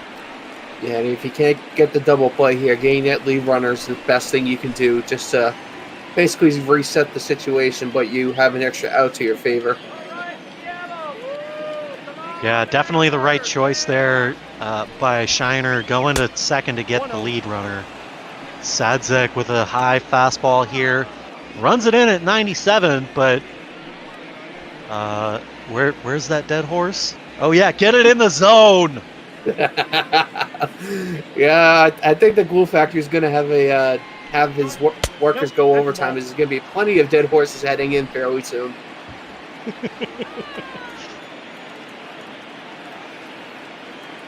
Number 11, technically still not in the zone there. Well, at least there's a strike on the board, but still can't hit the zone. Connor. Oh, boy. It's not that. Just take a 4-seamer and put it down the middle just to get something on the board to show us you can do it. Can you do that, big boy? Well, this is the 3rd batter, so if he can't hit the strike zone here and record an out, preferably a double play. Hey, look at that! Wow! On a curveball to boot. Curveball left right in the heart of the plate. Gets over for strike 2, takes the count full. 3-2. Delivers this one. That's going to be a hard hit ball out to right field. Haniger is going to chase it down, and there's going to be 2 away. Perhaps hit too hard. Now batting, as it's second baseman. Hit straight at him. Yeah, again, solid piece of hitting there. Just pretty much straight to the right fielder. Only having to move into his left about 20 feet to grab it. But yeah, who knows? With the extreme inconsistency Sandek has shown so far, he might get out of the jam without any runs. It would fit with the tenor of this Mariners pitching, giving up base runners, giving up hits, but for the most part, not allowing them to come around to score. I say for the most part, knowing full well that we're below 500 in our record, so clearly they're coming around to score. And that one unfortunate night in New York. We don't talk about it. I'm willing to move past it if you want to forget about it, Bemis. That sounds like an idea to me, although I think people that were there in attendance that day probably won't let us forget about it anytime soon. Luckily, we only had like 15 to 20 viewers at the time, so thankfully nobody will remember. Nope. Ball 4 here from Connor Sadzek. Oh my God. And Scott. Scott Servius. Get the arms. Get the lefty. Where's the hook? Where's the hook? Dang it. You might be searching for him in the clubhouse. I can't see him in the dugout right now. The Maryland Moose is trying to pull some voodoo magic there to try to get him in the strike zone. I don't know what that was. Austin Nola keeps this one in front of him. The runners are going to move up 90 feet here. They're going to call that one a wild pitch. Connor Sadzek, a bad outing turns to worse as now both runners are in scoring position here with 2 away. Yeah, Rugbeard looking at Twitch chat. Sound fan said, "Oh, it can't be worse than that Seattle versus Cleveland game many years ago." I don't remember that game much. What was it, like 10-12-1, something like that? Dude, which one, man? Which one? You said many years ago, so I'm assuming early 2000s, maybe late 90s. But I mean, the 12-0 game, yes, that one is brutal. I am also, when you say Seattle-Cleveland, the first thing that comes to mind is that 95 championship loss to Cleveland. You know, when we arguably had one of the better chances to win it. Your attention, please. Marcus Semion's going to pop out here to end the inning. We're going to get Yusmiero Petit coming out of the Oakland pen here to pitch to the 7th. We'll see Austin Nola digging in to lead off the inning. 7, 8, and 9 due up. Strike 1 here from Petit. Oh, there's Scott Service. Where were you, Scott? The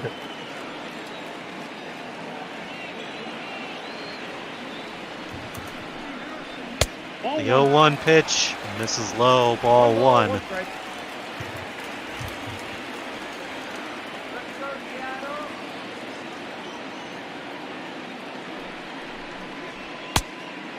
The 1-1 pitch, swung on and missed, 1 and 2.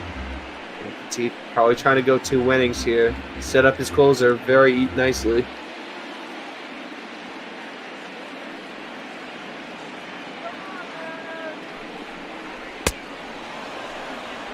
Strike 3 swinging by Austin Nola. Yusmiero Petit racks up a strikeout on 4 pitches here to start the 7th. Pulls the string on that one. You described it perfectly. Bomb dropped right out of that one, getting the Seattle batter swing over the top here. Well, Jake Shiner digging in, looking for a bit more success here. 1 for 1 on the day. He's drawn a walk as well. A couple of stolen bases to his name. Making a stand here in the final game before the All-Star break. Get everybody some much-needed rest and come out playing hard at the other side of the games. Yeah, maybe if you're a Scott Service, you take the entire 40-man roster you have kicking around, not at the All-Star game, and just have them run wind sprints around the field all day, like in Miracle there. 1 ball, 2 strikes.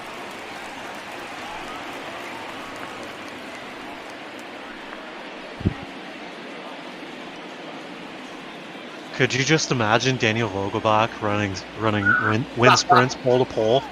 Oh, good God, it would be a nightmare. As there's a nice little piece of hitting. A nice little base hit by Shiner indeed. Shiner is pulling off Ichiro numbers right now. No real power, but I believe that's his 2 hits today and a walk, I remember correctly. I'm sorry, what? 2 hits and a walk from Shiner today, or is it just the 1 hit and 2 walk? 2 hits and a walk now. That'd be his second hit.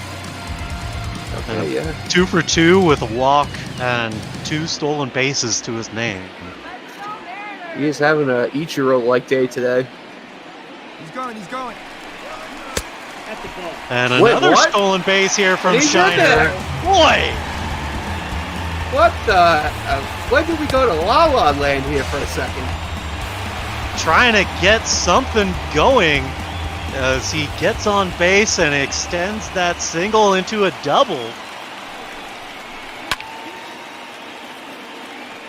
1-0 pitch is going to be fouled off into the stands in the left field side. 1-1 here in the bottom of the 7th. Still a 3/4 full house here at T-Mobile Park today. A lot of fans coming out for this last game of the series. Last time we'll see him in about 4 or 5 days, as Seattle's going to come back from the All-Star break on the other side of the continent. A couple of games against the New York Metropolitans. Ball 3. Is that like their actual full name? Did you not know that's what Mets? No, I did not know what that. I'm pretty sure nobody calls them the Metropolitans anymore, but that's what Mets is short for. Okay, then. The more you know.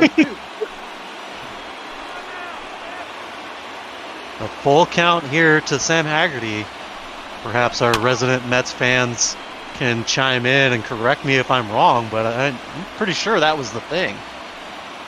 I fouls this one off. I wouldn't be surprised. I wouldn't be surprised, being founded in the 60s, they have that bit more proper English to them.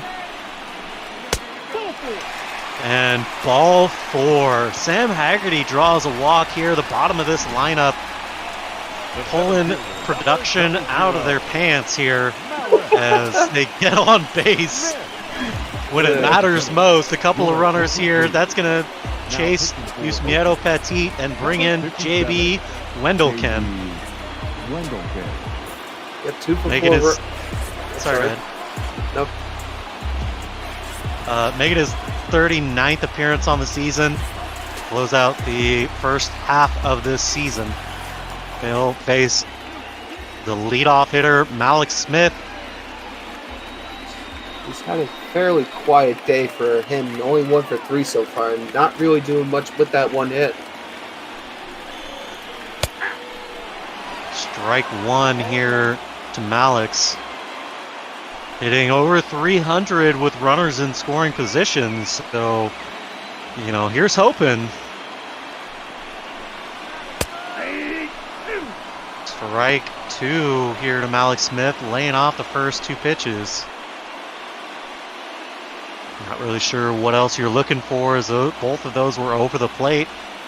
Yeah, I think he's trying to push something out into left field to try to at least get the guy from second and maybe the guy from first home if he puts it into the corner correctly. Strike 3 as he checks the swing on a pitch. A little bit of help from the home plate umpire on that call, perhaps, as that will get him get the strikeout. Boy, that sure looked outside to me.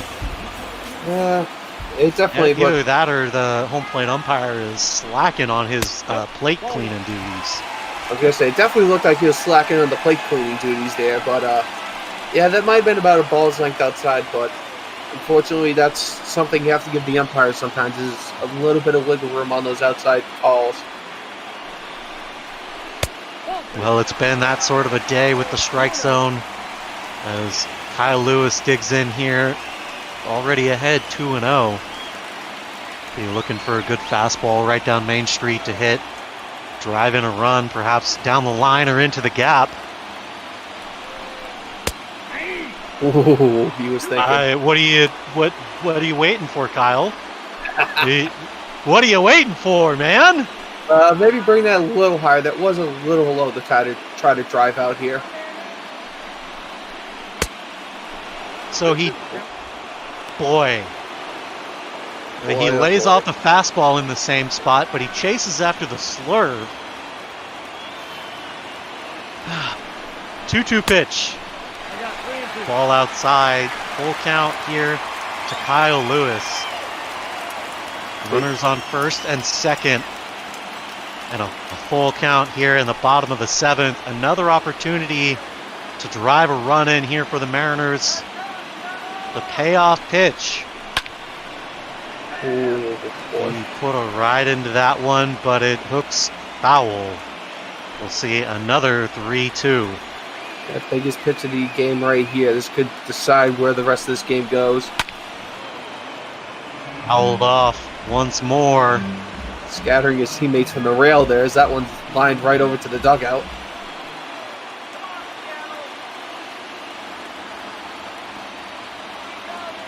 Three-two.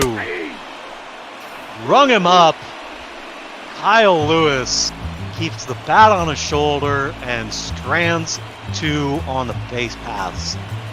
Seattle still trails by 2 as we've reached the end of the 7th inning. Mark Canha's going to dig in to lead it off for Oakland. And this has been the tale of these Mariners bats today and yesterday. Missed opportunities with runners in scoring position.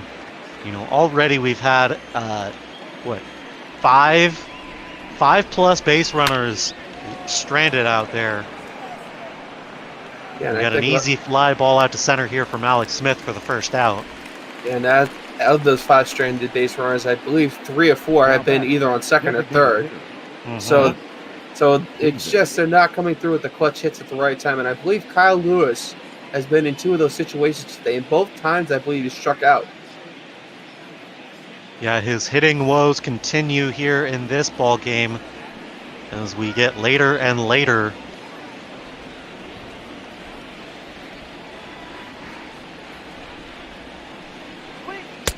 And Chris Davis gonna chase a ball way outside. Not sure what he's swinging out there, but from one Chris to another, Chris Mikoski chiming in that Mets is indeed short for the Metropolitans. But nobody really calls them that. That's just their official corporate name. So fun little fact there. Thank you, Chris, for that one. Appreciate it. Ball outside here, 1 and 2.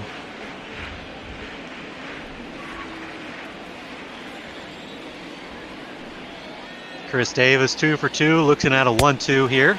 Swung on and strike 3. Got him to chase a 97-mile-an-hour fastball up the ladder.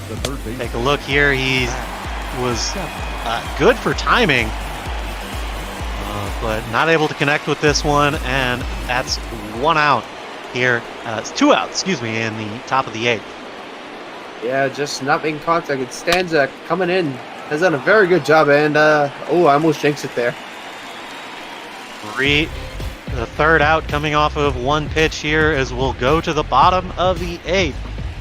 3, 4, and 5 hitters due up for the Mariners, and boy, let me tell you, they got to get something cooking. Scott Service might want to head into the kitchen to try to cook up these guys some steak and cheese subs, or I don't know what they need right now, but they need some type of juice to get rolling here. Joaquin Soria is going to come in and pitch the 8th inning here for the Athletics. He'll face off against Mitch Haniger to lead off the bottom of the 8th. You see how you're just looking to string 2 or 3 hits together, put a run on the board, so that way you can tie it with 1 swing of the bat. You know, you got the big boppers coming up, due up here in this inning. Haniger, Seager, and Gonzalez, all known for power bats, but so it's not out of the question for him to hit home runs. But none of them by themselves can tie this game or put them ahead. It's going to need a coordinated effort with at least a couple of base hits strung in there. 2-0 pitch over for strike 1.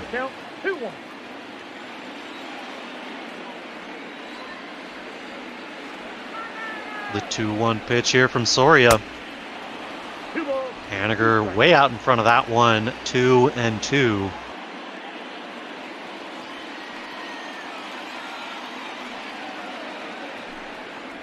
Two-two pitch. The ball in the dirt outside, 3-2. See there, Kyle Seager due up.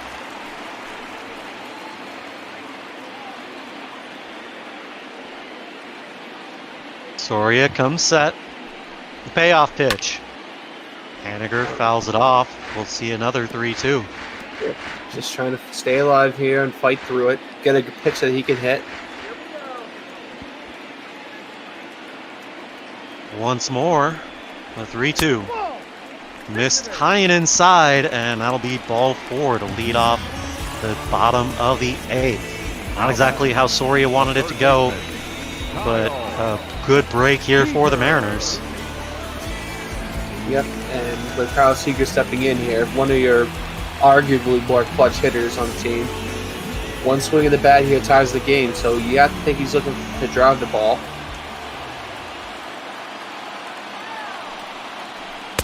First pitch to Kyle's going to miss inside, ball 1. Seager 2 for 13 in his matchup against Joaquin Soria. Only 1 strikeout, but not a lot of success. Most of those meetings coming when Soria was in the Texas bullpen. It's going to be a hard hit ball down the first base line, foul, 2-1.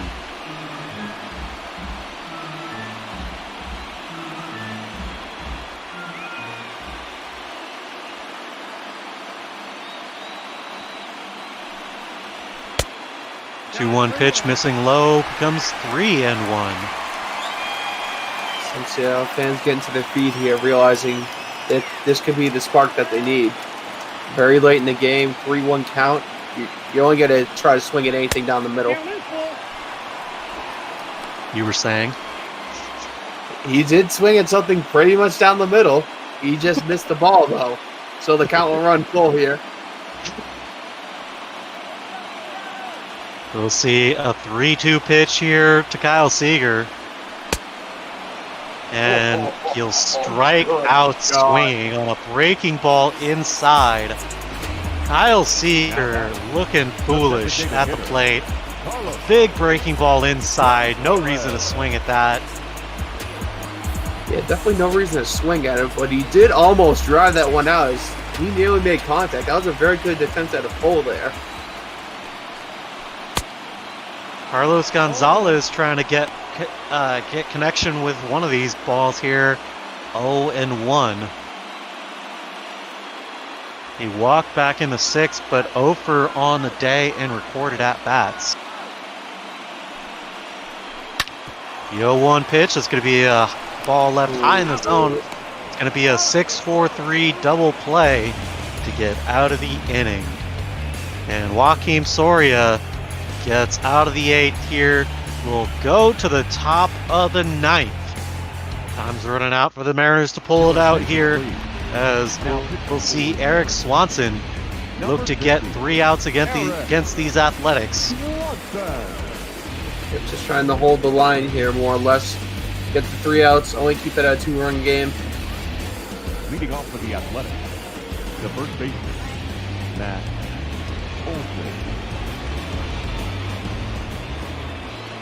You see the 5, 6, and 7 hitters here from Oakland.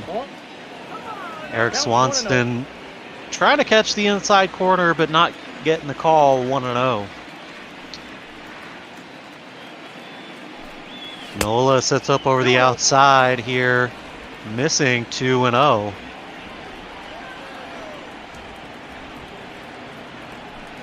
Two-0 pitch in there for strike 1. And if I'm Eric Swanson, I want to come back and start and attack that zone, attack that lower third of the zone, induce some weak contact, get you 2 strikes, and run a fastball up and in. Well, he runs a fastball up and out. Ball 3-1.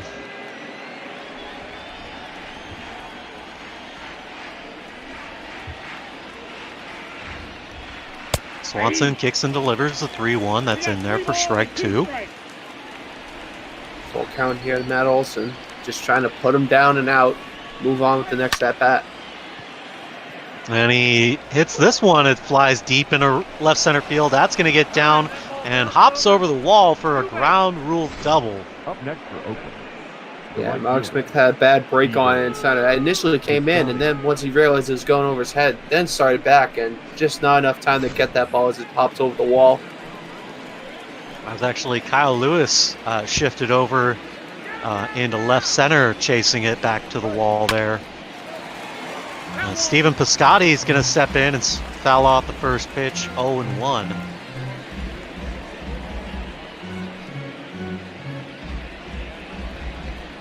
Oh for 2 on the day with a walk back in his last appearance in the 7th. Here with a runner in scoring position. Nobody out in the 9th. Swanson missing high. Ball 1. See Taylor Williams and Matt McGill in the bullpen just for funsies, I guess. Try to get a little workout in here. That's the one thing I think a lot of people don't see is guys get up in the bullpen. Most of the time, they're not going to come into the game unless it's absolutely necessary for them to. They're just out there getting some additional work that they might not get in the day. They'll call that strike 2 on Piscotty. 2-2 here.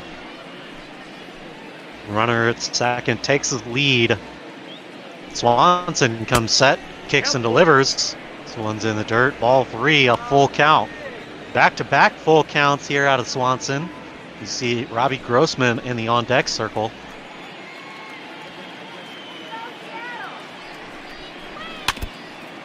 Three-two pitch, fouled off. We'll see another 3-2.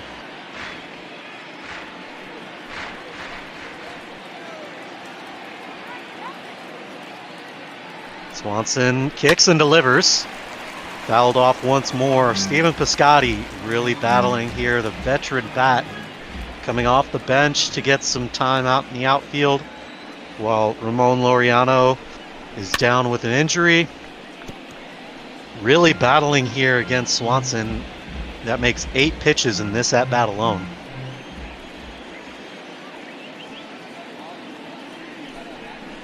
Three-two once more, and he misses. Ball 4.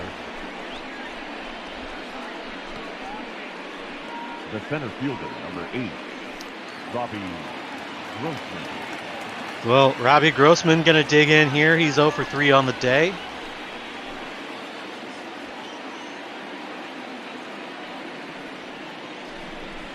Runners at first and second. First pitch is in there for strike 1. 0-1. Yeah, and ideally here if you're Swanson, if you have to give up a hit, have it down third base. That way you have a crack at the triple play. Whoa, that's down.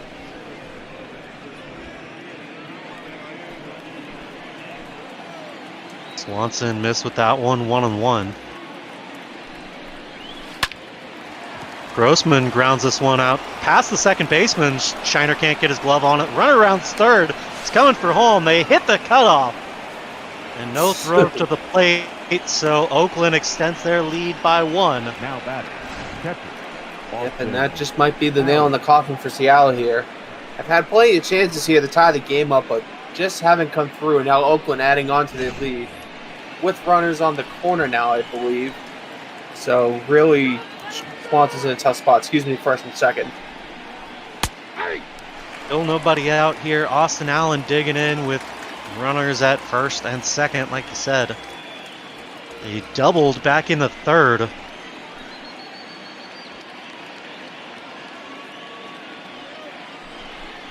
Yo 1. This is ball 1. And really, aside from that ball getting through the infield, that's essentially what you want. You want a ground ball, towards one of the middle infielders to get the out. Swanson able to stop this one, only going to get the 1 out over at first base.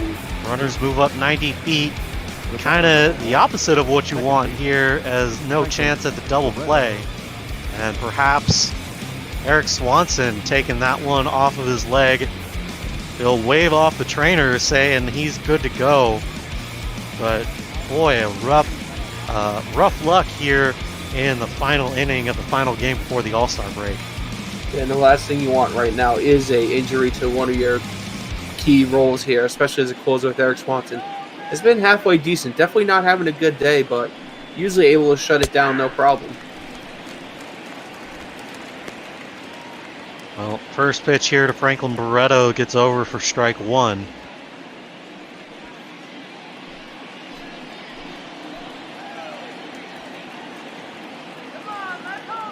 Swanson definitely not having the greatest outing today, but he gets over for strike two on Barreto.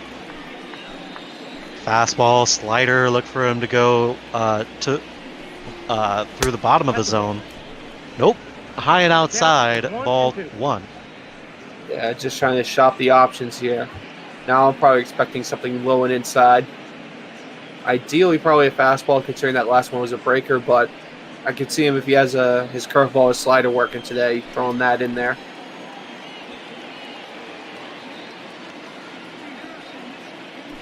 One-two now.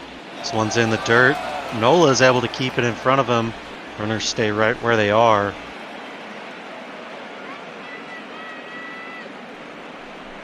Runners at second and third. And they rack him up looking. Franklin Barreto goes down on that slider. That call on the inside, a little questionable, but I'll take it, as now they're two away here in the top of the ninth. At this point, if you're a Seattle fan, you're going to take any type of break you can get. You're already in a deep enough hole down 3 runs with only 3 outs to do it with. Oh, that's out. Swanson going to stay in to face off against Marcus Semien. Sure enough, now that sorry. You see that number there, 410 on the season with runners in scoring position. This is a position he likes to be in and is very successful at. Sure enough, I mentioned how deep Seattle is. I'm pretty sure I just reverse jinxed it, so Simeon's going to hit a home run right here. You got 2 balls. Ball 2 here from Swanson, 2-1.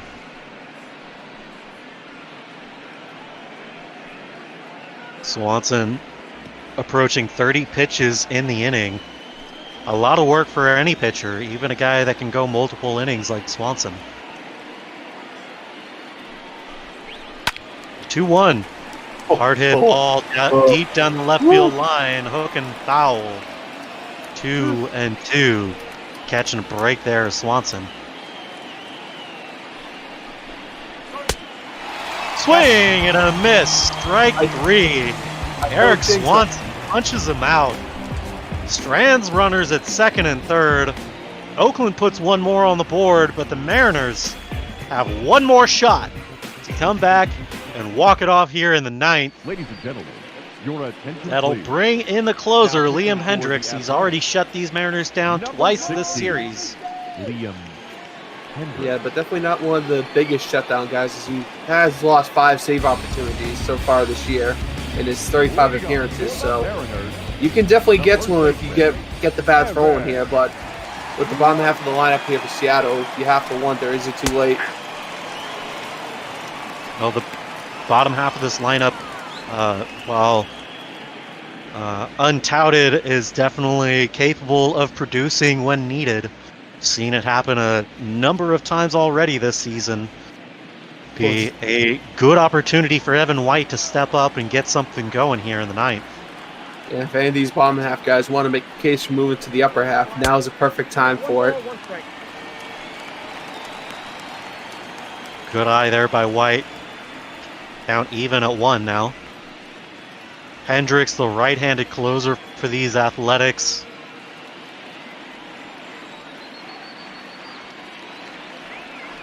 ERA just over 2. Looking to shut him down here. White chasing this fastball up and in. 98 miles an hour, he gets his bat on it. 1-2.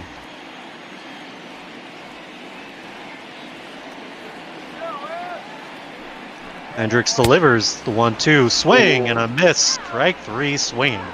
I'm with the slider there. Yeah, he threw that fastball up and in, and it comes back up and in again with the slider. Gets him out in front of it. Good changing of the pitches and the speed there to get the strikeout on Evan White. Austin Nola is going to swing at the first pitch, and that's going to be a base hit. Right back at the pitcher. It'll get past the infield. Now back, second baseman. Left it out over the plate here, just beyond the back of Liam Hendricks, all the way into center field. And that just might be the hit you need to get rolling here. Jake Shiner, the guy pulling off a million miracles today, is up at the plate. Let's see if we can pull one more out of his backside. 2 for 2 on the day, 4 for 8 on the series. Couple of stolen bases to his name as well. Trying to do it all. Yeah, literally trying to put Seattle on his back and say, I'm going to take you guys to the promised land today.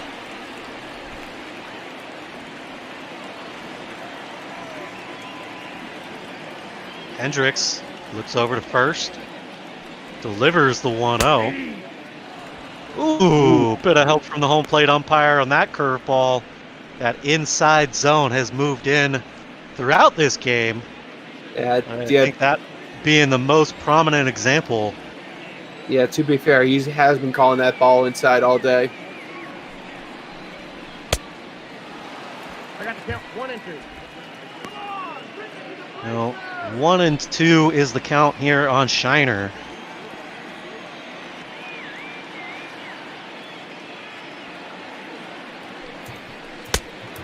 Swing and a miss, strike 3. That big curveball gets him striking out here. It was a slider against Evan White. It's a curveball here against Shiner, and the Mariners will be down to their last opportunity here with Sam Haggerty. Yeah, and ideally, if Sam can get a hit or something together here, you have a real shot here with the top of the lineup coming back up. But then again, Alex Smith has been really quiet today, considering.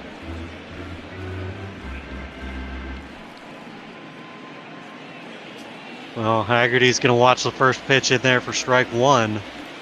Hendricks comes set, looks over to first, kicks and delivers, runs a fastball high for ball 1.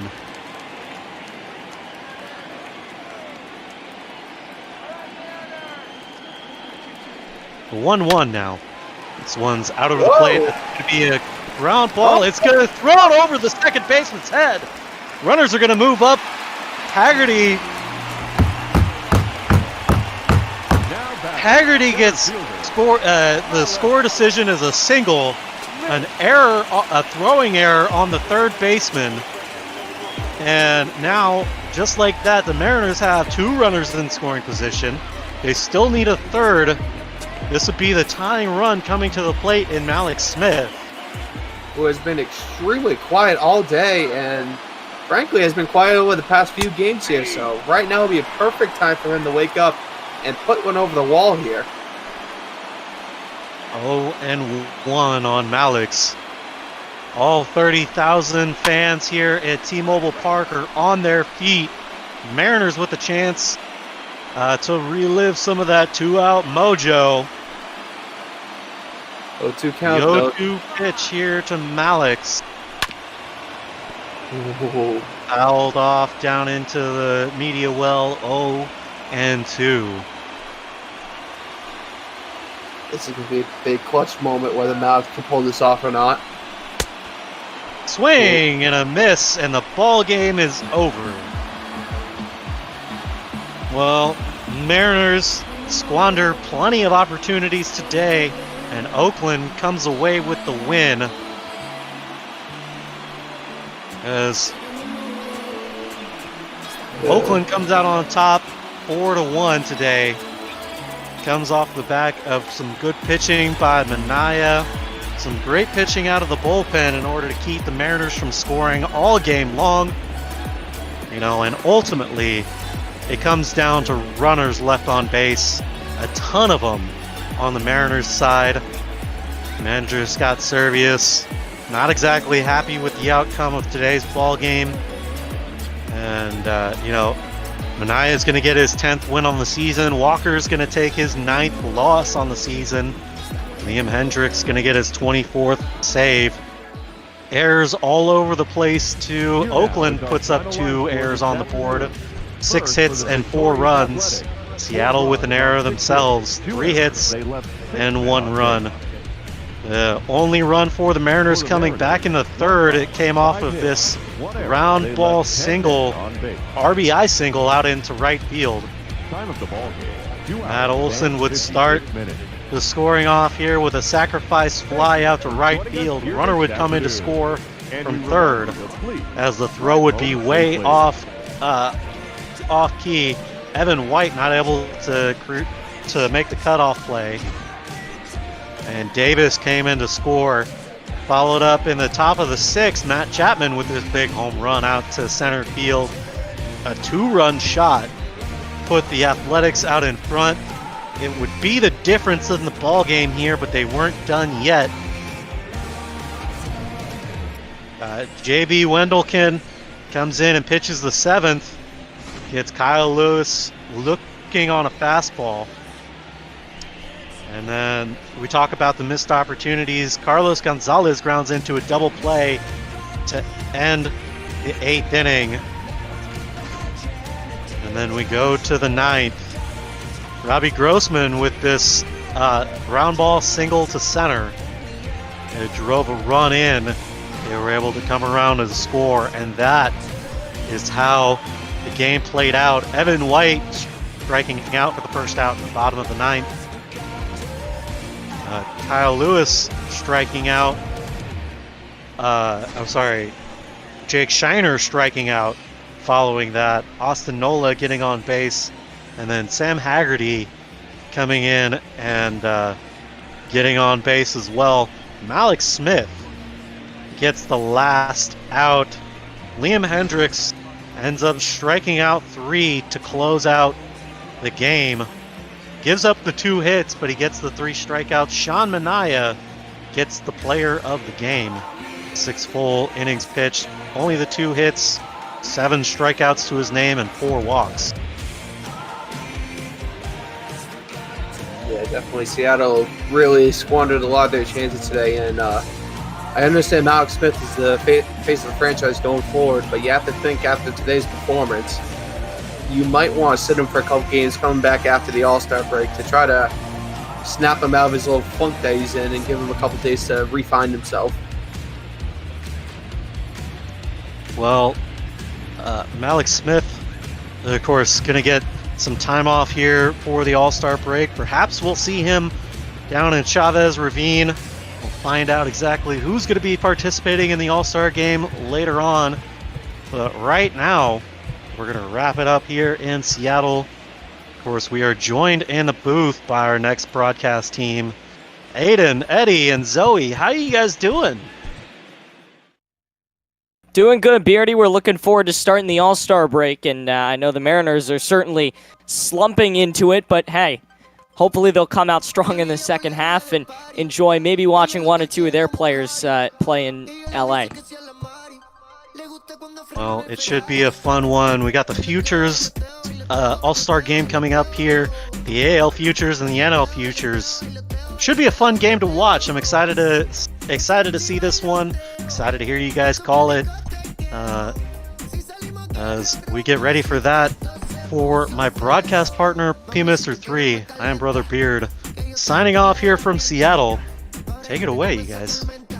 All right, well, thank you very much, Brother Beard, and here we go. It's Eddie McCarthy alongside Aiden Blank and Zoe Alter. We have a 3-man booth today as we get set to begin the first of 4 or 5 All-Star games that we'll have for you here on Major League Ball on Twitch.tv, this being the Futures game. And as Brother Beard was kind enough to point out, the American League Futures playing the National League Futures, the best young stars in baseball playing at Dodger Stadium in Chavez Ravine, where today they get 1 game, but hopefully in the next few years, they at least hope they will be playing quite a few games at Dodger Stadium. And we welcome you to the NLAL Futures game. Tonight's telecast brought to you by NAMI, which is the National Alliance on Mental Illness. NAMI committed to building better lives for the millions of Americans affected by mental illness. Eddie McCarthy alongside Aiden Blank, Zoe Alter. Guys, today we will see the stars of tomorrow shine right in front of our eyes. Should be a good one. Oh yeah, excited for this one, definitely to see what's going to go down. In a normal, real life setting, we'd see a couple more changes, but we'll see if the ball gods decide to change it up a lot tonight. Jason Haley will get the start here for the national side. A little bit of a late change. We were expecting Johan Ramirez, but instead it's going to be Jason Haley, the 18-year-old.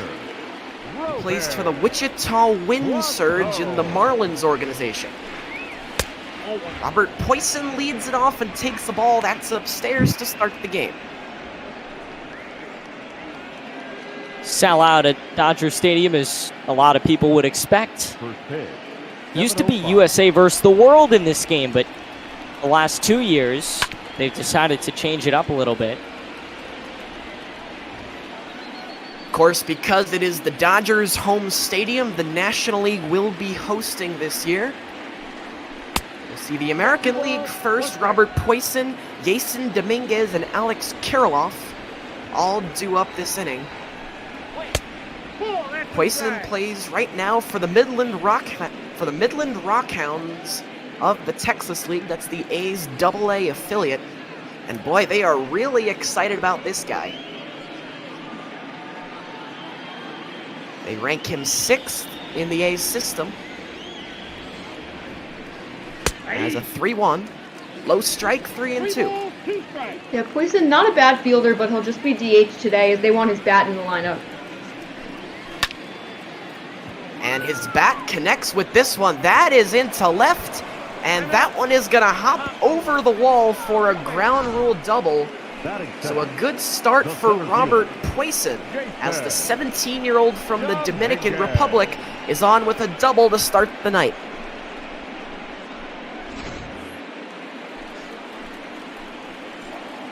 So that'll bring up Jason Dominguez, who's playing center field today. From the Yankees organization, plays for the Scranton Rail Riders, the Yankees AAA affiliate.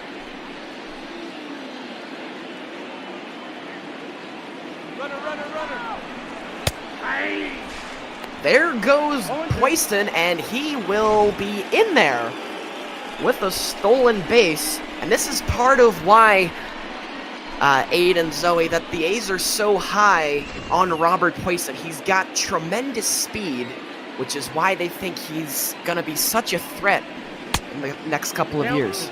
It's always dangerous to have a guy who's aggressive on the base paths. He's going to turn that single into a double, and he's going to turn that double, as you saw there, not really into a triple, but he's standing on third, so.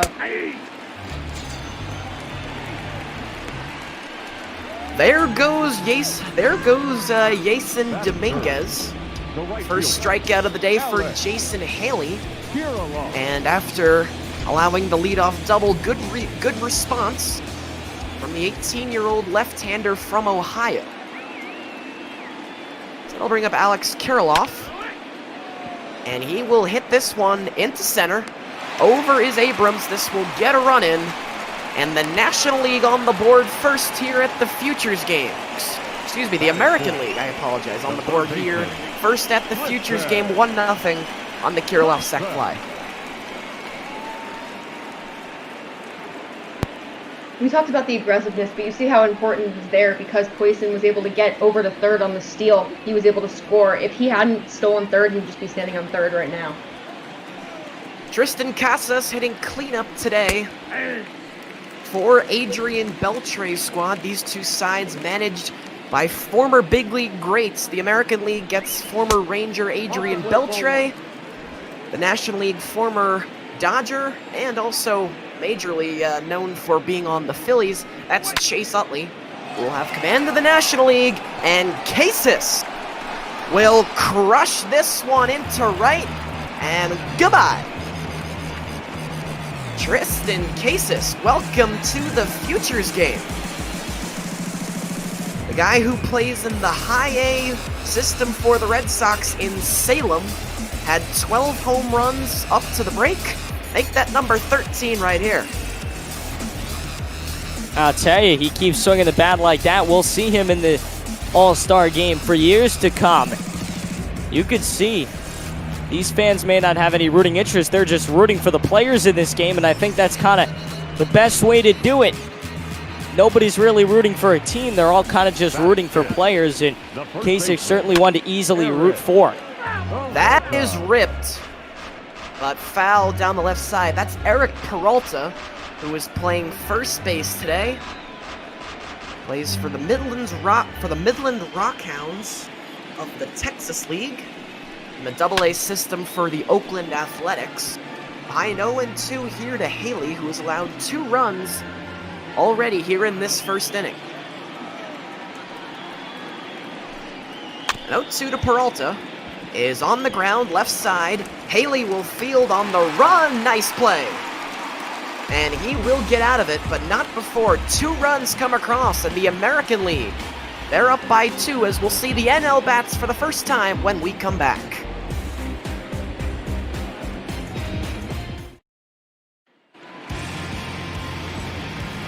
Tonight's telecast brought to you via Twitch. Twitch, the world's leading streamer platform for gamers and the things that we love. We'll see Jordan Balazovic for the American League, He'll get the call as he'll face this young but loaded National League lineup, starting with C.J. Abrams, playing center field today from the Amarillo Sod Poodles. And he takes a strike to start things off. Yeah, no, friend of Bot Ball and a guy who's called a few games here for the Saudis, Sam Levitt, certainly would love to see his guys batting leadoff in a big game like this. I had the pleasure of doing a game with Sammy where we would smash the Bot Ball record as far as viewers on Twitch. And Sammy dubbed it the Saudi effect. The Saudis fans were out in droves, but this is a ground ball. They'll check on Burke, the second baseman who makes the play. That's out number 1. We'll give you the defense for the American League. In the outfield, Cesar Avila's in left, Jason Dominguez in center, Alex Kirilloff in right, and then around the diamond, Tristan Casas at third, Corey Lees at second, his double play partner Ryan Burke, and then Eric Peralta plays first, while Evan Skog is catching, and of course Jason Balazovic on the mound this afternoon for the American League. Bryson Stott will be the batter now, playing with the Lehigh Valley Iron Pigs, the Phillies AAA affiliate. Very likely September call-up. Stott played his college ball at UNLV, where both his parents went. His dad was the quarterback about 25 years ago. Hung out in the summer of 2018 with the Wareham Gatemen in Cape Cod. 2-2. And that is lined sharply, and that's a base hit. Stott is on here in the first with 1 out. First hit of the night for the National League, and it comes courtesy of Bryson Stott. You mentioned he spent time in Wareham back in 2018. Not only did he spend time with them, he won a championship with them. An unforgettable Cape League Championship Series. They defeated the Chatham Anglers. What a great, fun series that was to watch. And a lot of those players now in the big leagues, including Spencer Torkelson. Not sure if he's in our Bot Ball League quite yet, but in reality, he'll be making a start with the Tigers when the real baseball season begins. Well, here's another guy, Aiden, who made a ton of noise in college. That's J.J. Blade, former Vanderbilt star, instrumental in that World Series as they check up on Scott. Yeah, Blade, he's another Cape Cod guy. A lot of these guys are out of the Orleans Firebirds organization. Didn't do terrific as a team while they were there, but Blade certainly did. 2019 SEC Player of the Year was Blade. course, part of that Vanderbilt championship team in 2019, a 3-game series win over Michigan in the College World Series final. Fourth overall pick, of the Marlins in 2019. And already in AAA with the Wichita Wind Surge, another guy who's a very likely September call-up.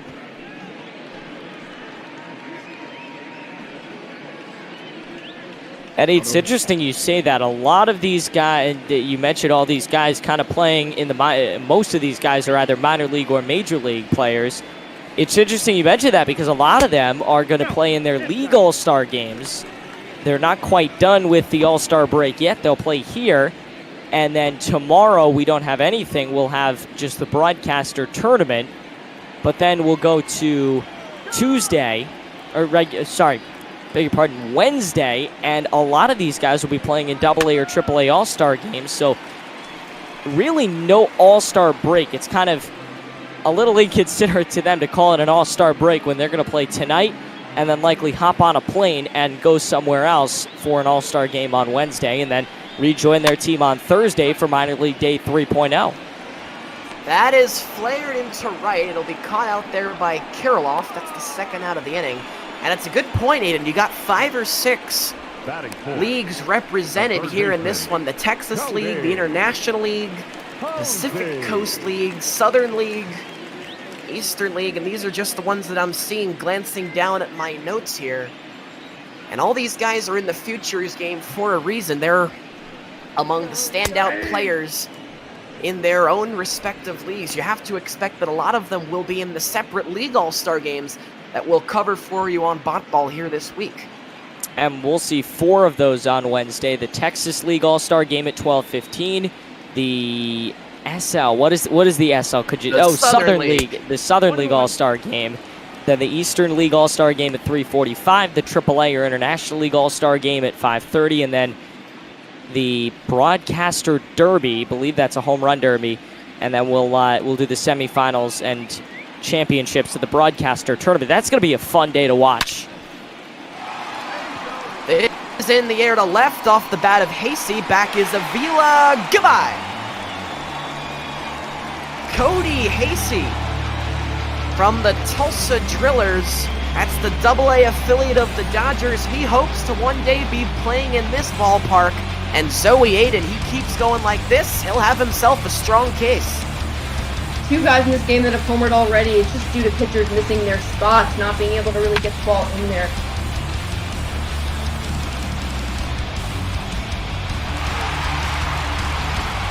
Two-run homer back in the top of the first, courtesy of Tristan Casas. And now this inning, it's Cody Hasey, who coming into today had hit 13 home runs in Tulsa and now make it 14. As he's gone deep here in the Futures game. So now Donovan Casey, who is hitting 5th today for Chase Utley's National League squad.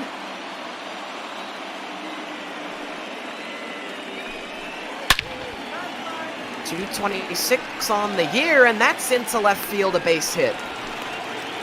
Back-to-back hits here from the National League.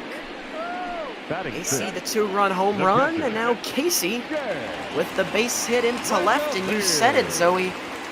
Lazovic really struggling here to hit that glove. Yeah, he's not the speediest guy. He has a little bit of speed on his pitches, hangs around low 90s usually. There we see 94, that's a little faster than you usually see from him, so he's going to have to work really hard to hit the corners and keep the ball away from the middle of the plate. Lazovic has been in the Twins organization for some time now. 5th-round draft pick in 2016, bypassed a career at Auburn. He would start in 2016 and 2017 with the Gulf Coast Twins in rookie ball. This is actually his 2nd year playing in the Futures game. He'd appear in it last year as well.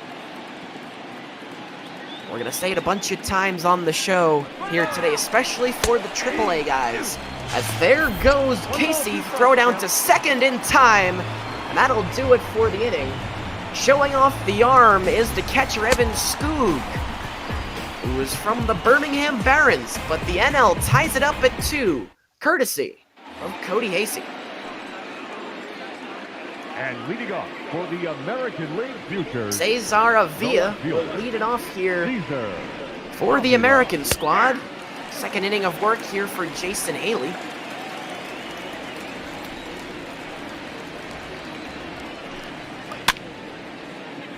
That is poked into left. Over is Casey, who was just caught stealing to end the first. Who will make the play, and that's out number 1. Looks like a little bit of a check swing there. I couldn't tell if the bat broke or if he just tried to not hit that one. It looked like he was trying to lay off the ball and then it just hit the bat. Corey Lee now hitting 7th and playing shortstop today as he hammers this one, but it's foul down the right field line, 0-1. Corey Lee is a really interesting guy. They list him as primarily a shortstop as he grounds this one left side, and that's another base hit. Already 3 hits on the afternoon for the American squad, and the base runner with 1 out here in the second. Going back to Corey Lee, here's a guy who's listed as a primary shortstop, but is also able to catch, play first, and the corner outfield positions. 1 pitch, 1 out here though. Big out from Jason Haley. That was Ryan Burke with the pop-up, and now 2 out.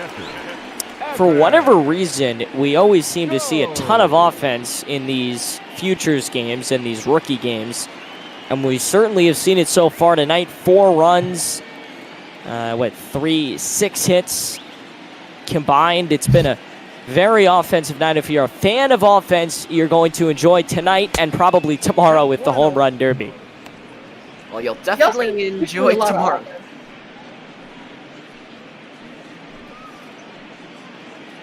Evan Skog, the catcher, who's already thrown a runner out tonight. He's hitting in the 9th spot. Ahead in the count 1-0 here to Haley. And now make it 2-0 as that's outside. Skoog playing with the Birmingham Barons in the Southern League, the White Sox AA affiliate. 5 home runs coming in today. That is a terrific play over there at third base. That's Cody Hasey. An exclamation point to end the top of the second. We'll see the NL with the bats when we come back. Leading it off, the catcher,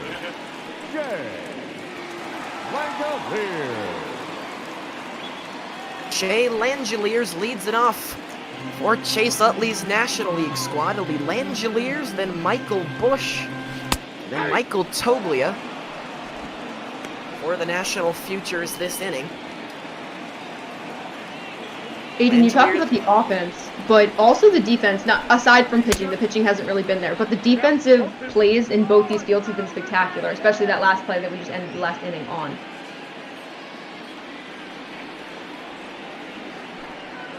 Oh, 2 to Langeliers. Outside 1-2. Jay Langeliers plays with the Mississippi Braves. That's in the Southern League, in the Atlanta Braves organization. Now 2-2, hitting .231 on the year, 7 home runs, 27 RBIs. Played his college ball at Baylor. And now the count is full.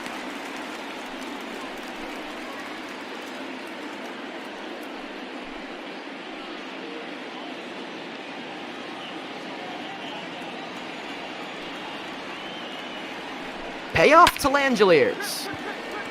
Hit in the air. Left center field. Over is the center fielder. That's Dominguez. And that's out number 1. Batting 7, the second baseman, Michael Bush.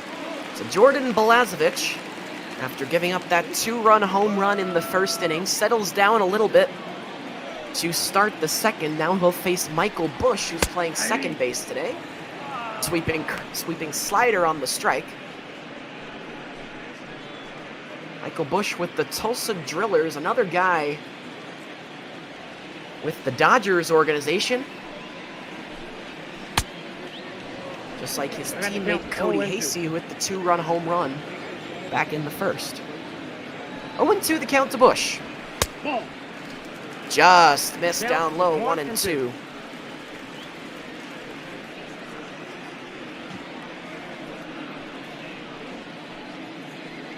again, Eddie McCarthy, Aiden Blank, Zoe Alter. Here at the Futures game in Dodger Stadium. 1-2 to Bush.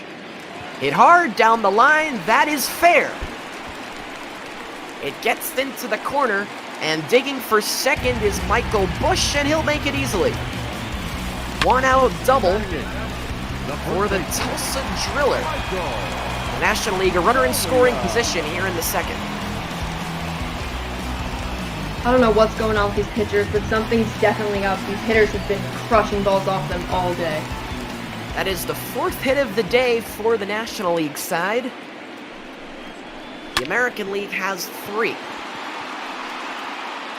They will call on Dominguez, who retreats, makes the catch, no tag from the runner Bush. That fly ball courtesy of Michael Toglia. And now Dominguez has handled both outs this inning. 2 outs, that'll bring up Brett Beatty, today's designated hitter, hitting in the 9th spot.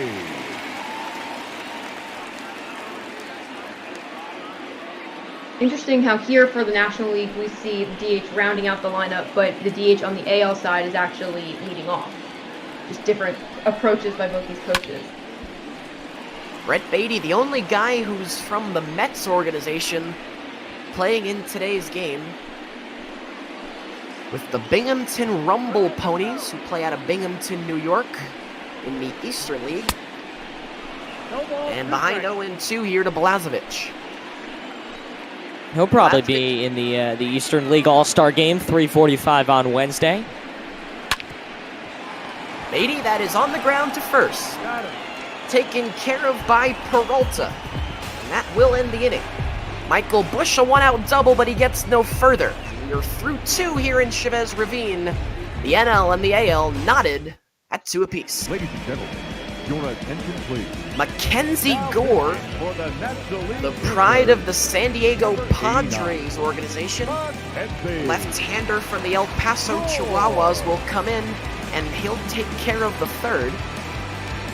Top of the lineup coming up for the American League. That means Robert Poisson, Jason Dominguez, and Alex Kirilloff.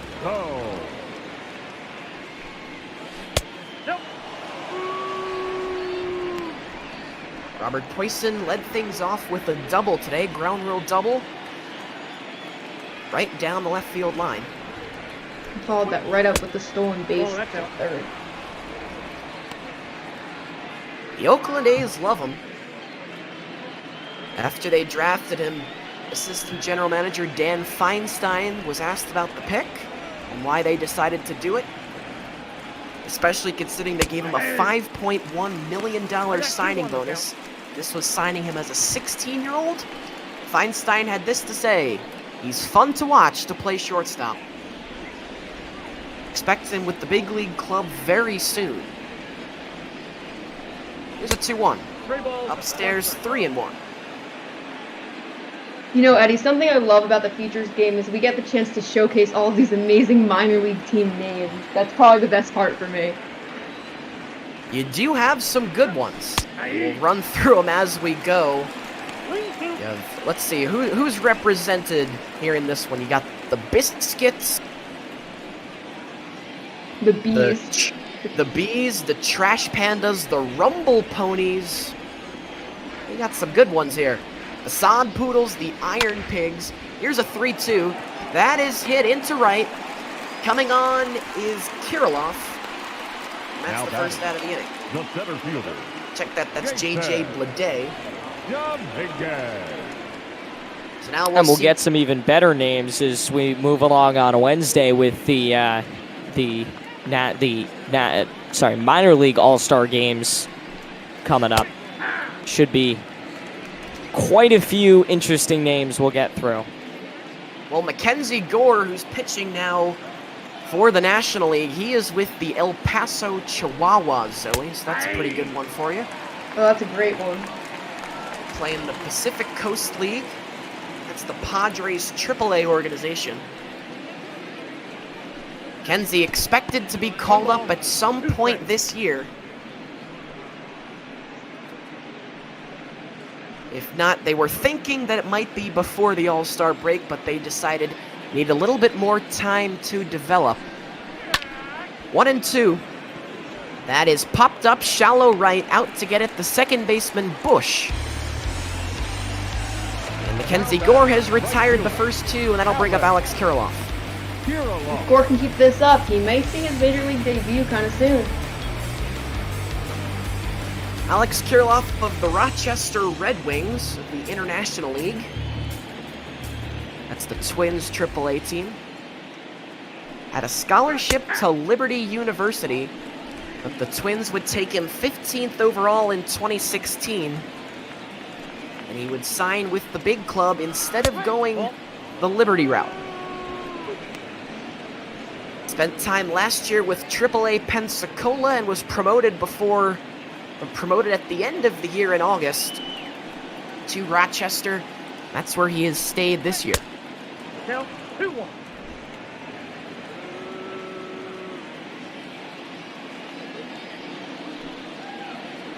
Here comes the 2-1. Swing and a miss. And make it 2-2, and Mackenzie Gore is on the cusp of a 1-2-3 inning here in the top of the third. Kirilloff can continue. Tristan Casas, who hit the 2-run shot in the first, would be next. 2-2 delivery. Outside, 3-2. Kirilloff coming into the game hitting .268 with 10 home runs for Rochester. A fly out to center his first time up. 3-2. In the air, left field, chasing Casey back. But he'll have room, and it's a 1-2-3 inning for Mackenzie Gore. 3 pop-outs. And the future Padre is through the third with ease. The National League will grab the bats as we'll see them next, facing Alec Manoea in the bottom of the third. Number 48, Alec Manoea. Manoea out of West Virginia, another former Cape League guy, played with the Chatham Anglers back in 2018, was part of that team that played in the Cape League Championship Series for the first time in a long time for Chatham.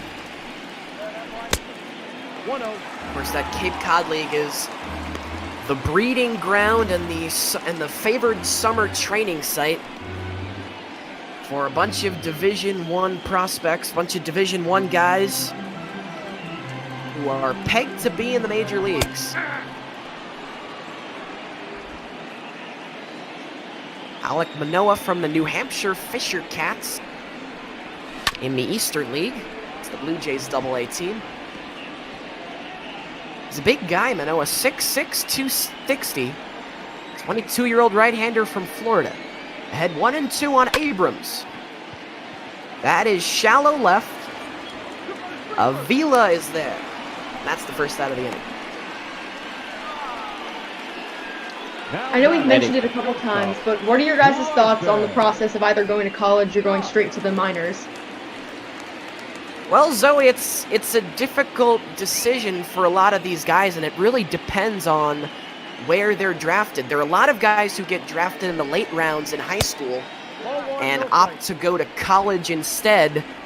But on the other hand, the guys who get drafted higher and are on the verge of having a serious payday, a lot of times they will bypass the college scholarship and go straight to rookie ball because they essentially have a 2-year track to the majors.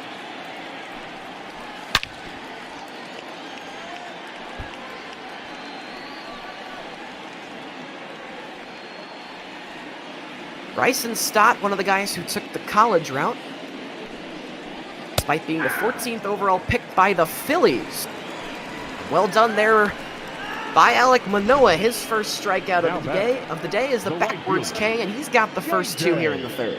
Not only is that the first strikeout for Manoea, that's the first strikeout for anybody tonight. It's very fun to watch these hitters in situations. Yes, you're trying to impress the big league scouts, but you're also trying to, you can't do that without being aggressive. Everybody's ultra aggressive in this, and it always seems to happen that way. Even in the Major League All-Star game, you'll see this. Everybody just comes in swinging, and because of that, you see a lot of offense. No, it's the first strikeout all night. I can't imagine we'll see more than 2 or 3 on any side. Both starting pitchers had a little bit of a case of the yips, perhaps overthrowing, like Aiden said, trying to impress these scouts.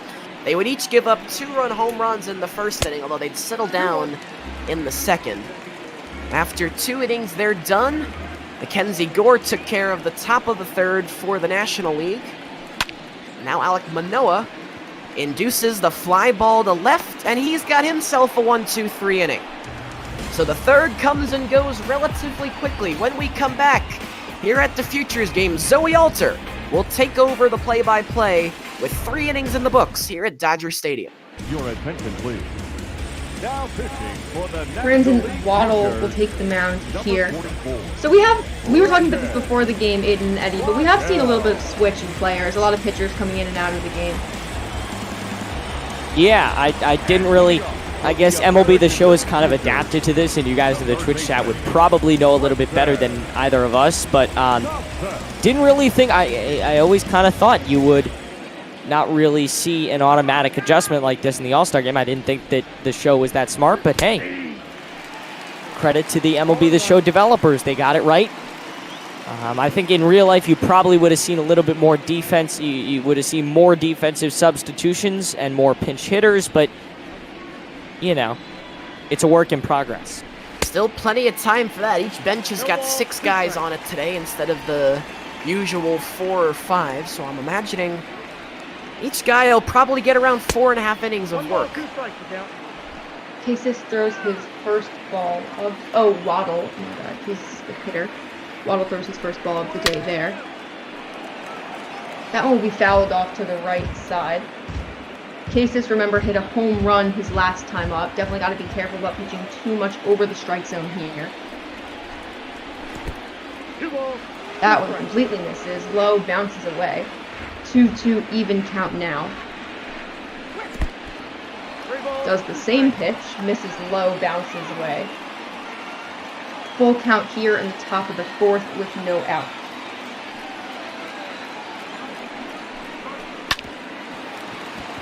Pieces will put this one into play. A nice stop by the first baseman. Wow! Flips it over and will get the out there. That is a terrific play over there. I believe that is Michael Toglia. Yes, it is.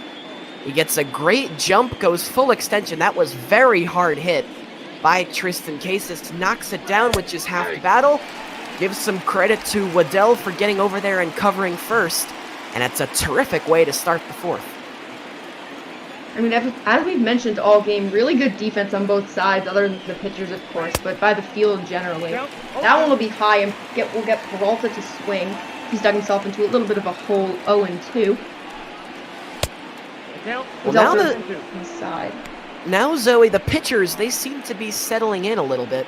We saw the starters settle down in the 2nd inning, and then Mackenzie Gore and Alek Manoah were flawless in the 3rd, and Waddell's off to a good start in the 4th.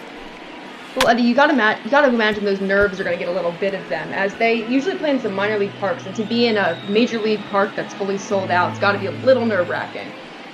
Don't forget about all the radar guns that are pointed at him. Oh, missed just a little bit outside, low on that one. Was up 0-2 before, evened it out now at 2-2. Peralta fighting his way back.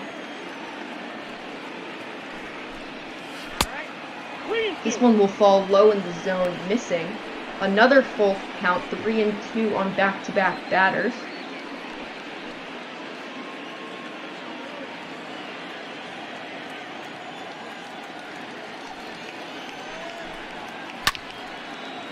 Peralta takes a swing at this one, will drift foul. Nice play.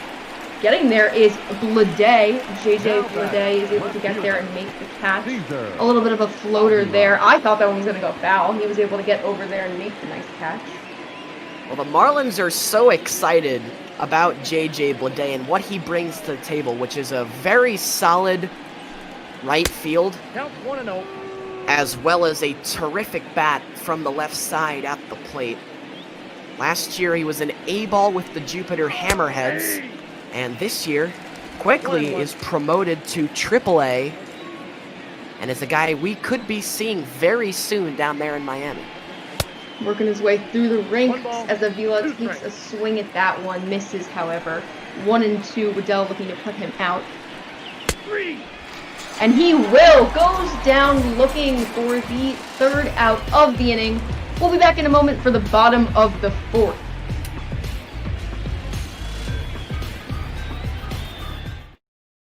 Ladies and gentlemen, As we head to the fourth, and Tariq Skubal takes the mound for the American League. We remind you this is not the only All-Star event that is going on. This is the first of many. We've got plenty to come. Tomorrow we'll start the broadcaster tournament games at around 3, 4, 5, 6. Then at 7, a very special All-Star selection show version of Bot Ball tonight with myself and Andy McCarthy, which will lead up to the Home Run Derby. And then after the Home Run Derby, when you normally would see the Legends and Celebrity softball game, you'll end up seeing a few more broadcaster tournaments, and then the All-Star game Tuesday and broadcaster tournaments then, and then Wednesday we'll play the minor league All-Star games, and we'll finish things out later that night with the semis and finals of the broadcaster tournament. Definitely a fun slate coming up. Make sure to stay tuned. Keep that Twitch stream open at all times. Yeah, certainly a bit of an interesting week. Not so much traditional Major League Baseball, but rest assured we'll have plenty of Bot Ball for you this week. Casey stays alive as he fouls that one off there. 2-2 even count. Skubal on the mound. Delivers this one low and inside, will miss. Full count. Casey hit a home run his last time up, but we'll take this one high and we'll walk to first base. Skubal's first batter ends in a 4-ball walk.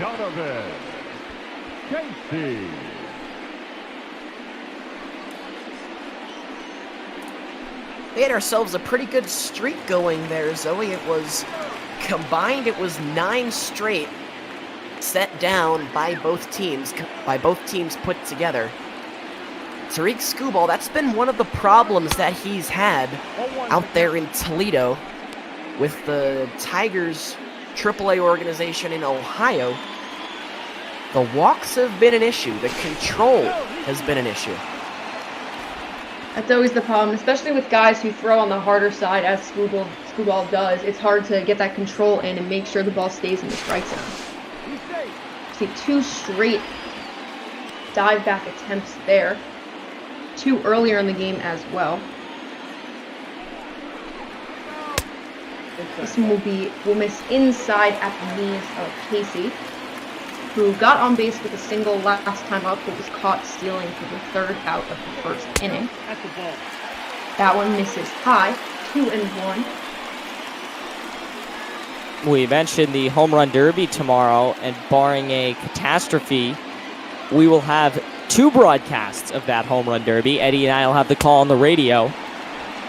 And then you've got, couldn't tell you, wait 1 second, you've got Beardy Buddha and Brother Beard and a number of others doing it on the TV, but a historic night tomorrow with the first ever broadcast of the Bot Ball Radio Network, which will be here for the second half of the regular season. We'll see another walk, back-to-back, loading up first and second with runners, and bringing up the catcher to the plate, Langeliers. Well, this one, I think Skubal got squeezed on a little bit. I thought that caught the corner. The catcher, Scoob, did a very nice job framing it, but he does not get the call. And sometimes for a scout, this is also incredibly valuable. How does a guy face adversity? How does a guy handle adversity? Now you have runners at first and second with no outs. Let's see how the youngster decides to pitch around it. Skubal actually on the older side for a couple of these guys, right in the middle, 23 years old. You have a couple 19-year-olds in here, though, so compared to them, he's on the older side. He'll deliver the second pitch of the at-bat. Will be called a strike as it slices through the zone. Langeliers down in an 0-2 count. Remember, those 2 batters on by back-to-back walks. This one is low and inside at the knees. Happened quite a few times this inning by Skubal.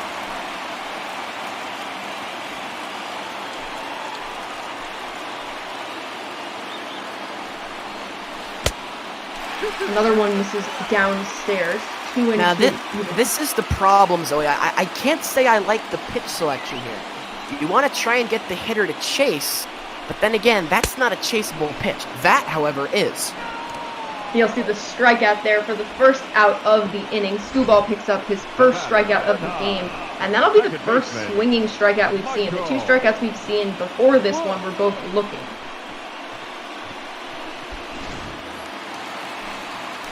If you're a scout watching these guys, you definitely prefer those swinging strikeouts and the looking strikeouts. Aggressiveness is always better than not being aggressive. So that one hits the corner of the strike zone on the outside part.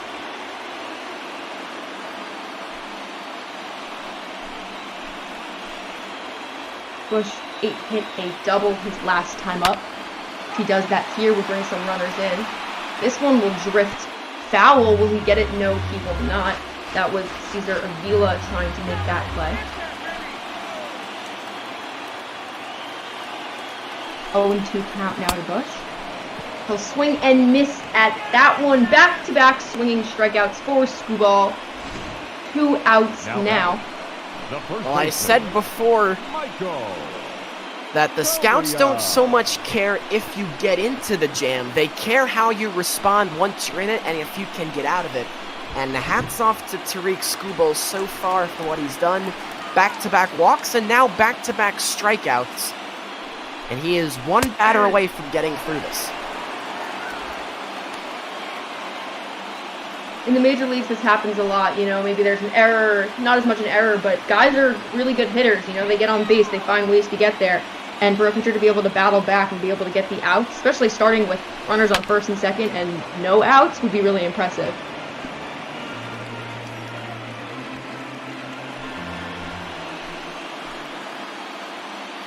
Puglia at the plate now, the first baseman who we saw make that nice stop last inning. He flew out to center his last time up.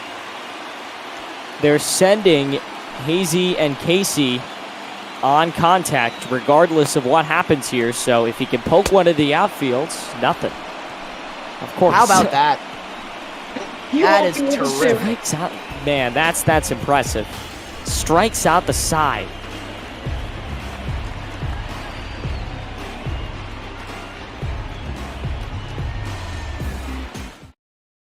Your attention, please. Welcome back here in the top of the 5th. We'll see another pitching change. Every consecutive inning, we've seen a new pitcher come in. This time it'll be Tim Tate coming in for this National League team.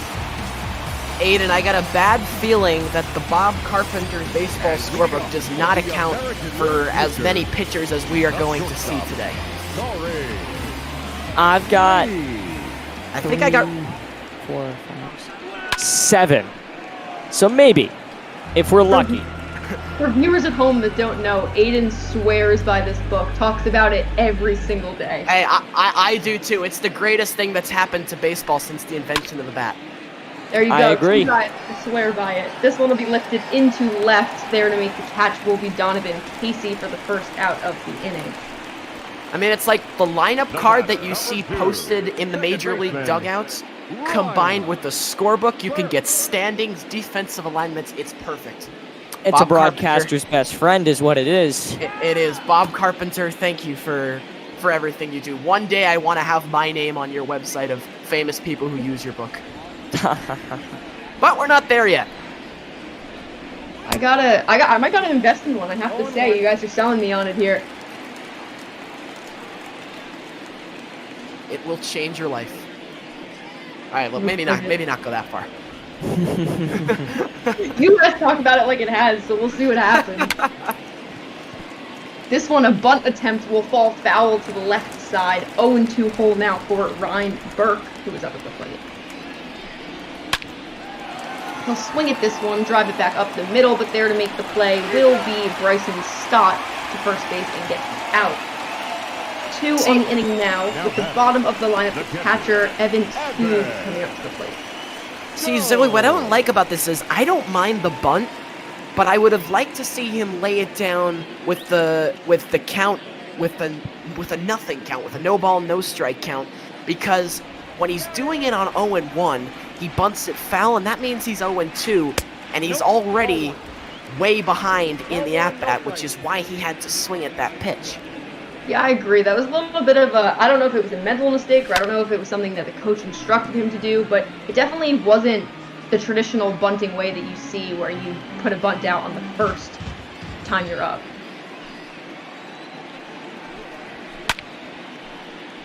Kate looking to retire Scoog, who will stay alive by fouling that one off. 1-2 count now.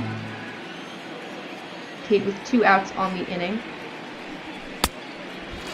And there will be the third. Gets him to go down looking on that one for the third strike of the inning and the third out of the inning. We'll be back in a minute for the bottom of the 5th here on mlbotball.twitch.tv.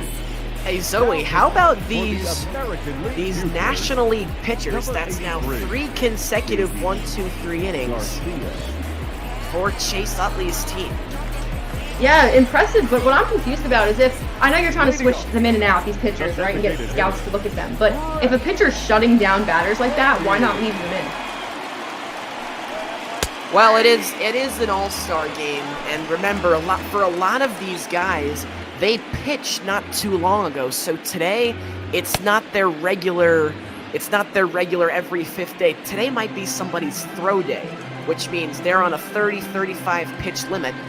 They get to do it against live batters, but for a lot of these guys, they're not operating on full rest. Okay, fair point. That would actually make sense as to why these guys are only getting about 15 pitches and then getting pulled. Beatty at the plate, however, doesn't have to worry about that. Or in the field. He's the DH today, so he takes that one low and inside around the knees. Garcia bringing the heat, a 95-mile-per-hour Luminaire. This one on the inside portion of the zone, who popped up and there to make the play at third is Tristan Casas. Number 9, CJ Abrams. And that will bring up the top of the order. CJ Abrams coming up to the plate. He's 0 for 2 today with a ground out and a fly out.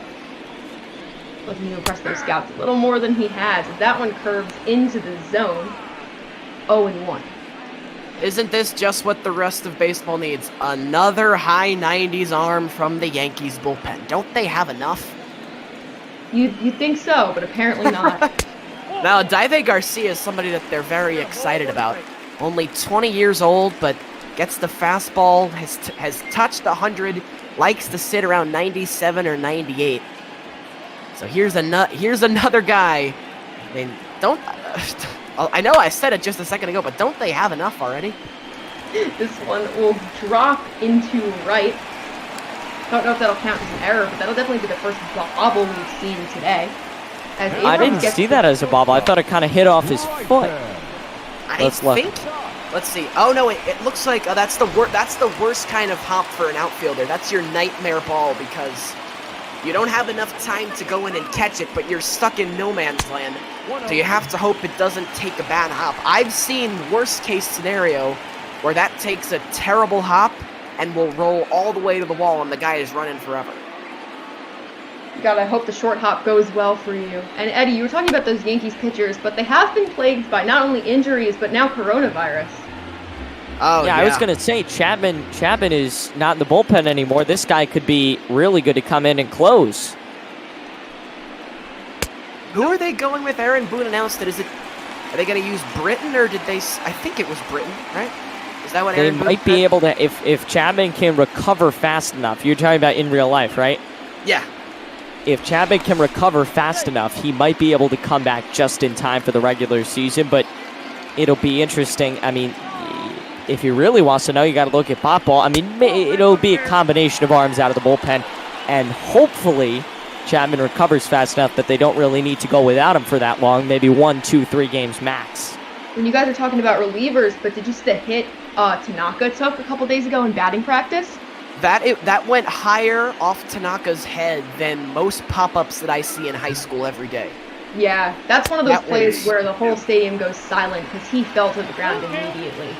It's the toughest thing for a pitcher because anytime you throw a ball low and outside, you have to expect it's going to come right back up the middle at you, but just no chance to react with how much pop that had off Stanton's bat. Wasn't able to get that one in the zone as he will walk him over to first, and JJ Bleday will come up to the plate. Another hitter like CJ Abrams, who before this at bat was 0 for 2 on the day. Another big inning of multiple runners on base for the National League. They really need to capitalize here. A 2-2 game, 1 out. You could move them over here with anything outside of the infield.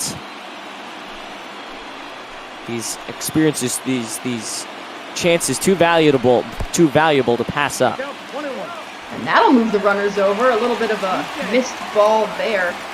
Got away from Scoog. Runners now at second and third instead of first and second. And you got 2 runners in scoring position instead of just 1. Yeah, that's something that where Scoog, you'd like to see him be able to stop that. That's a curve. That's an off-speed pitch in the dirt, which for a catcher means something that he's anticipating to be in the dirt, and you're going to have to drop down and try and block it. So you'd like to see Scoog try and do a little bit better job with that one. You got to be ready to drop to the knees, especially. That's why catchers know what pitch is coming, so they can anticipate where they got to be. Especially when you have a guy like Garcia on the mound who's throwing low to mid 90s. He'll miss inside there, 3-1, 1 out. With after that ball that got away from Scoog, you have runners on second and third. Yeah, fastballs, as far as when they're spiked, those are impossible. They call it survive, but unless it's right at you, you're not going to stop it. Curveballs, however, and off-speed pitches, those are doable. Get the out there, however, for 2 outs on the inning. Garcia will flip that one over to first to Eric Giolito. Runners stay at second and third. And Cody Hasey will step up to the plate. He had a home run in the first inning, and he walked his last time up last inning.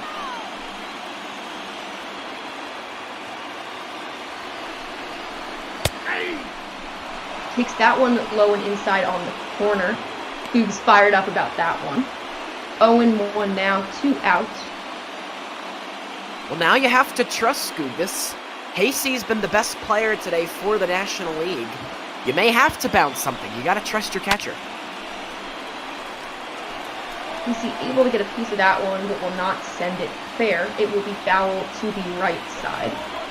0-2 hole now for him. Garcia looking to finish him off. We'll throw it outside, trying to get him to chase. He will not chase. 1-2 now. Now what do you do if you're Garcia? You got 2 options. You can try another off-speed pitch. If it was me, you changed his eye level with an off-speed pitch to the outside. I'd now go fastball up and in, but let's see what he decides to do. He'll go low, and that one will be fouled off.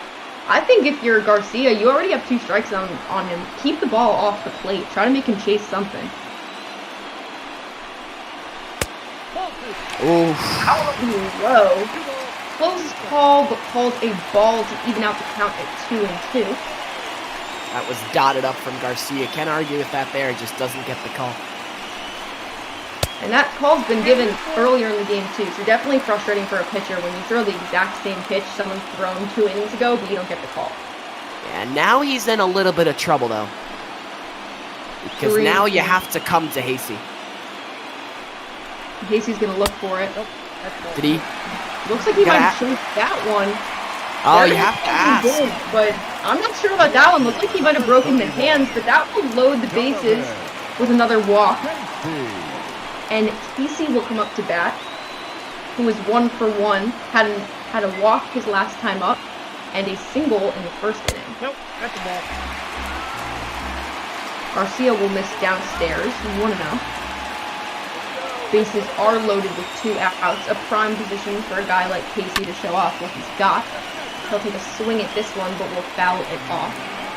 And Garcia, Eddie, we've talked about the pitch count all day, where pitchers have got to stay under a certain limit. Garcia's getting up there a little bit if you're talking about the 30-35 pitch count. This one popped up into center. There to make the play will be Domingue for the last out of the inning. We'll be back in a moment for the top of the 6th as the AL will look to put some more runs on the board.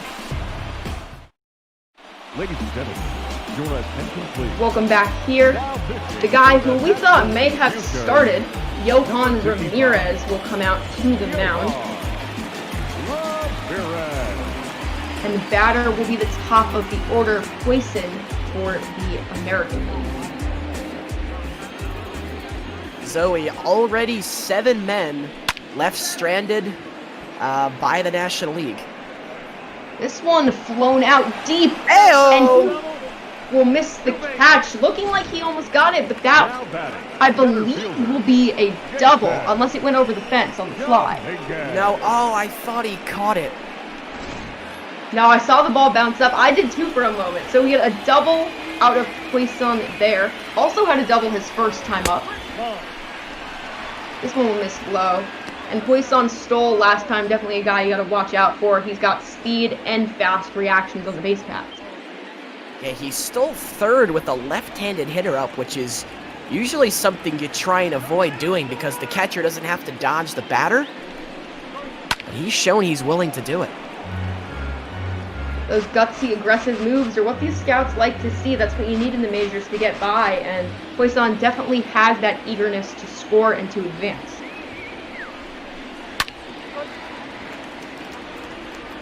Chops at that one will fall foul to the left side. Ramirez staying on the mound and working here.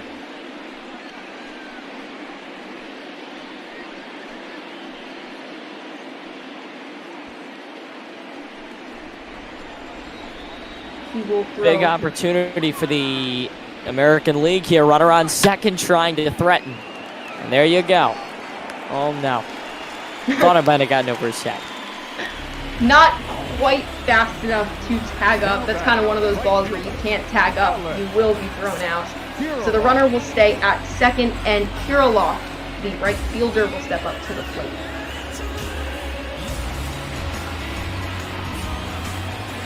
One out on the inning. Kirilov is 0 for 2 today. 2 pop-ups. Does have an RBI, however, that scored Poisson earlier in the game when he stole third.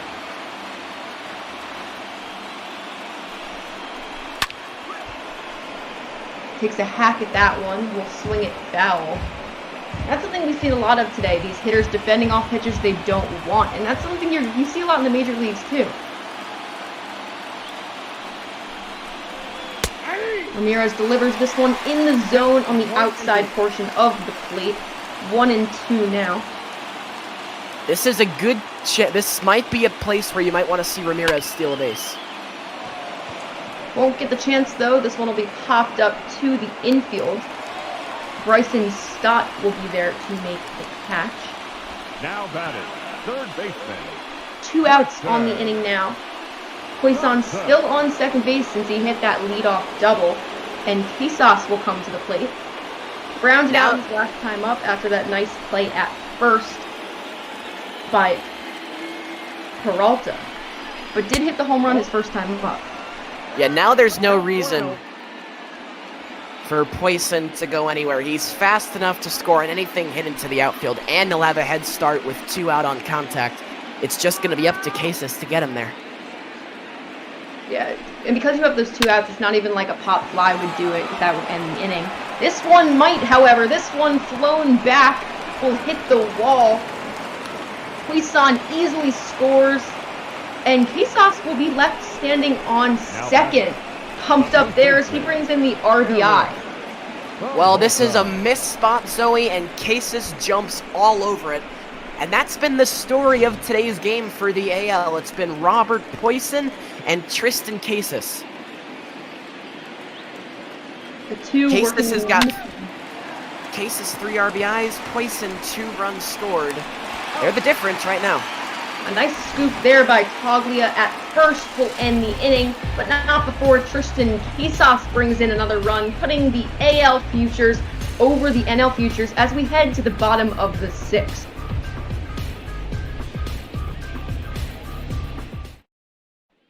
Your attention, please. Now pitching for the American League future. And as we've seen all game, yet another pitcher, Daniel Espino, this time will come in. The righty from Panama. And we've been talking about those young kids all day, Aiden and Eddie, but this is another one, a 19-year-old.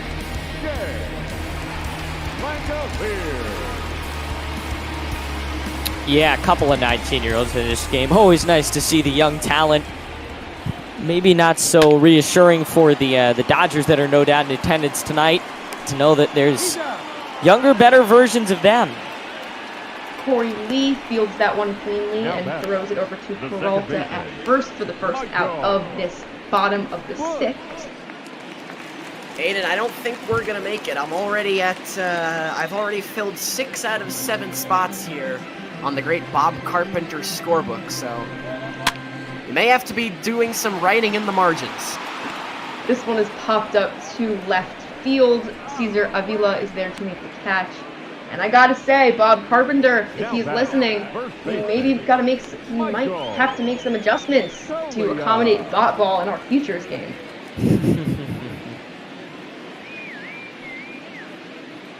We did say the Dodgers and Angels are most likely here and hanging around because they played in LA yesterday and their series concluded yesterday. So likely some big league superstars. We'll see if our wonderful bot ball producers can and cameramen can find them as we see 2 up in that American League bullpen. I found the cameramen like to focus a little more on the ball boys than the players, but you know. Toglia 1-1 at the plate, 0-2 on the day, takes that one low in the zone as Espino paints that one. 1-2 now.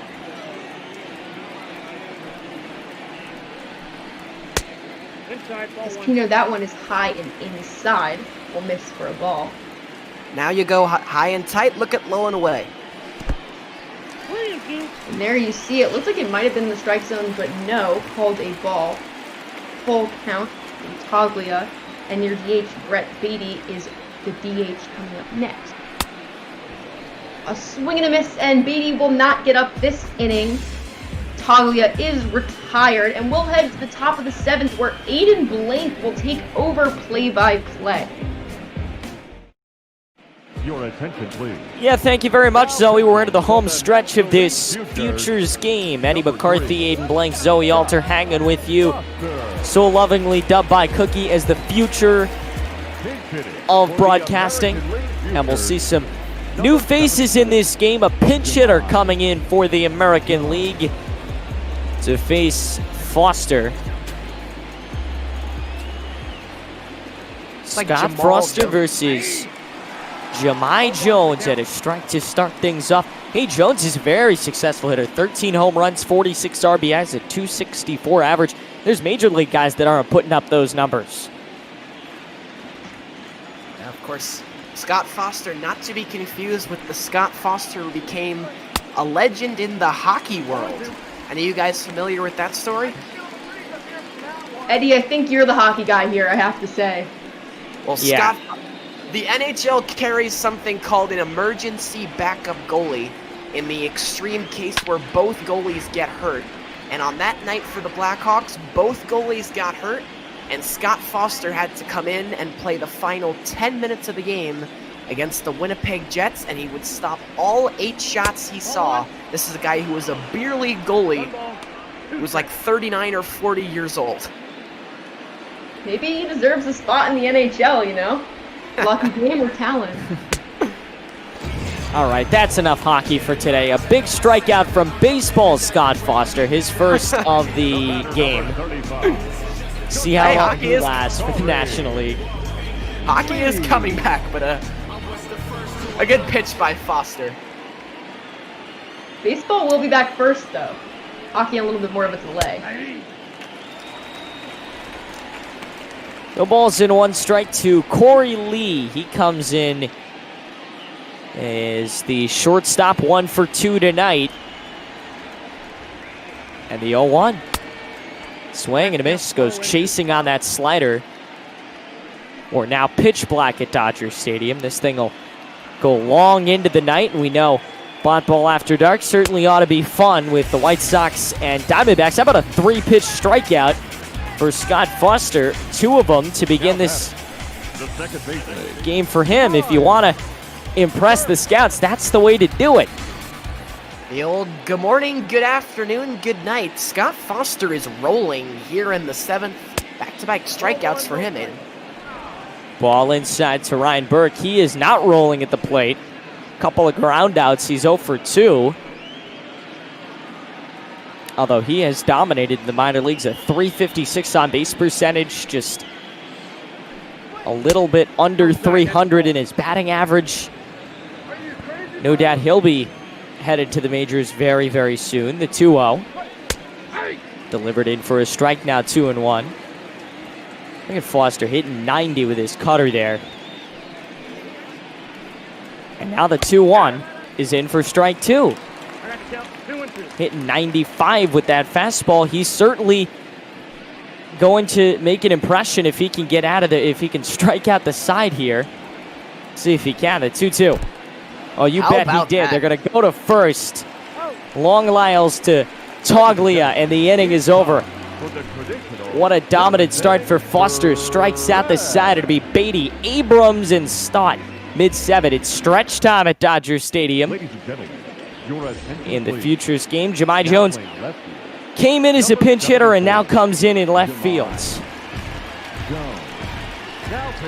He'll replace Sevilla.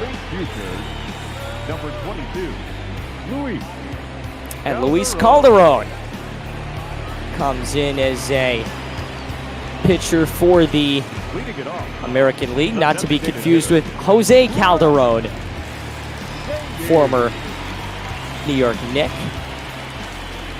Oh, hitting all the sports. Are we? Basketball and hockey?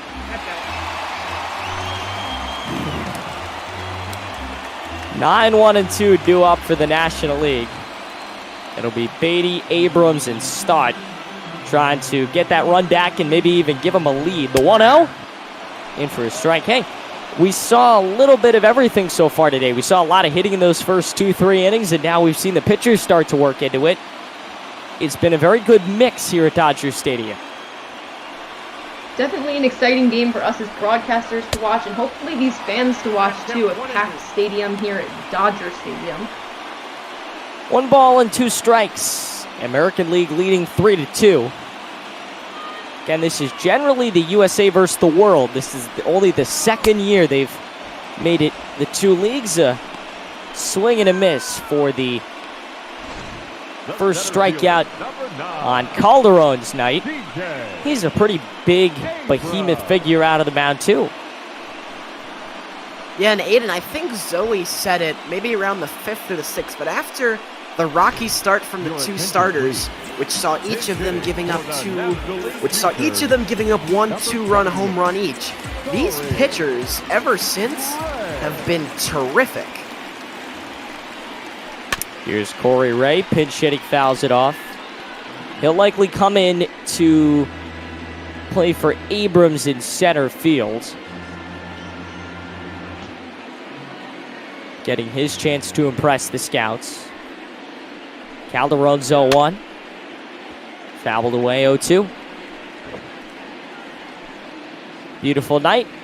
Big crowd that we will certainly expect just to grow as we go to the Home Run Derby tomorrow and the All-Star Game on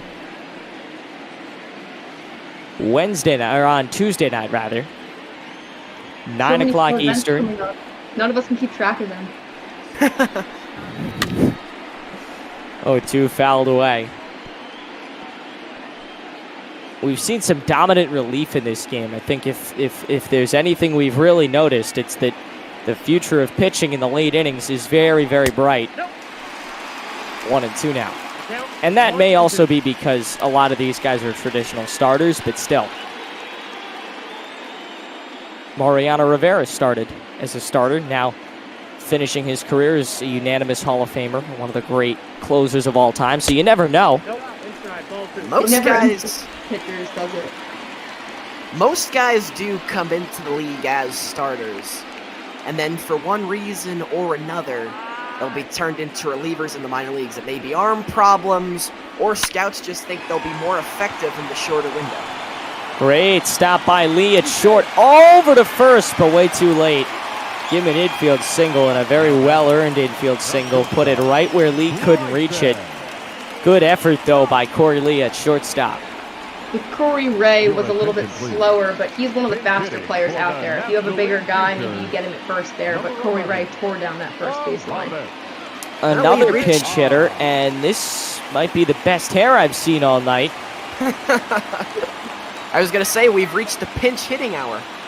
It's Aramis Ademan. That's how I'll pronounce it. Feel free to correct me. I won't. First pitch upstairs, 1-0. I don't think any of us have the credentials to correct you. Check back to first. I've seen a lot of in that safely. tonight. Just like, Or rather, throwing Ray back is to in right. safely. Well, it makes sense, Zoe. The National League down by 1. They haven't been able to score since the first inning. A stolen base getting to second here with only 1 out would not be the worst thing in the world here. Ball and a strike. Check back to first. Nothing going. The running and scoring position always opens up opportunities.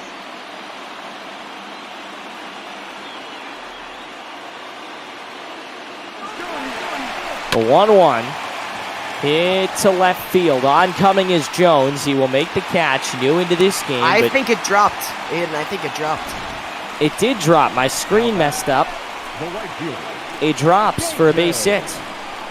So now runners to first and second, with Ray off to second. And our pinch hitter going to first, and another pinch hitter set to come in, Nagowski. I have to say, I was a little confused as to why the left fielder, Jones, didn't try to throw that one to second, because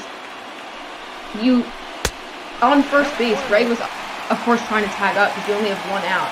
So I thought you might have been able to get him at second, but he threw to third instead. I think, Zoe, it was pretty good base running by Ray because he did it perfectly. He went halfway between the two, and then while our screen blinked out a little bit, I think once he saw that ball was going to drop, he immediately beelined to second. Oh, I see. So you're absolutely right. Poorer base running, they would have definitely had a shot, but Ray did a very good job right there. In for a strike now, 1-2. Nagowski will likely sub it at short. We're going to see a couple of defensive substitutions, at least 3 when the National League takes the field to the 8th. 1-2. This is outside 2-2. Thought he might be able to get him to chase on the changeup, but just couldn't. And I know before this game, we had all talked about how, well, I had said that how I kind of lose my scorekeeping right around the 7th, middle of the game, and that's definitely going to happen now with all these field changes, I got to say. Calderon, and a fly ball to shallow right field and caught by the second baseman, Burke. Going to be the second out of the inning, so a chance to get out of this without any runs coming in to score. And another pinch hitter, that's 4 straight. If my calculations are correct. You know, Zoe, you know what helps you keep track of all the pinch hitters in the game? Your Bob Carpenter scorebook, I'm guessing. You know it. We have too much fun doing this. We certainly do. I gotta get one. What? I'm guessing you can't get one off of Amazon. It's special. No, Bob's got his own website. Yeah, no chance you're finding that on Amazon. It's too exclusive. I was always surprised that Vin Scully never made a scorebook of his own. It goes 6-4 to end the inning. We're going to fill those scorebooks out. Defensive changes coming. And a 3-2 American League advantage. Your attention, please. Aiden Blank, Eddie McCarthy, and Zoe Alter. Corey Ray into center field. John Nagowski. Now in center field. We'll see Armis Ademan at shortstop. Now at shortstop, number 11, Aramis. And out in right field, it's John Nagowski. Number 83, John Nagowski. Now at Oh, and there's more. A shortstop, Tyler Callahan. No, a third baseman, Tyler Callahan. It never ends. Now pitching for the National League future. And a pitcher that's coming in. It's Not a lot of Rob data. Montano.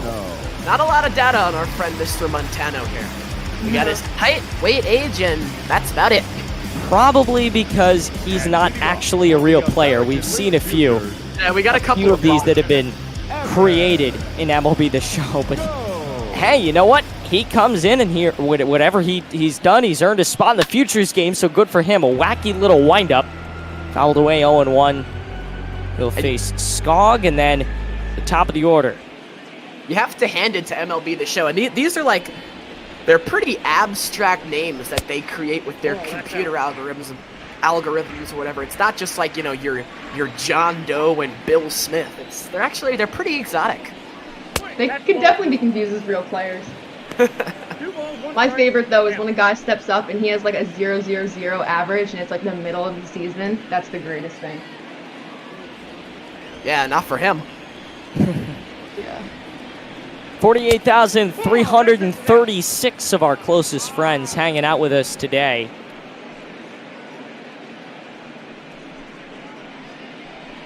We'll see how close that is to a sellout.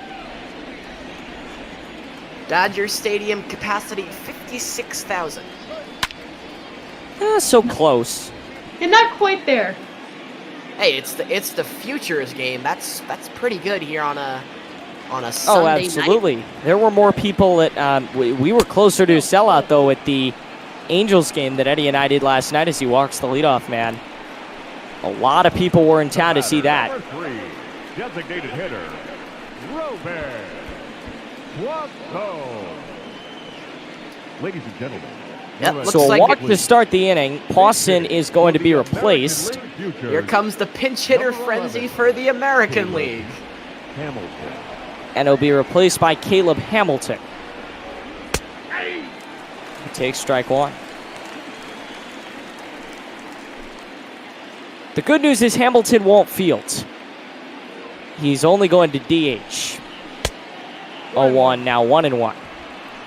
Kind of disappointing. I was going to say my favorite part of the last inning was you trying to cover everyone coming back in the field. That was the weirdest thing. I got every single person. You did. I thought we were done one player before we were, and I missed, and the pitching change kind of threw me off, but I got everybody. The question is, did your scorebook get everybody? Oh, yeah. 100%. 1-2, it's Montano versus Hamilton with a runner on, nobody out. Top 8 American League looking to add to their lead in the Futures game, now 2-2. What do we think of these uniforms? I know they won't be the uniforms, they'll only be worn by the Home Run Derby contestants tomorrow. Nobody else will wear them because they wear their own uniforms in the All-Star game. Although actually, come to think of it, in MLB The Show, that's not the case. What do we think of these uniforms? Well, they look a lot like the Dodgers, which is what I think they were intending to happen. It was a little confusing at the beginning. Yeah, I was going to say, I thought they just put them in Dodgers uniforms. I was confused. They're growing on me. Yeah, I like them. Simple, but good. I like the design. I just don't like the gray versus white combination. I think one of them should have been blue and white. One of them should have just been white and blue. Well, if we're talking about fashion statements, what do you guys think of the players that put their pants at the knees versus the full-length pants? Oh, it's stirrups all the way. It's a verifiable fact that stirrups make you at least a second faster and hit the ball 20 feet farther. 100%. I agree there. We've seen a couple pitchers come in wearing stirrups. If you're not wearing stirrups or high socks, you're doing something wrong. The 1-1 to Greg Jones is fouled away.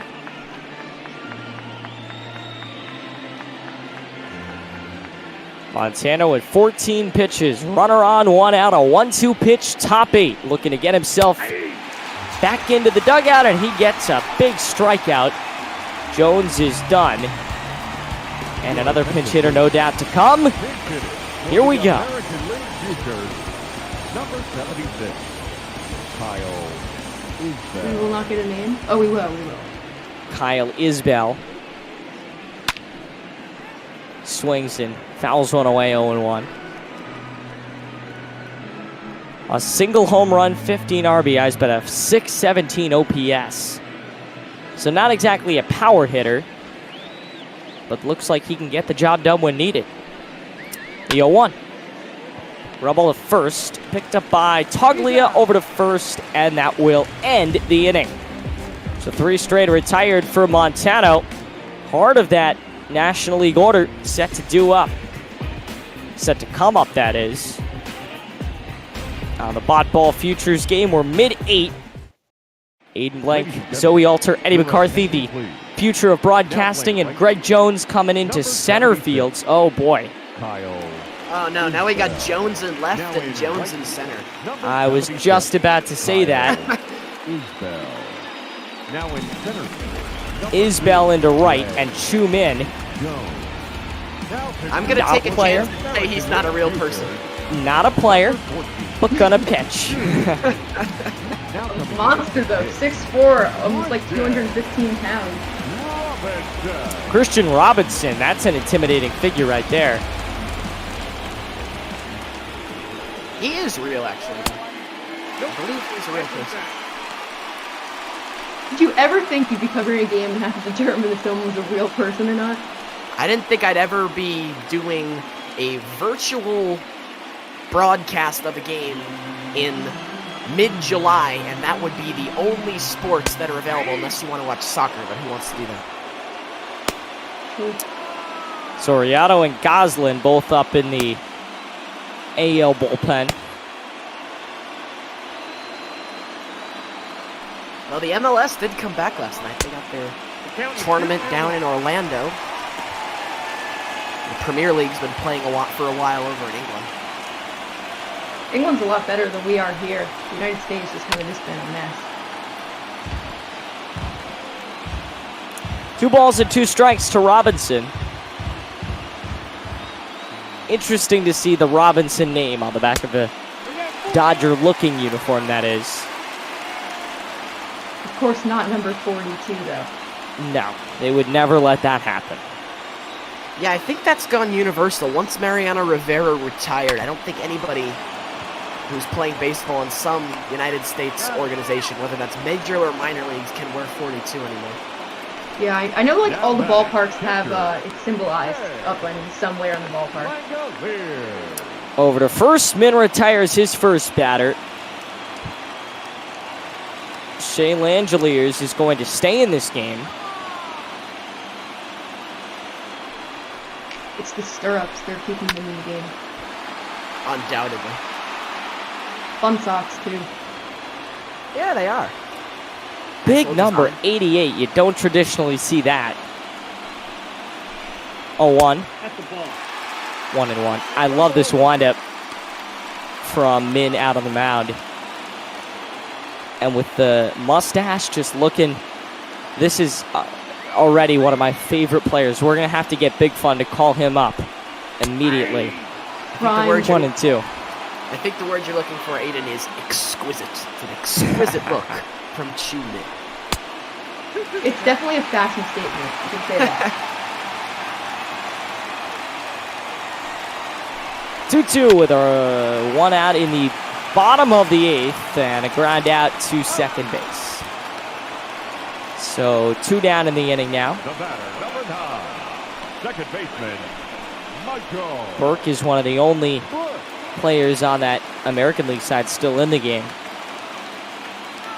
That started at least. This guy too, Bush, he's been in at second base since the beginning. Yeah, Michael Bush stays in and hits one to left field and played by Jones. Final out of the inning. We are on to the 9th. American League, one last chance for some insurance. So we go to the last 6 outs of this game. Substitutions once again. Number 10, Christian Robinson. Christian Robinson and now Cody Allen to the mound for the National League. How on earth is this guy in the Futures game? He was the closer for the Indians, like when they were in the playoffs. Number 89. It is the same Cody Allen. I checked. And with a 6.14 ERA. Maybe he got sent down? I mean, on my paper it says he's playing for the Sounds right now, but that could be wrong. Over to first. Allen thought he might have to cover, but it's Toglia to make the play. Now batting, first baseman. Aiden, who was that guy? He went so quickly I couldn't even write him in. That was Casas. They would have told us. They would have made the... I thought there was a pit. No, they would have made the big thing if it was a pinch hitter. This is Peralta. Yeah, he's still in there. Ground ball foul. Eddie, maybe your scorebook is too distracting and you can't focus on the game. There are a lot of names that are now across this. It's becoming a little bit more difficult. And I'm not into color coding, so everything's kind of just one little pencil color. Yeah, my whole team's scratched out, so I relate to that. Marquez and Clyde Booker both up in that National League bullpen. The 0-2 to Peralta is hit in the air to center field. Back going is Ray at the wall. Leaps and it's gone. He ran out of room. And Peralta with a big fly. Exit velo of 102.6 and wakes this Dodger Stadium crowd up. 4-2 American League. Well, Cody Allen's glory days are a thing of the past. Not sure what he's doing in the futures game. And Peralta makes him pay. This is right over the heart of the plate. And he capitalizes on it, jumps. Reading it all the way was Ray out in center field, but Ada, you said it, just ran out of room. Big insurance run for the boys from the AL. Cody Allen not looking like he has too much of a future in this league. Already 31, as we mentioned. What league is he in these days, Zoe? I think he's in the minors. I think he just plays for, like, an affiliate of the Rangers, I'm pretty sure. Ball that's upstairs. And how far this guy has fallen. It's one of those I am 12 moments. That's my Maeda! Kill him! 2 balls and 1 strike. American League up by a pair. Hit over the glove of Toglia. Nagowski runs over to get it out in right field. A base hit for Peralta after the home run. Looks like we might have a little bit of a rally going here. Yeah, the American League has certainly had the hot bats today. This is Corey Lee, one of the only starters still in this game. They pitch out, nearly looked like it was intentional to try and catch Peralta steal. We haven't really seen too much aggressiveness on the base pass. We've seen it at the plate, but not too much of the base pass. We've seen a lot of runners stranded, but not a lot of runners. We've only seen 1 caught stealing the whole game, I believe. So. Yeah, 1 caught stealing back in the first inning. That was Donovan Casey, who was gunned down by Skog, and then Robert Poisson would lead off the game with a double. Then he'd swipe third all the way back in the first. 2-1 with the runner on and 1 out, bottom 9. 4-2 lead for the American League, and now it's 3-1. And Zoe, you know how I was able to recount that all to you? I was gonna say, was that your scorebook? Guys, Adrian Beltre looking a little older and a little whiter than usual in that dugout for the American League. I'll tell you, that guy just had fun playing baseball, and it sounds simple. Hey, he's having fun doing the futures game. Clearly, did some sort of costume change, wearing some sort of mask, and totally different person. Guys play the best when they have fun. We see that all over the league. 3-2. They're going to try to turn the double play, and Allen most certainly will. 1-6-3. Last 3 outs. 8-9-1 due up for the National League in the Sirius XM Futures game with Zoe Alter and Eddie McCarthy, Aiden Blank from Dodger Stadium. Even though there are still some Major League games today, and we'll see one of them coming up next. Jeremy Pena coming in at third base. And Antonio Soriano on the mound to finish things out for the American League and close things out. Even though there are Major League games still being played, we are starting the All-Star break. Home Run Derby tomorrow.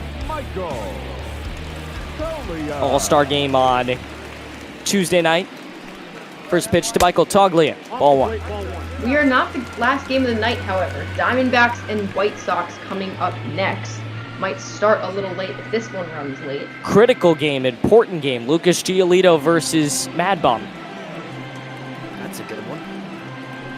The 1-0. Ground ball that is fair down the line. It's going to put the tying run to the plate.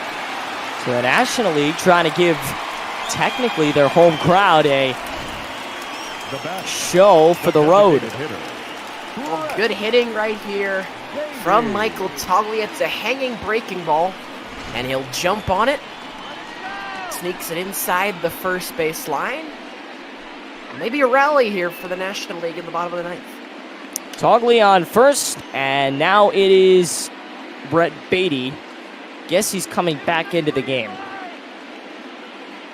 A little surprised by this one. He's been 0 for 3 on the day. The guy who you put in DH is the guy you usually expect to get on base a bunch because he's not playing the field, but he has not done anything today. A ground out, a pop-up, and a strikeout. From the stretch, Soriano with a runner on. 1-1. Haney, don't know which Haney that is coaching third base for the National League.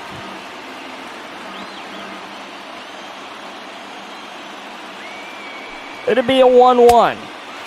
Breaking ball away, now 2-1. Soriano, apparently another fake player in this one. Again, Adrian Beltre looking a lot different in that American League dugout. He's not getting enough sun. Now 3 balls and 1 strike. Corey Ray is waiting on deck.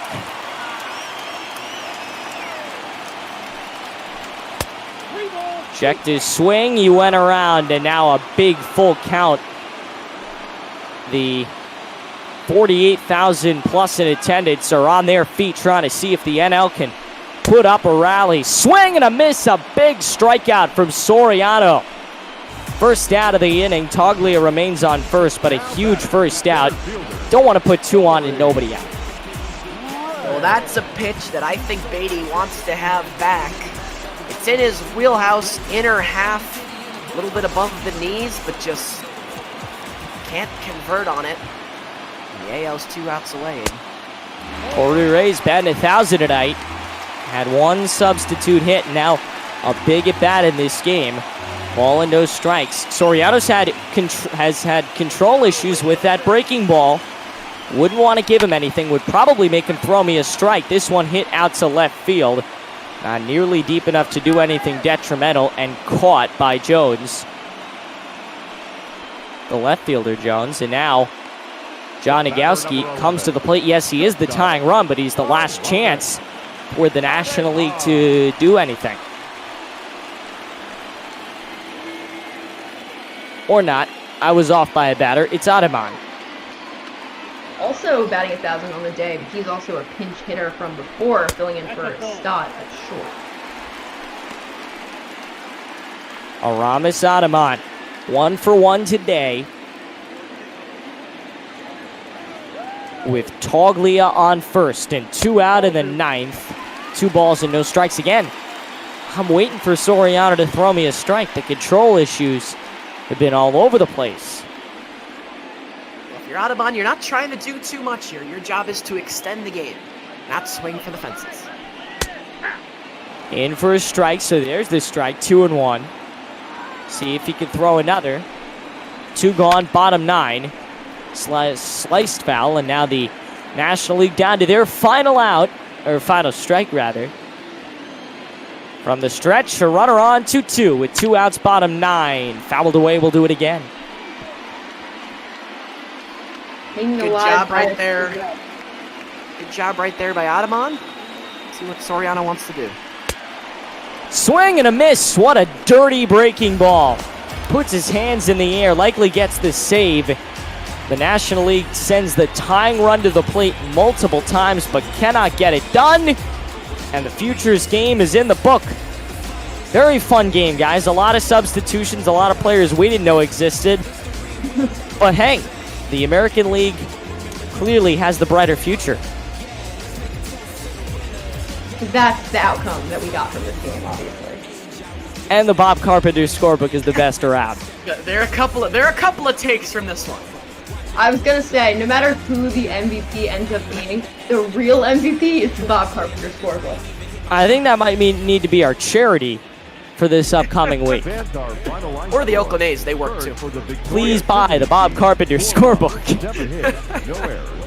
Hey, the AL finishes with 4 runs, 7 hits, no errors. The NL, 2 runs, 8 hits, no errors. The good thing, nobody committed an error.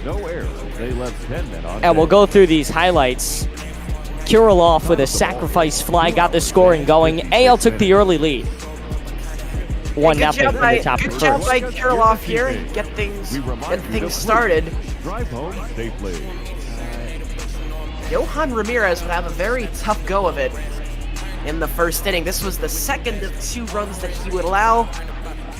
Tristan Casas, who would be our eventual player of the game, would homer into right. Start of a big day for him. He'd drive in 3, and the AL would be up 2 after the top of the first, but in the bottom, the NL would answer back. That is Cody Hasey, who got into that one into left. And Bryson Stott would already be on, so that would bring around 2. And the top of the second, this was a really big play right here. Terrific job. As they would go to second to get the force, and that was a big one even. Yeah, keep in mind, this was all the first few innings. Top 6, we started to move later into the game. A big double from Casas. We saw a few ground rule doubles. This was a legit double. I'm 3-2. not sure why they decided to have Blade playing so shallow right there. That was a big blow for them. But this was the bigger blow. This was insurance and courtesy of Eric Peralta. Dead center in Dodger Stadium. Not an easy home run. And Peralta's got the strength to muscle it out of here. And then Lee grounding into a big double play that bailed the National League out of what could have been a detrimental inning. 4-2 top 9, and then Soriano sealed the deal in the bottom of the 9th with that strikeout and then one more. He had control issues, but all that matters is he got on him on to end the game. NL sent 3 batters to the plate that could have tied the game, but nobody could. So Tristan Casas is the MVP of the Futures game. Davy Garcia the win, Johan Ramirez the loss, and Soriano with the save. Again, 4 runs, 7 hits, no errors for the AL. Actually got less hits than the National League, who hit 8 with 2 runs. And again, the good thing, everybody played airless ball that is going to go home happy and will now fly on their budget airlines that the minor leagues use, whatever they decide to use, to the all-star game of their league. Yeah, good one today. Obviously, the real difference maker comes in the left on base category. The National League would strand 10. The American League, when they would get a runner over to second base and third base in scoring position, they'd bring them in, only stranded 5. But lots of missed opportunities left on the base paths by the boys from the NL. We're waiting around for Duggo and Frango. They're going to call the final regular season game before the All-Star break, and it's going to be a good one. The Snakes on top in the American League West. The White Sox, if the playoffs began today, would be in line to host the American League Wild Card game. Would be the first time they make the playoffs in the new format. As First here time. they are. We'll welcome in Duggo and Frango, and a bit of a weird schedule here, guys, as we'll have big league game, all-star game for the minor leagues, and now one more big league game, and it's a big one. And you got a marquee matchup here to finish out pre-all-star break action. Yep, the Sunday night game of the week is going to be a good one as we see the Arizona Diamondbacks coming to the south side at Guaranteed Rate Field to face the half game behind first place Chicago White Sox. Duggo's stuck in traffic at the moment, so I will take the beginning of the game and we'll just terrorize him when he finally gets here. Well, we look forward to it, Frango, and we won't be in your hair any longer. It looks like you guys are about to get set to go. So for Eddie McCarthy, for Aiden Blank and Zoe Alter, I'm Eddie McCarthy signing off from Chavez Ravine. The AL wins it 4-2 in the Futures game. Frango, Min, and eventually Duggo at Guaranteed Rate Field. It's a good one. Bumgarner, Giolito in the final of a 3-game series on the south side, guys. Thank you, guys. Great job and really enjoyed the show. So well done. And welcome, Duggo. I'm coming. I'm here. Welcome, man. Oh, good, man. You know, sometimes I kind of lose track of time. Always possible here when you guys run on your East Coast time, and I run over here on the time that nobody really thinks about. But it is Central Time here at lovely Guaranteed Rate Field for Game 3 of what I have been hailing as a potential World Series matchup, the Arizona Diamondbacks and the Chicago White Sox.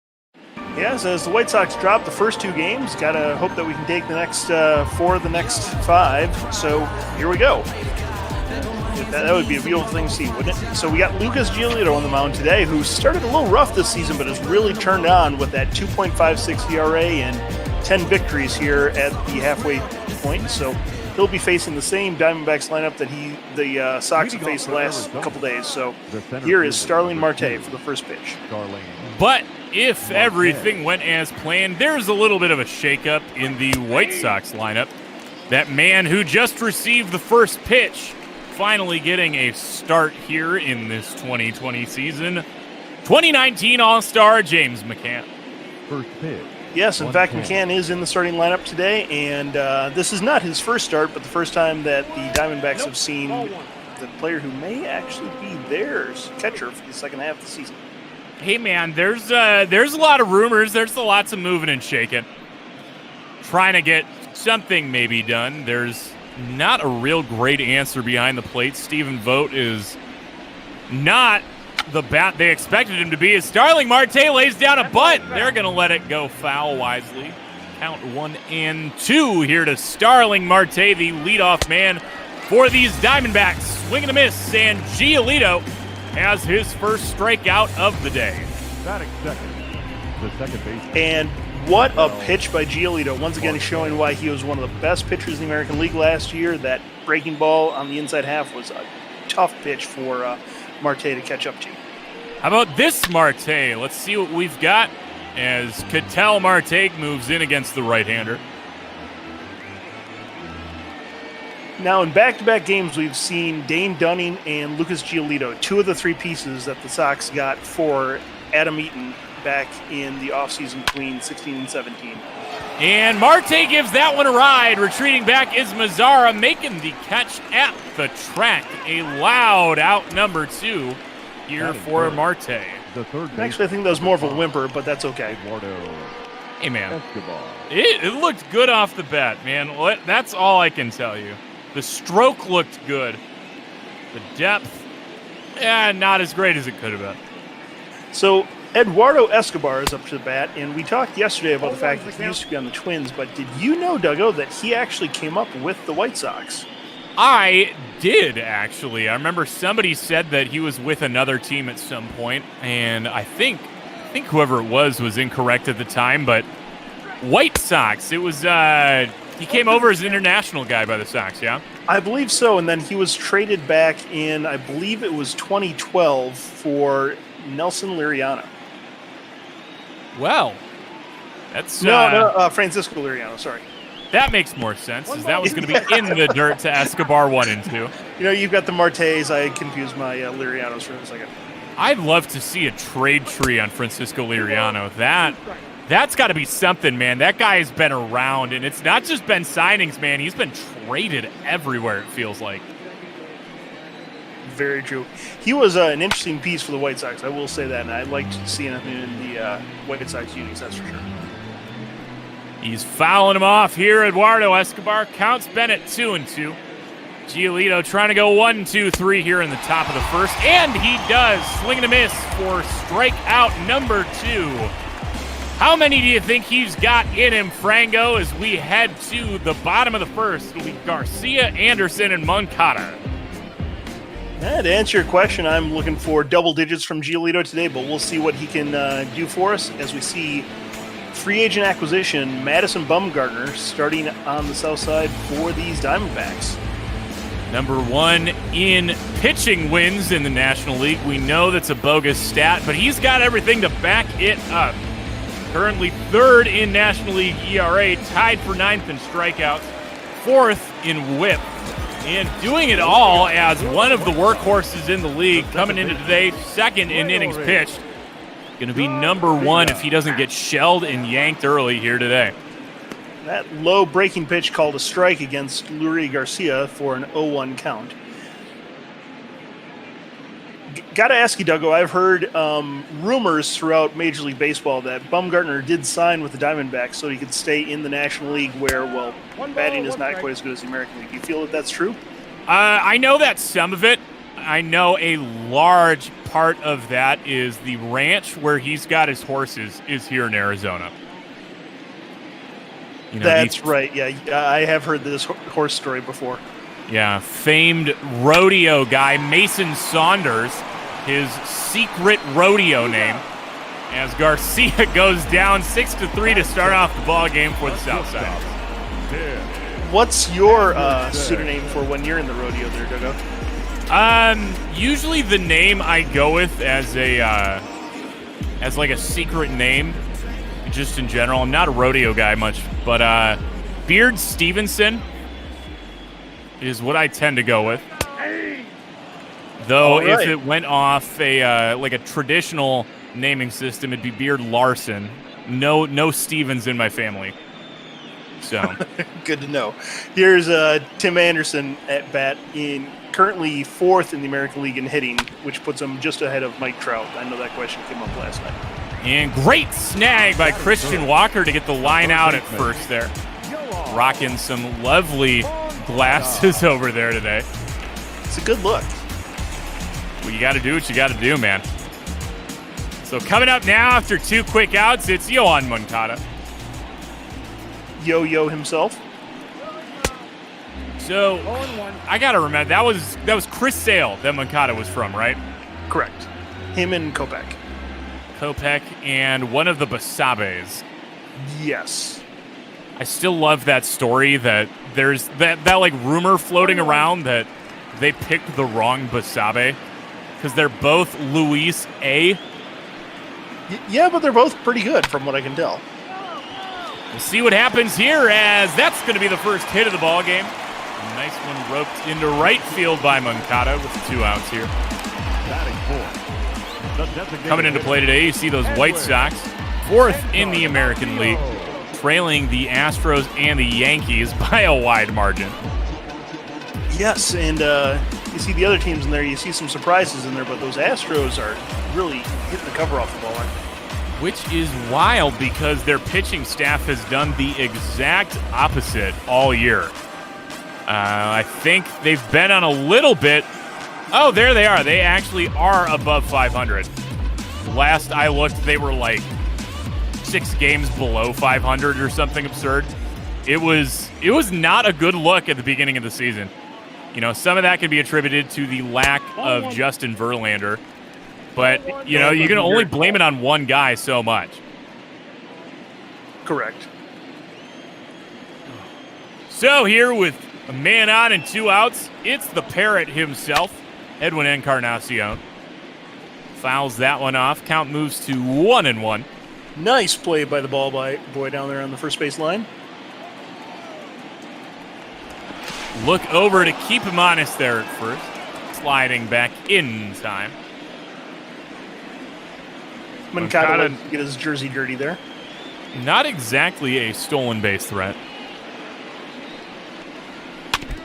I think of him as being better first to third than a stolen base threat. Man, sometimes it's just about that heads-up base running, man. It's not about exactly the speed. It's not, you know, some of the measurables, really. It's the intangibles as Bumgarner gets a strikeout of his own. The first man left on base of the day belongs to the White Sox as we are scoreless through 1.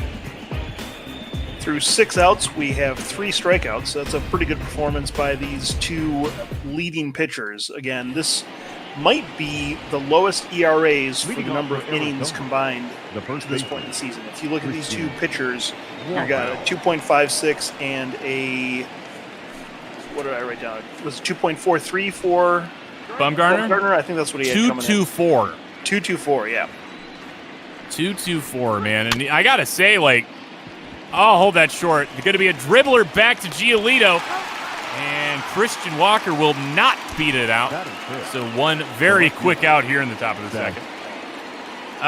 You know, it's one thing for Bumgarner to have a 2.24 ERA in the National League. It's very impressive, yeah. But for Giolito, something's funky, man, because he's sitting there with a 2.56 ERA in the American League as Seth Beer, nice diving stop by Garcia. Throw will not beat it to the bag as Seth Beer has a quick first hit of the day for the Diamondbacks.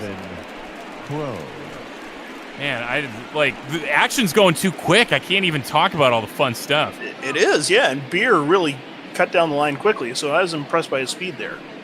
Okay, so 2.56 ERA in the American League, very impressive, right? You know what? You're tacking on usually about a half a point to a point plus, you know, between National League and American League with the designated hitter.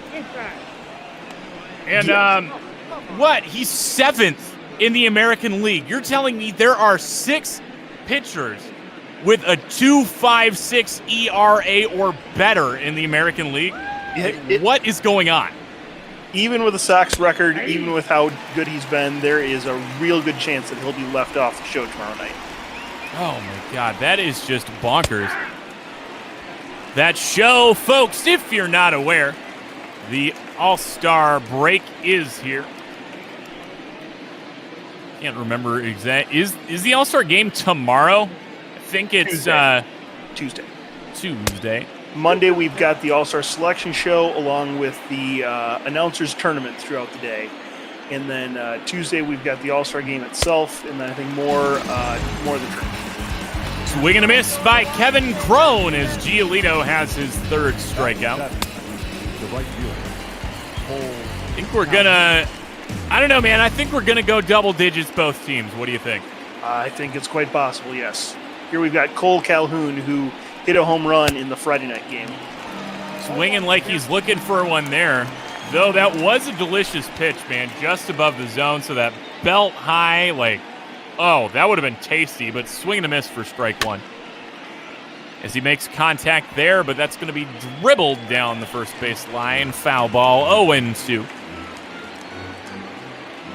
Giolito now sitting at 21 pitches with 2 strikes and 2 outs in the top of the first, or top of the second, excuse me. Nope, at the ball. Not bad, especially with the strikeout numbers as well. You know, that's the problem sometimes with these strikeout guys is they work so far into these counts to get the strikeouts that you see the pitch count start to rise with it.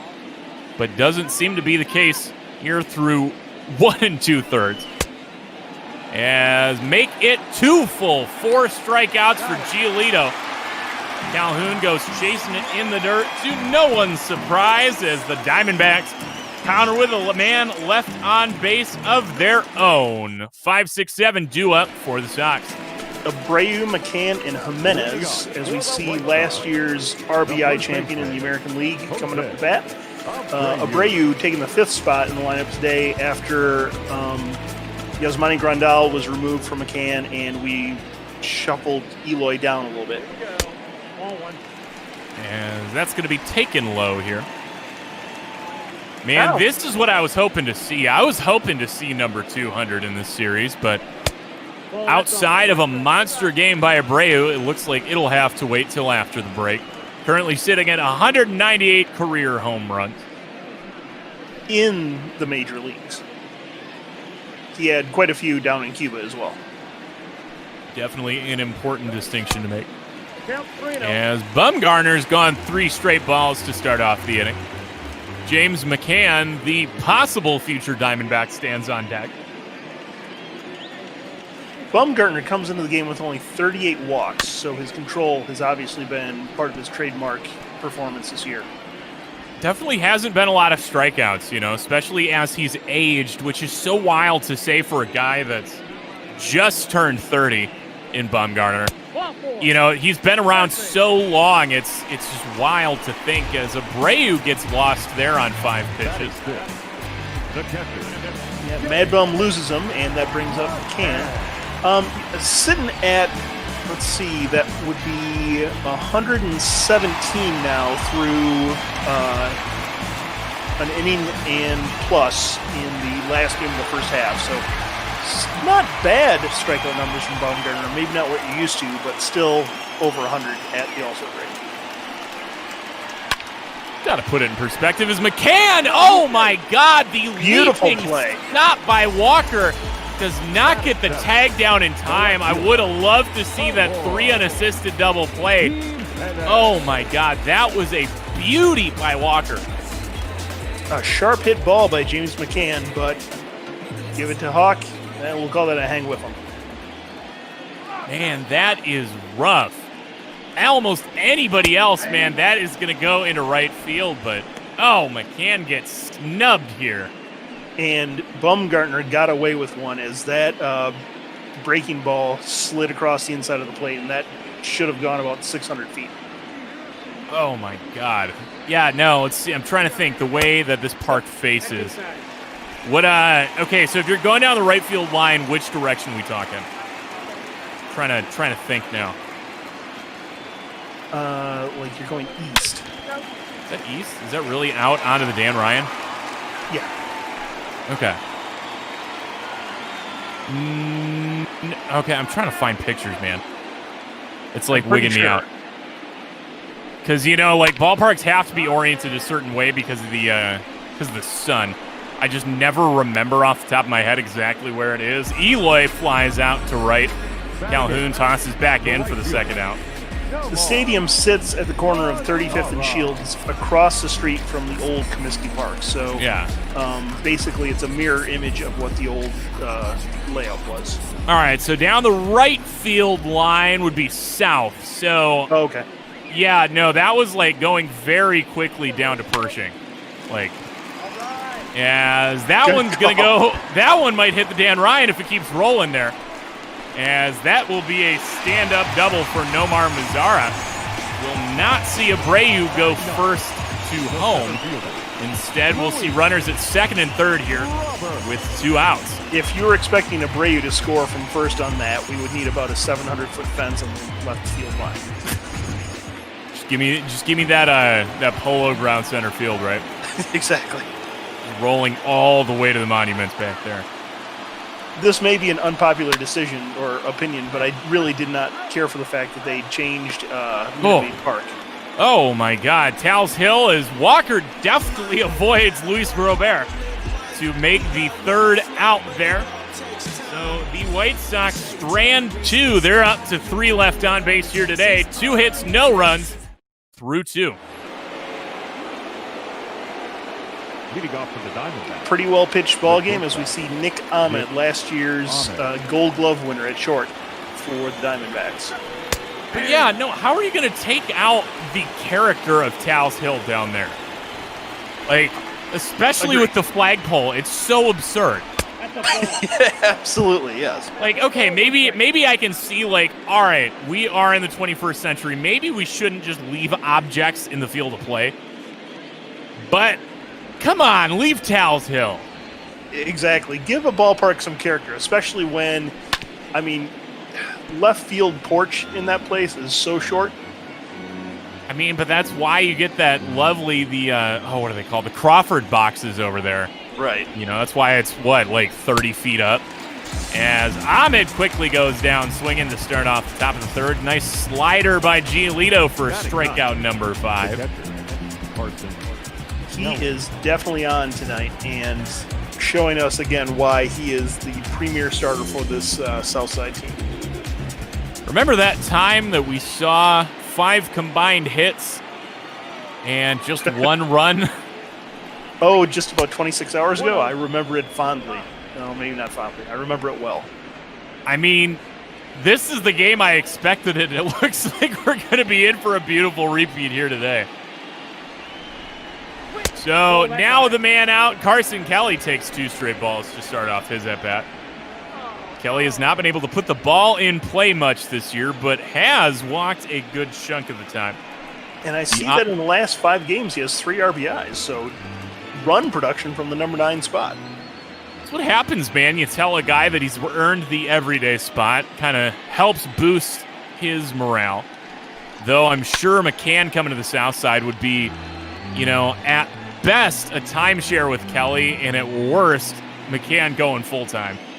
You think McCann is sitting back there, like, talking smack, like, hey, I'm taking your job? I really hope so, because God knows that's exactly what I would be doing in that situation. Absolutely. But that's, it's fun to play the heel sometimes. As the count runs full to Kelly, swing and a miss that one on the hands. The man with the discipline does not have it here as Giolito's stuff is working. 4 straight strikeouts, number 6 on the day. You see Starling Marte come up after striking out to lead off the game, and we'll see if Giolito's magic can continue here. It looks like it is. A fastball low gets Marte coming up empty. That was just dirty, wasn't it? It is not looking good. It is going to be... Man, it's just going to be a game of patience if this keeps up. All you can really do is try to grind out the at-bats, trying to wait out as many balls as you can, and driving the pitch count up on Giolito, because God knows he has it working today. The best you can do is push it to the bullpen. And both teams have done a great job of having their starters go reasonably long and limit the innings for the bullpen in this series. So even if the starters come out, we should see the premier bullpen guys for both teams today. 5 straight strikeouts. Giolito is working as we now head to the bottom of the 3rd. Somebody looking for some runs here today. I think looking for base runners still, too. Dude, I haven't had too many. It's going to be like that. As we'll see if Heidi's got stats or nothing. She's got stats. It's the White Sox hitting. What you got on this, Frango? I got pretty much what we were hoping for this year, maybe even a little bit better. That 4th in runs per game at almost 5 is got to be a huge increase from what they had last year, right? Home runs, 132, might actually be as many as they had last year. So, I mean, the increase in offensive production has been stellar. And here, we'll let Lurie bat. Swing and a foul ball to start off the bottom of the 3rd. As I mentioned during the Futures game, the White Sox, as we sit right now, are 42 games better than they were last year from a comparison to 500. That is absurd. 42? Yep, they finished the year 17 under 500. They sit here today starting the game 25 over. Oh my God, that is a swing there. And speaking of, that is a swing and a ball in front of Seth Beer as Garcia has his first hit of the game. It was Garcia coming up 2 for 4 yesterday with the only hits for the White Sox yesterday. Yeah, he seems to have the number for the Diamondbacks last couple days. Let's see if we can get him in, though. See what TA7's got in store as Bumgarner's worrying about the man on base. The slide step goes awry for ball 1. I'm not sure if you saw the home run that Anderson had in his inter-squad game today. I did not. I've been running around trying to get my house in order and get my mental health in order, but also trying to get ready for the Broadcasters tournament. Good luck with that, my friend.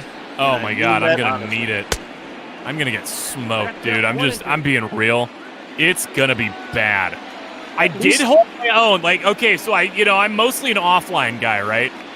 But, I went in there and played a ranked seasons game as Tim Anderson pops up on the infield. Cattell there for the first out. I popped into ranked seasons today. I held my own against somebody like a class up against me, and it was only 2 straight pitches hanging by my first reliever that ended up losing my game.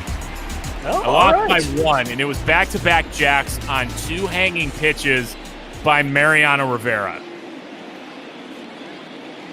Well, if you had only had a good reliever in there. Right. Everybody loves Rivera, so. Right. No, man, I got to say, man, the bullpen is where I'm feeling like the most mixed, I guess. There's a lot of confidence in my left-handed arms in the pen, but not much from my righties. So, you know, like I'm pulling like lefties. I'm thinking it's going to be like Jose Alvarado, Dan Plesac. I've got in there. Nice. Look over, keeps Garcia honest. 1-1 the count to Moncada. You get Billy Wagner? I do. I do have arguably the 1B to Mariano Rivera's 1A as best closer of all time. Best reliever of all time, excuse me. And we're going to go 6-4, 3 not in time as Moncada reaches on a fielder's choice. Garcia out at second.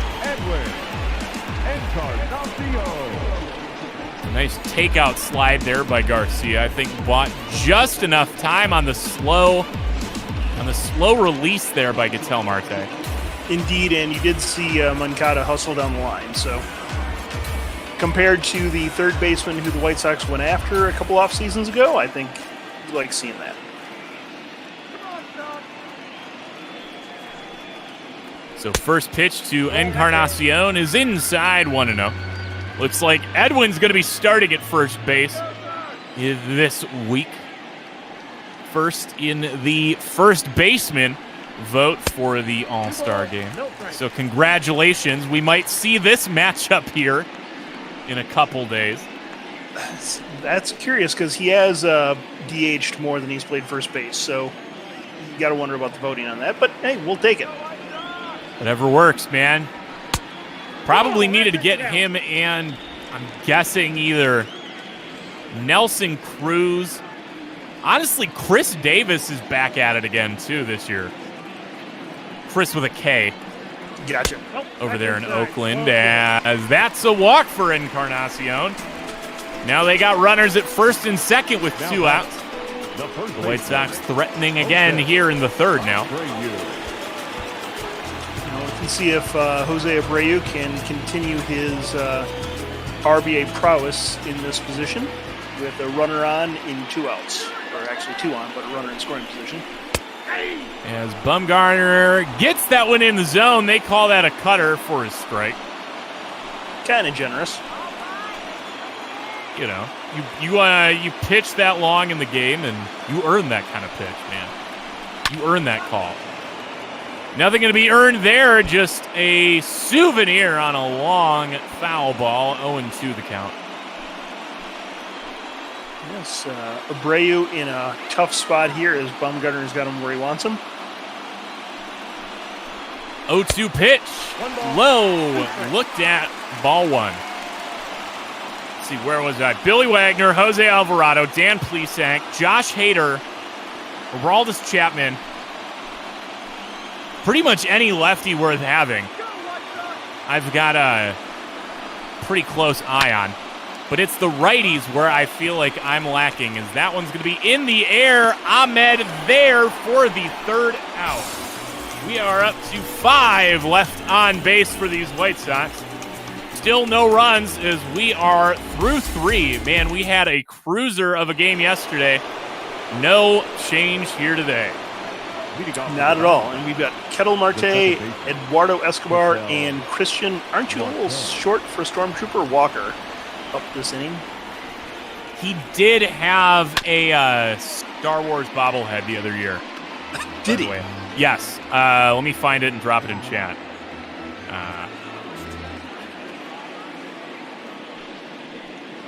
I don't know if it's just that he's built like a fire hydrant or what, but I always look at him and think that he looks a little short.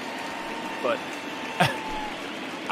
Christian Walker, I think, isn't the shortest dude. I'm pretty sure. I could be totally wrong on that. I cannot seem to find the Walker bobblehead, but it exists. So Marte quickly at 0-2. Huh? Like, it was a Star Wars bobblehead. What was he? I think he was Luke Skywalker. I think it was Christian Skywalker as the bobblehead. As that one's going to be lofted into right center. Robert there for out number 1. Also known as Luis Robert. Escobar. Yeah. Good answer. No, I was trying to come up with something snarky. It just didn't happen. There we go. It's just, yeah. Eduardo Escobar up here now. That's outside. Looked outside 1-0. I was going to try to like play off my own name or something and be like, I'm also known as Doog, but that's not right. Maybe. I mean, I don't know. I really don't. I just usually, if somebody else calls me anything, it's like Doug with just the U, like just Doug. Do you ever get like Dig Dug? Not so much anymore. I mean, that's, you know, with how quick references come and go, that one's kind of on the back burner for the most part.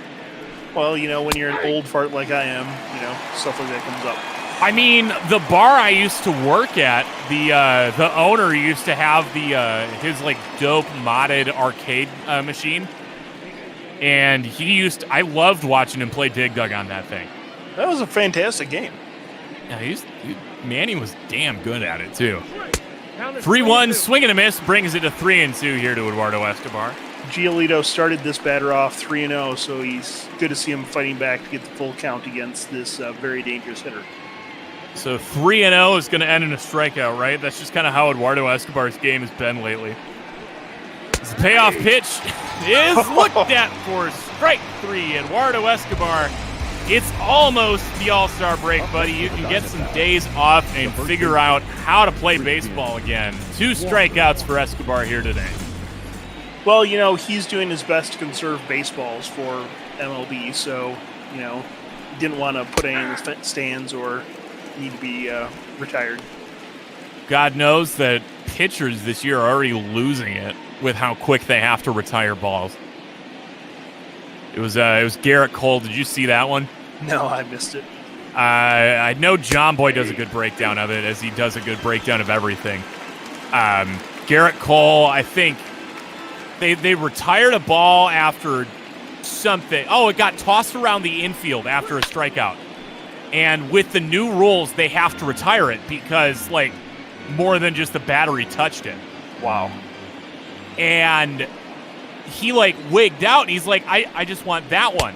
Like, just give me that one. I struck a dude out with that. I want it. They wouldn't let him have it. And the next pitch goes into the stands. Fabulous. And that one is going to go right onto the dirt. Giolito with strikeout number 9, back-to-back strikeouts it is looking helpless for Arizona here through 4 half frames. See what Chicago can do with McCann, Jimenez, and Mazzara. I tell you, folks, wake the kids, call the neighbors. Giolito has 9 strikeouts through 4 innings, so really a great performance so far. And yeah, and he tossed that link in Discord. I probably could have found it if I had spent the time, but I'm trying to do this thing called Provide Entertainment. As McCann with the audition day here. That one's in the gap. Good for a double here. That's going to be double number 3 here on the 2020 season.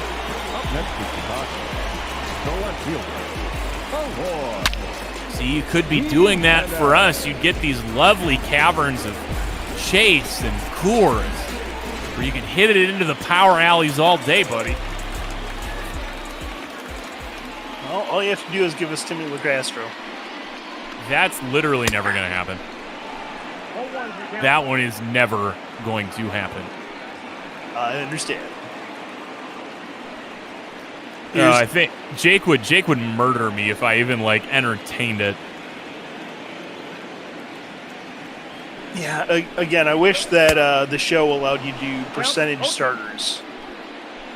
Right. Or even catchers assigned to pitchers, because last year with the great performances pitching, Giolito did have McCann as his personal catcher, so it would be kind of a cool effect to have that shown in the game. You know, because I forget, we talked about it a little bit the other day, and I clearly have forgotten because I am a space case. You're not much of an out-of-the-park guy, are you? Used to be, but I haven't played for a couple years. Because I know you can definitely set your depth chart, you know, and say, I want this guy, you know, I want it to rotate every 3 days. Or like every third day is when that comes in. You know, and against righties and lefties, yeah.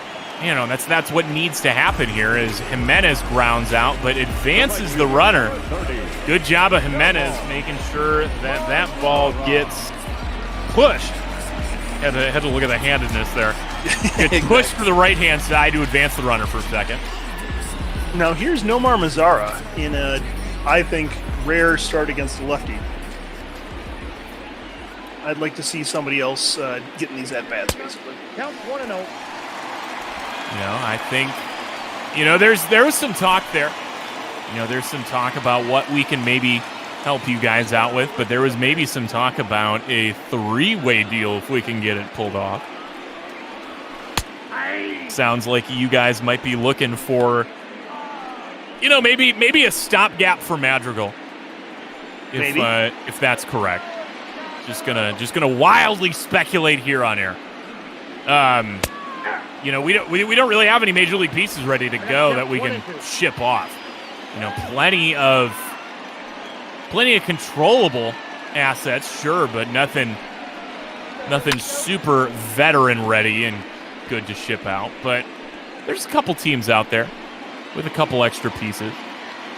You know, that maybe we find ourselves in a lovely triangle of sorts. As Mazara gives that one a ride down the line, but foul 1 and 2. As the big guy asked a trivia question right down the alley for me. There you go. The only player with a 50 home run, 50 double season. Quick to the draw. Answer was Albert Bell.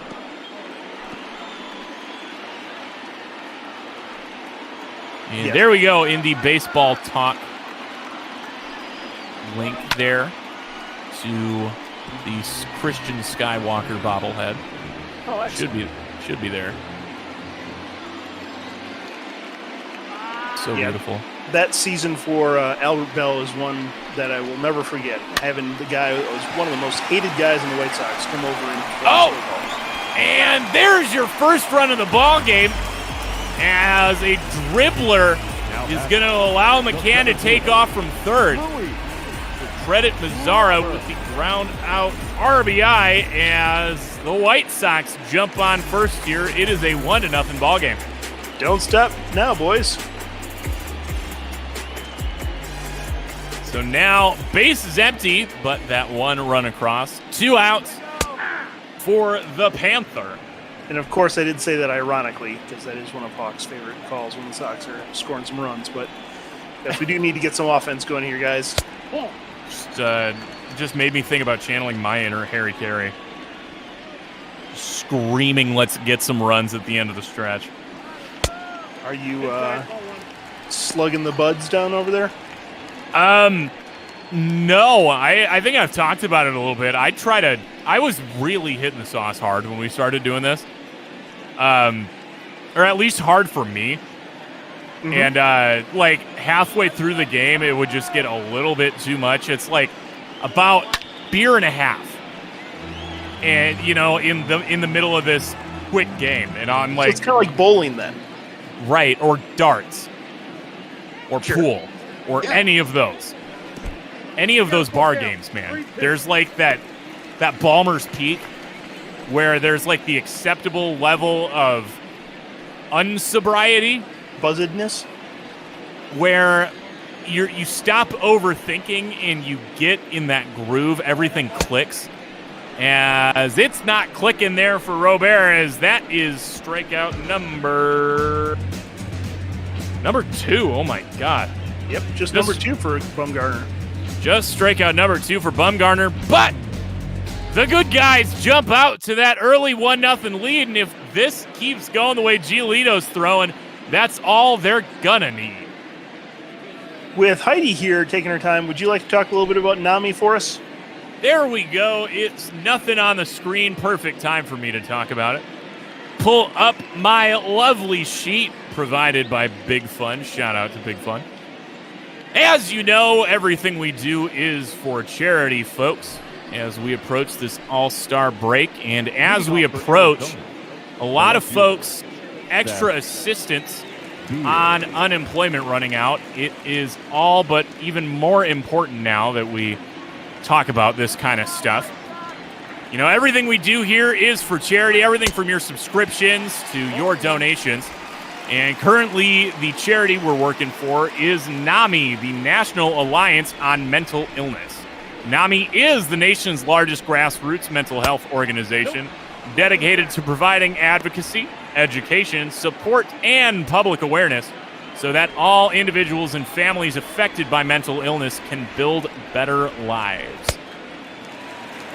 Thank you very much, Duggo. And again, as I've said the last couple days, NAMI is a fantastic organization talking about something that this country desperately needs, is openness and willingness to talk about mental illness. So speaking, no, I don't have a good transition for that. Seth Beer now with the 2 for 2 day as he gets a single up the gut. Just the second hit given up by Giolito today. Both to Seth Beer. See, are we going to get a repeat of last night, basically? It's going to be this 1-0 game, and just 2 hits allowed to one player? Please say it's not, but... Oh, well, God, if that were to happen, that would work for me, because that would mean the White Sox would win, right? I mean, I hope so. I No, certainly you hope don't. so. Well, I hope that's what it would mean. As Kevin Crone puts that one into right field, that's going to be dangerous. Let's see what wheels that Seth Beer has. As it's the same situation as Abreu. You're not going to see him go first to home. Kevin Crone with a hard hit double down the line. And the Snakes got something cooking here with nobody out on the inning. 2 runners in scoring position with no outs. This is a very difficult position that Giolito has gotten himself into, facing Calhoun and Ahmed and Kelly here in the next 3 batters. You know, between Cole and Ahmed, all you got to do is just get something to the outfield. Seth Beer, well, not the fleetest of foot. You know, just give him something deep enough, and I think he can make some magic happen. We've seen the power that Cole Calhoun has. The question is, can he either get the base hit or the sac fly to tie this one up? He's in a good spot ahead 2-0. This is after Giolito had struck out 7 of 8 batters, so we got to see if he can get his mojo back here. 2-1 here to Calhoun. And that pitch call did help him there, because that could have gone as a ball, but now it's a 2-1 count, something that's definitely salvageable. Calhoun 0 for 3 with a strikeout last night. Looks at strike 2, even up the count at 2-2. That fastball at the knees, basically, was a beautiful pitch. And he's looking low, can't blame him. Though no double play is in order. I don't know, honestly, it's you want a pop-up. That's about pop-up or a strikeout's what Giolito's looking for. And it's strikeout it will be, as Cole Calhoun cannot hold it up. And that is strikeout number 10 here for Giolito. You asked me early on, did I think double figures would happen? And it has happened. So 10 strikeouts for Giolito here in the 5th inning. And I'm getting some fun, not quite related to today's game information. But I know that there's going to be a little bit of scrimmaging before the Broadcasters Tournament, as that's probably going to be too shallow to get Beer in. It will be. Mazzara out there and right makes the grab. Quick toss in will keep that runner at third, and it'll take a base hit from Carson Kelly, as the Diamondbacks may have squandered their best opportunity that they're going to get all game. Not yet. Still 1 out to go here in the 5th inning, and Giolito gets the first pitch as a strike against Carson Kelly. We said earlier that in the last 5 games he's driven in 3, so he has been driving in some runs. So and doesn't do it here. There it is. He does. That is into the gap. Carson Kelly with extra bases. That scores 1. That scores 2. Sliding in head first into second is Carson Kelly. And the Diamondbacks have taken the lead. Well, taken the lead for the first time here today, as it is now a 2-1 ball game. Carson Kelly coming up clutch. That is not what you want to see if you're Don Cooper and Ricky Renteria, to see the number 9 batter who's under the Mendoza line substantially, put the ball in play and drive into. So, it's just 2 runs, but you got to hope that Giolito can shut it down here. That's the thing with Carson Kelly, man. He drives me nuts. So you want to tell him, like, oh, hey, we need you to, get a rally going. Do something. Nothing. Hey, it's like the 18th inning, and we need anything to happen here. That one's going to be botched by Jimenez out in left. The future designated hitter of the White Sox. Yes. Scored a double for an RBI for Starling Marte. Makes it a 2-run lead for these Diamondbacks. That was playable for most folks not named Jimenez or Schwarber. But alas, here we are as Starling Marte picks up double number 20. That is an RBI double as the Snakes have increased their lead now to 3-1. And seeing the replay, that play at second was actually a lot closer than I thought it was. Yeah. Oh, yeah. No, I mean, that was a good job of getting it back and getting it back in the infield, but no dice.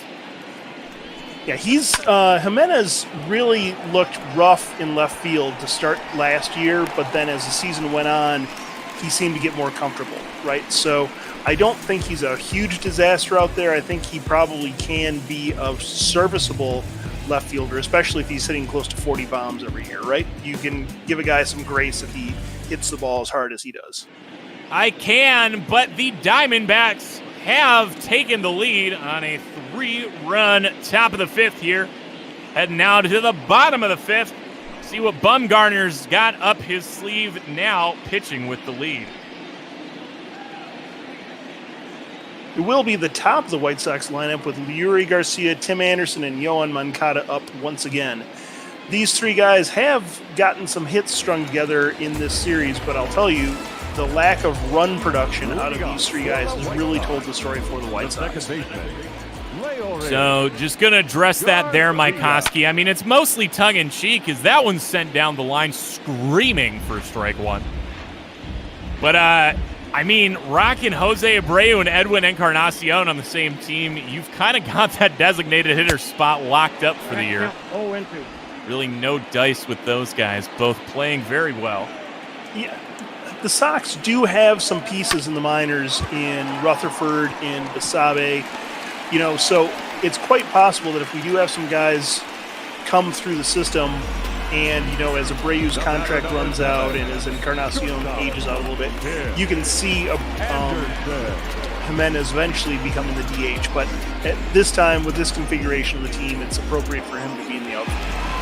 No, Abreu is definitely locked down first base for... How many years did he sign that extension?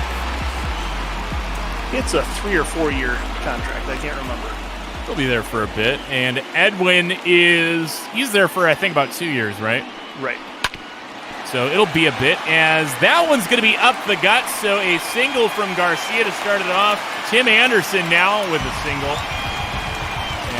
The Sox got something cooking. Maybe a quick answer to that big top of the 5th for the Diamondbacks. Maybe so.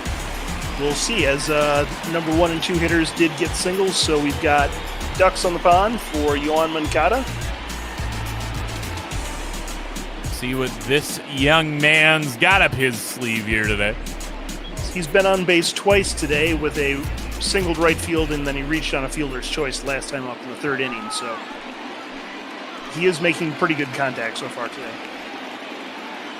So no outs, 2 on. First pitch to Moncada. Going to be high, 1-0. Bumgarner does not look happy with himself there with that release point, having that pitch rise outside of the zone. I don't think he was looking for that.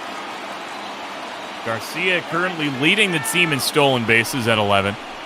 Tim Anderson, the trailing runner, no slouch at 10 stolen bases. Wouldn't be... you don't want to see that first out on base pass. We've talked about that before. But this is the kind of situation I could see an easy double steal pulled off here by the White Sox. 2-0. I do not disagree with you on that. is hit on a line out to right. Tagging up is Garcia, sliding headfirst safely into third. So the White Sox advance the lead runner 90 feet. Runners on the corners, one out here for Edwin Encarnacion. Here we see the Parrot with a walk and a strikeout today, with runners on the corners, as you said, and an opportunity to pick up an RBI here to draw the Sox within one. Right down the chute goes Bumgarner. 0-1 looked at. Edwin hitting .337 with runners in scoring position. No slouch there. That will get it done. See what he can do here. Looks at strike two. He's thinking something big, man. Clearly not the pitch he was going for, but we'll see if the one he's sitting on does come up. In April and May, this tends to be more of a pitcher's ballpark, but as you get to the middle of July, with the temperatures rising, the ball tends to soar out of this place. So I'd be interested to see what kind of damage Encarnacion can do here in the second half of the year as the temperatures get higher in Chicago and he has the home park advantage. Temperatures rising. Is the barometer getting low, too? I bet no one else caught that reference. That one's going to be in the dirt. No runners break. Count moves to 2-2. Yeah, good speed on the bases right now for the White Sox, so hopefully we can take advantage of this here. See what happens. 2-2 pitch. Swung and fouled back. We'll stay at 2-2. Yeah, that song is like permanently stuck in my head. Well, there's worse songs that get stuck in your head. I did. That's going to have to wait, as that one's going to be deep into right field. That should score the runner, as Calhoun does get the throw in a little bit offline. I mean, nothing was really going to beat Garcia to home plate, as the White Sox pull back within one on a sac fly from Encarnacion. That's what we were looking for from the Sox this half inning, to at least get one to start to claw back on that lead that the Diamondbacks have. And now we've got runner on first with Tim Anderson there and Jose Abreu once again at bat, who's walked and popped out today. So, you much of a musical theater guy at all? Well, maybe. I don't go to see a lot of live productions, but I do occasional musicals on the silver screen I do like. Okay. I'll let you guess what my favorite one is if you can. Oh, God. My gut just says Les Mis. Nope. Not a stolen piece of bread deserves to die movie. Okay. All right. What you got then? I am 100% behind Moulin Rouge as the best musical in my lifetime. All right. Honestly, I'm just not, I'm more of a classical, real theater guy. So when you get those modern voices on that recorded soundstage like that, I'm just not crazy about it. So you're more of like a Sound of Music, Oklahoma, South Pacific kind of guy? I love South Pacific, actually. I really do. Yeah, no, give me some classics. Give me some Sondheim. Give me some Andrew Lloyd Webber. Fair, yeah. But I did, if you're talking about musicals on the silver screen, do you remember Priscilla, Queen of the Desert, starring Hugo Weaving? I think I did not see that. Okay, that's going to go low there to Abreu as he gets aboard via the walk with 2 outs.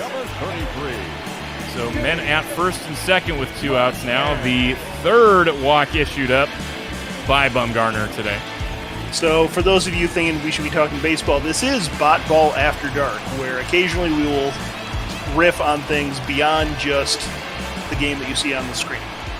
See, that's the problem, man. Like, you tell me, oh, hey, go up here and talk about baseball for 2 hours. Yeah, I can do it, but it gets so much more fun when all of a sudden something totally out of left field happens, and all of a sudden I'm on like a 30-minute tangent about, musical theater. And here's McCann, who's 1 for 2 today with a double to right field earlier in the game. So with 2 on and 2 out, another opportunity here for the Sox to maybe push across another run. I'll hold off until the action is stopped here as the 1-1 count swung on huge. James McCann with the 3-run home run. And the White Sox have retaken the lead. Now a 5-3 ball game. I have to say the price has now gone up there, Duggo. James McCann, in front of the biggest suitors in the league for him, hits a bomb to left field, scoring 3 and putting the Sox up in front. It doesn't even make... Didn't I call this too?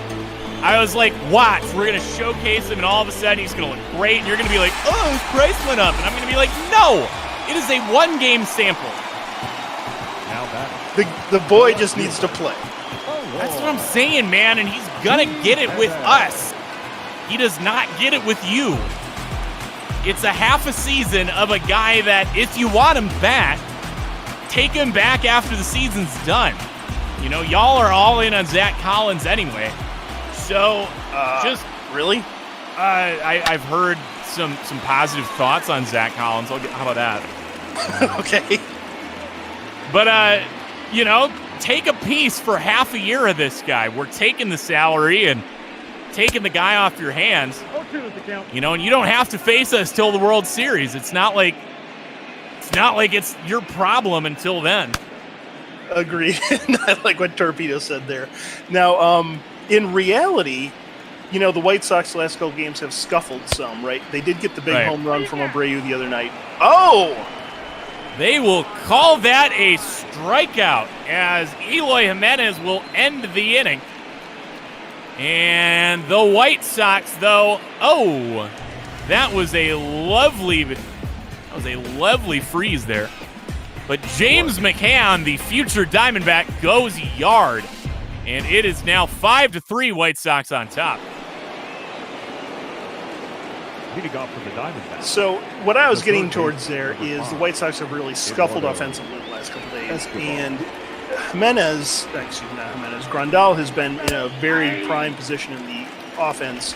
You know, being a switch hitter, having some power, you know, good patience, thinking that he can do things there. But maybe we do need to play McCann a little bit more and have maybe some better offense than we were expecting. As that one's going to go quickly, 4-3, as Eduardo Escobar grounds into the shift. For the Diamondbacks, the first baseman. I don't know, but here's the thing, like, so you want to sit on him?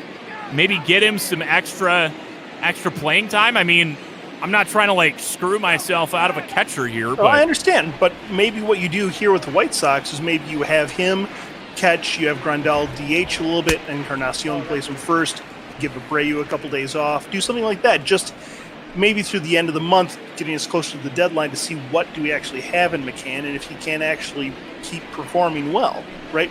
You're right, this is a 1-game sample, so who knows if it's real or not, but there are things you can do with this lineup as we pop out to Abreu that would give him at-bats and not cripple the lineup.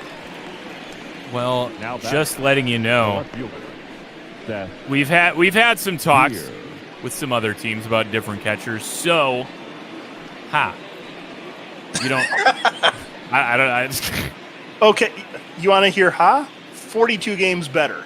I'm okay with where the White Sox are right now. Right. Especially given the fact that, as we talked the last couple of days, we haven't gotten a lot out of Robert yet. We haven't gotten a lot out of the young pitching. So to be at this point with decent performances and some good performances from the stars and not much from the upcoming guys, I feel pretty good about where the White Sox are. But see, like, here's where virtual world and reality diverge. If I went to Jerry Reinsdorf and said, hey, you can save $3 million by getting rid of this guy, he does it. So I'll ask you this. Do you think if the White Sox were 25 games over 500 right now, facing the NL West leaders at home, they would have 40,000 people in these seats? Probably not. No. I think if the White Sox are at 60 wins at the All-Star break, they're filling the place. You can book it. All right. Your attention, please. Now, all right. Oh, and we see Bumgarner pulled after just 5 innings. That is surprising. Maybe Torrey wants to save him because it's likely that Bumgarner is going to start the All-Star game on Wednesday, but more likely it's the 5 runs across that's doing it for him. See that kind of as a hard line that a lot of these managers stick at. 5 runs is too much. Agreed. And we see Mazzara up now, who does have a double and an RBI. Former Chicagoan Hector Rondon quickly gives up a double here to Mazzara as that one bounces around in left field. Throwback is not quite on line, but doesn't matter. Mazzara standing at second. No outs here. His 26th double of the year, so he has done a great job of getting the 2 baggers this year. And, you know, I have said before that I would like to see somebody else starting against a left-handed starter, but again, he continues to perform. So now, Luis Robert, just going to keep rolling the R's. You think if I, just start doing that enough, I'll figure out how to make churros just, it'll just come to me one day? It's possible. And if you do figure that out, let me know, because, you know, it's more difficult than it looks. Is it? I'm talking stuff here. I have no idea if it's done or not. Isn't it basically just kind of taking your fried dough, your donut-type batter, and running it through a star tip on a pastry bag? Yeah, I and think just you're straight right. into the deep fryer? You know, the cinnamon sugar mixture is really where the rubber hits the road there, though. Oh, yeah. As that's going to be a foul ball here. 0-2 is where we'll stay. So, good point by Mo. We should be seeing Andrew Miller here. Oh, my God. Could we please? As Hector Rondon gets a strikeout here against number 88. First out of the inning. Up next for the White Sox, the second baseman. Yeah, Hector Rondon, the former Cubs closer. Spent some time there with Houston before coming and signing in free agency in the offseason. He's definitely had some pretty good years in the league, that's for sure. And here we see Leury Garcia, who is 2 for 3 with a run scored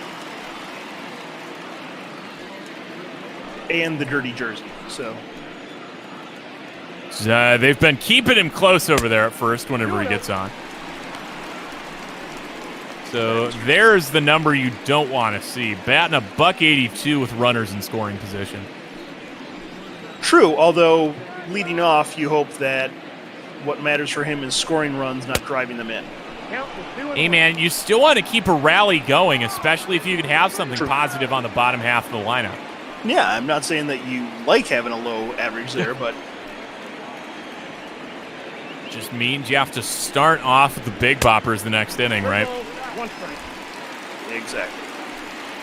That one's way outside. Count runs 3-1 here to Garcia. Rondon loses his first batter of the ballgame, men at first and second with 1 out. If I have my facts right, I believe that Leury Garcia has been with the White Sox longer than anybody else on the 26-man roster. So it may surprise some people, but he is the veteran on the team. That sounds right. Longest tenured. In 2013, I think that was before Abreu came on. Let's see. Longest tenured player on each team as we see Garcia at first, Mazzara at second. Where is it? It is Garcia made his debut August 23rd, 2013. And when did Abreu come in? Was he start of the 14 season? That sounds right. Jose Abreu debut March 31st, 2014. Okay. Tim Anderson here. He's 1 for 3 with a run scored, and he's got a 1-2 count. So he watches that pitch go low very nicely to even the count at 2 with 1 out. Oh, why does it have to be another tight situation? I just remembered that I got cut short talking about musical theater. This is so disappointing. Everyone's here trying to watch baseball, and I just want to talk theater. like a dork. So thank you to everybody who's still watching here. All 36 Yes. of you. Absolutely. Thank you, Twitch. You guys are really what make this fun. Definitely just watched like 2 people leave as I said that. As that one's going to be down the line, grabbed by Eduardo Escobar for the second out. Call that a line.